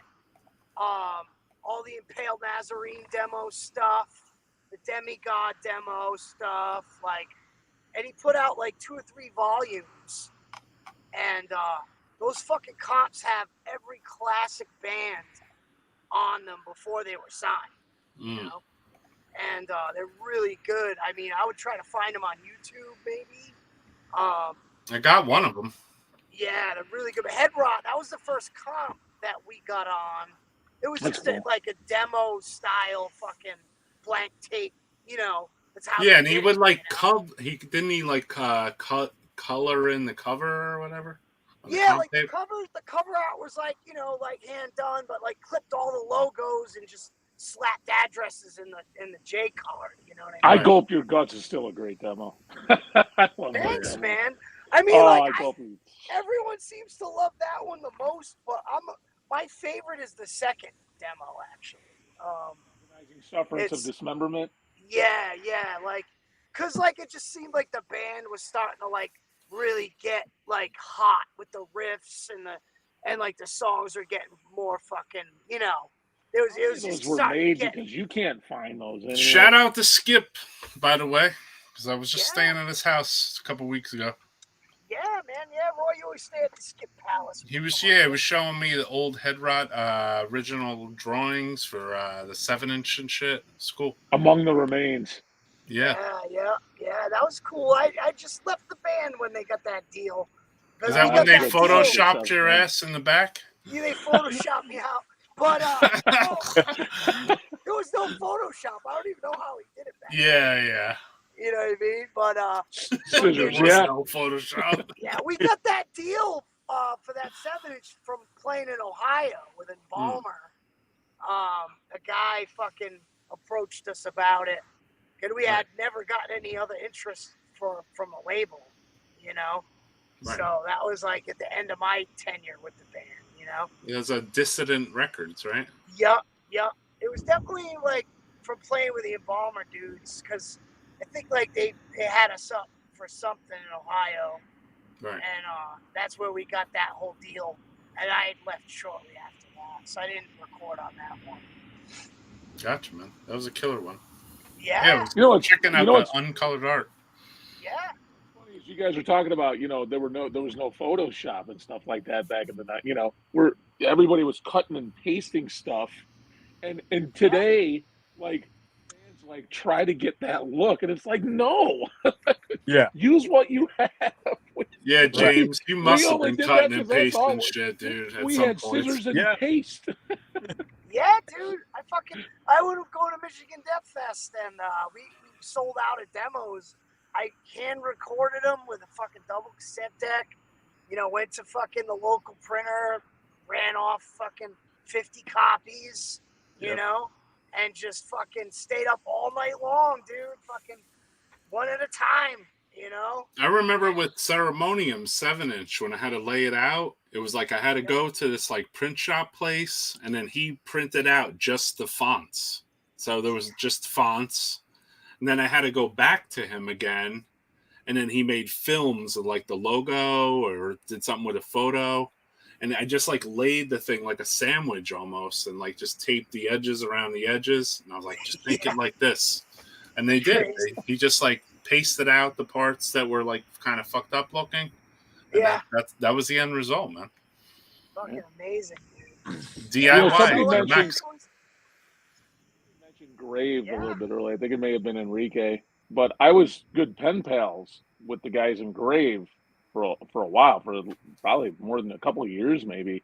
And the first time I wrote them was they weren't even signed yet to Century Media. And I wrote them, and I got their demo, the Anatomia Corpus Corporis Humani. That's Grave demo anyway. Oh, Reborn Miscarriage. It was Putrefaction, but it was still the fucking heaviest one. Well, it was great. It was a Grave demo. Yeah. I remember, so that's how I started writing them. And then around the time, shortly after I got the demo, they told me they got signed to Century Media. Fuck. Wow. They sent me a shirt, and they said, here's going to be our new album title. They sent me a shirt, and it was just a black shirt, and in white print, it had the logo Grave, and underneath it said Day of Mourning. Day of Mourning. I have one of those, or had one of those. So did I. Yeah. Fuck that shirt off, but that was going to be the title of their album, and at the last minute, Century Media said, no, we don't like that title, so they changed it to Into the Grave. Crazy. Yeah. But that shirt was supposed to be the album title. Yeah. That's crazy. It was supposed to be Day of Mourning. There was also recordings behind both of those I'd say two recordings. The Grave, they did like a pre-demo to the album. So there's a recording of that. And then Unleashed also did a pre-demo to their album. I have that actually, the actual, like from Anders, he had given me it was like a pre-fucking demo to the album. It was weird. It has like six songs, because I think the album had like 8 songs maybe.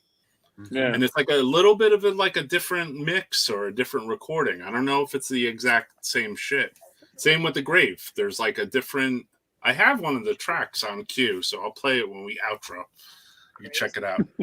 But yeah, man, I mean, fucking amazing shit I too. still have my Grave tour shirt from '92, bro. Fucking nice. Yeah, it's like with the blue logo and the fucking upside down cross. Killer, that cross design. Like the way they printed like those shirts, you just can't get shit like that anymore.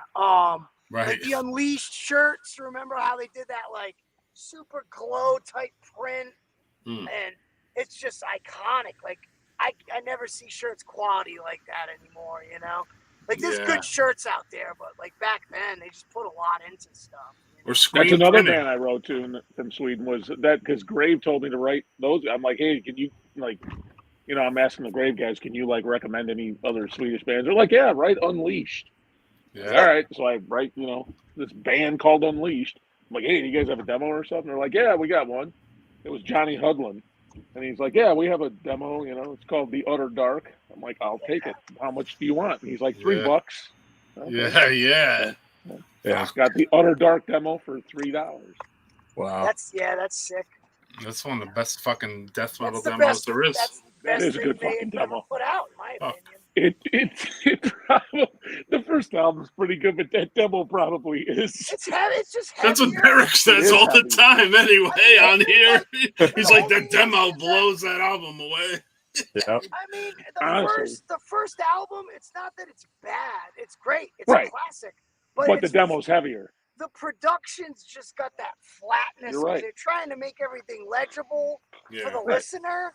And like that old fucking Swedish gated reverb snare drum, that's just fun. I love that sound, dude. Like that's the best sound, For sure. It's definitely, the demo's definitely heavier. Yeah, it's dark as fuck sounding. Yeah, dude. Like those old like fucking. They had to like turn the reverb up to get the snare to cut through the mixes. They didn't have like compression, and it was just the best sound. When those bands used to come to America, even if it was in like 92 or whatever, I used to quiz them on their fucking demos and the way they recorded them and all kinds of shit. Like, especially like Grave. Like, I remember they toured with Massacre or whatever. So, like, I ended up like with Rick Ross and Grave and a bunch of weird girls and shit.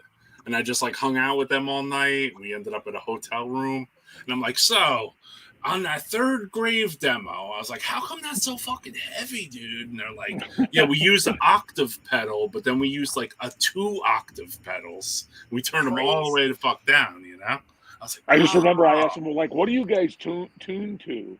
When I met, because it was Johan Sandstrom. That's how I used to, or Jurgen Sandstrom. That's how I used to write to. And he's like, oh, when I saw him in Chicago, he's like, oh, we tuned to C. I don't even know what that fucking meant. Which isn't very low, actually. No, it's. I mean, yeah. I asked him the same question. He told me on the demo they tuned to G. Oh, he told me C. Yeah. Wow. I think they tuned up to C eventually. He's a fucking liar, man. The demo number 2 was like the lowest tuned band out at that time. I don't think anyone tuned lower than that. I'm thinking Reborn Miscarriage might be their best song ever. That fucking song. Oh, that extremely rotten flesh. Yeah. Reborn Miscarriage might be the best fucking song. Absolutely, dude. First track, fucking, which is on the album, the first album too, but that shit just kicked my ass when I heard that. That demo just destroyed, it ruined my life. They were the same story with their demo and their album too. Like when I first heard the first Grave album, I was like, I don't know. Because the demo was so much like lower heavier shit. Yeah. But then as time went on, I felt like the Grave album was pretty fucking tight, man. I could listen to that shit. When I listen to it now, I dig it hard. Like throw it on, it holds up, Yeah. Back then everything was getting heavier and heavier. Yeah. And so when you hear a drop off in the fucking like heaviness explosion, you're like, no, this ain't right. You know what I mean? Right. You can't go from crematory to that. You know what I mean? It's like it was weak. like too clean. It was like a little too clean, And there's another band that Grave told me to write was Crematory, so I did. And I got the Wrath of the Unknown demo from the band for $3. No, actually, I think that one was like $4. Yeah. Demo number 3, demo number 2. I have that demo. And then they told me, and then Crematory told me to write the band Excruciate. Fuck yeah. So I wrote those guys, and I got their, what was it, Something from the Past demo. Oh, that's sick. I wrote them and got the, whatever, Something from the Past. I forget the total time, but it was like Something About the Past demo. Got that from them. So, yeah. And then Crematory, I got the original vinyl on MBR Records. Oh, wow. The CD is the rare one, actually. The rarer of the two. I got. I just got the. I only have the vinyl. The original like Denial CD with the 4 songs on MBR. Yep. That's rarer than the record. I think that was only pressed in 500, and the record maybe like 1,000. So, yeah, from what I understand, because I noticed like there's a huge gap in like say even with the value, it's like, it's weird. This over time, like this kind of annoyed me years ago, but now like not so much. Like people would come to me at shows as a vendor, and then they would talk to me about CDs, and they would only talk to me about the ones that cost the most money. So they would only they would be like Demigod, Crematory, and Soricide, you know what I mean? Like all the most like $500 CD, $800 CD, you know what I mean? Jeez, yeah.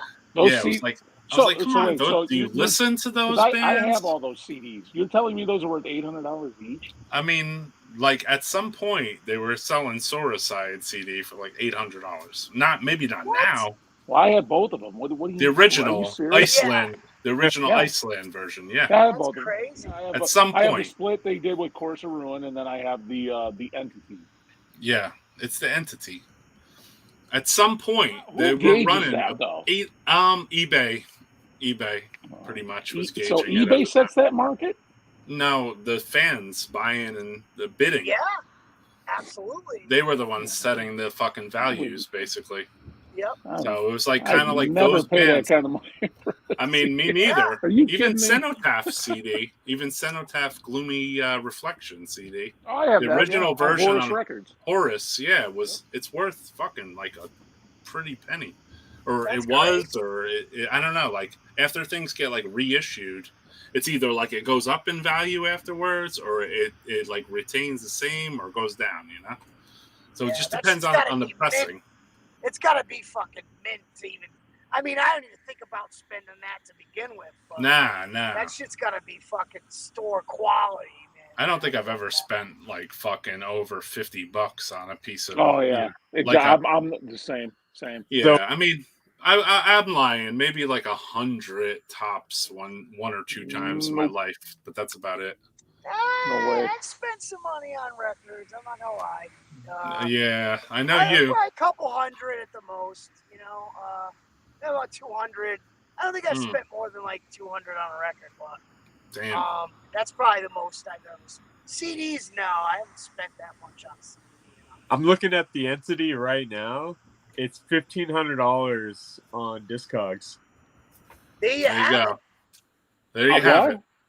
Discogs, it's like what, eBay for record buyers. Yeah, and $1,500, huh? Yeah, everybody should stay off that site. There is somebody that has another version of. It's a little bit cheaper. $10. $830.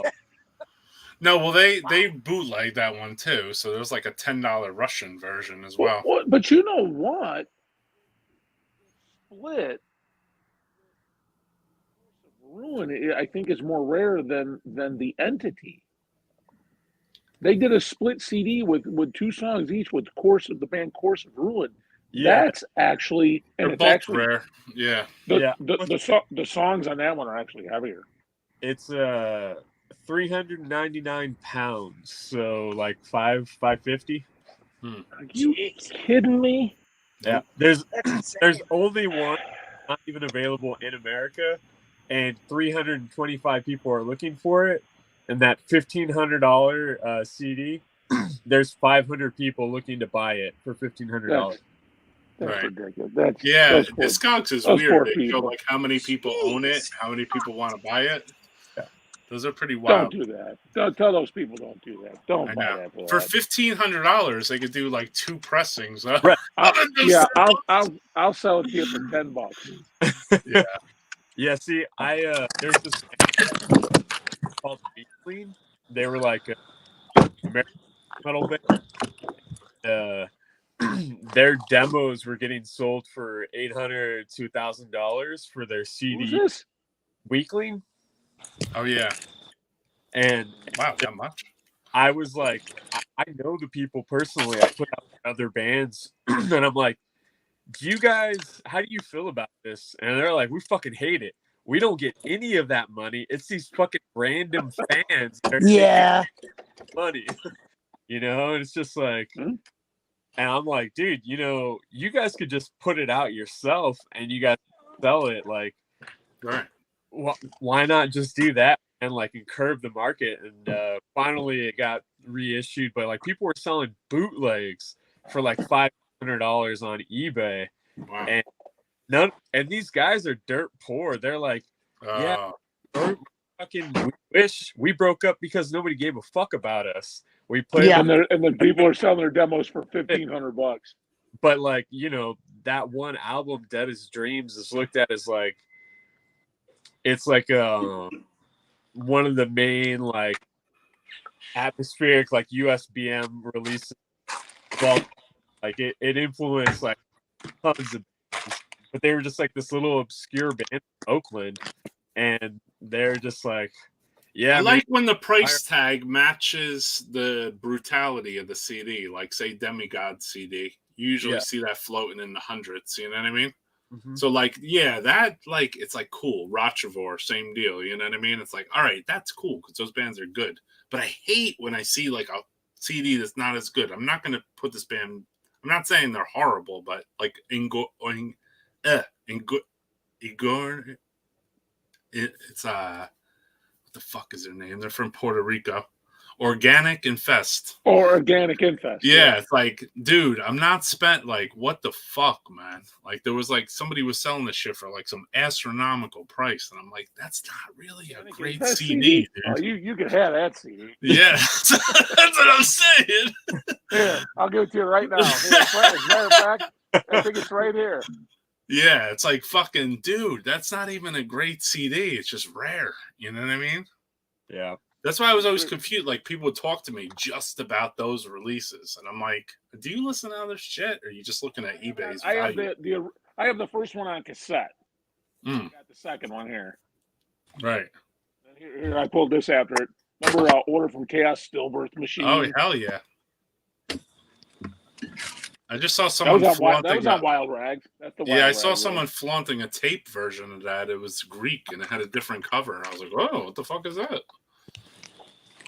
Yeah, these CDs are getting ridiculous back here. We're gonna have to do something about all this. I think that the CD market's coming back, right?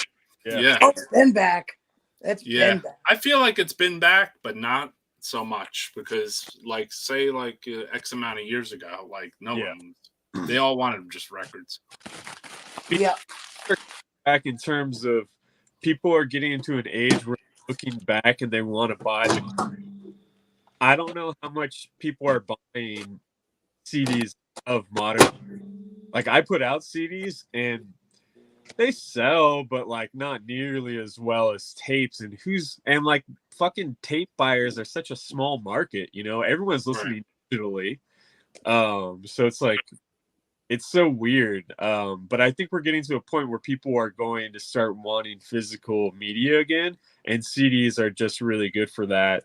And their shelf life is better than vinyl, and it's just like it's getting to the point of where, you know, for people my age, we glamorize cassette tapes because that was what we grew up with and like what people had before us, and that was like the shit.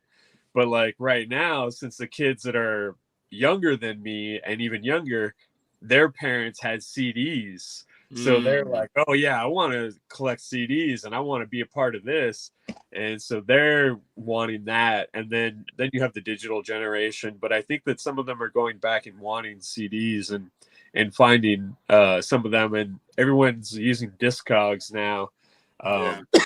Just to use it, but you know, like there's the only thing I don't like about Discogs is that they ban like the bootlegs and then they ban the fucking unofficial. They decide like things which bands they'll are like do, but- racist or something, you know, and they're like, all right, this one's banned, you know. Yeah. It's like, well, that band is kind of like, you know, kind of borderline racist. Well, everybody's So, like- racist right now. You know, everybody's racist today. You know, I mean, it's like, you know, Roy. everything you say is you know, misconstrued, and you know. Hey, quick update. Sal is watching. I see Sal in the chat. Yeah. Dude, Oh, there he I is, was just dude. telling Derek Malone. There's so many demos that never got released record deals. Yeah, dude. He was on a kick Release about that earlier. Bloodbath from Oakland demos on NECROHARMONIC. You know them, Jimmy? Who? Bloodbath? Bloodbath from Oakland. Oakland, not the Swedish one. Yeah, not the other one. They're a Serbian, aren't they? They're what that Serbian band that EP has escaped me for years. I've been looking for that EP, and every time I see it on eBay, it is astronomical, and I refuse to pay it. That EP, I'm surprised you said you know that, right? Kudos. to you That's a for good saying one. that. Yes, Yeah. it is. And do you have that? Just a bootleg of it. I want the original vinyl, and it is astronomical, and I refuse to pay the money for it. Yeah. Shit. Well, yeah, the real Bloodbath. Yeah. I hate everybody. CDs are easier to transport around when you're going on long That's true. trips. Not That's so. true. I mean, to a point. Spotify is easier to transport around. I still don't have a Spotify to this day. I haven't. I don't caved even, yet. honestly. I think I have an account. I'm with Derek. I have an account, but I rarely go on there to listen. Listen, to I would only tell you guys to get it because you're missing out on one little thing here. That What is the little basically thing? the demos of recordings that came out that are popular or something, like say like Master of Puppets. So like if you go on Spotify, they don't just have Master of Puppets. They got like a 4-disc set of Master of Puppets, and there's like demos of like Leper Messiah and stuff like that. So that's the only reason I would say, you know, you might want to try that shit. You know? Yeah. No, it's not that I guess Spotify. it's not. It's there's no like reason why I don't have it. I just like everything I want to find. I already have a source. You know, like CDs, tapes, YouTube, vinyl, and everybody I know. Looks like Ken you got know? a source right behind him. Yeah. Oh, you got a museum back Library. there, bro. Fucking, that's like fucking library of fucking epic metal right there.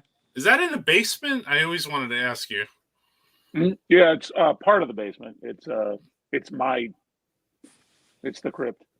Literally, It's man. my That's sick. office Staying true, bro. You ever feel nervous about You guys like want a water? tour? You ever feel nervous about like water? No, because I kept everything above waist level, and I I have gotcha. a backup system. Gotcha. For that very reason. Damn, man, that's sick. Dude. Wow. We never see the inside. How the fuck can you categorize all that shit? Oh my god. It's all alphabetized. I know. I tried that though, but then I got new shit. Damn. Yeah, wow, Here's the- Ken. That's Damn, Here's the Ken. 7 inches we were talking. Got Some of a I can't. nice 7-inch shelf. Yeah, this thing's Wow. awful. I got to get something done about that. And then talk about tapes. Well, like here's Holy Your shelves are bending. You got so many fucking tapes, yeah. There isn't enough I got screen. crates of tapes, and then I got like Ken's torture chamber and spa. Totally. No, there's not enough screen to capture all this. Amazing collection, man. You have Uber. You have to Uber that basement. it's getting out of hand around here. Fucking somebody's gonna have to do something about this place. Yeah. Yeah, not sick though, man.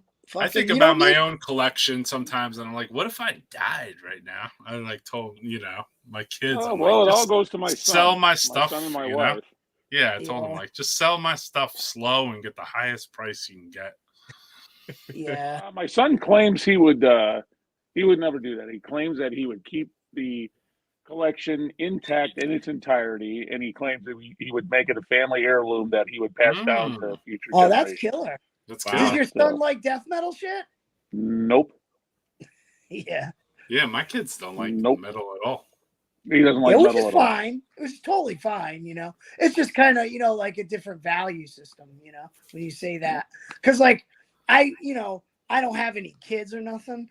And, like, my parents, I'm like, I would want it. If I was wanting to pass something down, and I just feel like I want to pass it to somebody who is, like, an enthusiast of, Right. you know what I mean, what it is, like, but I don't even think about that shit. I mean, I've just thought about it in time because I got 3 kids. So, like, I was like, what the fuck would I even like? What if I croak tomorrow? Like, where would happen with all this shit? Like, you know what I mean? Yeah. I just try to tell them like this is worth money. So, like, you know what I mean? Like, don't just throw it in a dumpster. Yeah. Like one of the coolest things that I have is amazing. Sal's watching probably is Josh Martin's AC shirt, man. It's just special, Like I'll wear it every Memorial Day weekend usually because that's like the anniversary pass and stuff. Okay. Yeah, and it's just kind of cool, It was a cool thing to get. I didn't ask for it, It was really cool. So it's good shit. Like I have a lot of cool shit, But that's one of my favorite things. You know what I mean? Stuff was special. You know what I mean? Yeah. What about you, Roy? What's like one of your favorite I got an Anal Cunt limited to 5 long sleeve from the tour I went on with them. Oh, cool. Yeah, that's probably like, and I'm trying to think what else. I got the Necrovore demo. I mean, that's pretty fucking rare. That's insane. Wow. It's a bunch of other shit. How about you? Yeah. Probably I have an original copy on Ravon Records of Merciful Fates, Nuns Have No Fun, and I have an autograph by all 5 original members. Oh, wow. And King Diamond even put a little special note that said, you know, because they got the song on there, nuns have no fun. He wrote a little special note on there that said, nuns do have fun. And then he signed it King Diamond. So that all 5 original members from Merciful Fate, I waited by their bus for many, many hours for them to come off the bus to sign that for me. And yeah, that might be one of my favorite things that I've ever got. What about you, Jimmy? You got any fucking grails? I don't. I like someone told me something, and I feel like this is not the right room for it. But I'll tell you anyway because cool demo. I gotta speak my truth. Yeah, speak your truths, brother. Somebody told me, do you want to have a record collection or do you want to have a record label? And yeah, for sure. That's all my money goes towards that, and I don't really collect.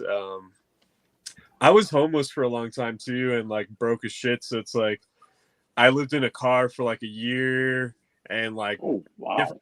So it's like I didn't have like even space for shit. So it's like my most prized possessions are like my like fucking records that I bought for $1. They're like old fucking prog and like rock and roll records, you know, like because I love them and something I listen to. I don't really give a shit about like how much something costs. I have a bunch of like stuff that people want or whatever, but like, you know how Ken's like, you want it, I'll give it to you. Same for me. It's like, oh, you like that? All right, well, fucking here you go. Someone gave this to me, like, you know, I'll pass it on, you know. So most of my favorite things like are the actual process of having the label and like passing on that, as opposed to any one specific thing. Like it's the memory in it of itself, I guess, is my broke way of saying I have shit. No, I mean I don't think that's wrong at all, because even when you said that, I thought a little deeper, and I'm like, well, those 4 first Kiss records I got at fucking when I was like 5, or like probably one of the most important things, and those were like $1 each too, you know.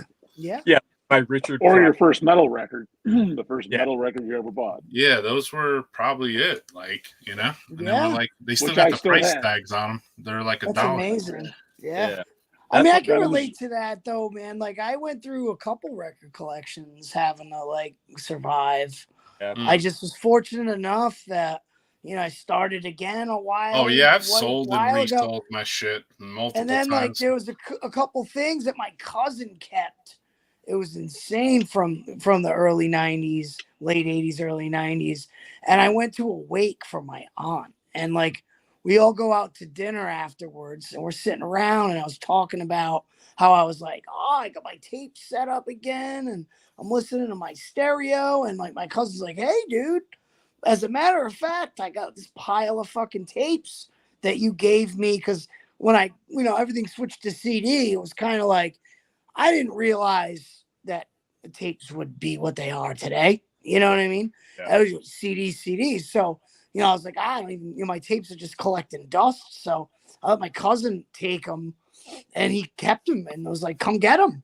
And there was some fucking rare ass shit. And I got, you know, a pile of stuff back, you know, like some killer demos too, like really killer shit.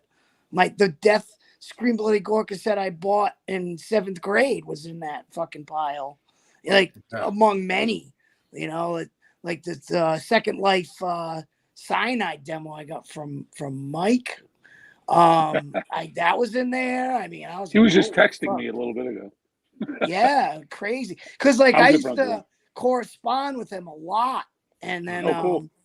It was cool because when they put out their first LP, I got thanked. Like my actual name was in the thank list, and I'd never been on a thank list, so that was kind of cool, you know. Yeah. So getting that demo back was pretty cool, you know. It's because of the history there, you know. So that's one of my favorite things I have, you know, right now for sure.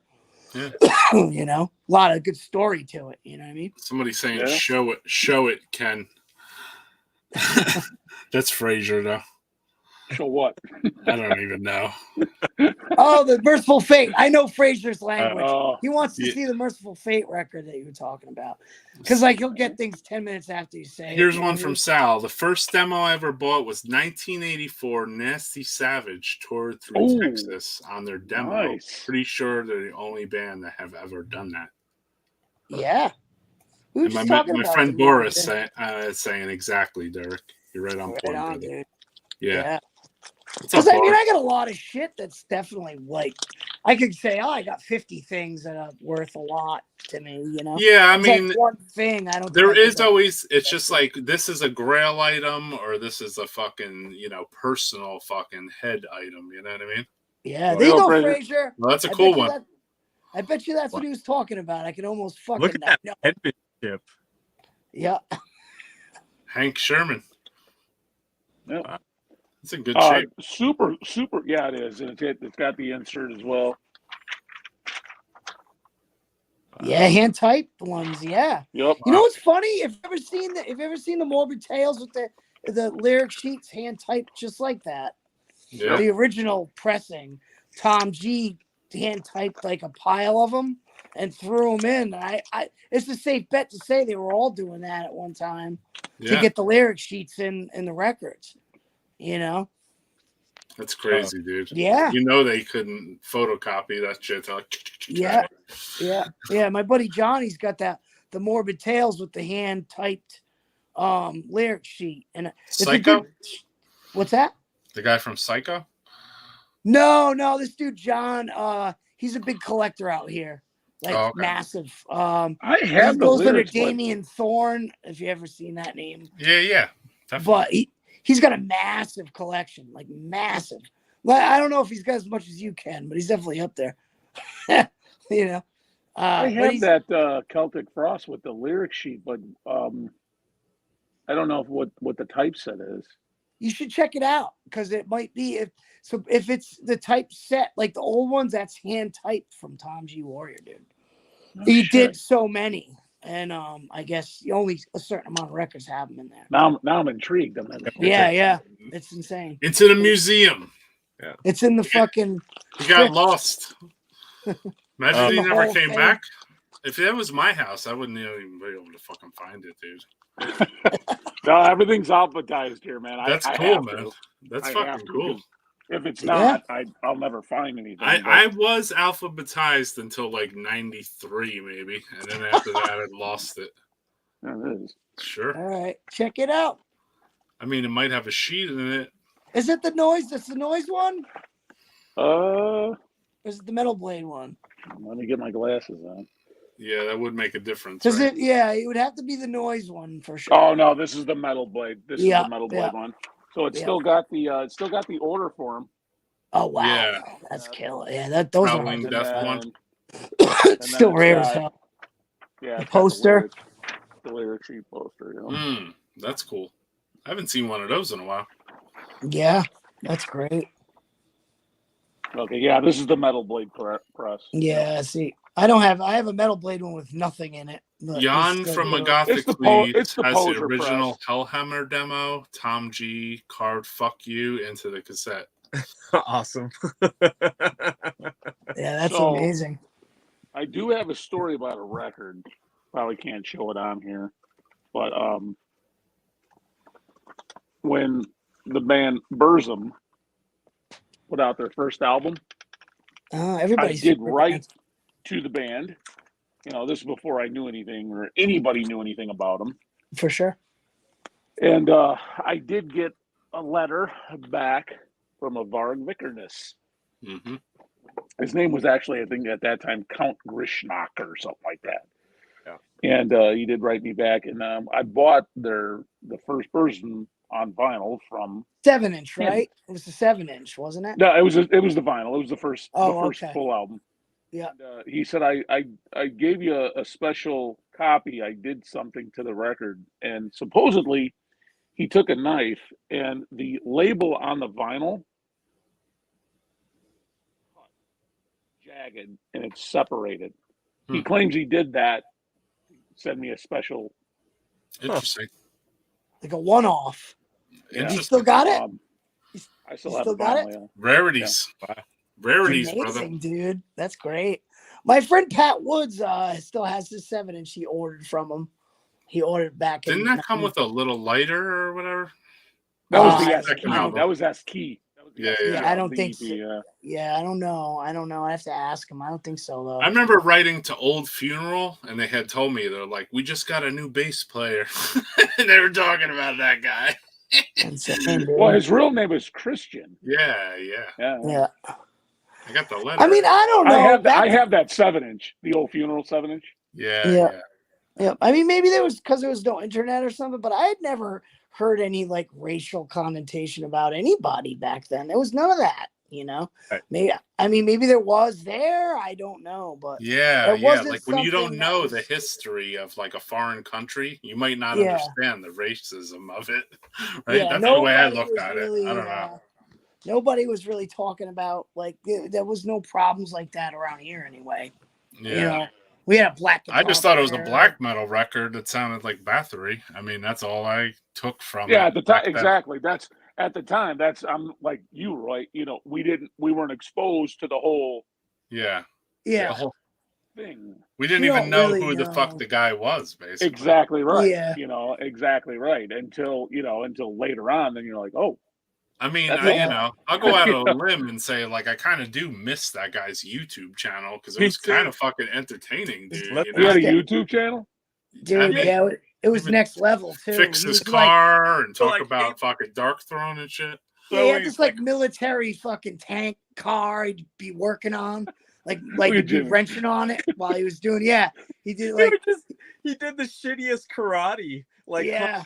He told the best stories, though. I mean, he was always like, wearing like military outfits and he shit. told the like- best like black metal stories, but then when he would talk about like I guess racial shit, like I didn't know what the fuck he was talking about. Basically. Yeah, me Oh, either. God. Yeah, was I didn't know he confused. had a channel. Oh yeah, they banned his ass. they kicked him off. Yeah, He was on there for a few years, and then I'm they got surprised rid I of- haven't been kicked off yet, but yeah. Supposedly, if you like post something about Burzum shit on Facebook, like you'll get banned. Yeah, that's so fucking weird. It's crazy. Yeah. Like if you put like a thing up and they know, like it's catch an algorithm, they could give you a little ban for a day or something. You know? Yeah, I don't Yeah. understand the oppression of like truths. Like these were things that fucking happened. These are records that came out. Yeah. Same with Discogs banning like all kinds of records. It's like this was a fucking like you can't fucking you know what though? It's just gonna create an alternate market for all that banned shit. So Yeah, that's the way for I look sure. at it. There'll be a Yeah. separated market for people that just sell just the fucking most banned ass shit, you know? Mm-hmm. Yeah. And eBay for all the banned fucking CDs, you know? Yeah. That's the way I look at it, you know? Like, if you're going to go have a stance of some political something or other, which I'm not really too into politics, so, like, Yeah, you me know, either. you're sticking it on your business, like, you're kind of fucking, you know, a bunch of your customers, you know what I mean? So, like, obviously, there's going to be a fucking alternative business that pops out of that, you know? Well, it's kind of Jimmy, do sad you- to me. It's kind of sad nowadays, though. Real quick, like it seems like politics shit now is like fashionable. You know, like Yeah. it's like a clothing trend. That was right never now, fucking you know? cool when I was growing up, dude. No, Like, never. Now everyone's like, you know, I'm a politician. You know, like yeah. it's like a fucking popular jacket right now. And Hey, that's- Jimmy. You know what I hey, mean, Jimmy, though? Jimmy. Yeah. Have you ever had to like scale anything back, like from a band, like tell a band, like, hey, you guys got to like. Oh, 100%. Oh, Yeah. Yeah, I've actually kicked off bands from my label that because I do agree with like what you're saying to a certain extent, but I also think that you know, I do believe in freedom of speech, but also like not freedom of consequences. For sure. I agree. So like I don't have a problem with Discogs not selling white power music. I don't give a shit. I don't give a shit either, but I think there'll be an alternate market for it. That's all I Yeah. think.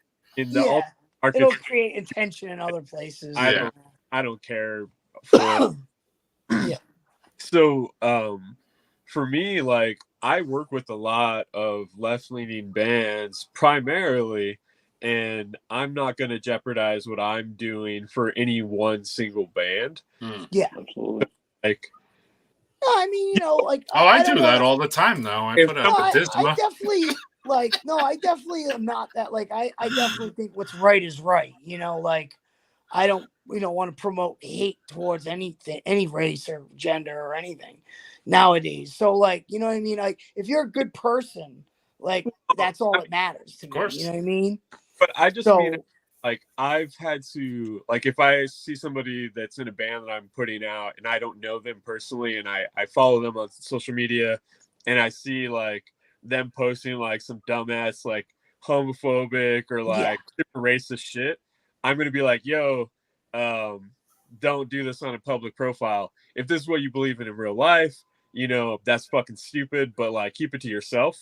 Yeah, for sure. Like, Keep it personal, yeah.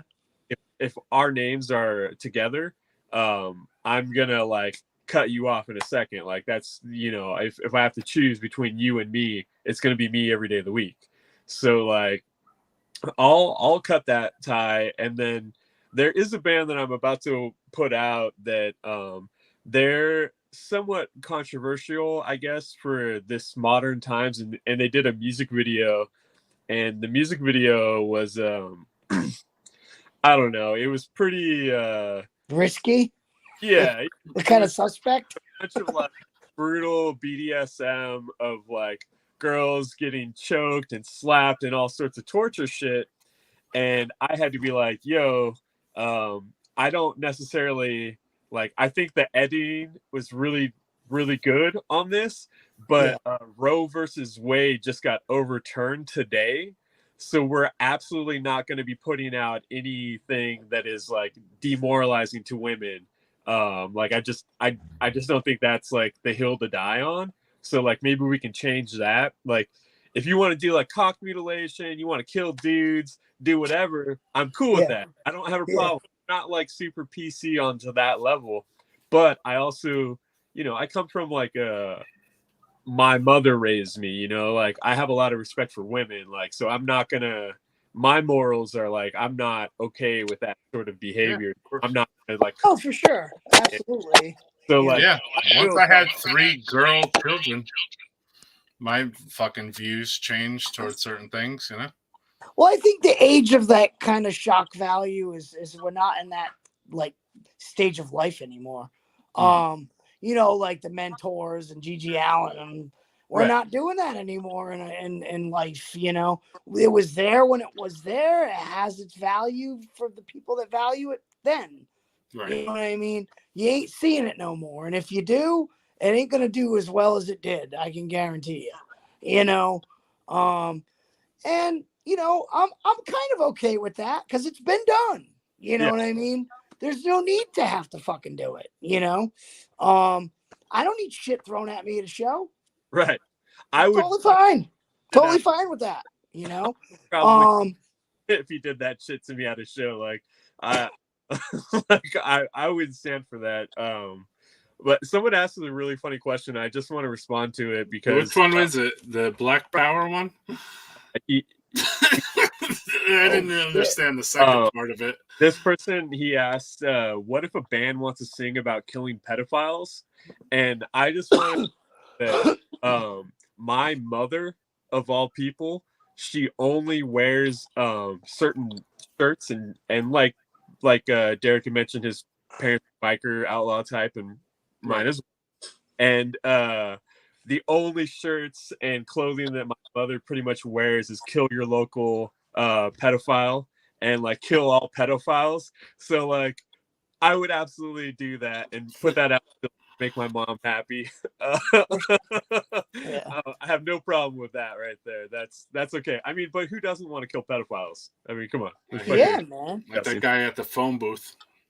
I mean, like, I don't know, man. Like, I love listening, throwing on some mentors. Like I even like Gigi Allen. Lie to you, man. Like, listen, I like Gigi Allen too, but like, there is that one or two songs that just slip over the fucking limit a little.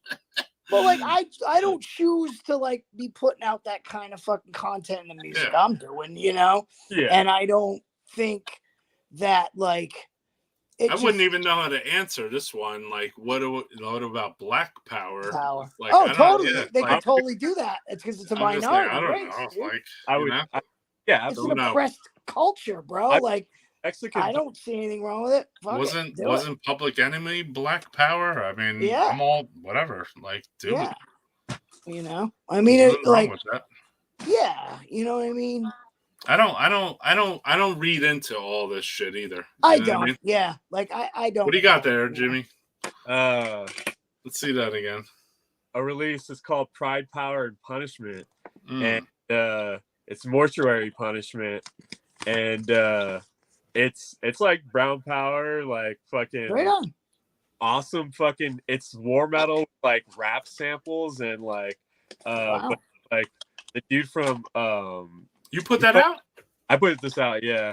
He plays in Shubalba and Sampantale, and he's been in a bunch of bands, but I put out a couple of his things. Like, yeah, I think that's like people make jokes and are like, "Oh, we're fucking reverse racism." Like, it's fucking stupid. Like, you know, it's just fucking dumb. Like, I like a bunch of my family have been institutionalized. And like I'm the only person in my family that hasn't been locked up, and it's like I grew up around actual like racists, and none of them listen to metal, so I can see the difference in between like people being like, "Oh, I gotta cancel this fucking stupid band because they want to post sketchy lyrics or they're anti-Semitic," and I'm like, "Yeah, okay, they are, but like none of them are in prison and a part of any the brand, you know, they're not AB." No. Yeah. It's they're just like fucking edgelords, and that's like for me, you have to just look at it differently. And like I won't support any of those people who put out their bands, but I'm also not going to be like, "Oh, let's rally the troops and fucking shut them down," because they're just fucking stupid. They're misguided. So like, absolutely, our stuff that's like pushes. It's just I wouldn't even like it. You know, like if it was good music, it's usually not good music. But I'm not going to sit here and say that Philosophy is like a bad record. Like, what the fuck? I listened to that when I was in 7th and 8th grade. I didn't know the stories of like all this stuff. I didn't know that he would turn out to be like such a weird racist like shithead. But I am gonna laugh at him doing karate kick, trying to fix his fucking change his oil for 9 months. Yeah. Like, trying to figure Yeah, what the fuck, dude? What's Yeah, going Ken, on? I'm surprised you haven't seen that, he's Ken. in- I'm he doesn't surprised. change the oil, and he's like, "Yes, old Europeans, we must preserve ourselves." It's like, dude, what the fuck? You can't even preserve your fucking truck, bro. Yeah, it's like, dude, I want to see you try to throw a football, bro. Like, let's show me that you don't have a dad. Like, show me so much. Like, you know, I think like, he even lived in a hobbit hut, no? yeah. Well, he got in trouble in France, and then because when his YouTube got shut down, he was eliciting terrorist acts, I guess, because he was trying to like do Eurocentric stuff. But when the black metal movie came out, he would do like follow-ups to it. Right. Like, Yes. so Dispel let me spell the myths. Yeah, I would never have a threesome. I would never have Yeah, I saw that. I didn't like the Scorpions. Yeah. And a fucking Jewish guy played me. This is so stupid. Yeah, I saw that. That's hard. Is that they got a Jewish person to play you in the movie because they knew that they'd pick you off. Like, that's fucking hilarious. Like, Yeah. I would have been like, fuck that. I think 70 Scorps rules, man. If someone told me the that's Scorpions, I'd be like, fuck yeah, dude. Not if Fucking Euronymous John told Roth, you that. bro. Yeah. Euronymous is like, no, he liked Scorpions. He was like, Yeah. Scorpions. yeah, but rocking belly shirts, like, you know, how much can you take that guy serious? For sure. Hey, fellas, I'm out. But I All appreciate you guys, and I appreciate you letting me on here, Roy. Thank you, Derek. It was great meeting you, Jimmy. It was good talking to you. Good talking, Cool, man. Enjoy your night, brother. Jimmy, I'll be getting an order with you so I can talk about your stuff here. Of course.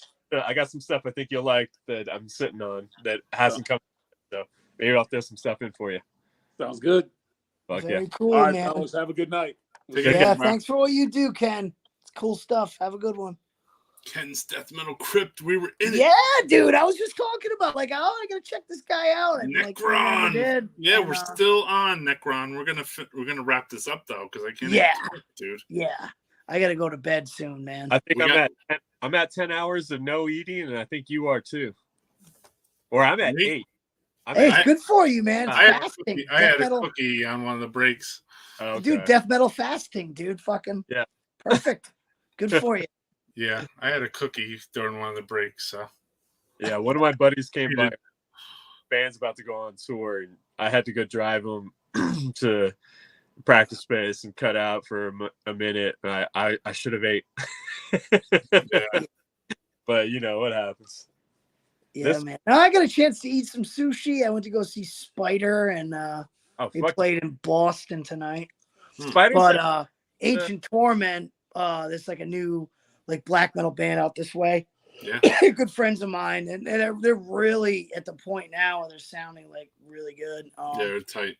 They're good seeing them. It's the kid that used to be in that popular band with the female singer, death metal band. What the hell was the name of it? Metal Blade. Abnormality. Never So heard. he was the bass player of Abnormality, and he fronts the Ancient Torment. They're really good. They're really good. They got some shit coming out on Eternal Death. It's like a small label out of Connecticut. Cool. Yeah, he puts told me he out was some doing a pretty cool stuff. split record with not Hexea, but Haxon, I think. Yeah, it's got a Haxon. yeah. That's an old that's a black metal band out here. They've been around for a long time. Is that they were like wear makeup or not makeup, but like they're kind of like glam, sort of like black thrash, like kind of a newer band from the East Coast. Shit, I don't know. There's a lot of them. I saw them tonight. Oh, Spider. Yeah. There, yeah. I don't know much about that band, but yeah, that's who played that tonight. They were wearing some makeup. Yeah.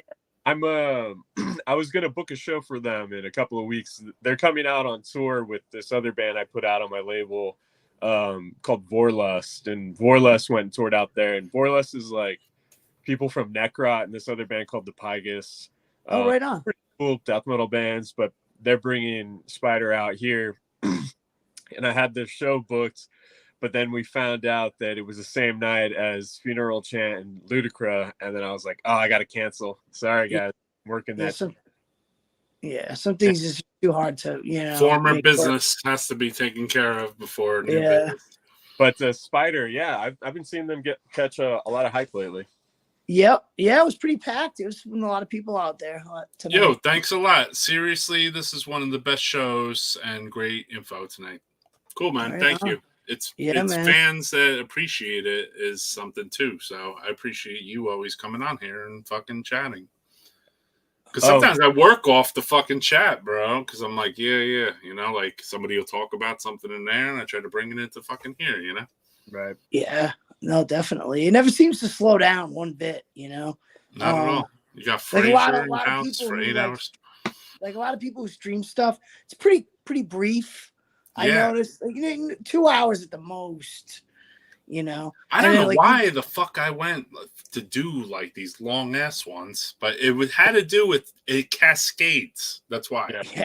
Because like there was somebody can be on at this time and this time and this time. Yeah. And then say in the early episodes, and Jimmy, you were even in some of these ones, like they just kept going. It's like, all right, now we're in fucking Japan, now we're in Australia with this guy, and then like we were like bouncing around, and like fucking this guy from the US comes back on, and like it was like fucking and then we drop in on a show in California, we can't hear it. We could see the fucking thing great, but it's like it sounds horrible and like yeah, but it was like it was cool to just came like generically here. I don't know why. Yeah.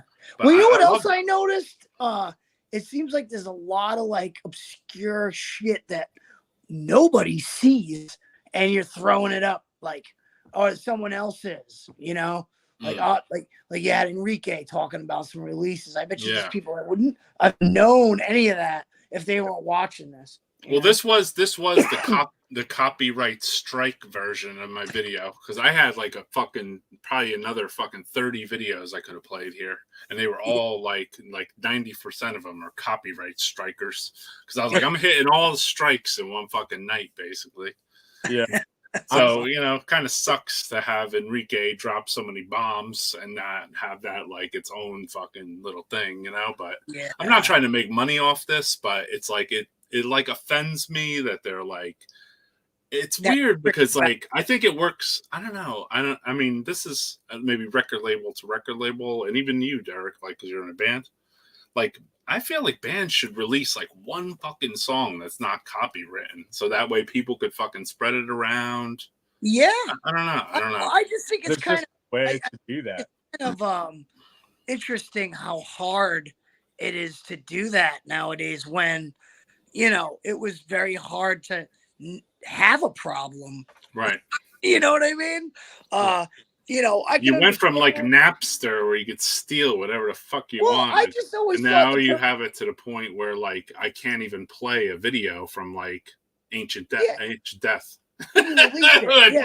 your fucking, you because release another the guy in the band has the copyright stuff. You Well, know what I mean? I thought the whole Weird. premise behind copywriting is so somebody doesn't come out with the same thing that you did. You know what I mean? Like, that's the whole purpose. Like, if someone's playing someone else's works, I don't consider that like thieving their work. Exactly. If they're going out saying they're Motley Crue, you know, and they're like, hey, we're Motley Crue, and obviously the guy's 3 feet, you know, he's not fucking Nikki Sixx.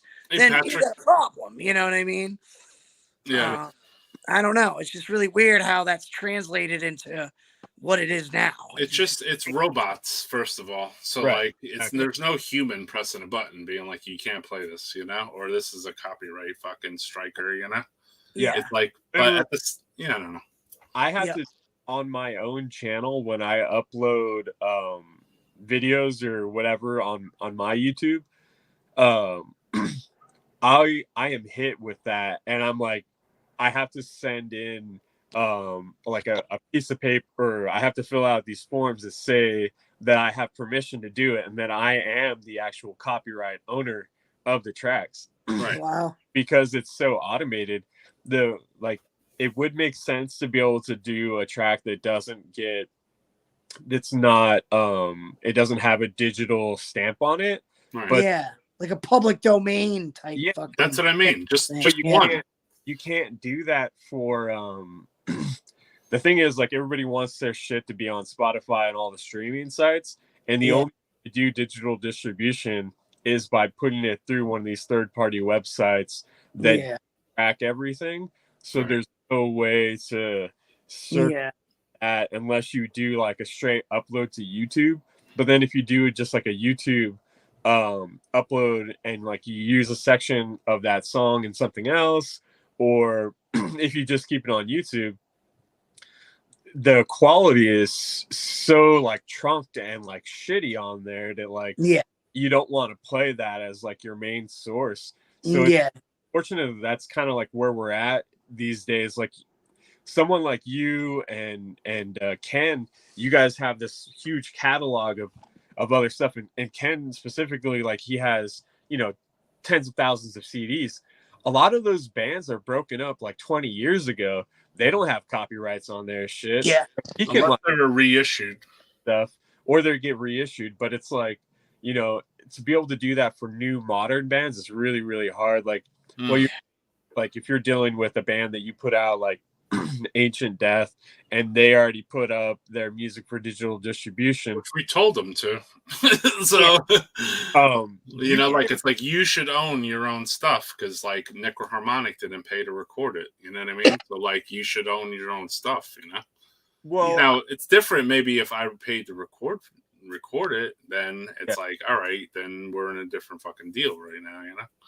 Well, it's also like, you know, if you work with other labels or if like, you know, like I don't know what formats you're doing, but if they did other formats or if they did it before and you came to them after hearing it, right?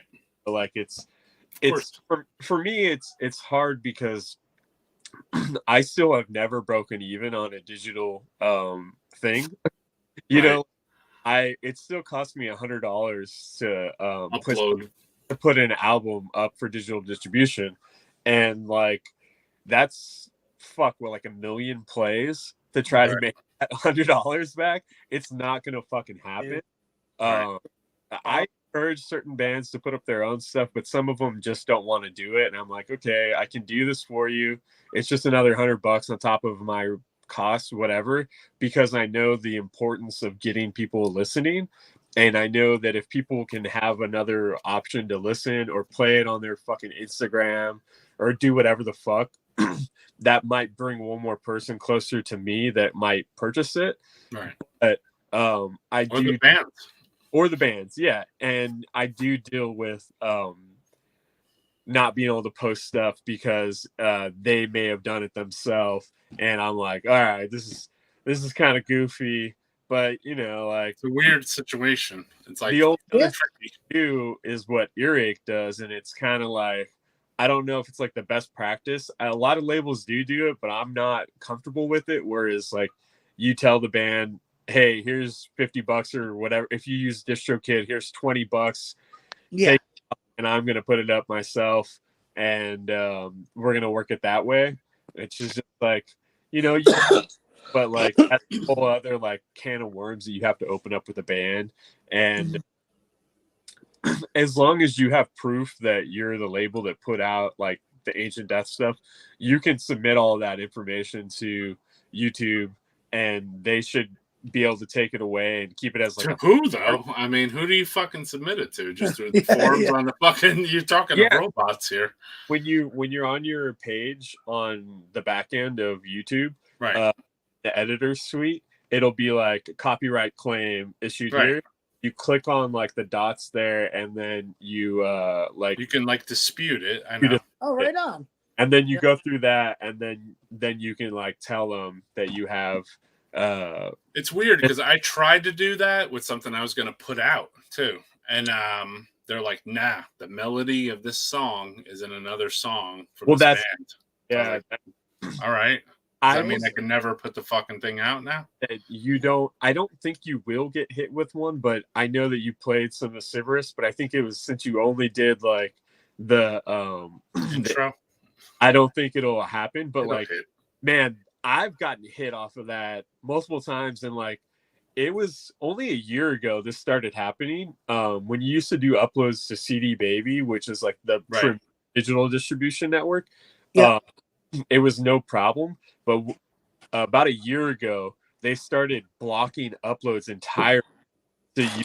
So, like, if you have something that you have up there, a lot of people will try to bootleg your shit. Or, like, for me, like, everyone was trying to bootleg it, and it shut it down. Wow. And then, like, people would hit me up, like, this is so fucked up. We're trying to help you out, blah, blah. And I'm like, dude, I have no say in any of this. I grew up pirating. I'm okay with people stealing. Right. It's literally free on my fucking Bandcamp. There's hundreds of releases for free. Like, I don't give a shit. Like, yeah, I just had $100 to put this up on fucking Spotify so that people can listen on the go. Like, it's not me that has a problem with you. It's these automated bots. And so it's like trying to figure out a middle ground with like some sort of human interaction to where you can say like, hey, I'm not trying to monetize this per se. I'm like, I was going to ask you about your Bandcamp too, because you do have like 150 fucking releases up there. Like, how do you handle it with every single fucking band on there? Like, because there's obviously people that make donation, this and that. Right. So for me, heavy duty accounting. Yeah, well, I just have everything up for free, so it's not like anything's being made. When I've like looked at the numbers and stuff, like it's embarrassing to say, but like They barely cover the cost of the monthly thing. Yeah. It's let's just say that the way any label works is especially underground ones is you could do 100 releases, maybe 2 are help make everything work. So it's like, you know, it's not a big lucrative market, you know. It's pretty How do you tell the bands that, though? The ones that think that they got a fucking 20, you know, they're like, oh shit, look at all those fucking I'm likers. very transparent with all the bands, and like I'm very fair, and like I give more to bands than any of the other labels I know. So it's like I also tell bands like, hey, this is free, so you should put it up free on your side. Let's not even try to make money moving into it like that. Yeah. Like that's a part of like before I even start to do. I'm like, I want you to work, and like I want it to be free because I want to get your band to the next level. And like if this is what it takes, like just people being broke and listening, then this is what we should do. And I'll get you tens of thousands of listeners instantly, and then just work on the next thing you do and make that be what we try. You know, like Oh wow. So like smart. There's certain things that I have that are like that are a price on my Bandcamp, and those are usually after I've dumped a couple $1,000s into a band. I'm like, all right, let's try to like make some of this back. Of course. But that never fucking happens, man. Like even, like one of the releases that I fucking love the most, that I put out that was already out on vinyl in a different country. I put it out here in America on cassette because I just wanted to be a part of it because I loved it so much. And it's like a new wave of British heavy metal, like / doom, like Candlemass sort of worship stuff. They were like what band? They're called Stingy and Crown. Okay, I've seen that name around. I haven't heard them though. Great. They call themselves like candle thrower, like the heaviness of bolt thrower with Candlemass. Like it's like the Grave Hill, but with like this really badass like vocalist that she sounds like Dio kind of, and she's just like really impressive vocalist. But like, so that is just like, it was a really hard sell. Like for me, what's the most copies of a release that has ever gone through your label? Like what's the most like the highest number? I think I've done a couple thousand tapes of my own band. Okay. It was your own band that sold the most? Yeah. My band is like it's got the most promotion machine. When I bought a CD, when I bought some tapes from you, you've sent your band's tape with it. So. Yeah. So like, I've it's usually like my own band is like, it's done pretty well, which is great. I've sold like, 1,200-1,500 of other things. But like, my own band, a couple thousand of like our fucking 4-song demo, or whatever. And then like, I've had stuff that's like sold like 500 copies, like, in a fucking couple hours or whatever. And then sold out all quick and shit. But it's like, that's great. That's not successful to me. Like that like selling out is like bad business. Like that's why I don't do hand numbers or any of that shit, because I don't want to cater to that market. If they want to buy something, I want to be able to sell it to them. Right. Yeah. Like make sure it's available. Yeah. If I only did 200 copies, but 500 people want that, that's 300 sales I just lost out. Yeah, I only hand numbered my vinyl and my tapes. I never hand numbered my CDs. See, I kind of there's kind of like two sides to that in a way, because like I'm the type of person, I'm like really enthusiast of stuff, so like I kind of like when things presses kind of are gone, because it's like, oh wow, I got that version, so that in that sense I think that's cool, because it's like my first pressings like fucking grails, like my left hand path with the hype sticker, like I will fucking worship that. I'll put it on the top, it's just things like that. Put it on top of your Christmas tree.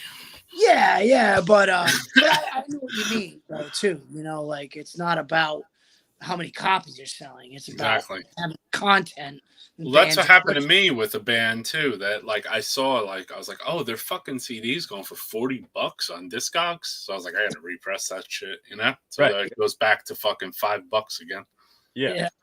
That's yeah. So for me, I want to keep stuff in press and in circulation, and like I do differentiate, and I have a way of being able to tell what's different. Like I do different color coded cassettes and stuff like that, and different print.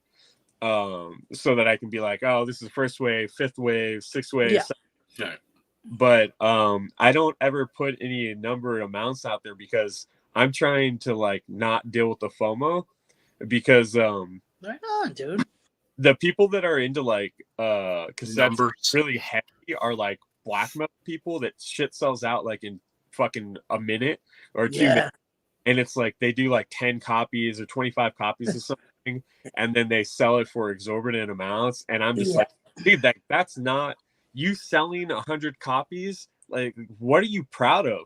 Like, dude, that's 100 fucking copies. Like, it's a fail. Shit. Like, it's a fail in a way. Yeah. You know, like, what about anybody else that wants that shit? Like, what do they have to do now? They can't get it. Like, do more. So like. I have I don't know. I have a lot of things that work against me for having a label. And that's one of them that I'm like, no, I don't want to deal with fucking people that want to like have this rare commodity. I'm like, no. It's all rare to me. Even if I do something 10,000, 20,000, what is that? That's what I said earlier. It's still fucking rare, dude. Yeah. I mean, 6 billion people on this fucking earth. Yeah. And man. Yeah. And for I us, appreciate that though, man. You know, you get to do that's the freedom of this. You know, fucking do it your way, man. Like what you see is fucking not right with the way you fucking, you know, came up in the scene like that. Now you're making it the way you want it to be, based on what you fucking enjoy the most. Your values, like you know, some of your own values on the record label, and I like that. It makes it your own, bro. You know, it's pretty sick. Yeah, that's why I try to like, you know, I say I don't like punk music or whatever, but like I definitely came up with punk ideology, and like I definitely like an outlook and perspective on things that I want to run my business as and do that. And it might not be the most like capitalistic friendly sort of way, but at the same time, I'm like trying. It's all like a learning process, you know. And that's like. That's transcends to even more than just a label. It's also like for people that like hate bands that get popular. Like I hate that too. Like I don't give a shit at all. Like I love some of the bands that everyone's like, oh, you know, we're hating on. They're nothing at first, then they get popular, and then people hate them, and then it's like, make up your fucking mind, dude. Like, dude, like, what's the big deal? This band can like sell out. Sheep mentality of 100 people across the world. 100 people will come out and watch them. Fuck them for life because of that. Like, no, I want people succeed and do cool things. So it's like that's like the that's like the blood incantation thing. I love that band right now. Perfect. I like them when they started. I watched them when no one went to see them back then, and I like them just as much now as I did then because. They keep it going. They keep the fucking the nostalgia, the parts, like the shit they're doing is right on. I was texting Paul before the podcast to be like, "Yo, get on." Yeah, man. Yeah, no, not come on. Just like have someone fucking tape your shit. Oh, man. Yeah, I think they're playing right now. Actually, that's an automatic copyright strike too. But that's fine. Like I don't care. Yeah, like it is. I know it is because I already had them on. So, but I don't care. Like this was the copyright strike edition, right? Yeah. Well, no, I listen to all sorts of funny shit, and like some people say, "Whoa, I don't understand how this band is so big, it's on hype." It's like they're working, you know. They tour. Like these guys are out there touring like fucking years at a time. Right. You know, releasing stuff super consistently. And they're doing it 24/7, and probably not eating because of it, probably not eating a fucking healthy diet as a result. And so, I mean, I think that like if someone doesn't get the business end of this music by now, I really don't know how they could say half the things they do. When they're in the business. Because they got their head up their ass. Irony, and I think that's the separation between like sometimes musician and listener is that like you could be the biggest enthusiast but like the players, like they're doing, these fucking insane runs, like 200 stab wounds. That's a good example. They got big fast because they played every day for years now. And they're just constantly pushing their material and like grind or whatever. Yeah, so they're being noticed. They're fucking putting the work in. Yep. It's not just hype. It's not just hype. Right. That's not enough ever. Yeah, and that's the only word that gets thrown around right now. It's like it's not just hype. It's work, and I can tell you, I like my couch and I like my heat and electric. Yeah. I'm not gonna go out there for 365 days, and fucking worry about like how skinny I am. You know what I mean? For that payoff, it's just not in me.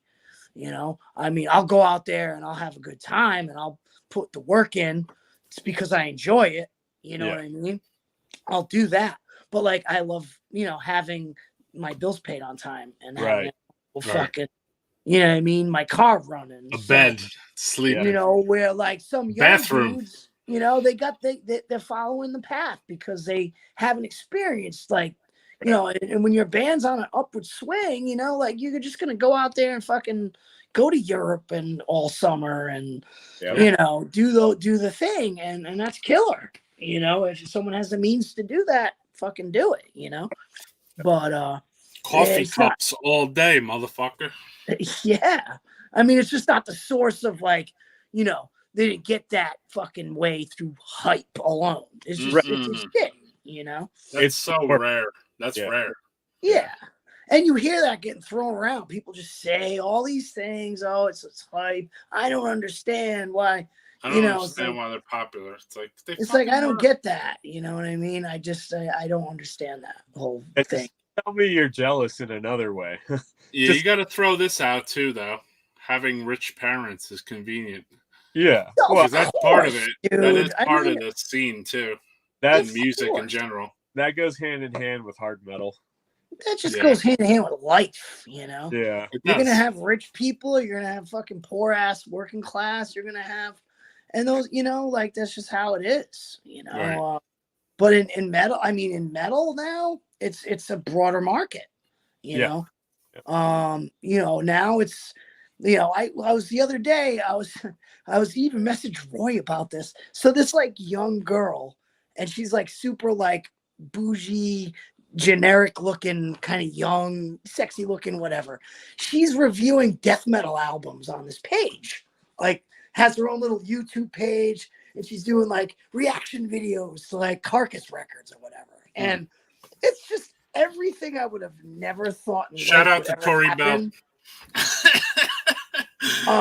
And so in other words, but why I even talk about it is just that's how like acceptable this stuff is now. There's no eeriness or shock value to any of this music anymore. Especially with the shirts too. The models wearing the shirts and shit. Like girls that are kind of like internet model-y kind of chicks wearing like Last Days of Humanity shirts and shit.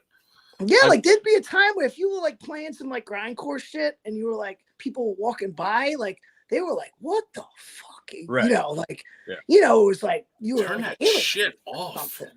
Like, turn that fucking shit off. It sounds horrible. Yeah, and that shit's over. Like there's nothing surprising now. Right. So it just kind of dawned on me that with this like broad market now, you got rich kids, fucking, whatever. Everyone's listening to the shit. Yeah.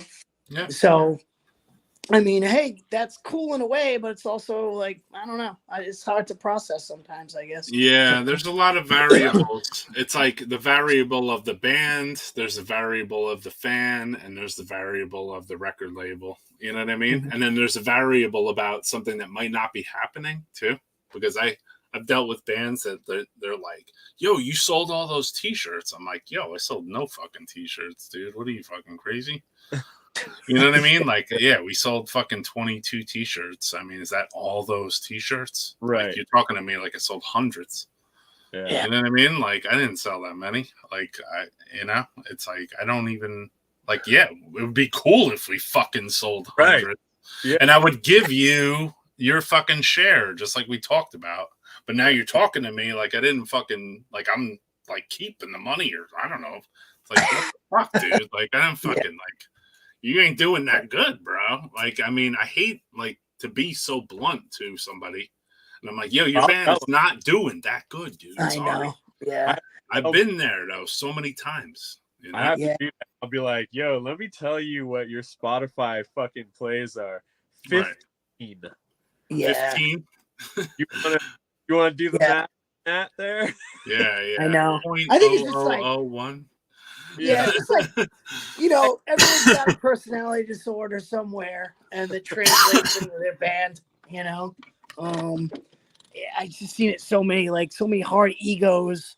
You know, of something that's not even fucking there. You know, it's sad. You know, it's because the fans sometimes hype the egos of the band members. And I'm not in a band, so I could say this. I think the fans hype the ego of the band members. Then the band member thinks, yo, we're worth, or we're this, or, you know what I mean? Oh, and yeah. I mean, like, sometimes maybe they are worth it, but like 95% of the time. Yeah, it's a lot of ego bullshit. Like, I've been in a lot of bands that were bigger and even like bands that weren't, and the ego is exactly the same. You know what I mean? Like, legend in their own fucking mind type shit. Right. You know what I mean? Local. And local legend. Local. Yeah, and it's too bad, you know, like, because it's really pointless. You know, I like if it's not about the music and like having fucking sanity, like that's the whole reason why I think I got into death metal in the first place, because it was a place to get away from that. Like I thought, like, mainstream society, that's all it was ego and bullying and bullshit, where you could get away from that by going to a show. Right. Like, you know, a bunch of people that don't give a shit about that or whatever. Yeah. You said something really good on my podcast. You said something really good on my podcast, too, one time. You said, you know, like, social media was like going to shows.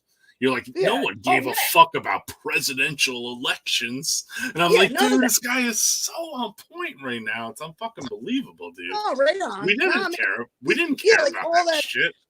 It was like the one place where it didn't matter if you were black or who you were or what you looked like or anything. Right. Everyone was into Entombed, or everyone was into Napalm Death, or everyone was into, you know what I mean? Like, that's where everyone got together and was like, oh, it's like just to be involved in something collectively. Right. And the good-looking people, the ugly people, the freaking gnomes, like everything there was. You know what I mean? Yeah. So nowadays it's kind of weird to see how things are. You know, and you know, I'm not old, you know, by any means, but it's just a change. Don't sell yourself short.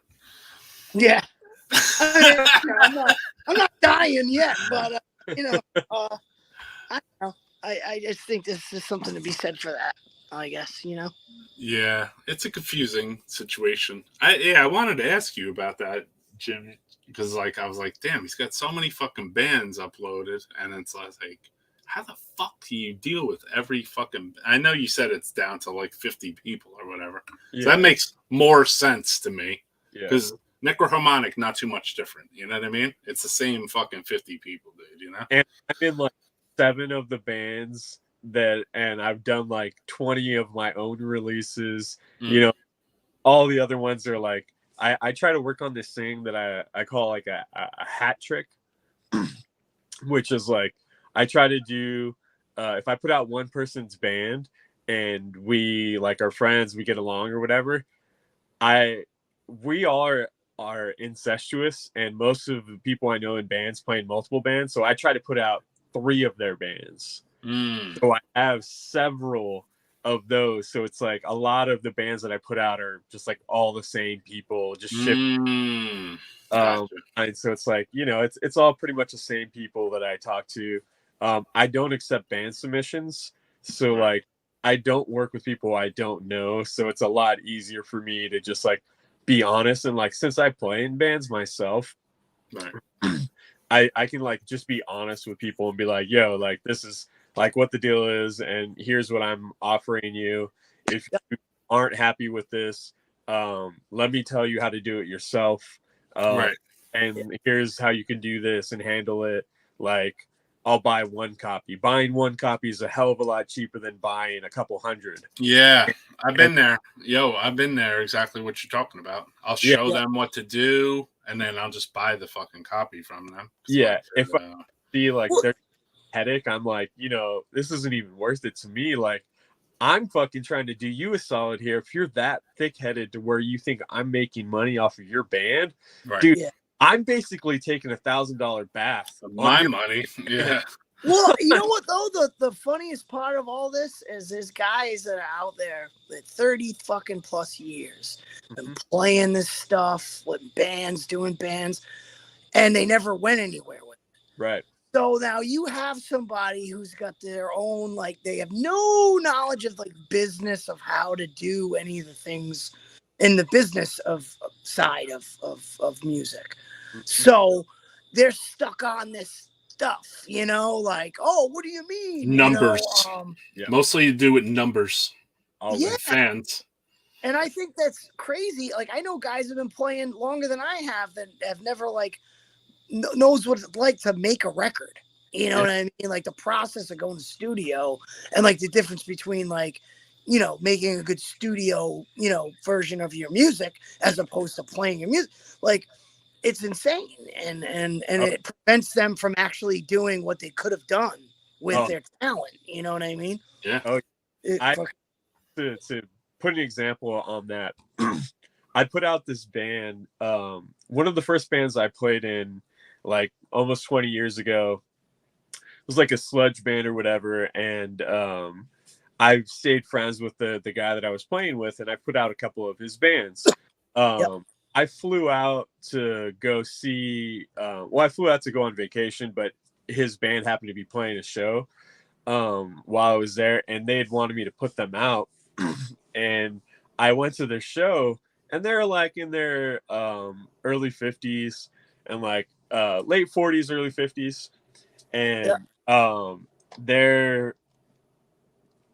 their way of thinking, the way they were talking to me and about how they wanted to do things was just like, I just couldn't do anything with it.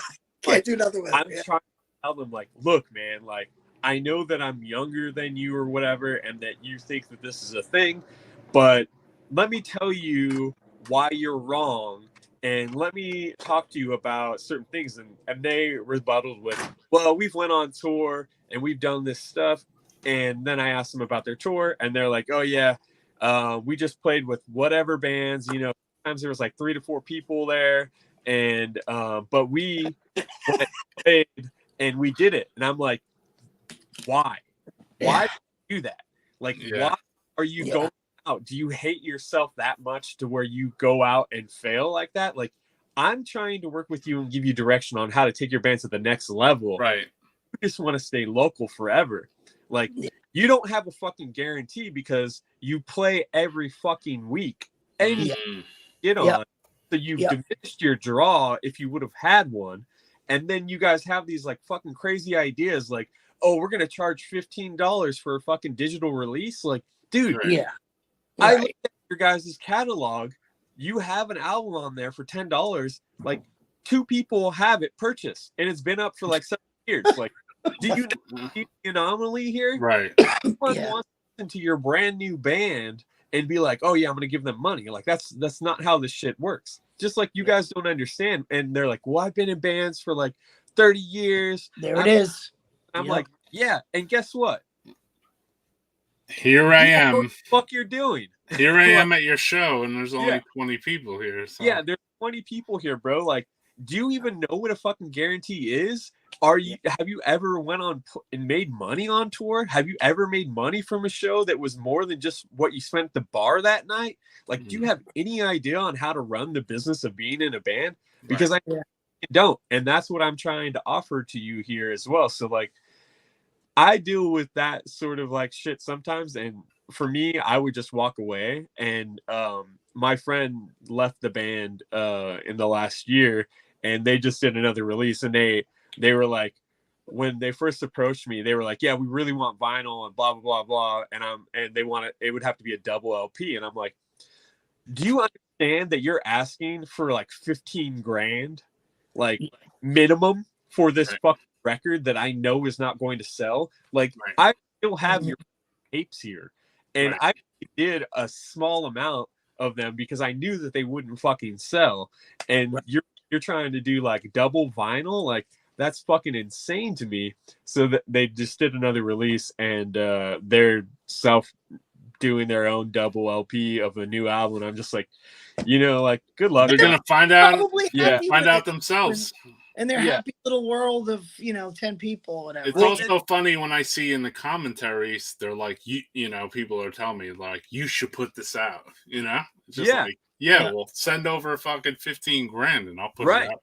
Yeah, and that's the thing. Like, a lot of these people, and then I also deal with bands that think that like they'll like be disrespectful towards me, like, oh, fucking tapes, like I don't want to be on a tape, and I'm like, and they're like, we just want vinyl, and I'm like, yeah, everybody wants fucking vinyl. Like, really take a hard look at your band and think if you are going to be the band that ruins somebody's bank account. Like, because I guarantee 90% of you are like, you're not worth the vinyl. Like, not everything needs a physical release, like absolutely, that is something, like, and like, you don't look at it as like a cassette. Look at it as you're getting an affiliation of like another boost up onto your trajectory of where you're trying to get as a band. So like, I just try to be very transparent with all of that when working with bands. And like, I've been hit up by a lot of like established bands, and like even some pretty big legendary bands from like death metal past that like hit me up, and they're like, hey, we'd love to work with you. We want you to put our stuff out. And it's just like, that's not who I want to work with. I want to work with brand new bands that I can actually help elevate to the next level. Like, I'm not trying to work with established bands, because that's when everything gets tricky, and then they just think like, oh yeah, there's all this money being made, and it's like, dude, that's not what this is at all. This is like fucking DIY. Like, this is like, have you ever talked to somebody that ever had a label before? Like, even earlier when we were talking to those guys from Rage Records, it's like they put out 8 releases, like they stopped. Like, legendary, and that's like, they did some really amazing things, but like, of course, they did labels, they fucking stopped. And I've watched so many labels come and go because they don't know how to say no, and they take on too much. And because like, your words, and you say you're gonna do this, that, and the other thing, those are all free. You know what I mean? Exactly. But actually carrying through those things is a different story. Just fucking break up, and it's like, dude, like, all right, so I just dumped all this money into your band to do nothing. And then you broke up. I've had that happen to me.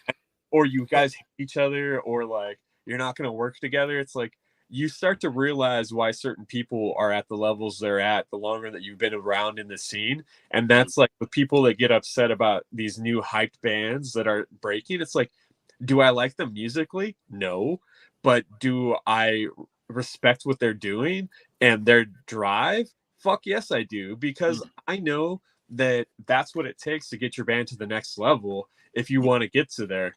But like, not everyone's willing to do that. They just expect a handout. And it's just like, that's not the way the fucking underground works, man. Like, you need to put in work to actually get yourself to that level. And like, bands like Blood Incantation, they've put in years of their time just busting their ass to get to where they can play shows to a couple hundred people a night. And it's like, dude, what's a couple hundred people a night? in the grander scheme of things, like they're not fucking playing arenas, they're playing fucking clubs, you know, like right. And like another thing to be said too is when you're playing that much, you progress way faster because like it's like condensing your progress. You know what I mean? So you might have guys who they're not just moving as quickly, because they're just not doing as many gigs or not putting out as many albums or whatever. So like you can't expect somebody who's not progressing or clicking on all them cylinders to have that much of a fucking result. It's just doesn't make sense.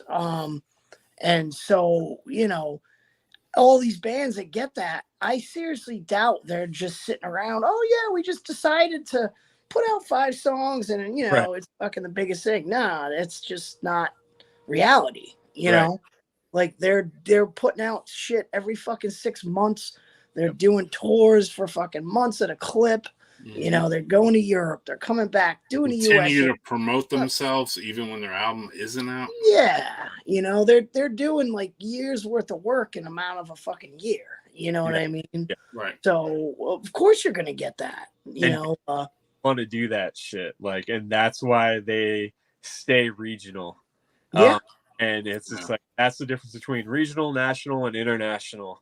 If you're not willing to make that jump, like, cool, you can write great demos and like great music, and like some of my favorite bands are all demo bands, but like I also know as a musician, like, yeah, you wrote a cool demo, but like, do I respect your band like in the longer run of things? Like, what the fuck did you guys do? Play to like 10 people a couple of times, or you broke up when you were 18? Like, cool, man, like fucking let's see where you are in 20 years. It's like it's just hard to try some of the, and then even in 20 years the band can be and all of a sudden get some kind of like buzz around them, but in reality it's not even fucking there, dude. It's like of course, like if someone has the right fake aesthetic, reality.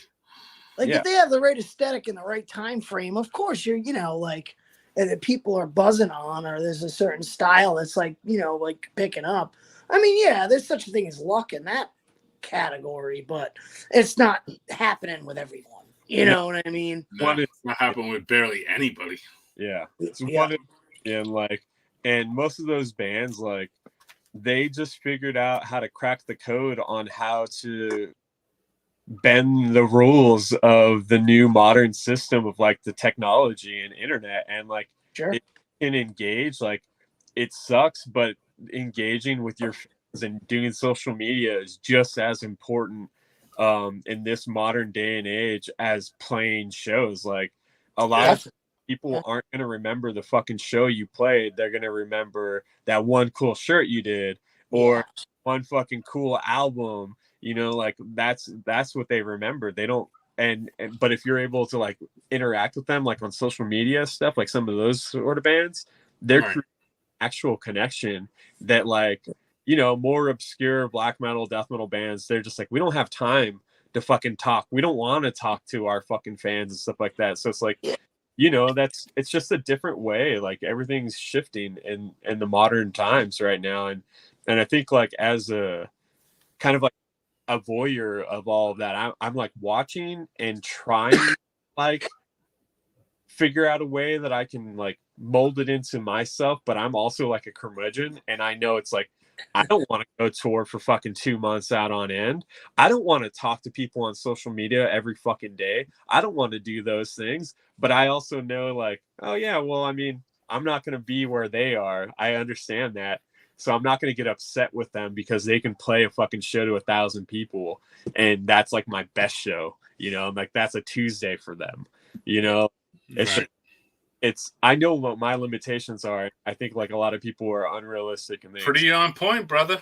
Yeah. Because like, dude, I love the underground, obscure, like like I love that shit just as much as I like, things that I'm into.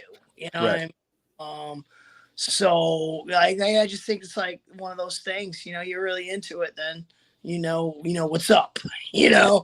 More or less. Yep. That simple, you know. I don't know. Fucking 10 hours, fuck faces. Yeah. That's Metal Podcast. Broke the 10-hour mark, man. 348 albums by Buckethead. Yeah, I mean, you look at like Is that the Melvin and, you know, prolific outputs that it's just like they just don't stop, you know, like they're just constantly for their fans, they're always putting something out and engaging with them, and that's like important. That's that connection, you know. It doesn't. Juggalos. Yeah, Good example.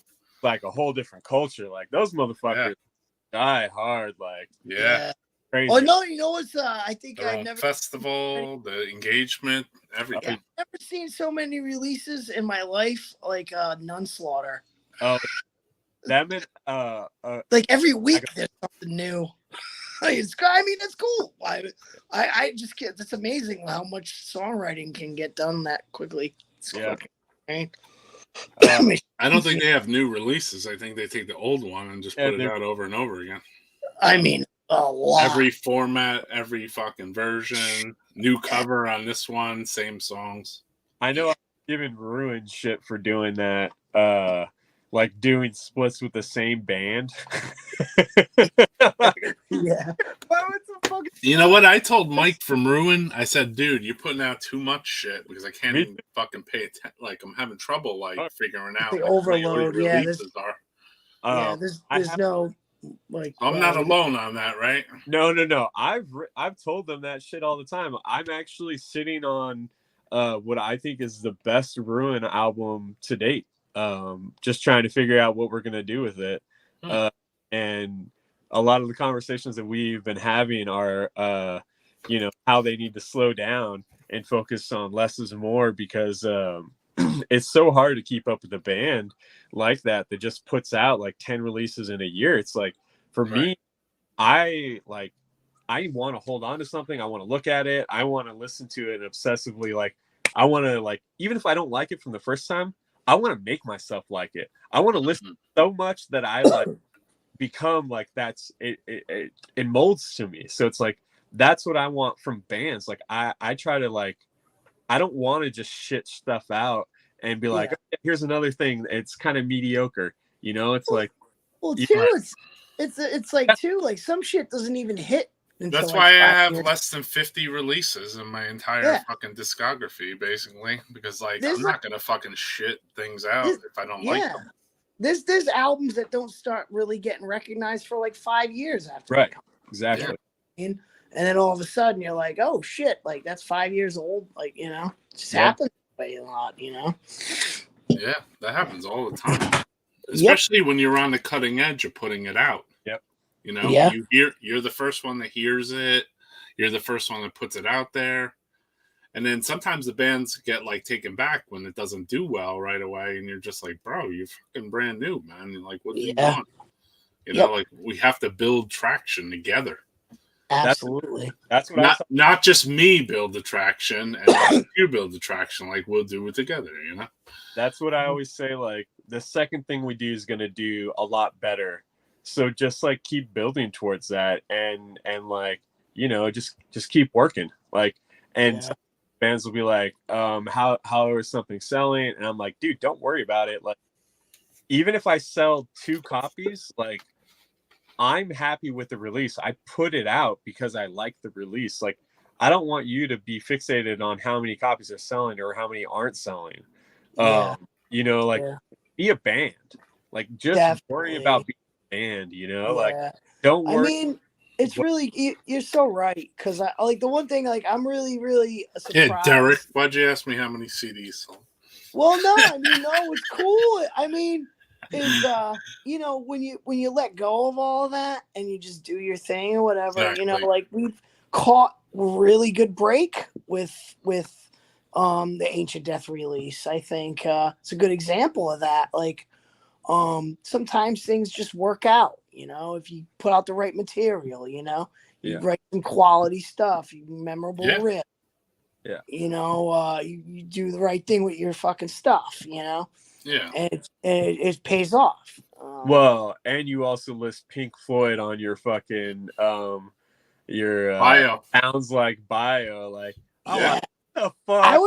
I mean, you know what's cool? Like, because you know those dudes are a little younger, so they're coming from like all these different like places, and they took a lot of risks and just didn't care because that's what they stood behind, Yeah. And when I first comes to mind, it's like I wouldn't be thinking about like going outside of the genre that I'm right doing, because you don't want to put out like mixed message. A mixed message, and but like just the way they go about it is just like, hey, this is an influence, but it's not like affecting the music. The music is death metal, you know what I mean? Right. And that's what was really like impressive to me, is that they didn't let them outside genres like affect the brutality and the music, and which is cool, because like once you start mixing in all these different fucking genres in the same, you're really going down a road. Yeah, as soon as you say this, Death and Pink Floyd, right there, like you're already, you could be fucking your death sentence, basically. Totally. And I know that too. Even Yeah. moving into it, and then working with the band and saying like, well, even talking with your bandmate there, saying like, yeah, he mentioned that offhand to me that he had put that in the bio in the early thing, and I was like, you know what, that fucking fits actually. So like, fuck it, dude. Like, I don't give a fuck.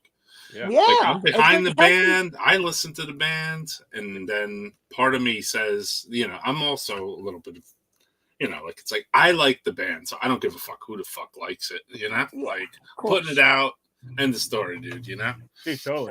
I feel that. It's just like, this is a band I like. I don't give a fuck who likes it. Like, they're gonna like it probably because it's good. But I like it. I want to put it out. And if no one likes it or no one buys it, I'm not butthurt because I feel like I fucking like it. I like it. So yeah. So kind of was a real relative of what you were saying. That's why I brought that up, because it was like, I stood by these like risky things, and it was like totally worth it. I was like, oh, cool. And it's still brutal as ever, still punishing release, and just a different approach. I haven't got to listen to it yet, but when I saw Pink Floyd and death metal on there, I was like, I'm fucking sold 100%. Right on. Yeah. Pink Floyd, I think, is like the best band. Like if you were to like look at bands in the scope of history of like who is the best band, to me it's Pink Floyd, just from like, oh yeah, this is what a band should be. It's just, this is just the end all, like it's fucking perfect. Yeah. But it's, I don't know if they're like the most important band to me, but I just think like if someone like a Martian comes down to Earth and like, what's the best band? I'm like, okay, yeah. I mean, well, it's hard to argue against Pink Floyd. Like, look at everything they did. Like, it's just kind of immense. And so when I see that thrown around with death metal, I'm just like, oh, okay. Because I love the idea of psychedelic death metal. Exactly, up there with Sabbath and Zeppelin. But that's because that's what we had to look at for rock bands of that era, and that was the ushering in of rock music to what we know into metal. But just like those bands are super, super important. I just think that like artistically, Pink Floyd's a little bit richer. Led Zeppelin's great, but they're also the biggest music thieves in history. Thieves, and Black Sabbath is fucking, I'll never say a bad word about Black Sabbath. And I love Zeppelin too. I love Pink Floyd, but it's just like, so when I saw that you guys personally, I like Led Zeppelin more than I like Sabbath, and I know I get a lot of shit for that, but I mean, I just feel like their songs were more memorable. Oh yeah, 100%. I don't know how to swallow that one, to be honest, because I mean, I think it's whatever you want, brother. Well, no, I mean in the sense of like I love Zeppelin too, right? Like, but I almost put them in a different I just try to go by you know? what I listen to more. Yeah. Like, you know, over the entire lifetime, what did I listen to more? Did I listen to Sabbath more, or did I listen to Zeppelin more? I listened to Zeppelin. Yeah. You know? Well, at one point in my life, I listened to Zeppelin more, but then another point in my life, I listened to Sabbath more. So Yeah, I can even throw Rolling Stones in there a little bit too, and like I can't say 1,000% that they stand to Black Sabbath, right? Or but you're right about Pink Floyd, man. They got the fucking jeez for the gamut. Like it's just like so fucking wild what that band was able to accomplish, and to me they're just like the pinnacle of what bands should be. So like one of the slurs that I see thrown at Blood Incantation a lot is like that they like went Pink Floyd or whatever. I'm like, how is that an insult, man? Like they went and imitated one of the best bands of all time that they're all huge fans of. Yeah, that sucks. That sounds like that's big time. But as a listener, I kind of feel like that stuff. I never heard that, but it didn't seep into the music to the point of like breaking the genre. You know what I mean? Right. Like that's important, I think. It's like if you have like a cool atmospheric guitar sound, like it's not going to really change the style.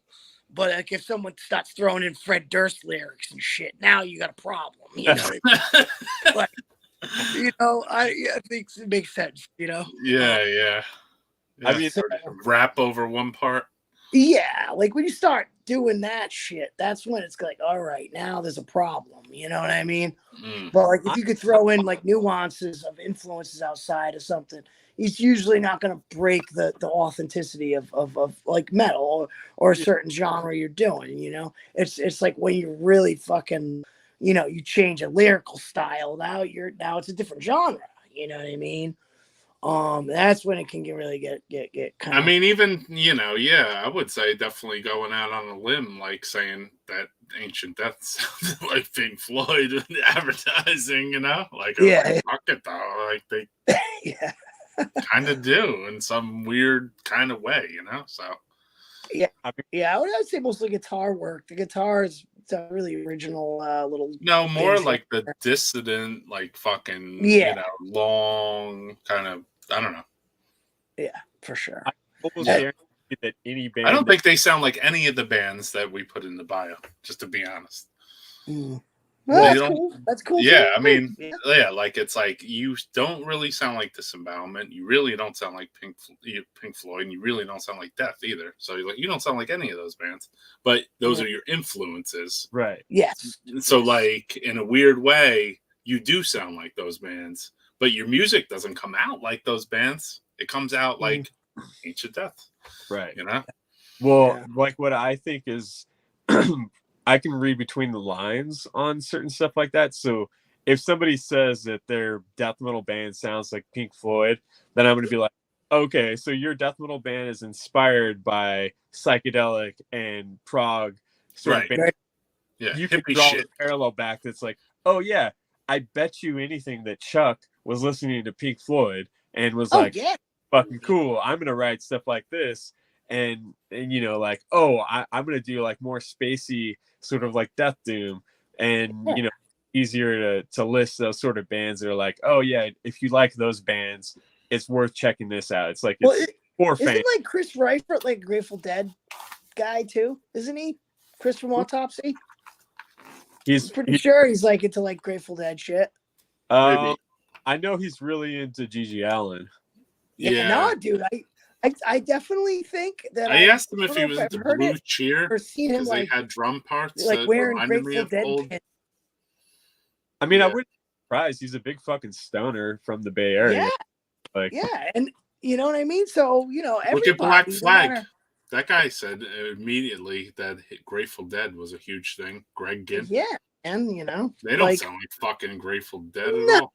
They're individuals, man. They into what you're into, and so I think that's a lot. It makes what bands stand out. I think, if anything, if everyone was influenced by Cannibal Corpse, you'd have a bunch of bands just sounding like Cannibal Corpse, and there'd be no fucking Demolic or no fucking Disma or no, there would be no variety in any of this. Yeah. whatsoever. You know. Yeah. I wish more bands sounded like Church Burn.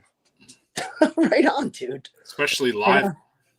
Right on. It's kind of funny too, because I don't feel Like a like wall of fucking noise. Like, not noise. A wall of fucking sludge. well, I kind of feel like this, like the fan base for that band is so like when you think no one's like, you know, into it, they are, and then when you think everyone's into it, they're not. Yeah. It's a really hard time to be playing doom music right now. Yeah. Oh, but like I play in like a doom. Why do you say that? Because the sales changed because Doom was popular 5 years ago? Well, not just that, but so I play in like a doom band, and my brand new death metal band, like our guarantee is, you know, we have an established guarantee that's almost twice the amount of what my band's been around for 15 years is.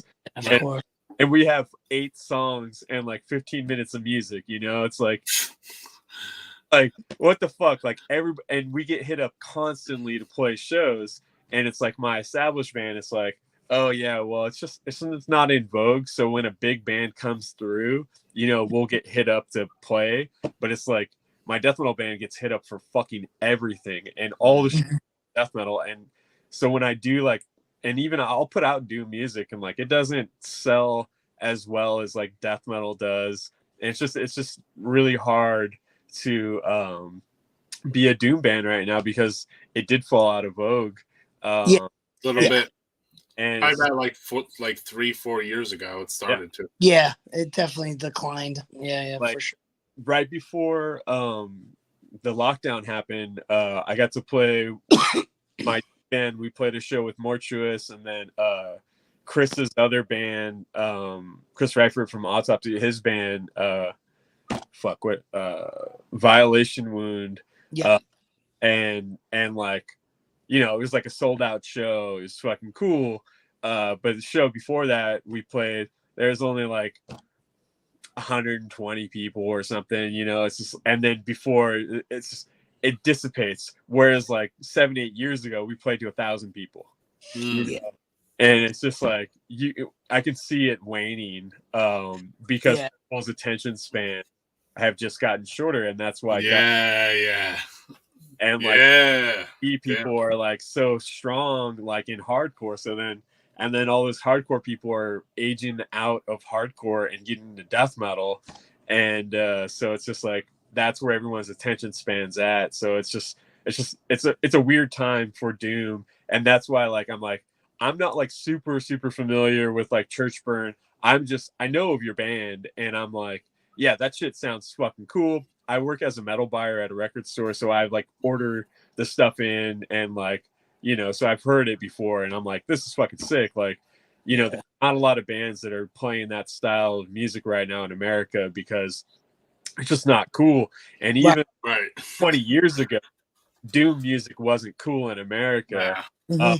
But like Relapse was signing these bands, and then they were only doing well in Europe, and just like it's like we were talking to other people, and like they had prolific runs, and they're like really well respected in the grander scheme of things for doom music and funeral doom and death doom. But like, which is like really good though, in a sense, is the best time to stick with it, right? Because cycles around again. You're you're deep in it still. Right. You're gonna be the first fucking band that people are gonna be like, whoa, with paying attention to because you've been doing it for so long. You weathered through the shit for a while, and you stuck with it and kept putting out records that might not have got seen at that time frame. Like, I'll look at some 90s records like that I wouldn't have fucking shook a stick at. And I'm like revisiting a lot of 90s, like late 90s stuff. You know, I'm like, wow, that's really good. You know, what do you guys think about as fans of bands that like kind of are in the scene and then they do a couple releases and then they leave and then they come back like 15 years later and then they like do like 2 or 3 releases and then they leave for like another 10 years. Then they come back again. honestly, I think as long as the material's good, Uh-huh. I don't see a problem with it at all. Well, it's when the material's weak and shitty and they come back, that's when it's like, like Atomic Aggressor, great example.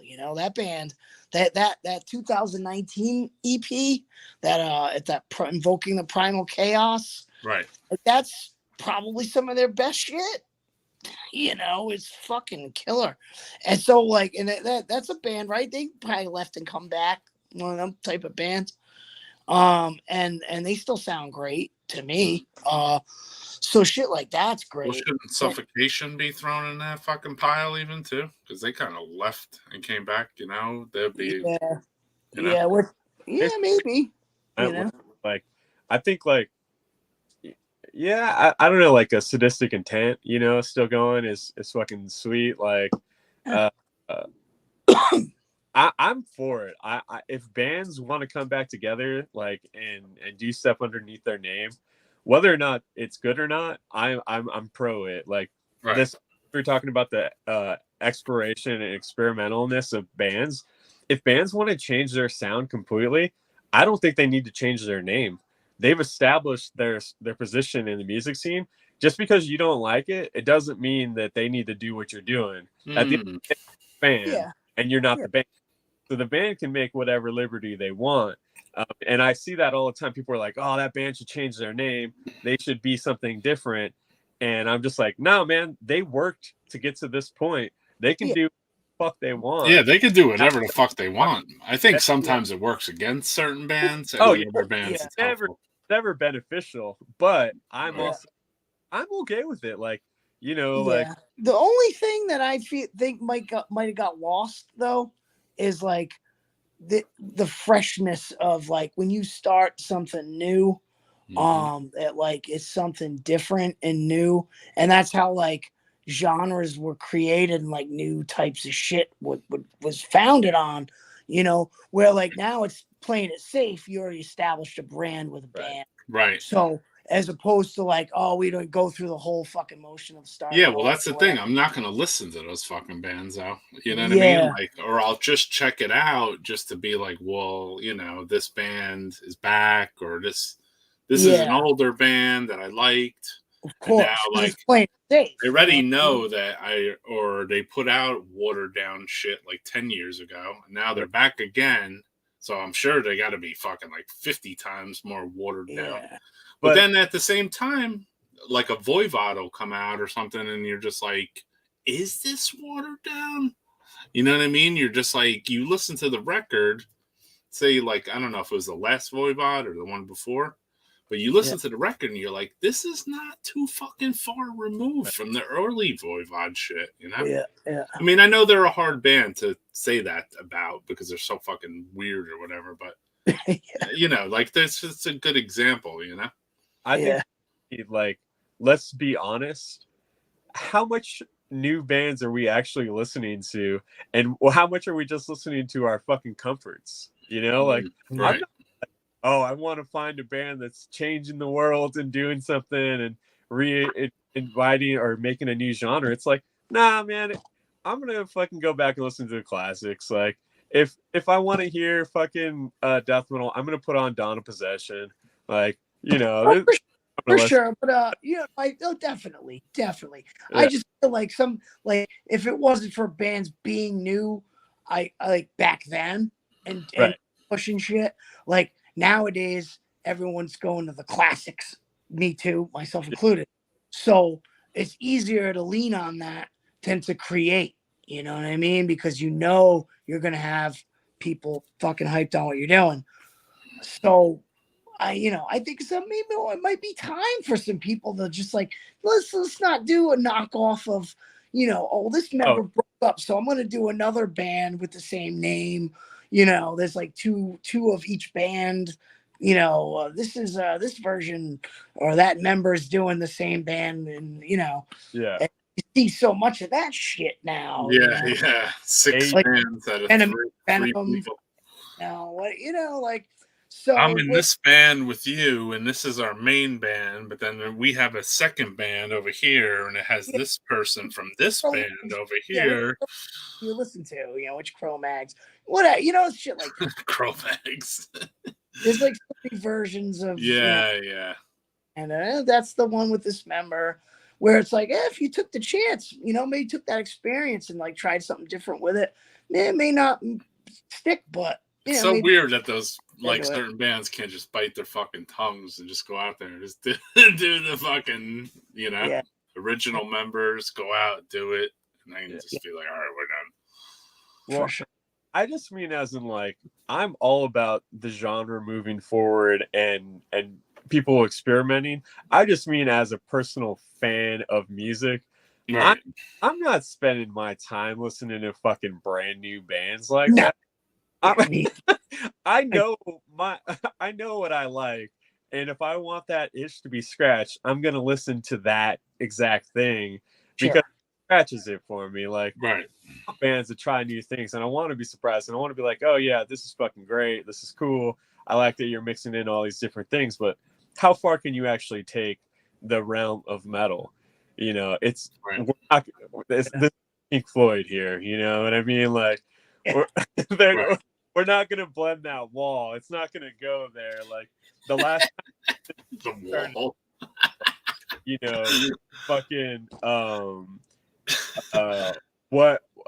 what's that late era death that everyone fucking hates? Like Control Denied. Like it's to me, I'm like, oh, I'm down with it because I thought that late era death was like is my favorite era of death. Like I think Richard Christie is like one of the best drummers of death metal. He's my favorite death metal or death drummer, and it's just like, so I love that era. But like, what did everybody was like, dude, fuck this shit. This shit sucks. This is Leprosy. This is fucking bullshit. And I'm just like, nah, man, let the band fucking evolve. Chuck's tired of screaming and tired of doing these things. Like, I'm okay with that. Like, but. And then anyway, Gruesome can just come out and be like, all right, we're going to play the old fucking record. Yeah. But I'm like, there's the bands rips that are backwards. Yeah. But at least they do it unembarrassed, and they're like, we're a fucking death thing, They didn't give a fuck, and I like that. That was, rather than them being like, we just reinvented the wheel, Like, that might they're like, no, we're fucking death, fucking almost a cover band, basically. Yeah. And they admit it right at their show live. So I was like, oh, that's cool that he said that, Yeah, and it seems to be doing amazingly well too. Yeah, cool. I mean, I thought it was heavy. They just toured as Death, so like, and Mortuous was on that tour, so that was fucking cool for them. Like, yeah, I'm stoked for them, and like Rick Ross, bro, and Rick Ross, exactly. So they got to tell pretty fun stories with them, and that was pretty good. And I'm stoked for, I don't know, like all that stuff's cool to me. Like I want to see people get to the next. Someone that's hitting close to home to you too, because it's like your roommate. And like everyone that comes for like like Blood Incantation. Those are like we've been friends for a long time. Like that. Yeah. Like I'm always like, dude, come on, like that's just like it's not like, come on, please don't disrespect my friends. Like and I do want to say, Roy, I'm sorry for talking shit about your friends earlier. Like I know, fine. But like like I understand, and I'm just like, yeah, I'm a fucking idiot, I'm a dick. But like I don't mean to disrespect you as a person. No, I don't give a fuck. But like I know that's something for me. I get fucking pissed and bent out of shape on that kind of stuff. I think it's cool, actually. I like to see people get bent out of shape about stuff I put out. It's like it kind of gets me like happy in a weird way. Yeah. I'm like, cool, dude. I mean, I guess it made an impact on you. But like like I think that even if you hate it, because I don't break the wall and tell people that I play in bands and run the label. Like I don't say like, oh, this is my label, check it out. Yeah. Do that. So like, I just have a different perspective. So like when people come on my page and they talk shit about like bands and stuff like that, I'm just like, like if you're talking shit about somebody that I actually know and that I've like been in the trenches with for like a couple of decades, like, and I don't know you, man, like I'm not gonna let that shit slide. Like, you know, Yeah. these are my friends that you're talking shit about. Like, Exactly. you know, yeah, you bought one cassette tape from me, but like, I'll take $20 and wipe my ass with it right now and tell you to go fuck yourself to like stand up for my friends. Like, you know, Oh like, yeah. I think we all Yeah. got. Oh yeah. Yeah, we all have that, man. yeah, Dude. but a lot of these kids, they don't understand that.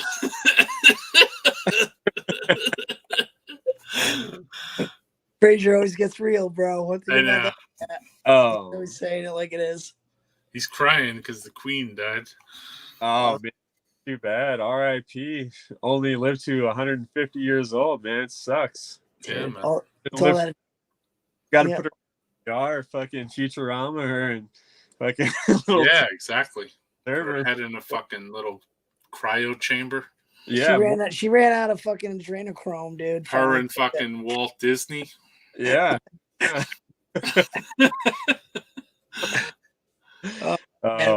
think it's fucking weird. Call it a day. Call it a morning. Yeah, we're coming up on 11 hours, man. Fuck, dude. Yeah, dude. It's the longest one I ever fucking did, dude. Yeah. Is it? You know what though? Enrique, fuck.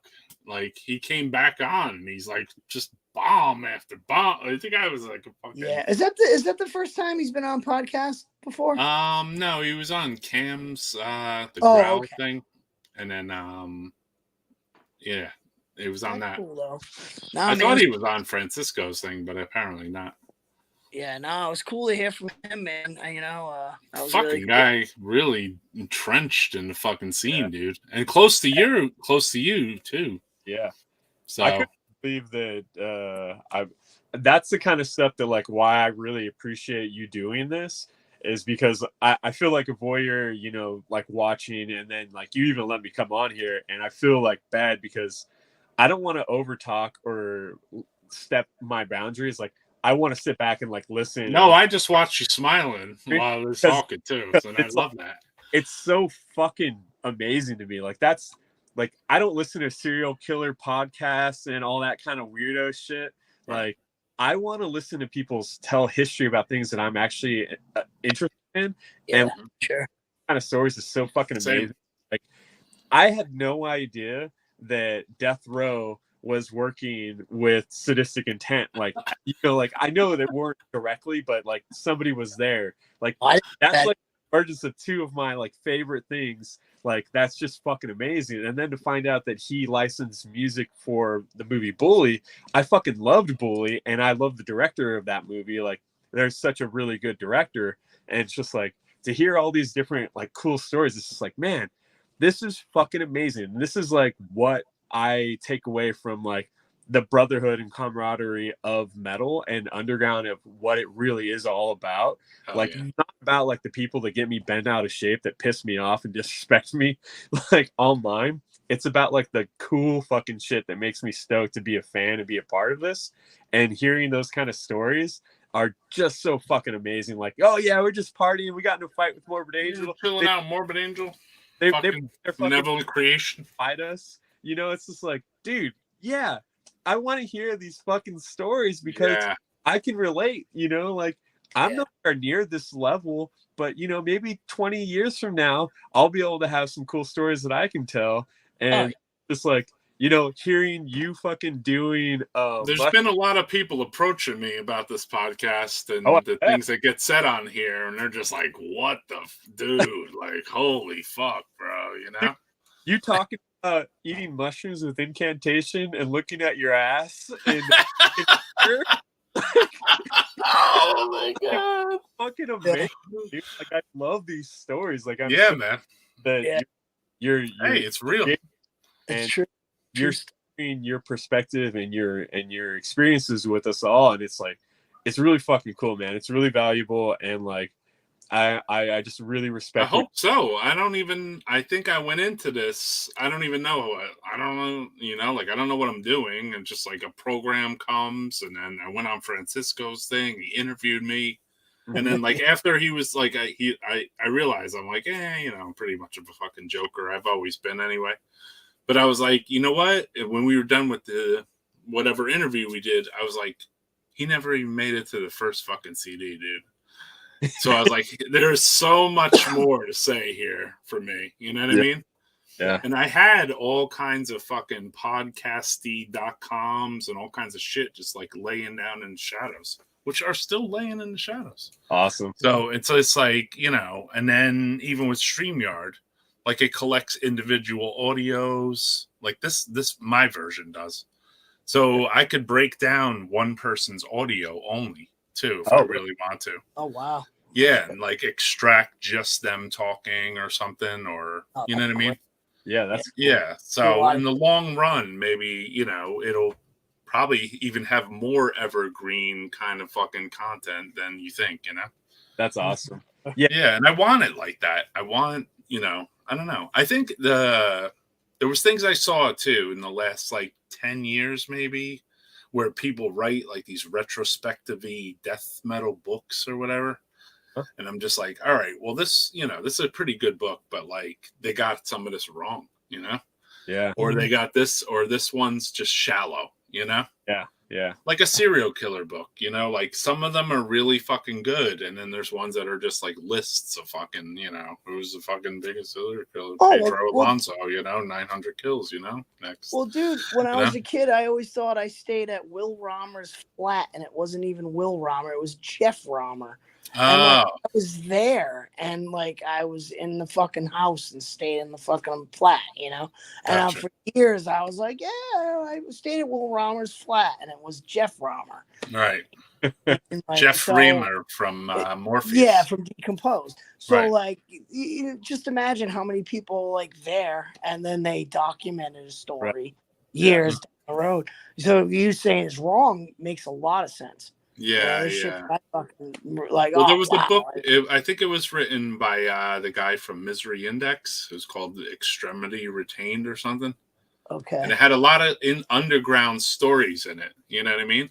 And they were told from the people who were there. You know? Yeah. Yeah. So all the ones that were like the New Yorker ones, like there was ones that had some like they were like Swiss cheese to me because I was like I was there too. You know?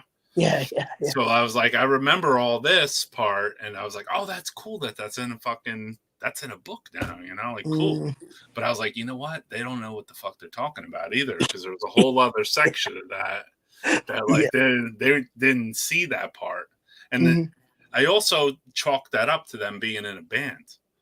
So like I'm not in a band, so I actually got to stand back and look at the fucking bands and watch what the fuck was going on. If you're in a band, you have a job to do when you go to a show. Yeah. Which is, you know, go there early, set up your merch, fucking go in, you know, sound checks, play your show, fucking, you know, get sweaty, fucking, you know, shake a bunch of people's hands, take.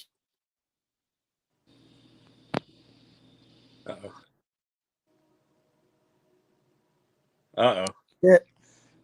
Did he finally break the internet? I think that his finally broke. You're gonna have to log out and come back in, man. Well, we're wow. Yeah, I think there's a time limit on that shit, dude. Yeah. 10 minutes, 48 seconds, or whatever. What? 10 hours and 49 minutes. Yeah, almost fucking 11 hours. Oh my god. Yeah, dude. My fucking neck is sore. Yeah. You were on for a while before I came back on, right? Yeah, I only left for like 30 minutes to go drop my bandmate off so he can go on tour. Another guy came by. He's about to go do a tour, and I was like, "Yeah, you can park your car here." Fucking. Yeah.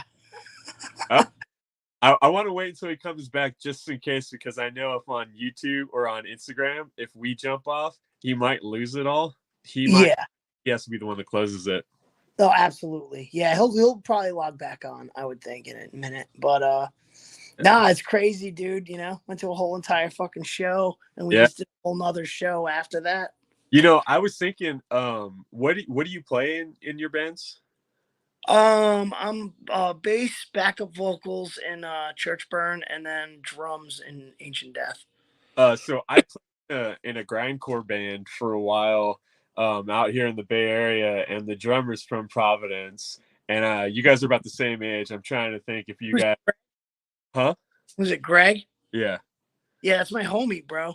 Oh, So, cool. he Yeah, where I you're right right. now, he's his like parents' house where he grew up, is like 3 blocks down the street. Okay. Yeah. So him and I did Your Enemy for like 3 years. Oh yeah, dude. Yeah, I heard all that stuff. He sends it to me all the time. Like if he does new recordings, I usually get him on. He'll message me like stuff. But yeah. We did a band together in the '90s, like mid '90s. Oh yeah. But yeah, dude, his parents his mother was like my Cub Scout leader, bro. Fucking okay. Yeah, known that dude my whole life. Yeah, he's a cool cat. Yeah, Greg's good. Yep. Yeah. I thought, small world, and it's just like, you said Providence. I'm like, thinking like, there's probably, it's not too big. For sure. Yeah. That's cool. Yeah, he moved back here for like a couple weeks with his wife, and they just moved right back to Oakland like after fucking 3 weeks. I think it was just a culture shock for him, it's definitely a different it's a lot different when you haven't been here for a long time, and he just must have been like, whoa, this is too much for me. Yeah. So I totally understand. Hey, I can come back on my own podcast. Welcome back to the podcast. Yeah, dude. we're just holding it down for you, Roy. I think I hit end broadcast though, so I don't know. It seems like it's still ticking though. So I guess when I hit it, it didn't mean shit. I was like just saying we shouldn't jump off until you end it, because like on Instagram, it could like wipe it all if we close it out instead of you. Sure that you securely close it out on your end. Cool. Yeah, so we want to make sure you logged on first. Yeah, well, I will leave it on for another 7 minutes, so we go to 11 hours.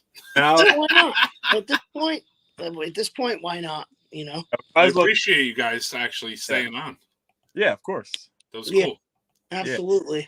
Yeah, we were finding out that him and I actually shared a bandmate some years back, and I was just like, small worlds. I think that there's like less than maybe 2,000 people in the world that are playing in serious bands. I mean, there's a lot of local bands and stuff like that, but like people that are actually doing shit, like it's a lot less. And him and I, we both shared a bandmate for a while. Oh shit. Well, funny you say coast to coast. He did Sin of Angels with Ray, which was before Church Burn, which is the band that they got pretty far, and Greg was in that band for a long time. Okay, yeah, I thought that was that band for a while. Yeah, yep. So, were you around for the Great White stuff? All right, you want to hear? So, the Great White stuff. All right, so listen to this. So, here's the real deal. You heard it here on Death Metal Podcast. So, the station was never known for it was kind of what you would call like a sweetie rock club. Okay, so like people like us at that time weren't very like fancy to go there. You know what I mean? You had a lot of like glam bands playing, mostly kind of like really generic fan base. So my youth was pretty crazy. I was kind of like a crazy kid. I went to jail. I went to prison and stuff like that.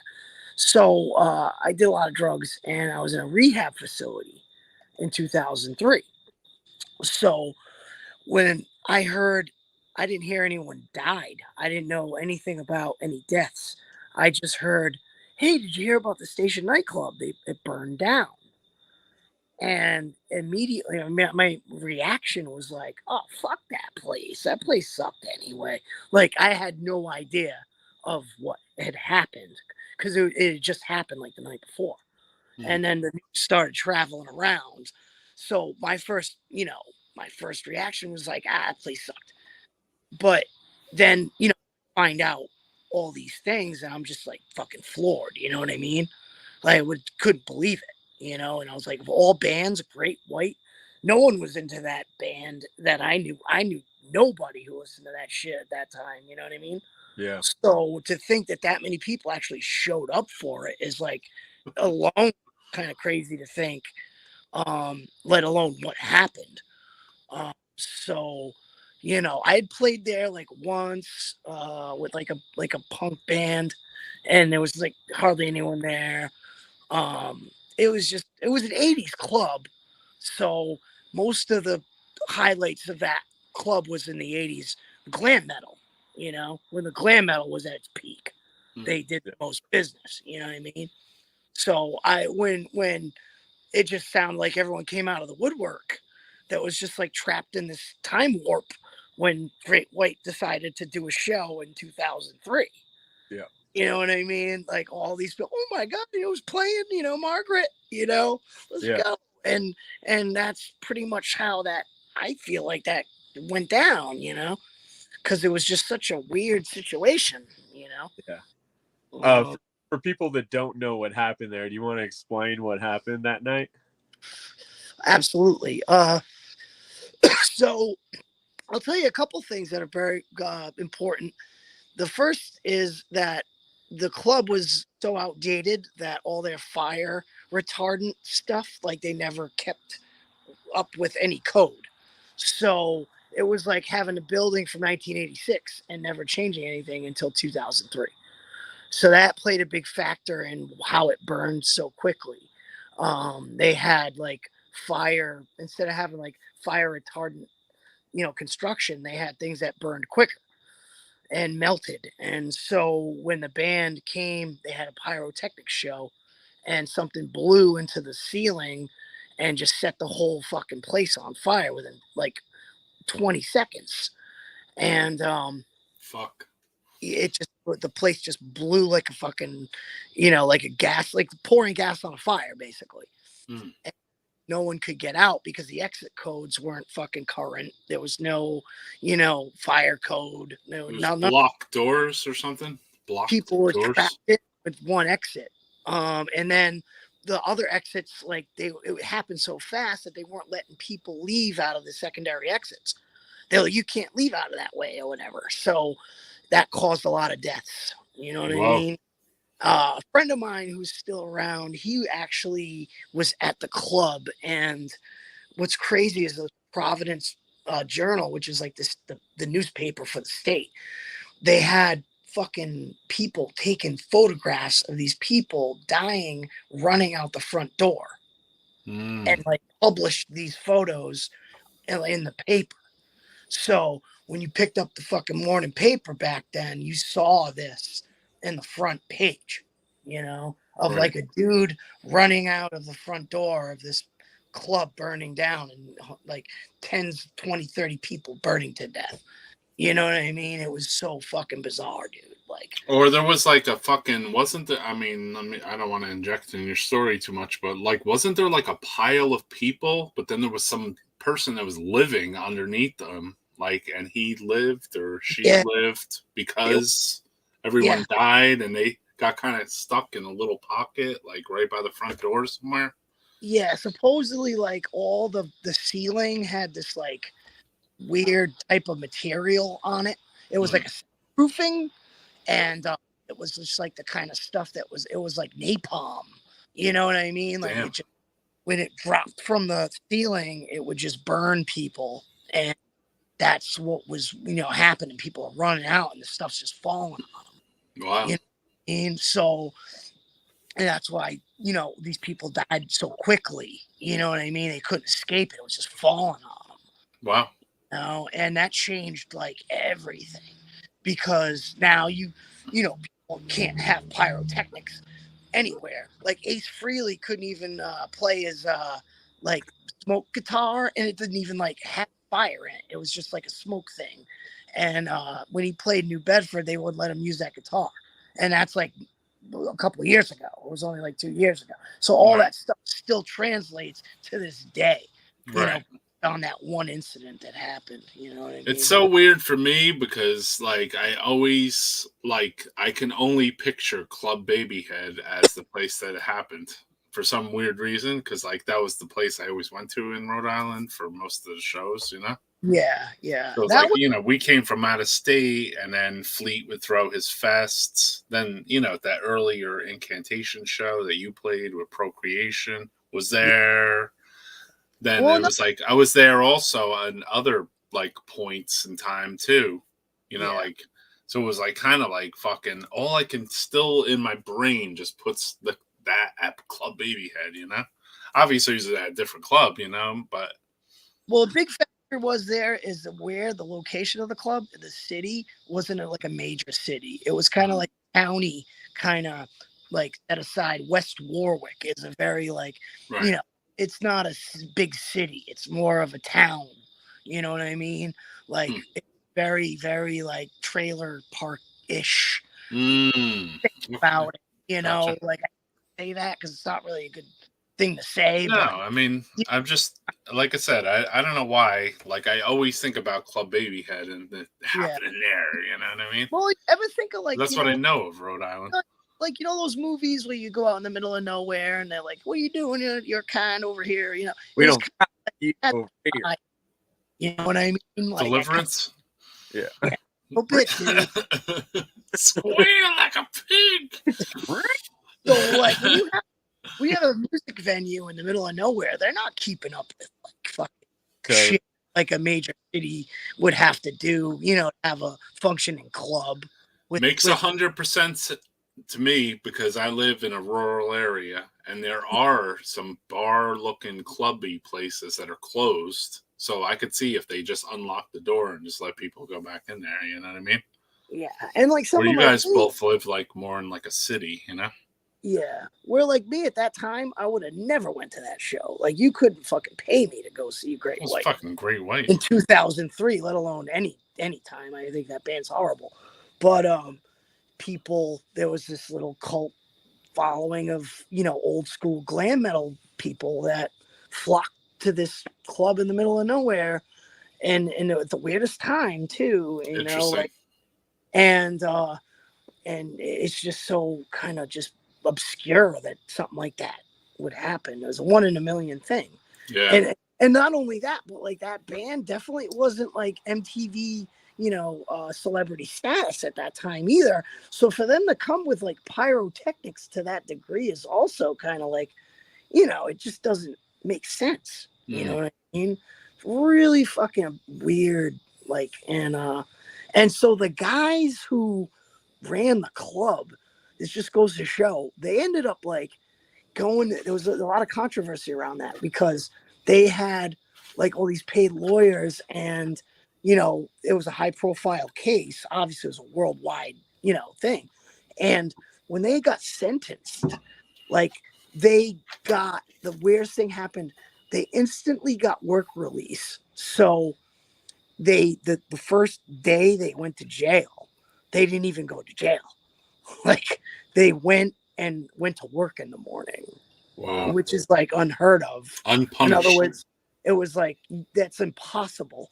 But like how corrupt things were back then in this state and all that stuff. Like these people paid off all these lawyers and all this shit. And they didn't even end up doing like half the sentence that the news said they got. You know what I mean? Huh. Like, and I mean, if you really slice the cake, these people, they didn't know that was going to happen. You can't I'm not going to blame the club owners for all them deaths. Like it's a fucking accident. You know what I mean? So I'm not going to nail someone to the wall if something they intentionally do. But at the same time, it's like, you fucking, I think there was like 30 or 40 people died at that or something. Maybe more, but it was around that number. 40 something. There's like a memorial at that ground because I worked at a tattoo shop across the street for a while once, and it was already like made into a memorial. It was literally like right across the street. It was a tattoo shop at a plaza, and all you did was like I'd go to the store to get smokes or something. You could see, like it's like a memorial, like a vet's memorial type stone plot. You know what I mean? It's got all the names on it and shit. Yeah, we have one of those in New York City. It's called the World Trade Center. Yeah, same type of thing. It's we got the Jonestown. Yeah. And then, but also very similar to that situation was the ghost ship, where like I actually know people that were there that didn't make it. What's that? Again, it was a rave that happened in a warehouse space in East Oakland, and there was a fire that broke out, and a lot of people died. Gotcha. And, Was that not too long ago? it wasn't that long ago. Yeah. I remember when that happened now. I remember that. They had like a fun race. Sounds familiar. I just didn't know what the full details were, Yeah. There was a faulty wiring because it was like an artist live-in space. So there was like all these different areas for Okay. Starting to sound more familiar now. To be there and to like rent out space there, and they had a rave there, all the artists, and fire broke out, and people got trapped in there, and it was all like wood paneling, so it all came down on everybody and blew up. And after that happened, every single DIY venue out here got shut down, and reform swept across the whole country and basically like took out DIY music venues. And like we always did like house shows and house parties, and all of that ceased. Like there was no longer for that to be able to happen, and now it's just bars and venues. Like there's only one all ages space, and it's just like it was a tragedy on many levels, not just like the DIY scene. Obviously people died there, and a lot of young vibrant people that were active in the Oakland punk and DIY community. It was really fucking brutal. But yeah, that was like I heard that with Maryland Death Fest, that basically the reason they originally said that, like, oh, this is the last one, is because that whole Travis Scott trampling fucking thing. Oh wow! That they said this is the last one because they felt that there was going to be some kind of like insurance issues, like the whatever they were saying, like there's going to be fucking huge insurance costs that would cost more than they even throw the show just to set that shit up. And so I was like, that makes sense, Yeah. Didn't that kid kill himself on live at Maryland this last week? Yeah, it was so weird. I didn't know he was live. I don't know if he was live, but I was in that parking garage. I parked like pretty high up too, so that was kind of weird. Yeah. I mean, I know some people that like kind of saw it almost too. It was just weird too. Bunch of people, right? Was it Sharon saying something about It was Jill from Funerus. Jill. Yeah, it was Jill. Yeah. Saw like they saw somebody climbing on the side, and the weirdest thing about that whole situation is someone drove all the way from Pittsburgh, got to the show barely even started or didn't start at all, and he did it right there. That's the weirdest fucking part. Yeah, he didn't wait till the end. He didn't wait till any. Yeah, he just he drove all the way across fucking like for 7 or 8 hours to go to Maryland. And then he gets to the show and he does that. That's weird. Yeah. Making a statement. Yeah, it was a weird, like, it was the weirdest fucking statement ever, though. Because, like, there was no, like, major announcements. It just, like, rumbled through the crowd, too. Like, and it was, like, kind of like, what the fuck? I was like, I was vending right there, dude. Like, you know what I mean? I was in the building it happened at. And I parked in that fucking same parking garage, everything. It's crazy. So it's so fucking weird, dude. Definitely, man. Yep. Yeah. All right, man. We took this for 11 fucking hours. So we're going to fucking kill this fucking podcast. You got to go 40 more seconds so we hit 11, 11, 11. 11, Yeah, 11, I might 11, as well 11. wait till Yeah. Shut it off exactly at 11, Roy. Make a yeah. I want to like because it'll go too long. But I was watching the Jonestown Memorial shit and didn't realize that they were like holding guns to people's heads and injuring them. And the severity of all of it, it's fucking brutal. Yeah, dude. Makes us, makes us appreciate this shit right here, man, for sure. Yeah. Listen, shout out to all my fucking devotee fucking death metal podcast freaks. And shout out to you two guys for coming on. I appreciate it. Derek, Thanks for having me, man. you left and came back 8 hours later. James, you were on the whole fucking time almost, dude. Yeah. Long fucking time, man. Yeah, over 9 hours. Yeah, dude. Yeah, man, no problem. 11:11. Let's Yeah. See you, freaks. Hell yeah. Peace out, Tune bro. in. I'm gonna make another episode soon, so tune in. All right. Yeah. All right, guys. We'll Take it be easy. there. Thank Later. you.